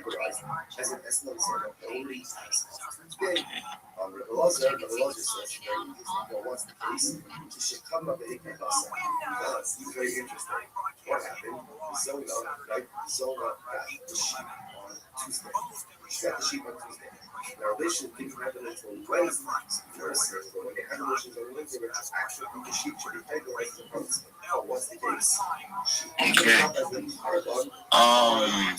Yeah, just looking for one person to come up here. It's just one of my friends. I need him up here before I can start up what I've got to say.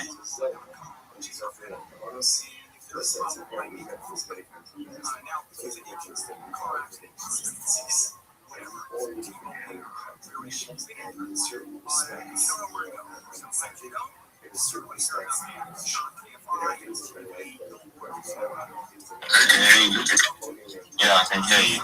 I didn't know I didn't connect last time. I don't know what happened. Yeah, I don't know. Also, X just keep kicking me out if I should go space next thing I'm out. So I don't know what happened. So how have you been? How have you been, Tom? Good, man. Just chilling. Yeah, of course. Yeah, Buck Printer is here with us, and we've got him here for stuff. Tom, I would like to introduce you to a good friend of mine. He's a good friend of mine for a long time. Foster Coin. Yeah. Foster Coin, meet Tom. Tom is my good friend, like my great friend as well. So just, yeah, he's my friend I've been telling you about. Yeah, last time you introduced me to somebody, he wasn't very good. What's going on there, man? Sometimes it goes like that, that's how the crypto business. But yeah, I'm good, you remember Fortune with that space and everything it does and stuff. Yeah, it was Fortune. I told you about Fortune.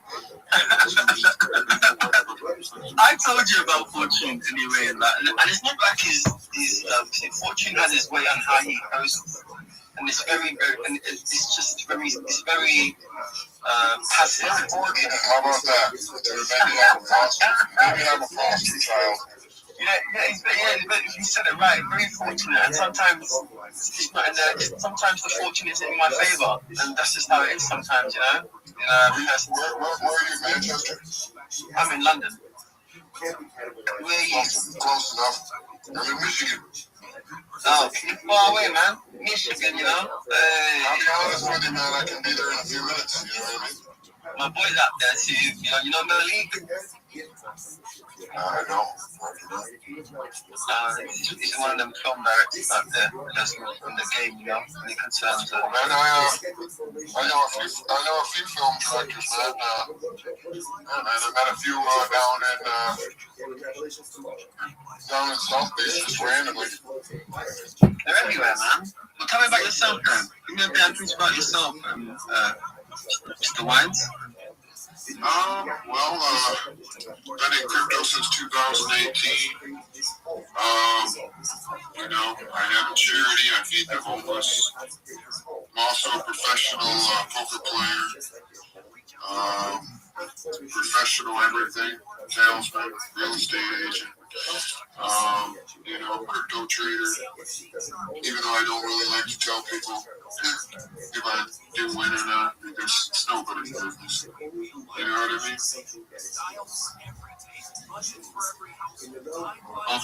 Hello, can you hear me now?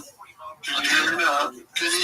I love the British accent, man. Some of my favorite movies are British movies. Lock, Stock, Two Smoking Barrels, fucking, you know what I mean? Most of my American films are classic, like Shawshank Redemption. The great movie, bro. Great movie, bro. Demolition Man. Well, that's the only funny goodie. That puts you at 39 years old. and can't forget the ultimate, the banger of all bangers, E-Man, I got the power. Yeah, bro, that puts you at about 39, right? I'll be honest, I got older brothers and sisters, so they kind of brought me into their film, but I'm like 37. You're close. You was close. You're very, very close. Pretty good at guessing, brother. Yeah, man. But you're the guy, man. You're the man, man. Anyway, wisdom, thank you for introducing me to your friend, to your co-host, and thank you for having me up on your stage. I really do appreciate you. Can I guess what you do for a living? Okay, guess what do I do? Guess. What's that? Go on, then. It has something to do with restaurants. Hold on. I would say you're like some type of a chef, not a regular one. You know what I mean? Just like the cheap one. You're probably better than that. You might even have a restaurant. How close am I? You know what? You're semi-close, but no. What do you do for a living?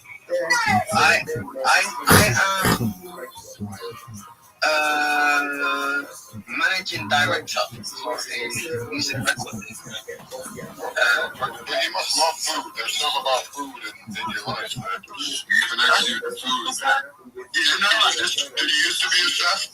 As a Jamaican, I am a chef. I do like to cook a lot of food for my family and events. Are you Jamaican? I am Jamaican English, yes. That's cool, man. I freaking just was in Jamaica helping out after the hurricane, man. I love Jamaica. Oh, thank you, man. It was my parish, Black River, St. Elizabeth, that got up to. Oh, man, I was almost down there, but I went to Hanover, Darlington, Westmoreland, all through there, bro. Handed out hundreds of loaves of bread, water. You know what I mean? Just went down there by myself, bro. Oh, thanks, man. Yeah, man. I love fucking Jamaica, man. So it's funny, bro. When I get there, I get in Montego Bay and I'm driving to Negril in a rent car all by myself, bro. My luggage, man. And I could have broke down anywhere, but I broke down right in front of Speedway Hardware, right on the strip. And basically, I didn't break down 10 feet back, 10 feet forward. I broke down right in front of the entrance, bro. And I literally meet a guy named Jonathan, bro. Nice guy, dude. He's about my age. Maybe he's a little older, about 6'5", 300 pounds, man. He ends up giving me a ride with his daughter and niece he was picking up. Ends up driving me around for 10 days. Went to Jamaican church with him, bro. Jamaican church is long, bro. Long church. It was like 7 hours, bro. Man. But I got to get up there for the first time in my life, and actually, I read Philippians 4 to the entire church, bro, and then I was able to, making them moves, there's a reason why we've met. Because anyone that's helping out my island, anyone that's making sure that they're showing the love towards, because we are close to South America, the Jamaica, the Caribbean. So, is it Central America? Yeah, Central America, sorry. Excuse me, sorry for everybody that's trying to hit me in the head. You guys are about the same distance from Central to South America. Literally, my woman was like, I'm getting coconut gas in my headlight, the back of my headlight. Literally, so as we are in the Central America, it's nice to get that support and get that love from my fellow Americans. Because it is serious what we're going through in Jamaica right now in the Caribbean. And if you I can raise some more money, man, I'm going to go back down there with some Starlinks and generators. I haven't been able to get down there, but kind of did did some stupid gambling, but I hope I can help you, generate and push you up and help your revenue. Oh, bro, I'm gonna make millions and millions of dollars and put them all into my charity bank account. I'm gonna make millions and millions of dollars this year and put them in my regular bank account, and I'm gonna help millions and millions of people, including my friend in Jamaica, Jonathan, bro. So yeah, man, that's what I'm gonna do. And I'm definitely gonna happen, bro. Help me manifest it right now, bro. I'm manifesting that. I can see my wife's her dreadlocks has gone up too as well. So I think we're all involved in supporting your charity, and we're all involved in pushing your thing forward, especially when it comes to scaling, when it comes to crypto. This is what crypto is about. Meeting your tribe, you meet the people, and then you start to bro. Connections, all about connections, bro. Connect, and the fact that you got what, 4 kids? Yeah, I got like 4. I had 5. 4 passed away. Oh man, I'm sorry to hear that, bro.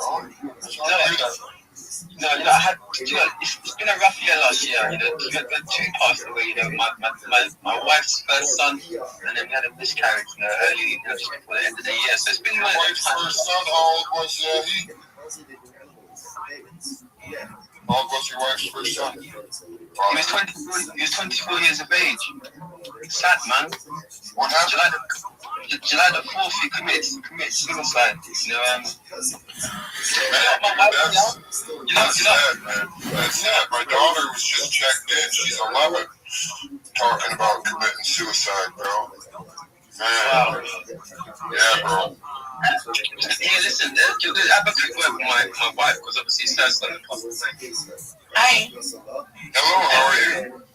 I'm okay, thank you. Who am I speaking to? Sorry, I'm just in and out. My name's Tom, and it's very nice to talk to you. My daughter's been going through a rough time, but I've been just manifesting positivity and goodness and praying with her. And her mom's pretty negative and, said a lot of negative things to her, and I'm just trying to fight against that as well.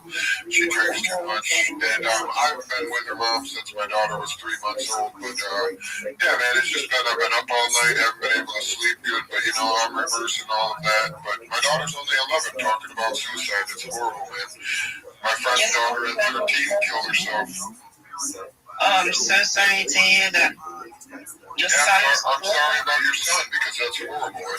And doctors give people drugs, and that makes them kill themselves too. And that doctors kill people too, which is horrible. Unfortunately, yeah, this is the thing with mental health.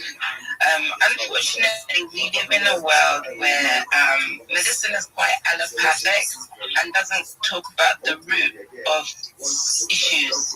And the mind is a lot to do with your spirit as well.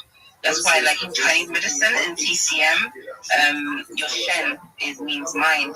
And so when they do auricular acupuncture, one of the key points we use is the Shen Men, which is to do with helping to balance the mind.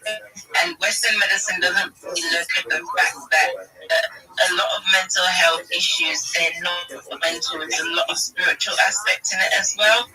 And unfortunately, we don't have enough tools to help the younger generation really know how to did you know, I didn't mean to interrupt you, do you know that every school shooter has been on drugs for depression or something similar?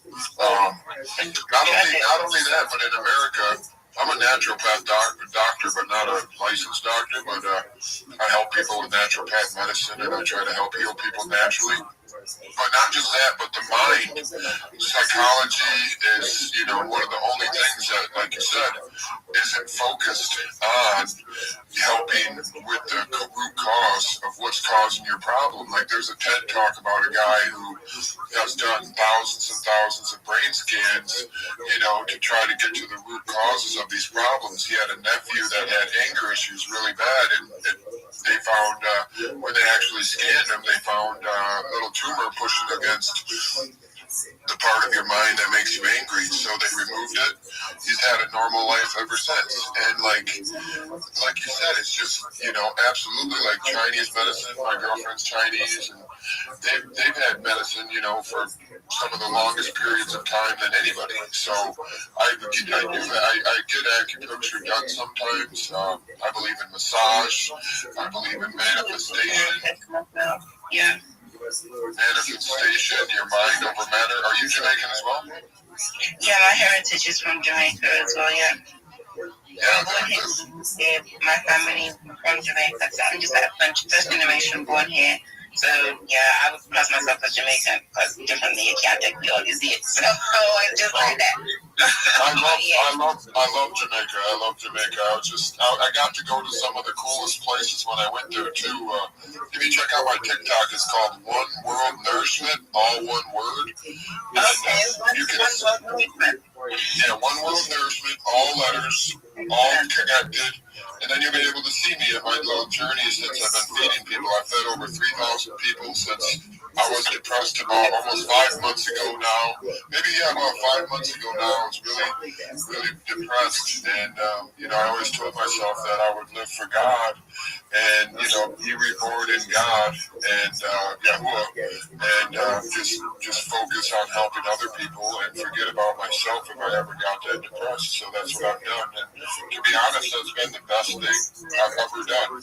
So. Oh, blessings and love to you, Brother Tom. That's amazing. That is really amazing. Yeah, that's a powerful word sound for everybody as well, because truly, when you give to others, it's returned back to you tenfold, especially when you just do it from a heart-to-core place with no I don't want anything back. If I get gifted, I'm just going to give it all back. Yeah, just the desire to, in that true state of Christ consciousness, to know that what's good for you is good for others, and we are all affected by everything that's going on. So when you see other people in a lesser position than yourself, so long as you're able to provide for them, not passing just what I'm passing your person onto swine. Sorry, because when you have children, sometimes you have a different mindset because. Being empathic myself as well, I don't have the misfortune of giving away house of heaven everything, and so I'm going through the bad attack and stuff. But sometimes, you have to be able to be in a position to pull from your overflow. So that's what that was about. Yeah. If you can, anytime you have a negative moment in your life, a negative thought, flip it to a positive. Every morning, just claim joy and happiness in your heart and peace in your mind. And joy and happiness in your heart and peace in your mind. Health in your body, health for your children, health for your husband, health for the people that you love in your life. And just manifest your own health. Manifest that your body will be healthy, that it's becoming healthier right now as we speak. Right now it's becoming healthier. You become wealthy beyond anything you've ever imagined as well. Claim these things, see them into your mind, and just manifest this into your mind, because the Father says greater in you are the things you can do than me. You know what I mean? You can do anything. Just people don't understand how. Well, my brother studies Paleo-Hebrew, and the majority of the word, the Torah, is actually derived in a spiritual sense, in a spiritual realm, in a whole other realm, and people don't understand, even myself for a long time, how much negativity I manifested for myself, how much unhappiness and sickness that I was pushing on myself. So just continue to not only do that for yourself, but just manifest your children's happiness, their wealth in life, and their everything that you want in life, anything that you desire, just see it and it'll become true. You know what I mean? And that is the truth behind the world that we live in, and most people don't. Literally, that was the trick that they tricked everybody, the illusion that source, infinite creative energy, God, for lack of a better word, is outside of self, but it's as above, so below, so as within, so without. So when source begets self to know self and created everything to have the experience of knowing self, the infinite, most sacred part of us is that divine intelligence that's coded in our DNA. And if we tune into our heart space and in the higher virtues of our being, we'll get all the directives that we need. Everything is by knocking that should be given. That's where, the secrets of manifesting, just trust and know we are in a most beneficent, benevolent, as they say in Arabic, Ar-Rahman Ar-Rahim, the universe will provide also, in Hebrew, Yahuwah Barak Atah, means God bless you. It's one. Listen, bro. Between all the Abrahamic faiths, right? It's just one. It's one. It's all coming from the same source. Whether you want to say Exyabir, whether you want to say Yahuwah, whether you want to say Allah, they are all coming from one Patreon. Well, you have to understand that religion and all of those different things that are created from the source are all different manifestations and separation of people being separate. And remember, the Father Yahuwah wants us to be together. He wants us to be one. He doesn't want us to be separate. He wants us to love one another, forgive each other for our sins, help us finish, come back to the light. There's so many lies in this world, you know what I'm saying? One of the scriptures that I really love is this. I'll read it real quick. Rejoice in Yahuwah always. Again, I will say rejoice. Let your reasonableness be known to everyone. Yahuwah is at hand. Do not be anxious about anything, but in everything, by prayer and supplication with thanksgiving. Let your request be made known to Yahuwah. And in the peace of Yahuwah, which surpasses all understanding, will guard your hearts and your minds in Yahushua HaMashiach. Finally, brothers, whatever is true, whatever is honorable, whatever is just, whatever is pure, whatever is lovely, whatever is commendable, if there is any excellence, if there is anything worthy of praise, think about these things. What you have learned and received and heard and seen in me, practice these things, and Yahuwah of peace and the God of peace will be with you. You know what I mean? So I don't know, that's just talking about him being a God.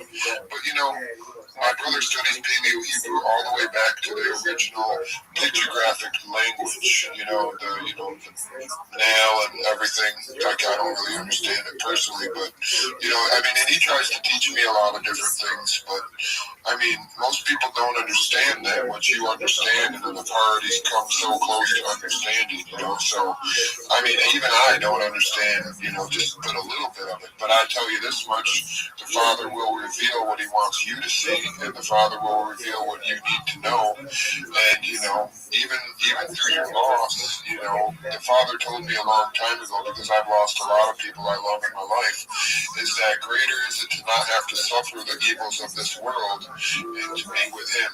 You know what I mean? And also, my mom used to say that to me all the time when someone would pass in our family. You know, she would say that it's only us that are left behind, that we weep and we feel sad because of missing that one that's gone. But that one has gone to the next stage in their journey and a different level of peace in their existence that, you know, we cannot comprehend until we go through that. So rejoice, be glad for them. And I find our traditions as well. We're grateful when one passes on to that next stage in the evolution of their journey. So yeah.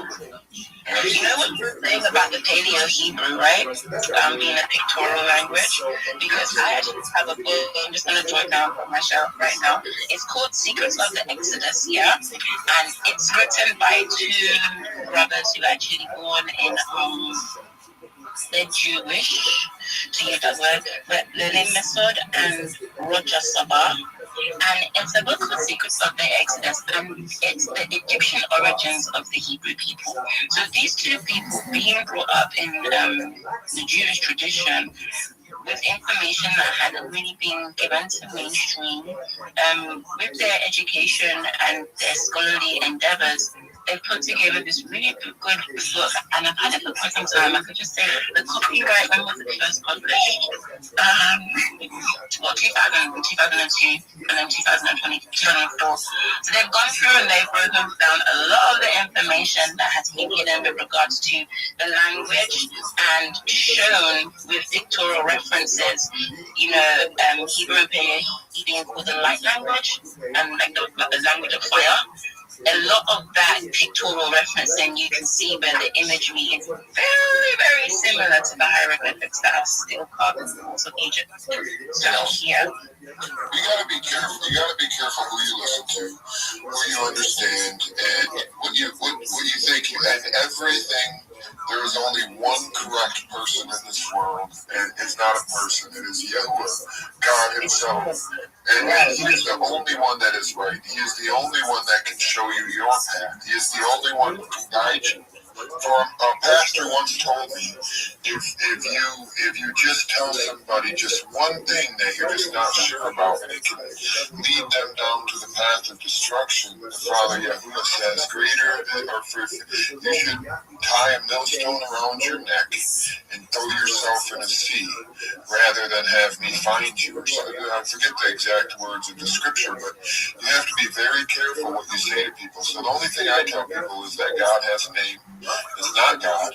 It's Yahuwah, Yahweh, Jehovah Jireh, different things. But he does have a name, and it says in Exodus, it does say, this is my name and this is my name forever. It doesn't change. Doesn't go somewhere else. He means the I am, because that translation, meaning source infinite creative energy is more something of a being and doing rather than a thing. So when people always do, he, because source infinite creative energy. I just say that. I say he is it. I say he because that's what people refer to. You know what I mean? Source infinite creative energy, it's immaterial, and source infinite creative energy, male and female source made he them. So there's a lot of deciphering left for humanity, right? But I'm grateful for ones like yourself who are very much awake and very much active to do great things to help. And that's the main thing. Be the light, be the love. Love is the sacred order, and everything else just confuses it all, don't you think? It really, and Christ said, the Mashiach, the anointed one, does come again. Do unto others as you want unto yourself. Love others as you love yourself, as you love the Most High. God would indeed. How can you love the Most High that you can't see, and you cannot love your fellow man who you can? So it's so simple. And these humans make it difficult. It's been great talking to you. I'm going to pass the phone back to Foster because, thank you, Tom, and thank you to everybody for sharing space with me. Yeah, wisdom, back to you, man. Yo, man, just made some great points. I appreciate you all. Appreciate you, Tom, for start. Appreciate you, shout out to her. She's really smart, Yeah, okay, I'm just gonna dive in real quick about what I've got today, It's gonna be deep, yeah? And what I've got, we wanna know, knowing what the battle really is, Hello, how are you doing, myself? Okay. So, Tom, please, I would like you to open to the book of Ephesians chapter 6, verse 12. I'm just gonna start up there. So can you get it for me? Ephesians Everything is respect.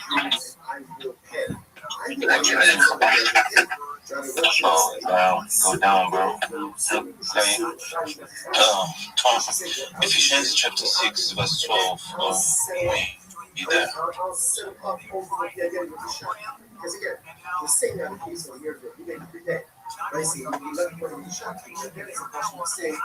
there? Okay, I'm just gonna open it real quick. Hold on. Okay. Ephesians chapter 6. Okay, I've got it. It says, "For we don't wrestle not against flesh and blood, but against principles, against power." This verse is what I want to go deep into. I want to break it down right now. First of all, we should know that many of the fights that we face are not about people. We think it's about people, but it's not. The real battle we often face is going through our mind and our emotion and our faith. We talk about God, but this is literally the important thing that we need to look into now. How is your faith, and how is your mind, and how is your emotion treating you? So, and when you fight people, instead of real problem, you lose peace. Like you're not gonna get peace if you keep on fighting people and looking out for people that you fight and thinking that they are the enemy. No. These three things I mentioned: your mind, your emotion, and your faith. When they are not strong, when they are not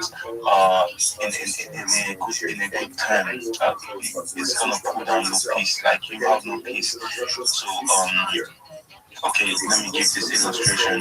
Okay, imagine blaming your charger when your phone is not charging. Yeah, it's not from the charger. It's not the charger's fault. It's the socket. The power supply is not receiving it. So if there's no light and you put in your charger have got no fault. It's from the power source. So now our connection with God, how are we treating it? Because most people don't realize that they are not. You don't walk in the right path. You don't walk in the right path, or you think that you're stepping into the right path because your relationship with God is not well studied. You don't really know much about what it's all about. Yeah, I don't know as well. But when I started going through the scriptures, I started seeing things that convicted me and made me understand that we don't wrestle against, you don't wrestle against flesh and blood. So it's all in your mind, it's all in your emotion, it's all about your faith. So going down to peace is giving us, this is giving, and it's not aimed. Yeah, I'm gonna use this verse, John chapter 14 verse 27. It says, peace I leave with you, my peace I give unto you. Like, when you've got God, you've got peace. When you've got God, you've got peace. God is meant to be in charge. We are not meant to fight any battle. We cannot do it on our own. So we should not wrestle against blood and flesh, but we should leave it all for God. And now I'm gonna explain more in details about many things. Yeah, I'm not saying that you're not gonna have anxiety or anything. I'm not saying that anxiety is a bad thing. I'm not saying that you're not gonna feel down in some ways and everything. But now I'm going to break it down so that you understand what is going on the moment you're having this anxiety, what is going on the moment you're feeling down, and what is going on when you don't really understand what's going on. Because when you feel confused, weak, and all of that, like I said, I don't know, I said this some other time. I spoke about spiritual warfare. Spiritual warfare is a side, but I'm telling you, these things are gonna pull down the peace that God has with you. Because the moment you've got God, you've got peace. What God brings is peace and love. Because whenever you should see, he said, fear not. He said, fear not, fear not. He doesn't want you to be scared of anything. He doesn't want you to be, to be weak of anything. He just wants to be the one in charge. Because when he's there, he's in charge. He's your father, so he's going to take responsibilities of things going on in your life, even things that you can't see.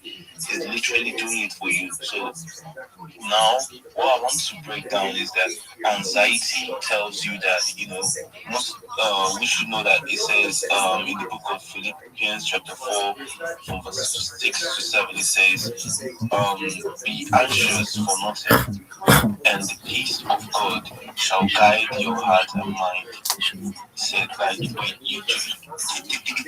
funny how you come up and start saying, I'm having this anxiety, and you go to the spiritualist telling you be anxious for nothing. Like, it's clear for nothing, because you're not meant to be anxious for anything. The moment you're feeling this anxiety, it shows that it's time for you to charge. Okay, this illustration can solve the problem now. The moment your phone is low, it's giving you a signal to go plug it in and charge it, and charge it or leave it to rest. Now, this is the same way it goes towards. The moment you're feeling weak, you don't think that is your problem. You don't think that it's all about thinking and all of that. That is the moment telling you that is the spiritual warfare. That is you knowing that you should go in for prayer. Now I've got this verse in Philippians chapter 4 verse 6. It says, don't worry about anything. Instead, pray about everything. Tell God what you need and thank Him for all He has done. If you do this, you will experience God's peace, which is far more wonderful than the human mind can understand. Like, this is what you do to get the peace. You don't go around thinking you can fight it on your own, but go into it with prayer, follow it up with prayer, and you will see yourself achieving those things. And it's always funny when you think that there is no way, you might make your own plan and say your own goals and everything. Yeah, it might be the opposite of everything you got, because the moment you're making your own plan, God is also planning out something great for you as well. So you just making your own plan is just that, yeah, I'm making these plans, but I'm backing it up with God. Anything that I face today, it's all God, yeah? Anything that I face today is all God's will. The moment you start understanding that anything that you do or lay your hands to do today, and you did it at the right time, like you did it at the right time, showing up early, doing the right things at the right time, and it turns out to be that, okay, for example, you went to go get a job, and you went there and you got rejected. No, they didn't reject you. Like, they didn't reject you. Like, they lost you, bro.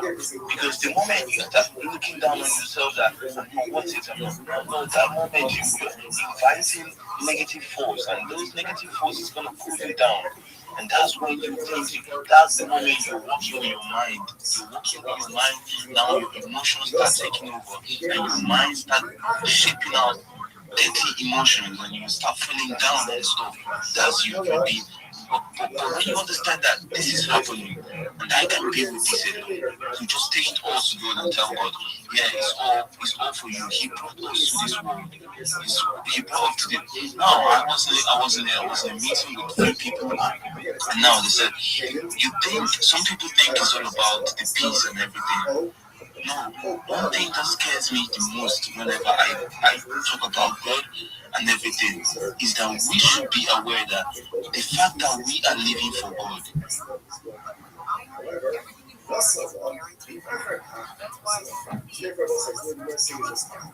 That essentially, in order for something to be categorized as an essence of a transactional once you're transactional, you see otherwise payment relations, then you have an issue for payment as this guy is ultimately again on a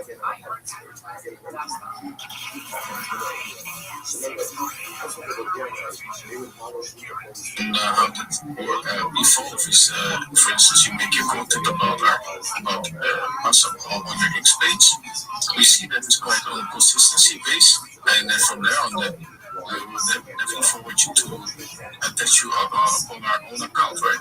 Our X account. And then from there you start pushing content, people like it, and then we're going to go further. Let's see if you can do it on Reddit, Medium, and all those other platforms, right? So that's where we do it in stages to see actually if you're capable of the work that you're saying that you can do, right? So I get that. So I think some people are like now kind of interested to ask questions. So let me hear from Leti who has to say. Okay, sorry. Before Leti, please go to the quote. I just quoted this space. The criteria are there. Just do the criteria. Make sure you're following Alpha Creation, check following T Creation, check Plutonium. And don't forget to join the Discord server and the TJ group. Yeah, and drop the screenshot in the space comment section. The space comment section, not the tweet, but the space comment section. Good luck to everybody. So let's hear from this next speaker, please.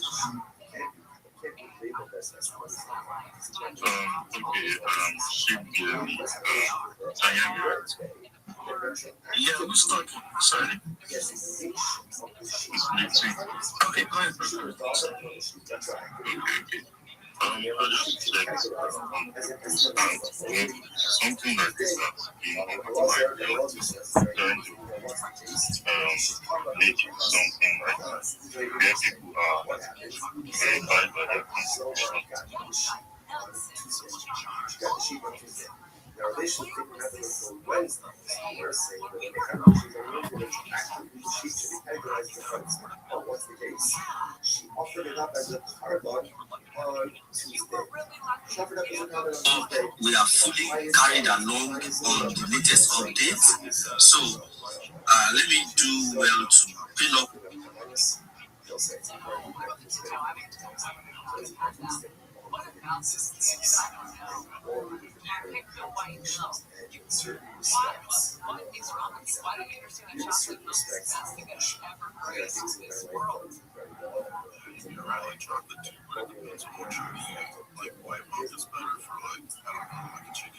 It makes sense though. When you're a child, you just think chocolate milk every morning in high school or something. Even right now, if someone comes to me and just selection, chocolate is like every time chocolate asks, what's the last time you had chocolate milk? The Discord link is in my X bio. That's also where we play poker on Friday nights. All right, guys. Well, I want to thank all the speakers and I want to thank all the listeners as well, because without you guys, none of this is possible. I know you could have been anywhere else in the world, but you decided to be here with us, and I do appreciate that 1,000%. All right, guys. We're going to be back on Thursday at 11 p.m. Eastern.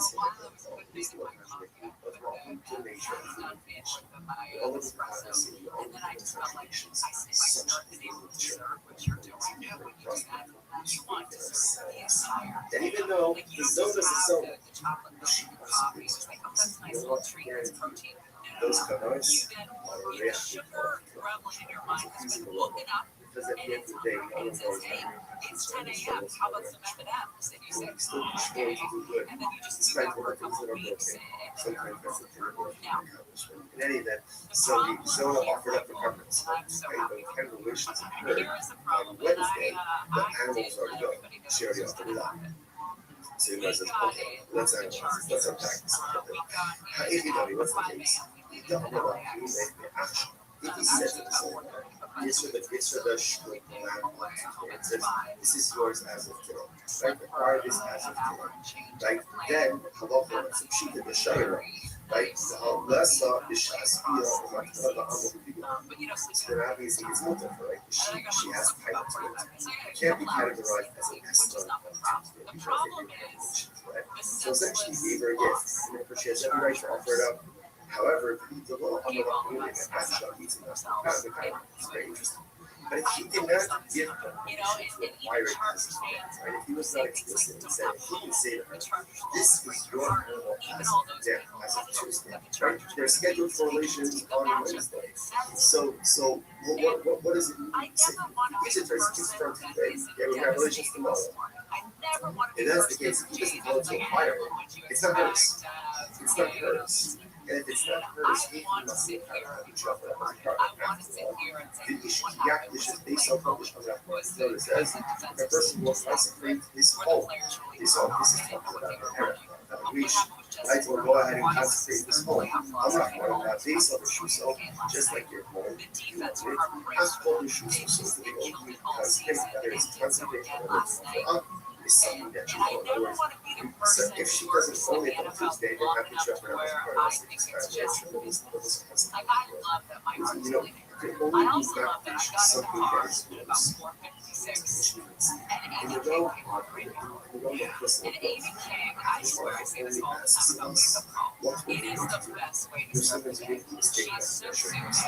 She is not too sure. She talked about morning and sunshine and light. And Amy came on and she's like, I'm really sad the Chargers lost. That was awesome. And she's like, but the 49ers won.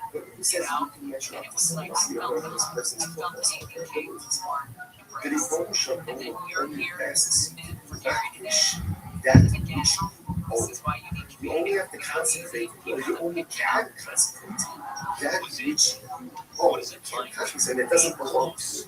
It's so often like you forget that you only expect what you want to do. He doesn't expect that you want to do.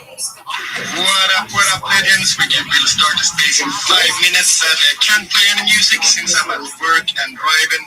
This will be a little short space before we all jump over to JJ's space or whatever space we want to go to after. But let's give it 5 minutes, get some people in here. Gonna talk a little bit about X growth and what are our goals for the next coming year. What do you want to achieve with your X the upcoming 2026? So let's give it 5 minutes and let some people come up and let's go.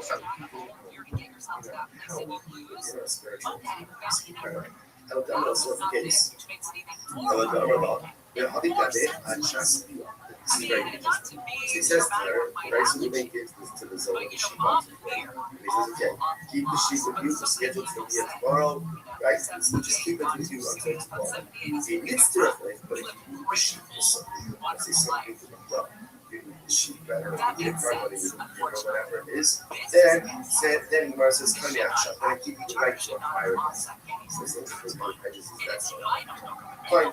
So Mars says, that's the everyone says that's the zone. It's gonna get off the apple. Why besides that, it's telling me. The thing is, because if you remember, this all happened with De La Piana, this cheetah transaction. Yeah, he had cheetah transaction. And what here is that someone can only possess the committed status when there is no transaction. Now, we see that cheetahs, and also we see it by the actual zone and that part is different as well as so by Rothschild, how about this just so let's say same thing. Ruben gives Ruffle, Ruben is solo. The sheep on Tuesday. He is scheduled for Wednesday.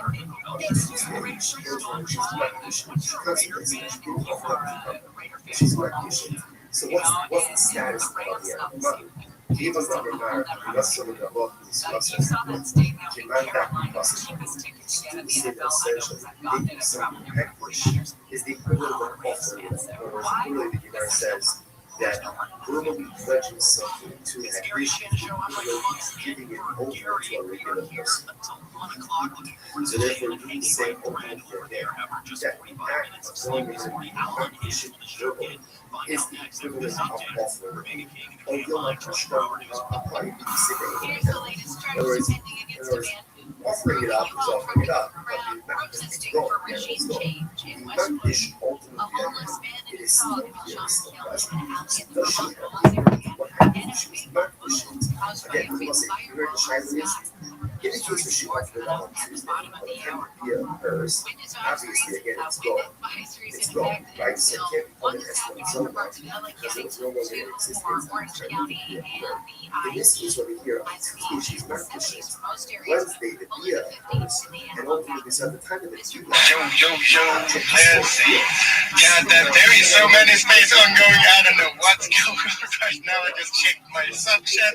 Well, Simon Des running one space with JJ starting 1 hour earlier today. Also, we have the Baby Billionaire space running right now. Let's fucking go. Maybe we should just migrate to one of the other spaces, and maybe I just do a pop-up space a little bit later. Let's see, we have a lead coming up here. Let's see what's on the agenda. What is up, Pauline? How we feel today, man?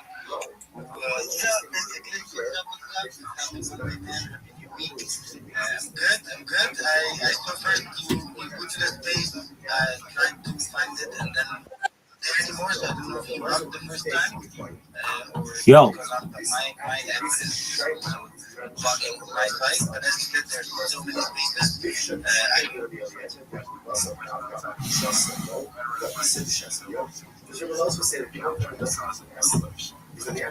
don't know what happened with your mic there at the end, but you completely disappeared. But I heard something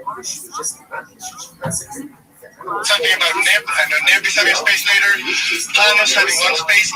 1.5 hours with Meet the Artist. It's going to be Ellen's debut on Spaces. You haven't talked in a single space before, so it's going to be fun to see that one. Oki's also going to be there, Neb's going to be there, and the C3, I think, if it's interview the artist, I guess all 4 of them need to be there, so that's going to be a fun one. Then Neb has one later today, and after Neb, we do have Junbo is back. He's also having a space, and then it's Marcus' space later after that tonight. So it's gonna be a full day with spaces. I tried to start this space about 8 hours ago, and then I saw nope, another solution person already has space. Let's go in there, and then nope, another person having a space. I just moved the space forward and forward because I did oversleep from my normal time slot. As always, it is way too dark outside, and I sleep for way too long when there's still sunlight coming in from my windows. I try to fall asleep with no alarms, no nothing. Most of the time, I'm just let the sunlight wake me up. But now when it's dark outside, it takes a little bit longer. So, so let's see what everyone thinks. Should we raid another space? They want us to keep this going for about 40 more minutes, then I'm at my next destination. As you mentioned, I'm here, no problem at all. I was just talking about the bits. What's the name of the bits? EZ3? The bike EZ3. It's the space. Yeah. Is it ongoing right now? Yes. Net being the co-host, and he's gonna. Oh yeah. Pin it on top. That is from one of the developers. Yeah, pin it on top. I think that is a good space to jump into actually. God damn it! No click space today, so I'm doing it tomorrow instead. But yeah, I think it's better if we all jump into the bike space. Of course, they all do it at the same time. But yeah, let's jump in there, show some support, show how we do it on the Solo Shane fan pool, all in yellow.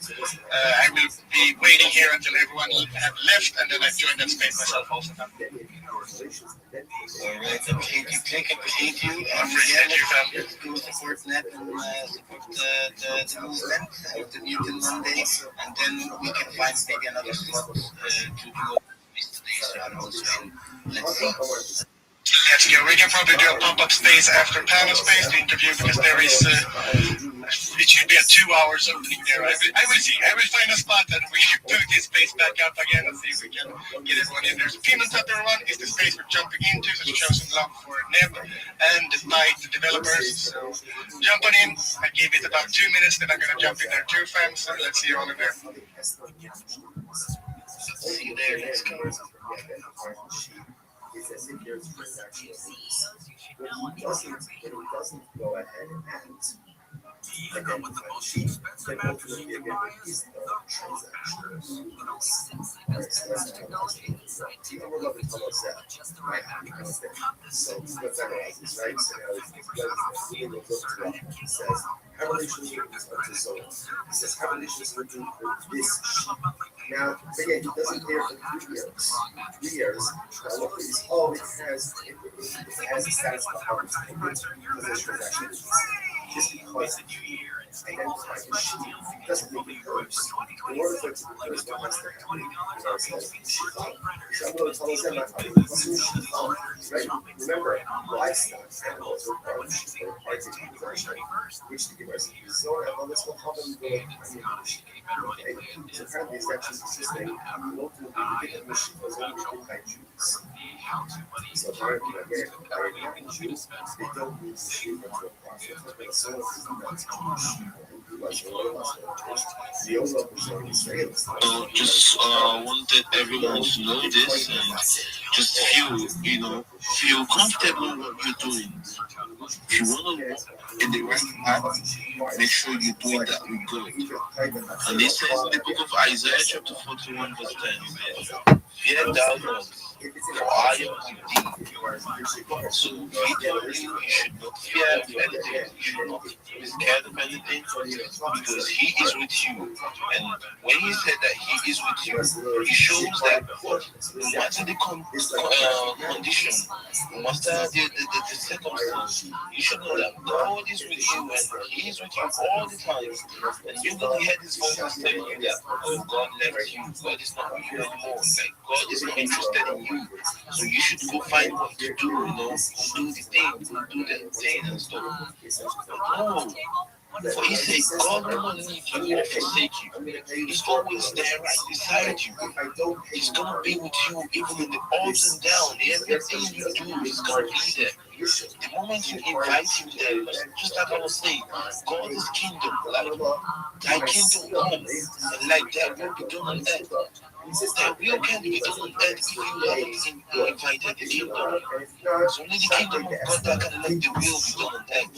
And the will can only be done on earth if you have called upon the kingdom of God.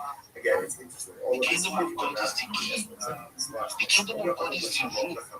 Because when we talk about peace, it's only when you've got the kingdom. When we talk about joy, when we talk about love, it's only when you've got the kingdom. So when you listen to the Lord's Prayer, he said, let their will be done on earth as it is in heaven. Give us this day our daily bread.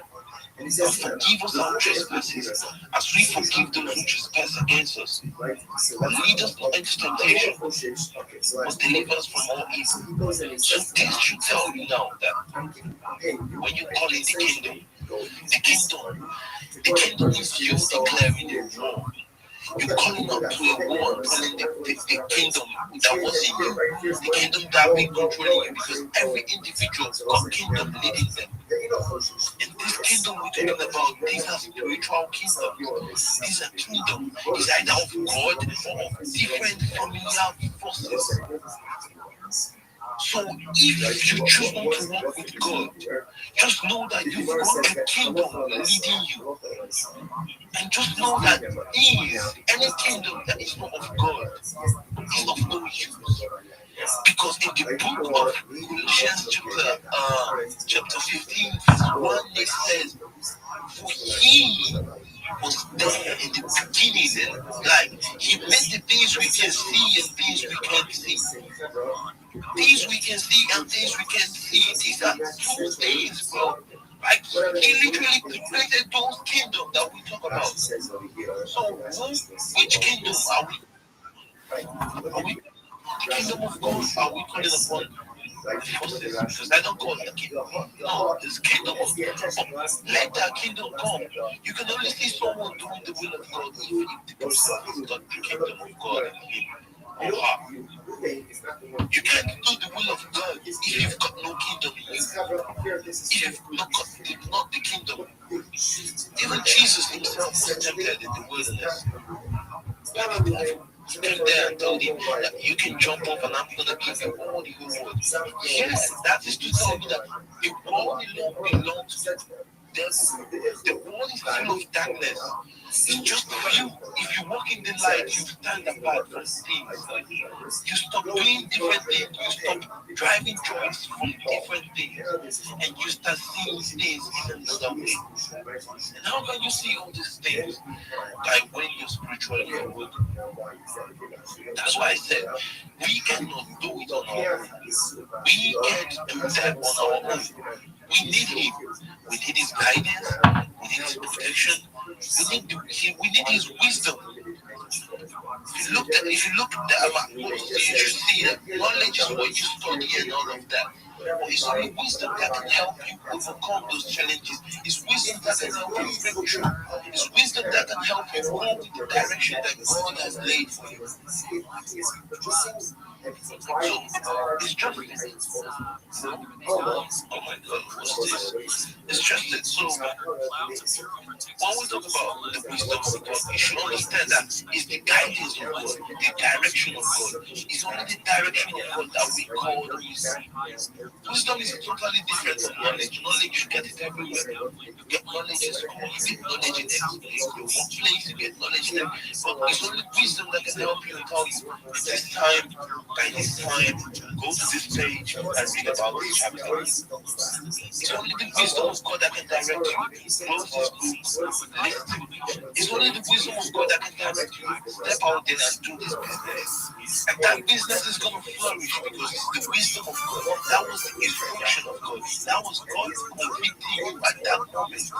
And you took the action with the wisdom. If you look at Solomon was smart.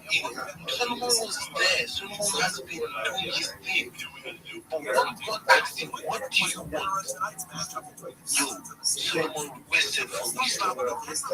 Solomon got this wisdom. And look at what he was able to do with God gave him. He got plenty of things. He got things, yeah? I'm telling you, this should tell you the power of wisdom. This should tell you what wisdom can do in your life. And sometimes when you go into prayer, we ask for wisdom as well. Ask for wisdom, you ask for grace, you ask for peace, you ask for Him, to know Him more. Just like Tom said earlier, he said, you can visit Him in you. He can visit you in anything. Completely dreams and everything. He can just come to you and visit you at any time. He can be speaking to you right now through me. I can be a vessel that He's using to speak to you. But all I want you to know is that we are all here. It's not a coincidence. It's not just the moment. Maybe this is good that we're here to speak about this. But because I can just be sleeping by now. I can be doing other things. But God, like I said, God has planted me, and He has given me the energy, strength to come here and speak about this. It's not by my strength. I can't glorify myself. No, I don't glorify myself because I'm not worthy of anything. I'm not worthy to even speak of Him. But I'm glad that I've got Him, because when I've got Him, I've got nothing to worry about. When I've got God, I've got nothing to worry about. I know that my life is going to be there. I know that the enemy has no control over me. I know that I'm still going to make it. That I've not made it this time is not about that I'm not doing the right thing. But the enemy is going to come there telling you that you're not doing the right thing. They're going to make you feel weak, and then you go out being depressed. But now I'm not going to be depressed because I've trained my mind in a positive outlook that it's always going to be positivity, and I'm going to exhibit this positivity. It's going to nurture my emotion and help my faith to grow. It's all in It's all peace. God is peace. You can't see God where there is trouble, where there is chaos and everything. No, He doesn't stay around there. He stays, and anywhere He is, there is always peace. And anywhere there is no peace, there is no growth. Like you can see someone that doesn't have peace. You need peace first before you grow. You need inner peace. And now people are going around looking for peace and still take steps. And you don't have that peace. You don't get peace elsewhere except from God Himself. God gives peace. The moment you start feeling, just like for people that was around and said, the moment you start feeling weak, anxiety, depressed, that's a signal for you to go charge yourself in the presence of God. Go talk to yourself in prayer. Pray, connect, have that relationship with Him. Even Jesus had to leave His disciples and go to the mountains and pray alone. You don't need to call everyone else like pray. Let everyone else pray. You just go to Him, let Him pray. Lock up yourself. Ease your heart. Ease where you're channeling your mind to. He said, my people perish for lack of knowledge. Yeah, He lacks knowledge. He knows, but He's going to give us wisdom. And this wisdom is what's going to help us grow. Knowledge and wisdom is going to bring great manifestation in our soul, in our heart, in our mind. And that's what He sees. He doesn't, the moment you say, I'm giving out something to someone, and you're not doing that out of love, you're not doing it for God. Trust me. You might say you want to give out something and you give that person that thing, and you don't do that out of love. God doesn't record that for you. Do not be deceived, because God is not recording that for you. God is recording what your heart can do, what is going in there, because He's your Father. He sees everything. You've got nothing to do. Go out. 20% say they lead Democrats, 15% say they lead Republican. That's politics. Therefore, again, that's inflation of the media. By and large, this story has been an absolute disgrace. So the people that know illegal alien coming to get you. That's how the 24/7 news on iHeart Johnson & Johnson has reached an agreement with the Trump administration to cut drug prices in the U.S. in exchange for exemption from Trump's tariffs. In a statement, a New Jersey pharmaceutical giant said, as part of the agreement, J&J will participate in the planned website TrumpRx.gov, allowing millions of American patients to purchase medicines from J&J at significantly discounted prices. Amazon Pharmacies announced it'll sell the Wegovy pill. Details from Lisa Carter. Digital Pharmacy will offer those with commercial insurance the pill for as little as $25 for a 1-month supply. Customers paying cash can buy the weight loss pill for $149 a month. Individuals will be able to compare insurance versus cash pricing, and eligible coupons will be automatically applied at checkout. Patients nationally can have their pill delivered to their home. Health update. I'm Sarah Lee Kessler. This is 24/7 News. Pop tied the unrivaled single-game scoring record Saturday night with 38 points to lead her Phantom BC to a 94-60 win over the leader Elvis. But the record, shared with Visa Collier and Chelsea Gray, didn't last long. Sunday night, Erica Henry put up 40, leading Final BC to their first win, 89-66 over High BC.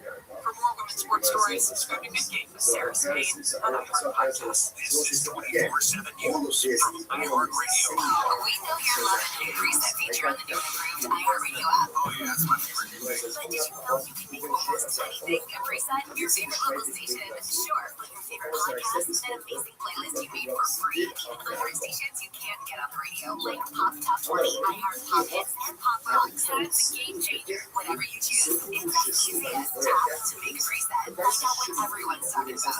Get the new and improved free iHeartRadio app today. I know him to some of the other things.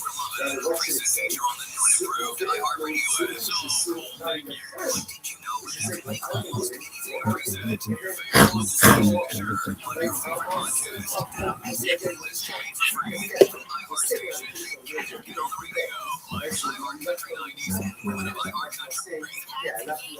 Whatever you choose, it's as easy as a tap to make a preset. Find out what everyone's talking about. It's the new and improved free iHeartRadio app today. 24/7 News. Your next preset is the iHeartRadio app. Stay in the know. Washington State is filing a wrongful death lawsuit against Tesla. Ford reports. The lawsuit claims Tesla's autopilot system failed to prevent a deadly crash. The suit claims a Tesla Model S operating on autopilot didn't detect the stop motorcycle, causing the death of Jeffrey Nissan Jr. in April 2024. He was riding a motorcycle and stopped in traffic on State Route 542 when the Tesla hit him from behind. The attack hit another vehicle when he died at the scene. I'm Brad. MIT engineers have demonstrated tiny flying robots. It's something used to help flights for first travel being leveled from disasters like earthquakes or explosions. They're about the size of a bumblebee and fly at the same speed of your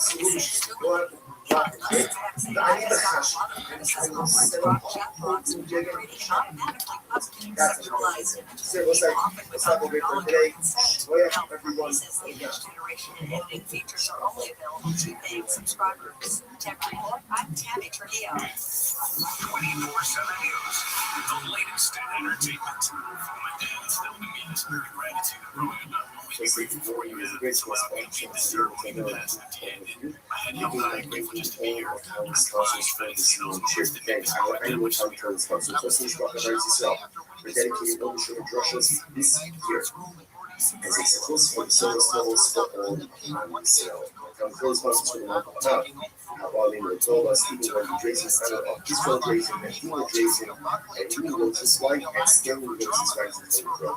Money sponsors, Dr. Henry Wolf, version of the outside contact with his father, Cyrus Wolf, someone who began with Church, and Lincoln, and that parallel living by her father, and have their quality work and the way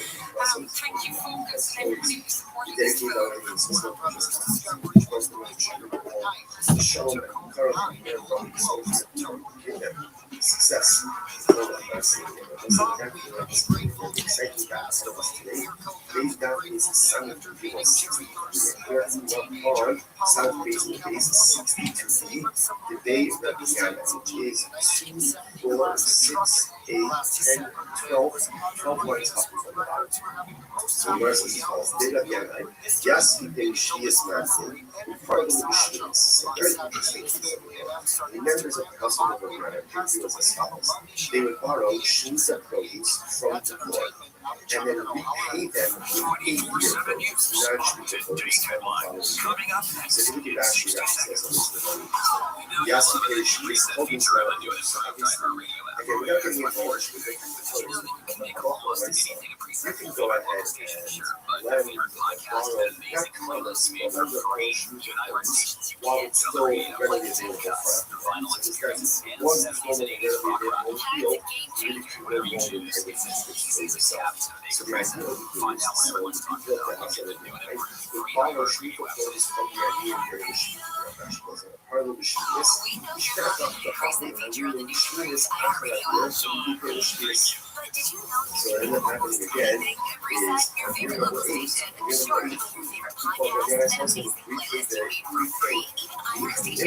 to ultimately again with this new produce, new beer produce.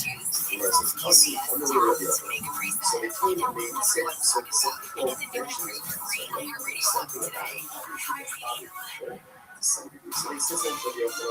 I'm a little the other said, yeah, we see often 24/7 years from iHeart Radio. President Trump says the U.S. is considering the next steps as unrest grows in Iran.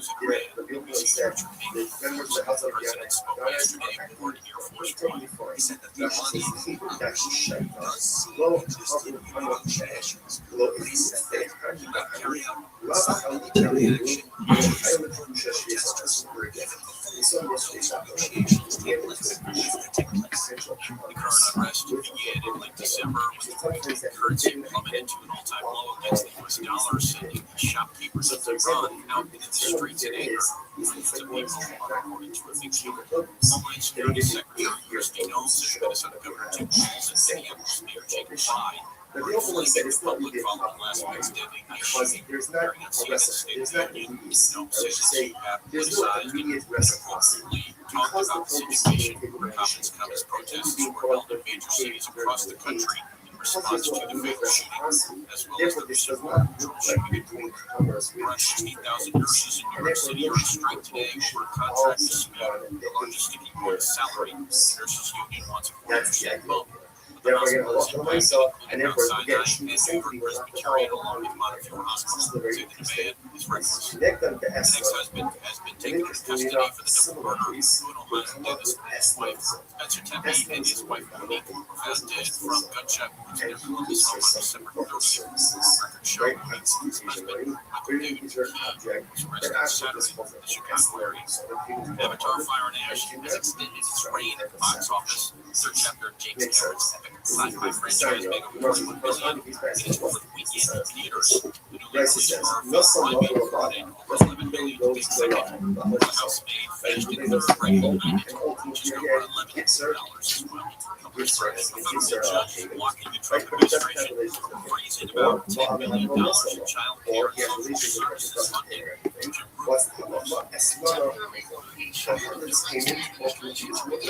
It was squad. If he gave her, let's say he gave her a lap, gave her and didn't have relations with her, then of course he's still looking for a child. She didn't know about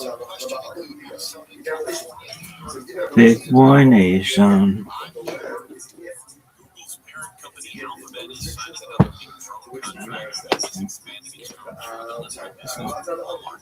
Once the expansion is done, the drone service will reach 10% of the country. A new study says you will be listening to you more than you think. According from retailers.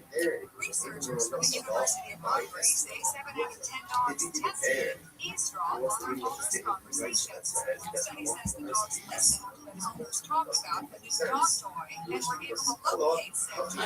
The findings might not translate to your dog as the test involved Border Collie's labs, but the wild is known for being smart. The researchers say the study shows dogs have a lot more going on than they thought.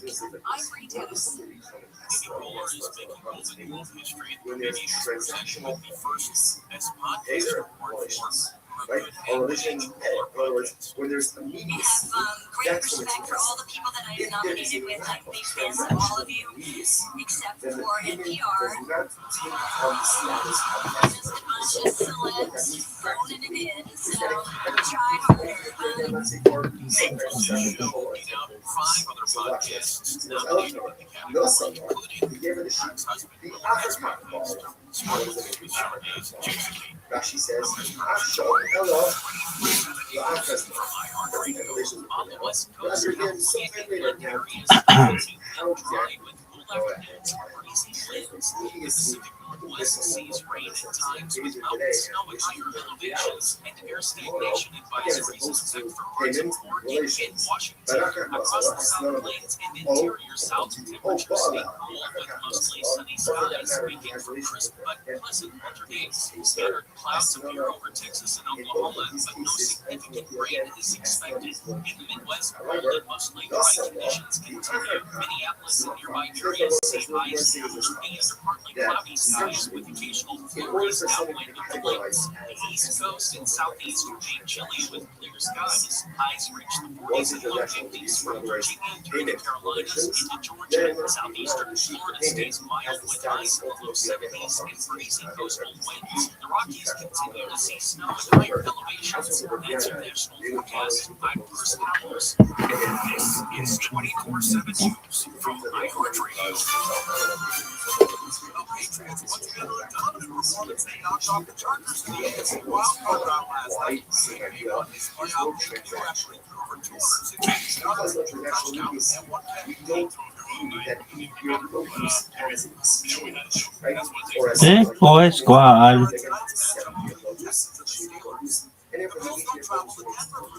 Big Boy Nation. Fuck.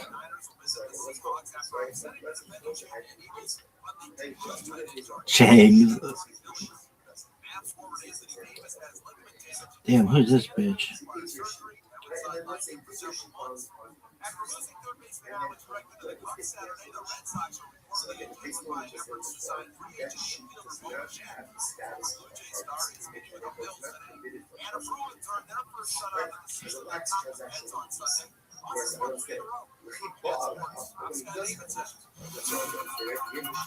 Time to start working on your taxes. The IRS will start accepting tax returns on January 26th. Federal returns for 2025 will need to be filed by April 15th in order to avoid penalties and interest. Most taxpayers will also be expected to pay their taxes if they overdue by that date. Those expecting a refund, though, could see a report this year. Tax experts say the IRS did not update reporting tables for employers last year. Show how much you get from Big Boy Squad. Johnson & Johnson has reached an agreement with the Trump administration to cut drug prices in the U.S. in exchange for exemption from Trump's tariffs. In a statement, the pharmaceutical giant said as part of the agreement, Johnson & Johnson will participate in the planned website TrumpRx.gov. Big Boy Nation. Big Boy Squad. Big Boy Nation. Big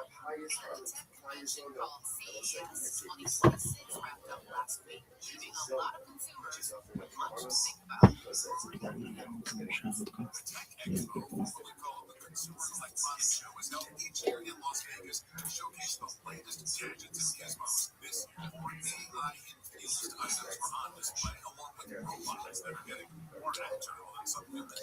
Big Boy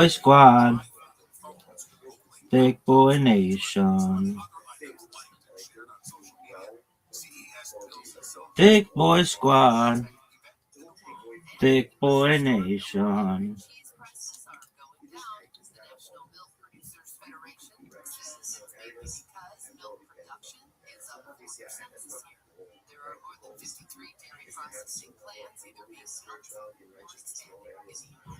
Big Boy Squad.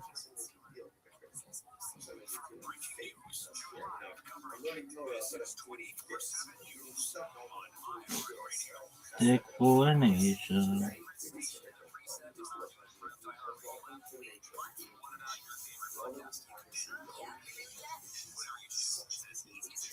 Big Boy Squad. Thick Boy Nation.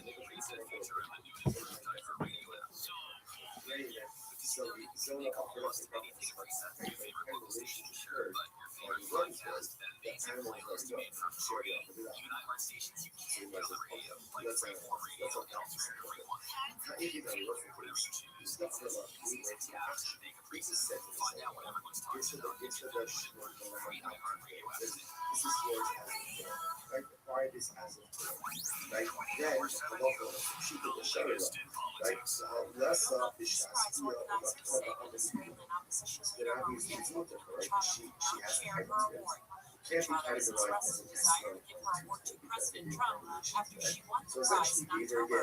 She has every right to offer it up.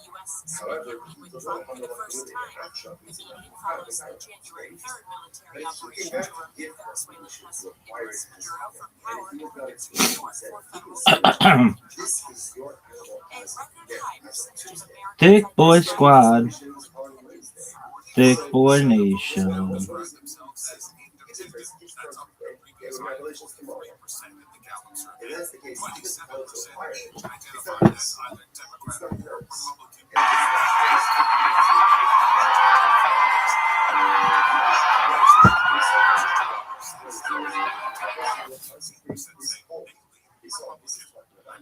Thick Boy Squad.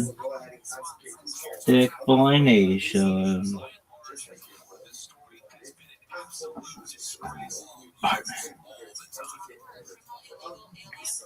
Thick Boy Squad. Nation. Johnson & Johnson has reached an agreement with the Trump administration to cut drug prices in the U.S. in exchange for exemption from tariffs. In a statement, New Jersey pharmaceutical giant said as part of the agreement, Thick Boy Squad. Thick Boy Nation. Thick Boy Squad. Thick Boy Nation.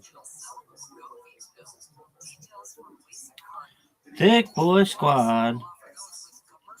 Thick Boy.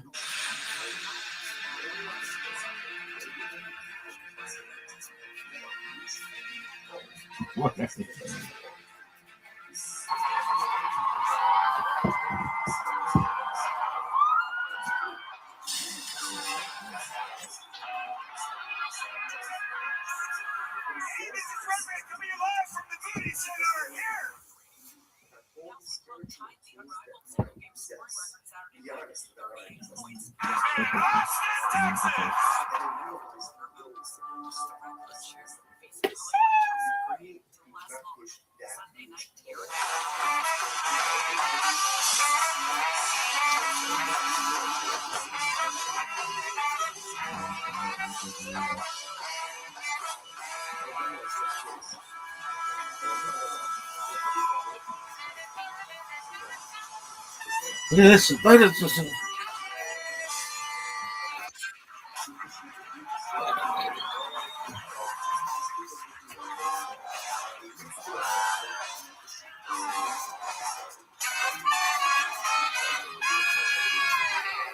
this is Rabbi coming live from the coffee mothership here in Austin, Texas. For a brand new episode of Kill Tony. Get up, Tony!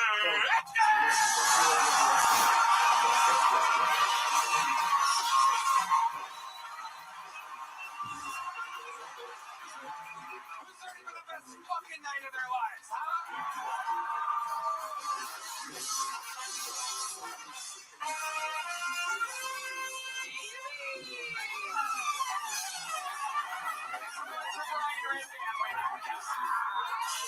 Oh my God, we did it. You are here. How you guys feeling tonight?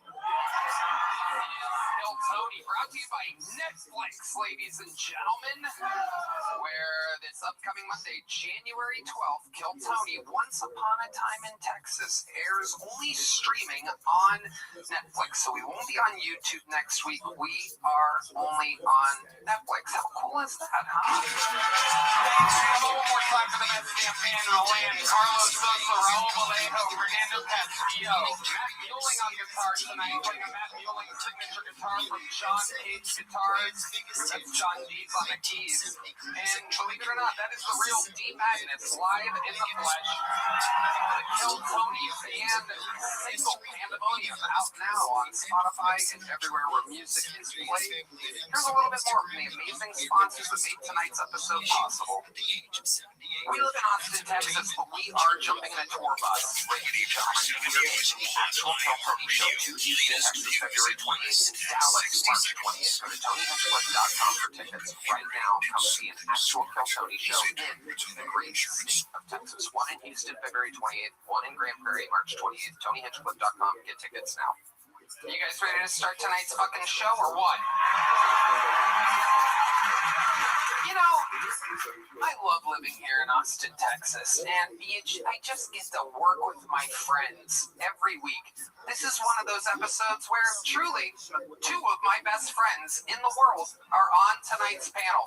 Austin's own, make some fucking noise for Joe Rogan and Shane Gillis.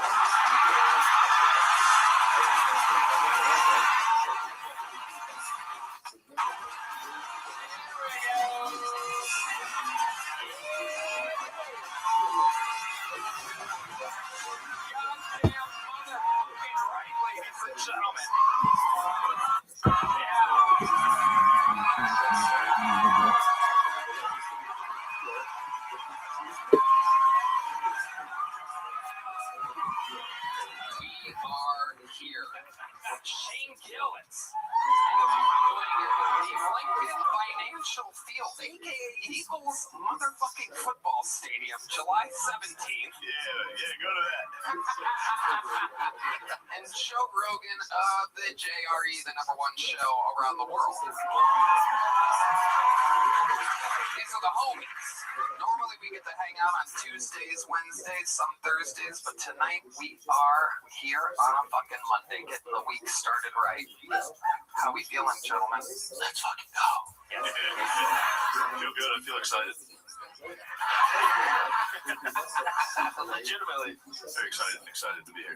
You guys are two of the best guests in the show's history, so you already know that this bucket is filled with over 250 or so of hopefuls' names. Sometimes it's a great upcoming comedian who we haven't discovered yet. Sometimes it's an insane person that just signed up this week. You never know what can happen. I'm gonna let this guy whose eyes are extremely close together, I'm gonna let you pick the first name tonight. You could wear a monocle and look through both eyes through a monocle. It's unbelievable. If I select one of these people out of the bucket, they get 60 seconds uninterrupted. You know the time is up and you hear the sound of a kitten. That means they have to wrap it up then, or else they bring out the angry West Hollywood bear, which rudely interrupts their set. And then I conduct an interview. They get feedback from my dear friends here, and we have a hootenanny. The whole thing's improvised. Anything can happen. You guys ready to start tonight's fucking show? We're going to get it started tonight with a golden ticket winner while we go wrangle that innocent soul who's going to go up after him. This golden ticket winner is great at opening the show. Very neurotic, very, very wild boy. Make some noise. 60 seconds uninterrupted. A brand new set from Jack Shaw, everybody. Here we go!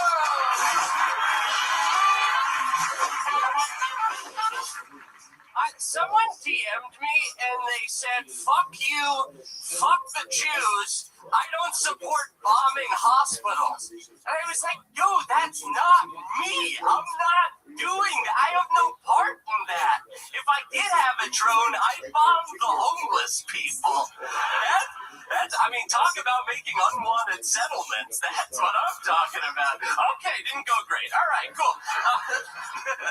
I'm just a silly little guy, dude. That's just what I am. My girl told me that it gives her the ick that I pee sitting down. Oh, 0-2. So I got upset with her, okay? And I said, if you don't 1 and 4, 1 and 5, 2 and 5, 2 and 6, 2 and 7, 2 and 8, 3 and 9, 3 and 9, 4, 3 and 10, 4 and 10, 1 and 11, 5 and 1. Hey, you guys hear this app Rocket Money? Okay. 5 and 13, 6 and 13, 7 and 13, If you don't know what it is, it's an app that tells you the subscriptions that you have. And, well, I got the app. It turns out I have 2 Rocket Money subscriptions. Okay, 1, 2, 3, 4, 5, 6, 3, 6, 4, 7, 4, 8, 4, 8, 5, Not leaving 9, much 5, work for us to do. I don't know why you had to 9, bring 6, up the DM 10, that I 6, sent you. 11, 6, 11, 7, That was supposed to be between 12, me 7, and you. 12, 8, 12, 9, 12, 10, Jack, I mean, you know how that went. You thought it was going to go 13, better. I 10, really did. Yeah. I 13, was really like, wow, this is going to go great. And then I got it. It wasn't. Why do you think it was? What do you think exactly happened here tonight? Yeah, that's a great question. And I think that maybe it was me.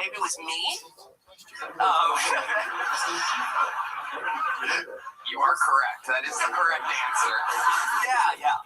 Oh man, how's life been going, Jack? It's been great. It's the last night of Hanukkah tonight, everybody. Wow, that's a way to get the Texas crowd on your side. I brought some presents for all you guys. That's kind of what You did? I brought some presents. Wow. Lady, can you bring out my Hanukkah presents? Oh my goodness. There we go. It's Hanukkah time with Jack Shaw, ladies. Hanukkah time and ladies first. So Tony, I actually got you something very special. I made you your very own Kill Tony yarmulke. Wow. Okay, great. Put that on. Oh, it says I'm gay on it. There you go. This is where all your preparation for this week's set went into. I love it. You should wear that. Shut the fuck up. Like I said, tonight's episode is already brought to you by Netflix. I don't need to put it on. When the deal's up in 2 years, I might have to put this back on again. But for now, we good. All right, what else you got over there? I got something special for Red Band. Oh. I got you a lean cuisine, because you're fat. There you go. This is going so much better than your set. This is incredible. Could you pass this down? Wow, today's huge. He actually ate it already. Of course there's nothing in it fatty. If you tear it up properly, it actually turns into a lean cuisine yarmulke. Okay, what else, Jack? Good idea. I should talk to you more. Okay. And then for our favorite Latino members of the band, I got you citizenship to the United States of America. Wow. Fernando Castillo, Raul Vallejo, Carlos Sosa, and Michael Gonzalez, you are Americans. Wow. Absolutely incredible. How many gifts do you have left over there? Pretty much for everyone in the audience. Okay. And then John Dees, I got you something. I didn't really know what to get you, but Hans Kim told me to get you a bike lock so you could practice stealing. Wow. Look at that. That's for you. Okay. We'll take care of that later. What else you got there, Jack? Okay, Matt Mueling, I heard that you're a big liberal. God.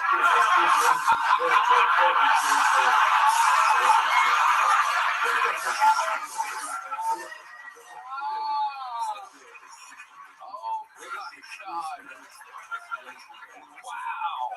It's crazy. You go, wow, that's just schizophrenic. You know what? That flag is totally schizophrenic. What is going on? Apparently it's an inclusivity flag. There's so much happening in that flag. Yeah, I don't know what the circle. Wait, did we get a white stripe on there? Hold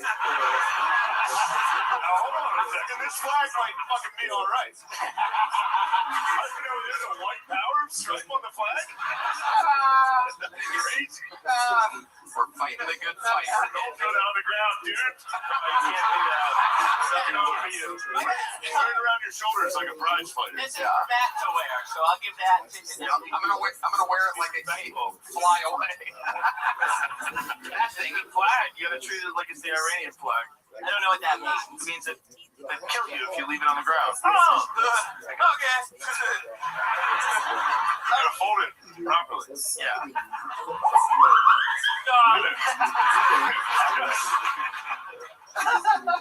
I'll give it. Oh no! Sorry, I'm panicking. I am fully panicking. You're doing a good job. You're doing a good job. It's gonna end up in a dumpster next to a Kiltony yarmulke later. So, all good. Dude, I spent $20 on that. I really thought you'd like it. No, it's great. It's great. I really do. I'm just making jokes, Jack, unlike you during your set tonight. Oh. His new get her done is that didn't go how I expected it to. Have you ever thought about doing props? Yeah, right now. I think you should. I was talking to Carrot Top about this because it's kind of crazy that he's the only guy that does props now. Yeah. When I first started out, there was a lot of prop comics. It was a common thing. The Carrot Top got so big that the upcoming people thought they would be stealing if they start doing props. But I think it's a legitimate idea for you. This was like way funnier than the other stuff. You're Very clever. You're very clever. You didn't like the Rocket Money joke? It was okay.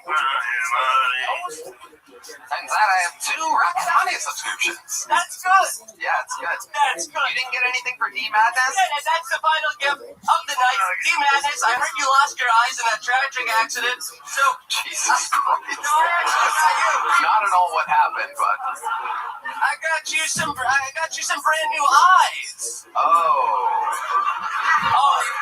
They really broke. They already broke. Okay, I thought that was gonna go better too. Okay, so that was this Kiltony set. You did good, Jack. Thank you for all the gifts. D-Madness, those are googly eyes. If you're wondering what's going on. It's good. Keep that trans flag away from D-Madness or else he's going to light on fire. Famous homophobe, D-Madness. Okay, that's your first comedian of the night. And now we go to the bucket where, believe it or not, it's usually more insane. So we're going to see what happens here. Your first bucket bowl tonight. Make some noise for Kojak, everybody. 60 seconds uninterrupted interview. Kojak. Hey, people keep asking me why I did Jake Paul dirty in the 6th round. I was like, come on, bro, I'm not even British. Stop playing. I do like boxing, though. Rest in peace to George Foreman, boxing legend. Died a couple months ago. You guys know George Foreman? Notably known for naming all his kids George Foreman, even the girls. But also the George Foreman grill. I'm sure you all had a George Foreman grill, right? I moved to my new apartment. I got a George Foreman grill, but I'm a little cheap, so I got a knockoff version. I got the George Floydman grill.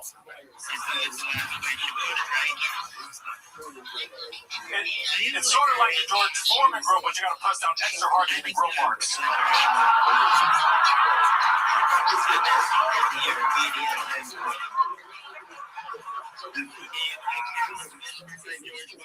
Probably Kojak Kaepernick out this bitch. I expected the girl box to say BLT, but it ended up saying B11. That's what I get. I used to counterfeit 20 to pay for it, so I guess this is what I get. Alright, thank you. That's my time. Thank you. Kojak, ladies and gentlemen. George Floydman girl. Look at that. Welcome, Kojak. How long have you been doing stand-up? 4 years? Since we opened this. 3 years. As soon as the mothership opened, I started. Nice. What made you want to start that? I've been watching Kiltony since 2015. I saw you at... How old are you? You look like you could be 20 or 65. I'm 46. Really? Wow, look at that. Yeah, I believe it. You're doing good. How do you stay so young looking? I stay in the gym. I stay in the sauna. Stay there. Yeah. You have 24-hour fitness membership. Yeah, I said, man, I did some things I left.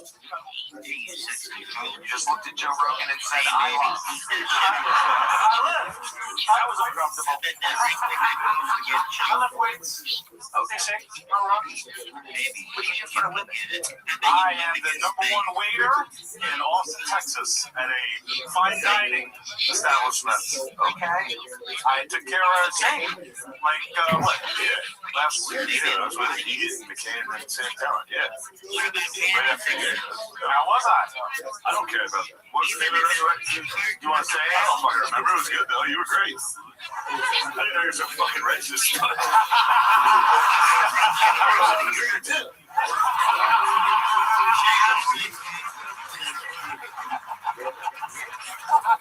That was crazy to do that for all these whites. Even I didn't like that. We gotta be careful out there, man. A lot of George Floyd types out there. I saw 3 on the way in. What does that mean? Where are you from? Billy!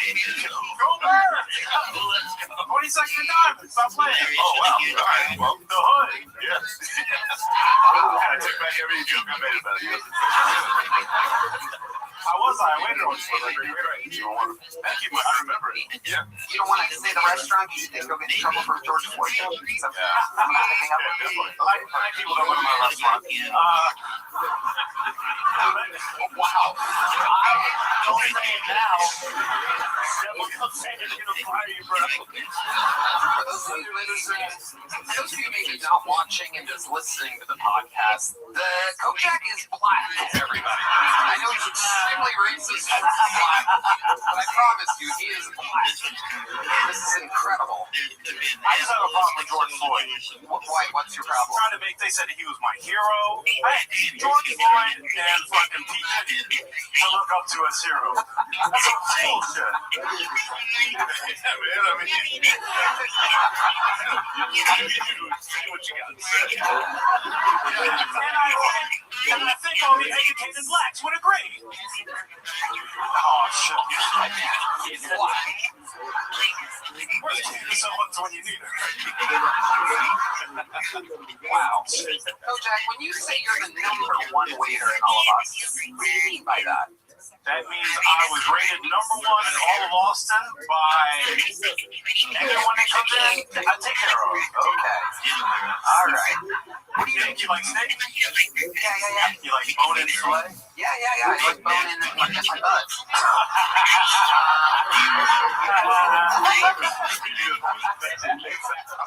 You like hot dogs? Hot dogs in that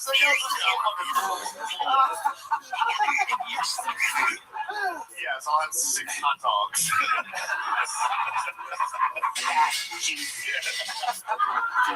We got a nice petite fillet for you. Oh my God. Kojak, what do you do for fun when you're not doing stand-up or waiting tables? I do a lot of cooking at home. I have I'm always at HEB shopping, so I have a lot of, my boyfriend is Puerto Rican, so we make a lot of Puerto Rican. Whoa! A racist, gay, black. If you have that on your bingo card, again, if you were on Prize Picks, and you bet only $2, the first bucket pool would be a gay, black, racist against black comedian. With only a $2 bet, you just won $3.5 billion. This is why you need to go to Prize Picks, use the promo code Tony, and place your bets. A $2 bet would have given you $3.5 billion. Gay, black, racist against blacks. Do you want to be my new best friend? No, I'm kidding. Do you like hot dogs? We'll put those on your George Foreman grill. We'll have a hell of a night. Tell us about this Puerto Rican boyfriend. What does he do for work? He works at HEB. Wow, I get that discount. Oh my God, what's he working the bakery? He's in the meat aisle, Tony. What part of HEB does he work at? He's a bagger. Ooh, a bagger. Look at that. That's the only time he bags, right? Raw dog motherfucker. Look at that. I'm 20 years a senior, so I bagged him. You know. Wow. HEB. Oh, racist.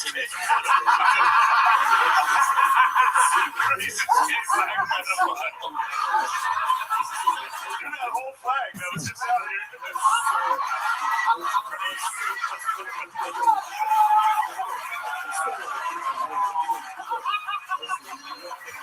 Oh my God. How long you been with this bag boy? 5.5 years. Wow. His in-laws are, well, my in-laws are moving here. He's got his mom and his grandmom to come move. Oh my goodness. And it's a little bit of an age gap, but me and his mom are the same age, so that was a hill to get over. You've been with a young, how old? You're 47. 46. That's even worse. Is he 15 years old? Like, why is he a bagger? There you go. Hey, shut up. How old is he, Kojak? Look at me. He just turned 25. Wow. Look at you. Oh, y'all care about gay shit now. Get the fuck out of here. Oh, y'all fucking care about gay shit all the time. Fuck out of here. I love it. HEB now, HIV later. How exciting. Fucking go. Well, Kojak, fun times. You know, I like the George Floydman joke. Getting that big notebook, buddy. There you go. Moving along. Hey, can you come and I'll serve you? Come to my restaurant. I don't know what fucking, or you didn't want to say the name of the restaurant. Let me not tell you. Yeah, okay. It's the Lowercase Grill. Lowercase Grill. Hey, that's good, dude. I don't know what you guys do. He knows. You guys are great.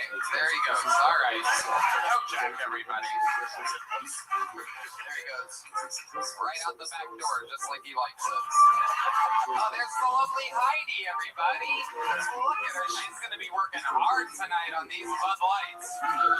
Live in the flesh, HeidiRegina.com. She's got a podcast, a bunch of shit going on. Hey, what's up, everybody? This episode is brought to you by Prize Picks. Whether you're starting a new routine or making player picks for the first time, trying something new can be hard. But in life and on Prize Picks, it always feels good to be right.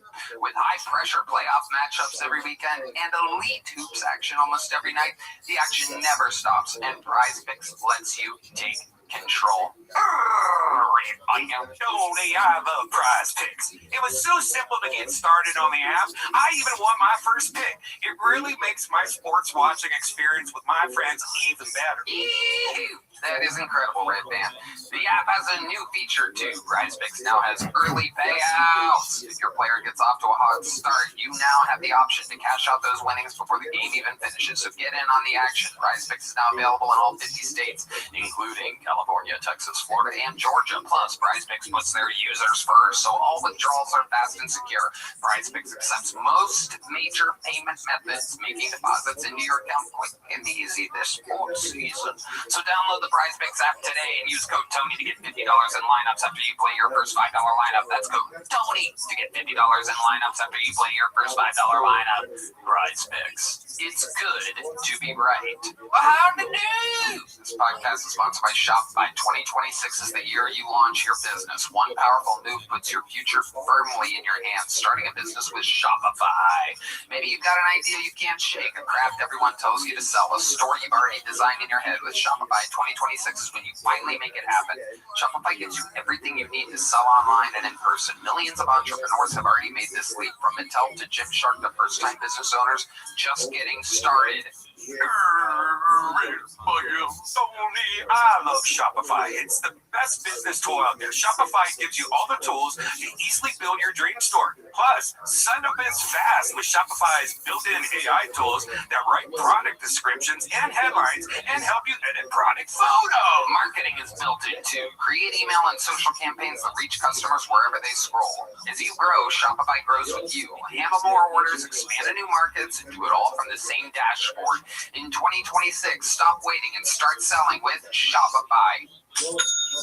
Sign up for your $1 per month trial and start selling today at shopify.com/Kiltony. Go to shopify.com/Kiltony. That's shopify.com/Kiltony. Hear your first this new year with Shopify by your side. Back to the bucket we go. Ladies and gentlemen, 60 seconds uninterrupted. This looks like a new name. Make some noise for Nick Tormey, everybody. Here we go. Tormey. Hey, everybody. So a little bit about me. I'm not really great at following through on things. Like, I dropped out of community college twice. I tried hanging myself, wound up in the choking fetish.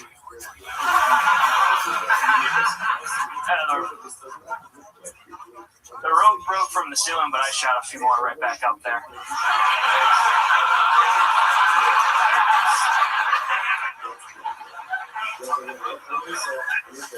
You never know when you're going to find a new hobby. Like, you think anyone ever found out they're good at parkour by attempting suicide? And they jump from the building, then the moment before impact, they tuck and roll. Some French guys show up, house music starts playing. I think it's much more likely someone's attempted parkour and found out they're good at suicide.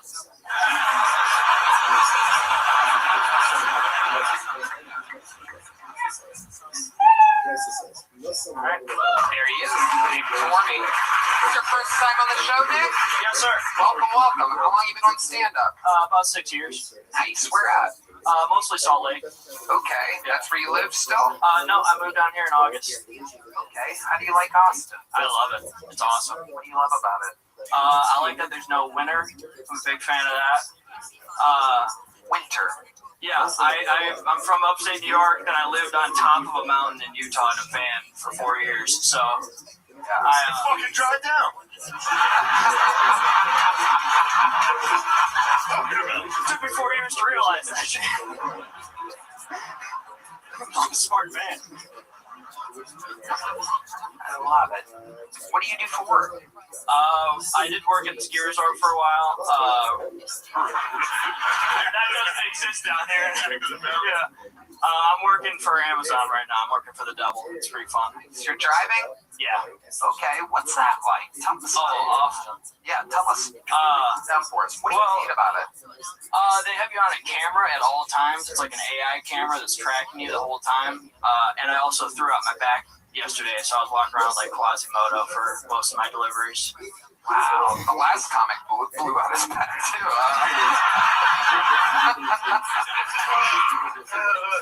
Yeah. So Nick, tell us more. What are you into, buddy? You have any special skills or talents that might surprise us? You seem like you have a little something up your sleeve. I'm engaged. Me and my fiance collect taxidermy. Oh wow! Where'd you meet this bad boy at? I met her at an open mic. Huh? I met her at an open mic. Oh, nice. She does comedy too? Yep. Yeah. Wow. Interesting. Did she sign up tonight? She did. She's at the bar next door? Yeah, she is. Colt, do you know who that is? Holly. What is it? Holly. Holly what? Jensen. Holly Jensen. Go grab Holly Jensen. Let's see. Always spontaneous fun here. Have a Holly Jensen. How did you get into collecting taxidermy? She got me into. I got her a taxidermy frog. It's like a cane toad, like the invasive species in Australia. It's like a purse. She has it with her. Tell Holly to bring the frog. See the frog. That's so crazy. My wife would stab me. She loves it. And we got some bats. We got some mice in a teacup. Was she doing van life with you, or did you meet her here? She lived in the van for a year with me. Ooh, did you ever get close to the old Latino? I do like national parks. Big fan of the park system. It's like a fight in a van would suck. Oh, it's awful. Yeah, there's not much room. Yeah. Yeah, I think I saw a documentary on Netflix about this one. Yeah. That was my joke, you dumbasses. Oh, you did? Yeah, I said her name. Oh, I meant Say her name. I love it. So you got bats, you got rats, what else? We got a taxidermy fox we just got. We got a praying mantis. And she found a big dragonfly in the woods that we're keeping in the freezer right now. They say there's someone for everyone. So you guys, you see proof. So you guys have a place. It's here in Austin. Yep. What does she do for work? Something right now. Wow. For something. Okay. Yeah. Do you get like used taxidermy, like people that have died that have like sold it, like so it's like creepier? Oh god. She would probably love that for sure. But no, we went to a store. They had human skulls too. It was weird. Spines. Ladies and gentlemen. Well, I guess they just sent her out. Okay, that's one way to do it. Can I see that, bro? Yeah. Wow. Nice. That is awesome. He's got a little butthole. Is that real? Yeah. It looks fake. 100% real. How do you know it's real, Joe Rogan? He's an invasive species in Australia. He's a cane toad. His name's Winston. He's our son. Wow. Legit. That's incredible. I think I don't see a dick on it. I don't know. It might be your daughter.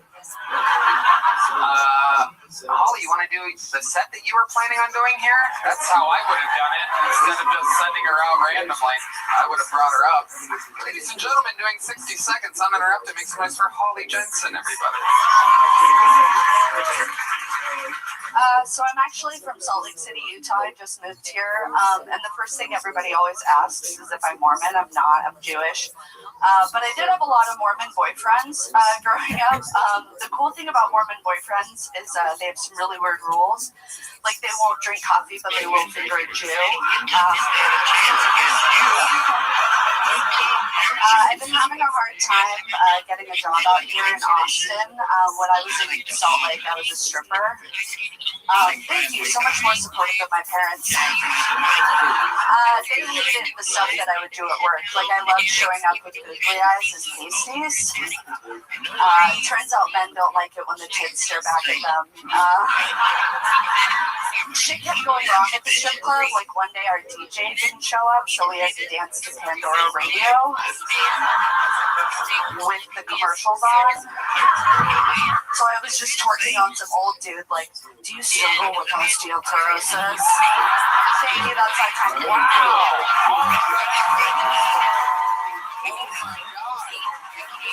This is one of the rare comedy couples where the woman is funnier than the man. Again, if you get this on Prize Picks, you just won $750,000. He's taking her straight to a state bar. You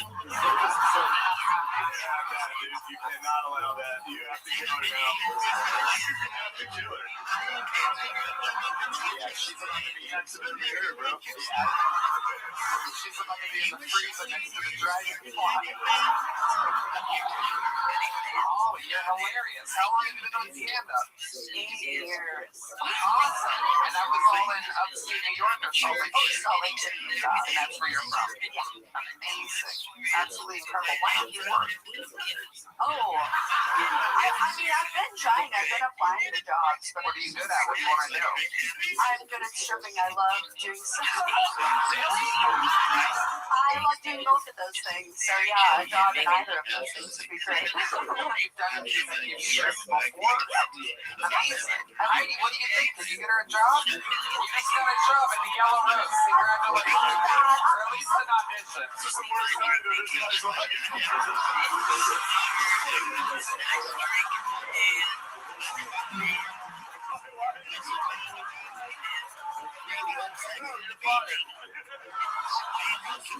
This poor guy is going to be all alone tomorrow night at 2:30 a.m. petting a fucking dead bat.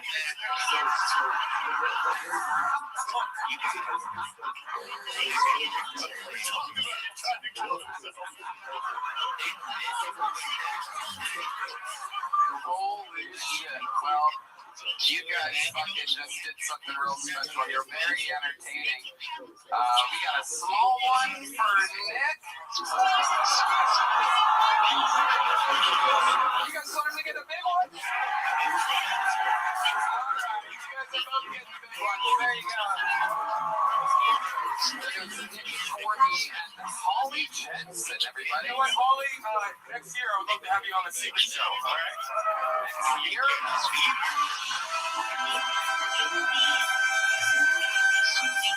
Alright. Why'd you wear it like that? January? Completely. January? No, next Thursday's Christmas, week after. So January. Yes, so January. Say fucking January. Yeah, let's say the next secret show. Man, I'll have you next decade. Jesus Christ.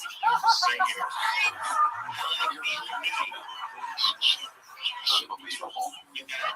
Well, it's been a hell of an episode so far. Your next bucket poll goes by the name of Floyd Jones, everybody. Here we go.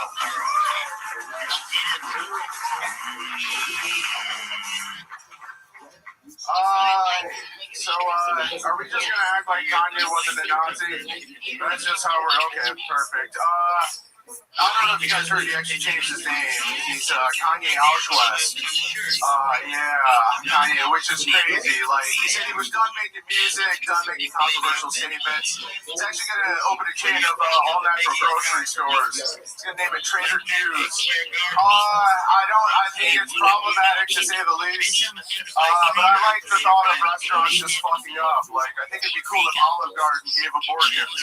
You know? Because then their tagline could be, when you're here, you were almost family. And that's, speaking of how I'm a piece of shit at restaurants, you guys thought I was Puerto Rican. I'm black, I promise. I've got the paperwork. I'll get 23 and D right now, even though that just sounds like a cool movie about Michael Jordan. So, but white people just need to know, they're like, I just want to make sure, like, God. And so, I like to go to sushi restaurants because the waitress is never black. And when she comes over, I go, hi, could I get some salmon niggery? And she's like, you mean niggery? There's a lot of oohs and ahs during that set. Floyd Jones. Welcome, Floyd. Is this your first time on the show?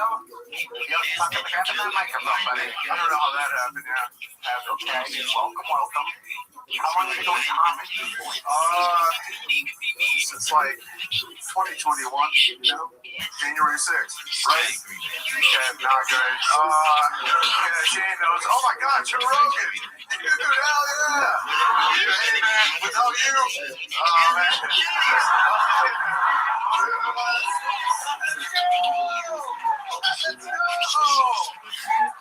These are your heroes. Honestly, it's like Pokemon. It's like you started toting you into the chin and like, Charizard himself, dude.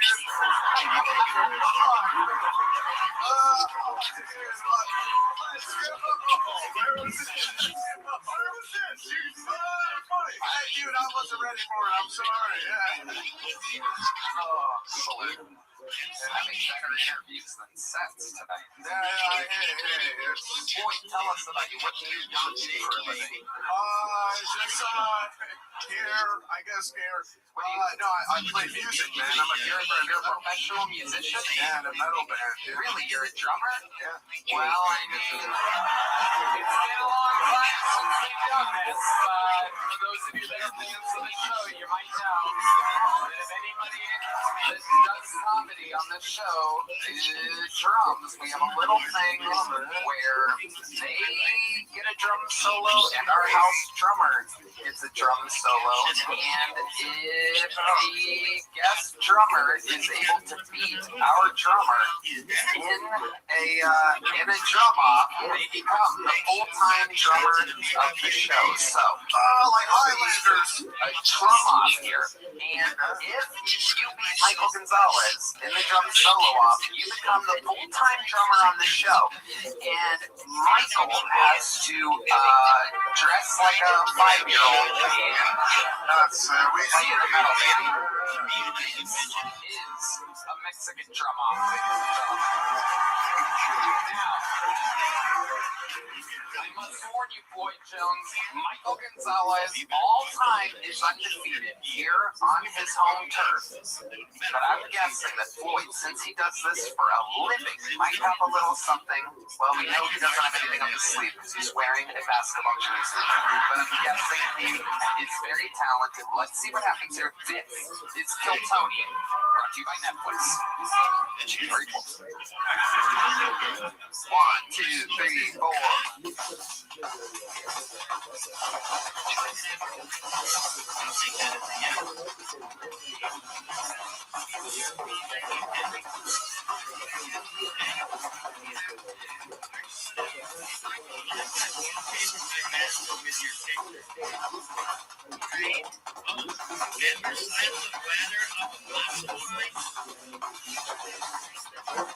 You want to get fingered? I got you, girl.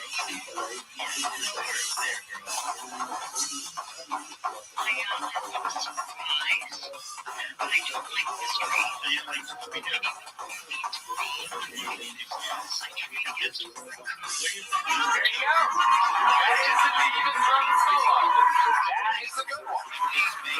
It's a good one. I really fucking hope Michael puts it together here. I would hate to look at those flabby arms every week. Incredible amount of blatant Ozempic weight loss on this guy. Wow, defending his throne, undefeated all time in Mexican drum off on his home turf. This is Michael Gonzalez.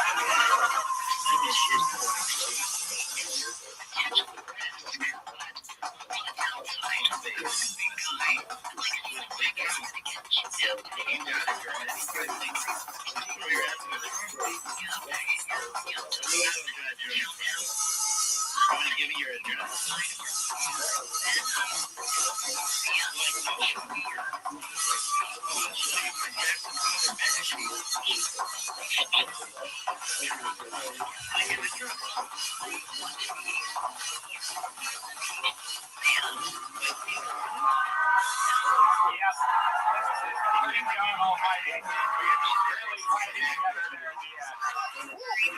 Let's see. Unfortunately, it's not up to us. It is up to the live audience here. We have a decibel meter. We have it going. All right, so here we go. Colt on the camera, on the decibel meter. How many of you have Floyd Jones winning this Mexican drum off? Make some noise. How many of you have Michael Gonzalez winning?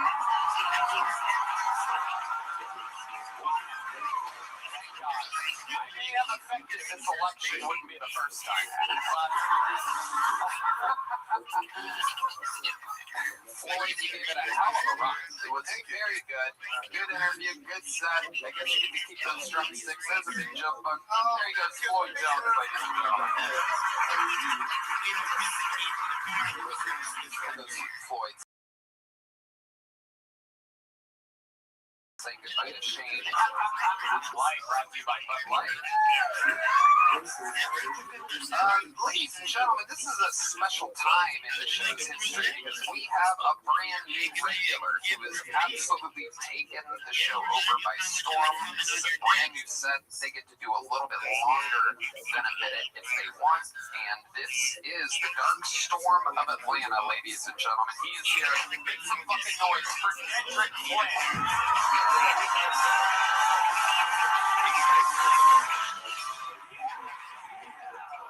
Oh my God. What you know about being the only black dude at a country music festival and getting us out Georgia called Taking Boots Festival? Yeah, no, I only found that out because when I walked into the venue, the dude ran up to me out of breath and he was like, "Hey, my nigga, you know you got a uniform, right?" And I was like, "No, I'm here for the festival. I love Blake Shelton. I love Kenny Chesney." And he was like, "Nigga, stop lying. I got an extra vest in my car." And I was like, no, I'm here for the festival. And I showed him my ID, and I showed him my badge. And he looked at my ID, he looked at my badge, he looked at me, he looked at my... Tasha! You don't want to hear this. So Tasha came over, I met Tasha, she did the same thing. Jamal! I met everybody one by one. I met all 37 black people like I'm a black Noah's Ark. They kept calling me the Daywalker. They said I was Blade. It was a great country music festival, man, because all the black people that was working the event kept giving me free drinks, but they also had re-entry. They stopped doing it. They had re-entry into the festival, so we just go to the car and like park a lot of them drink beers. And the reason why we knew it was time to go drink beers is because my best friend Jessie, who's a redneck Filipino but raised black, and she was my best friend. Her older sister Jackie just had a kid, and she would look us in the face and she would be like, I need to get out of here. My kid's about to pop. I gotta go pump. So we would go back to the car, and she's chugging beers, we're all drinking beers, and she's pumping, but she pumped more than like a regular, like a white woman could never pump as much milk as it takes to make a redneck Filipino that's raised black. Like my nephew Maxwell today, he's 10 years old, he's taller than me. She's pumping a lot, and I'm looking at her titty milk, and I wanted to taste some, but I didn't know how to ask.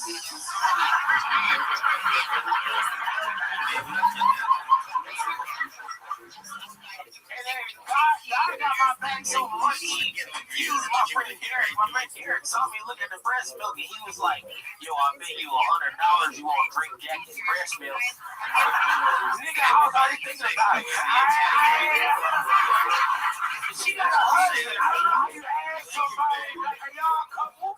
How you get it? You have breast milk? I gotta be like, hey, excuse me, brother. This breast milk, you need to make to your kids got alcohol in it. Can I see something before we pour it on the ground? But for $100, I can at least buy one t-shirt while I'm inside the goddamn place. So I was like, hell yeah, let's run it. And so they brought the funnel out because there was too much titty milk to just sip. It was too much to sip. You gotta bring the funnel out. It was like 2 gallons of titty milk juice pumping. And I chugged it all in 8 seconds flat. I was doing a great job. Also, I don't know if y'all love titties as much as I do, but I researched them. Breast milk tastes like whatever the mom is eating and drinking. So her titty milk, it tastes like Tecate and tequila with a little bit. It tastes like a redneck Filipino horchata. You know what I'm saying? It tastes like a little redneck Filipino horchata. But also, like, y'all say titties, as much as I do, you would know that a titty milk has all the vitamins. I had a hangover in 12 years, nigga. I feel good. That's my time. I know y'all like,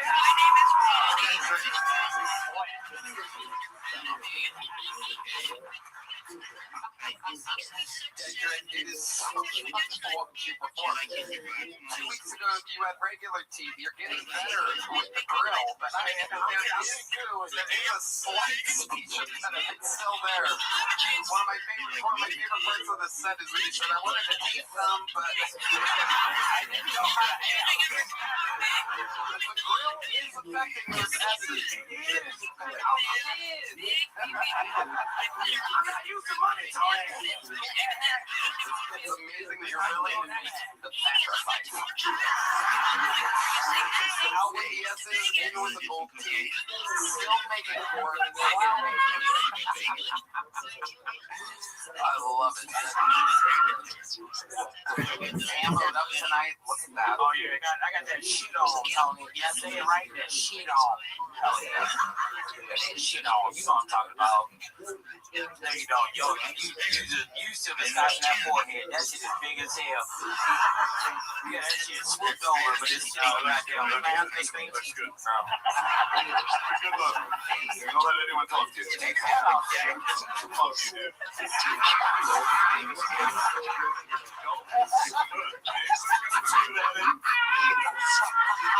We only got one, David. Don't do that. My pocket's fat enough, but not me. David's also wearing a grill right now. It's a green egg. Is that right? Green egg? It wasn't the reference that threw it off. My delivery's a little bit floppy tonight. I'll take them out. No, it's I won't. That's good to see y'all. Y'all look good. Yeah, I'll give you more teeth if you kill David Lucas. How'd you guys think of suits?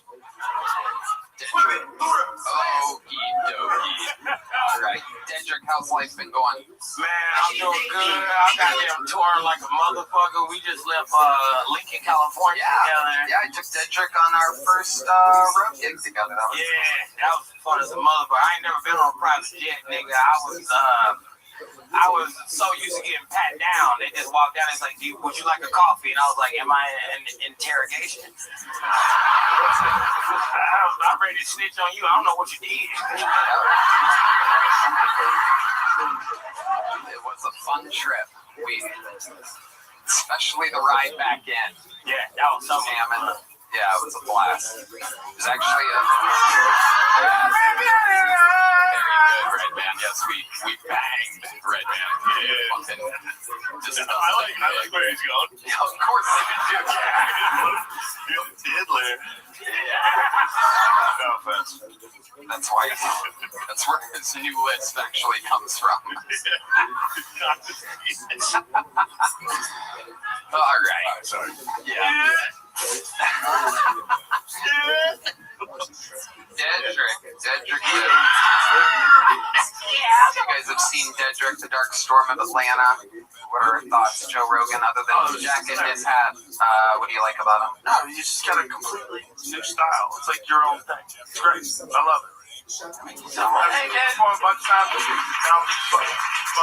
get rid of the grill, though. It's ridiculous. You can't talk. You know you got money. Either get real gold teeth or get some fucking around. Okay? Those aren't even like fake tits. They're like the rubber ones you stuff in your bra. Get a goddamn operation and commit to a look. That's so crazy. That's real. Oh, there you go. That's what I like. Hey, Joe, like, you can affect how much I get paid every week. You got them. Give me the real gold teeth, nigga. I go get them. I don't give a fuck. I got this to prove to my neighborhood I was doing good. But nigga, if you Joe Rogan, you know Joe Rogan. You know Joe Rogan. Name one thing about me. Alright, so you had a power to change my whole life, Joe Rogan. You could put those on like a rope and just wear them around your neck, and everybody would know you have money, and they would be able to hear you pronounce your S's correctly. Yeah, I'm gonna tell you right now, Tony, I'm from the South. We ain't pronounced no S or T's the whole time I've been talking. But sometimes they don't understand me on the internet, so I can talk how I want to. I agree. Like a slut. Freedom of speech. Dedrick, you've done it again. We love you. Freak of nature. Dark Storm of Atlanta has graced us with his presence. On and on we go. Back to the bucket. This person has to follow Dedrick. Makes a noise. 60 seconds uninterrupted for what appears to be a new name. Tyler Cole. Everybody, here comes Tyler Cole.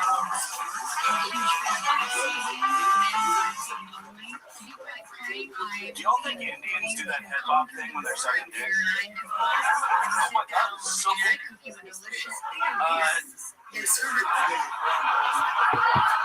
Did y'all hear Joe Biden woke up today? Yeah, so 6 more weeks of recession, that's what that means. So I went on a first date the other day, told the girl I was a comic, and she said, no way, I'd love to see you perform sometime. And I said, well, we should probably have sex first, so you can appreciate just how long 5 minutes really is. It's a long time, I swear. Do we have any fans of Jersey Shore in here? Yeah, someone told me the other day I look like a cast member on the upcoming spin-off Gaza Shore. It's just 5 Jews and 5 Palestinians arguing for an hour. This bedroom was promised to me. Someone also told me I look like the situation in the Middle East. And then they they said it looks like my forehead could bench press 225 pounds. That was really rude. I've been Tyler Cole. Thank you guys. Tyler Cole. Making fun of himself throughout. Fun stuff. Tyler, welcome. Is this your first time on the show? It is. Welcome, welcome. How long you been doing stand-up? 4 months now. That chain's kind of tight, huh? A little bit, yeah.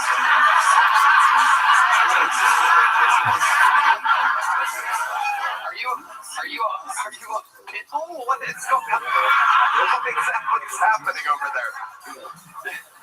Is that the size that you want it to be? I got the size wrong. Why would you wear it? Would you ever wear it? Did you just wrap Didrik's grill around your neck? It's like an autoerotic asphyxiation thing, you know? Something. Yeah. I guess. You're trying to look cool, right? You got me. But once you put it on, were you like, no. I was like, fuck it, I spent $50.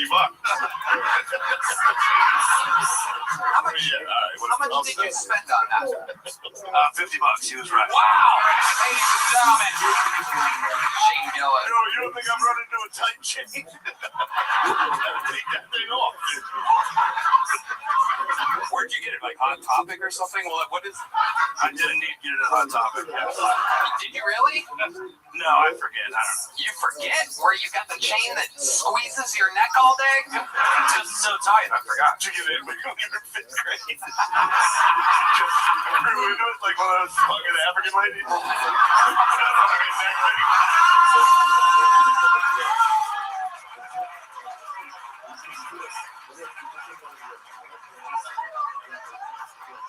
What part of New Jersey are you from exactly, Tyler?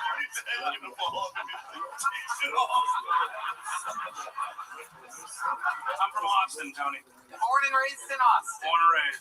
Wow, with a pinky ring and a choker. Yeah. Leaning into it. Amazing. What ethnicity are you? White. Regular white. Yeah.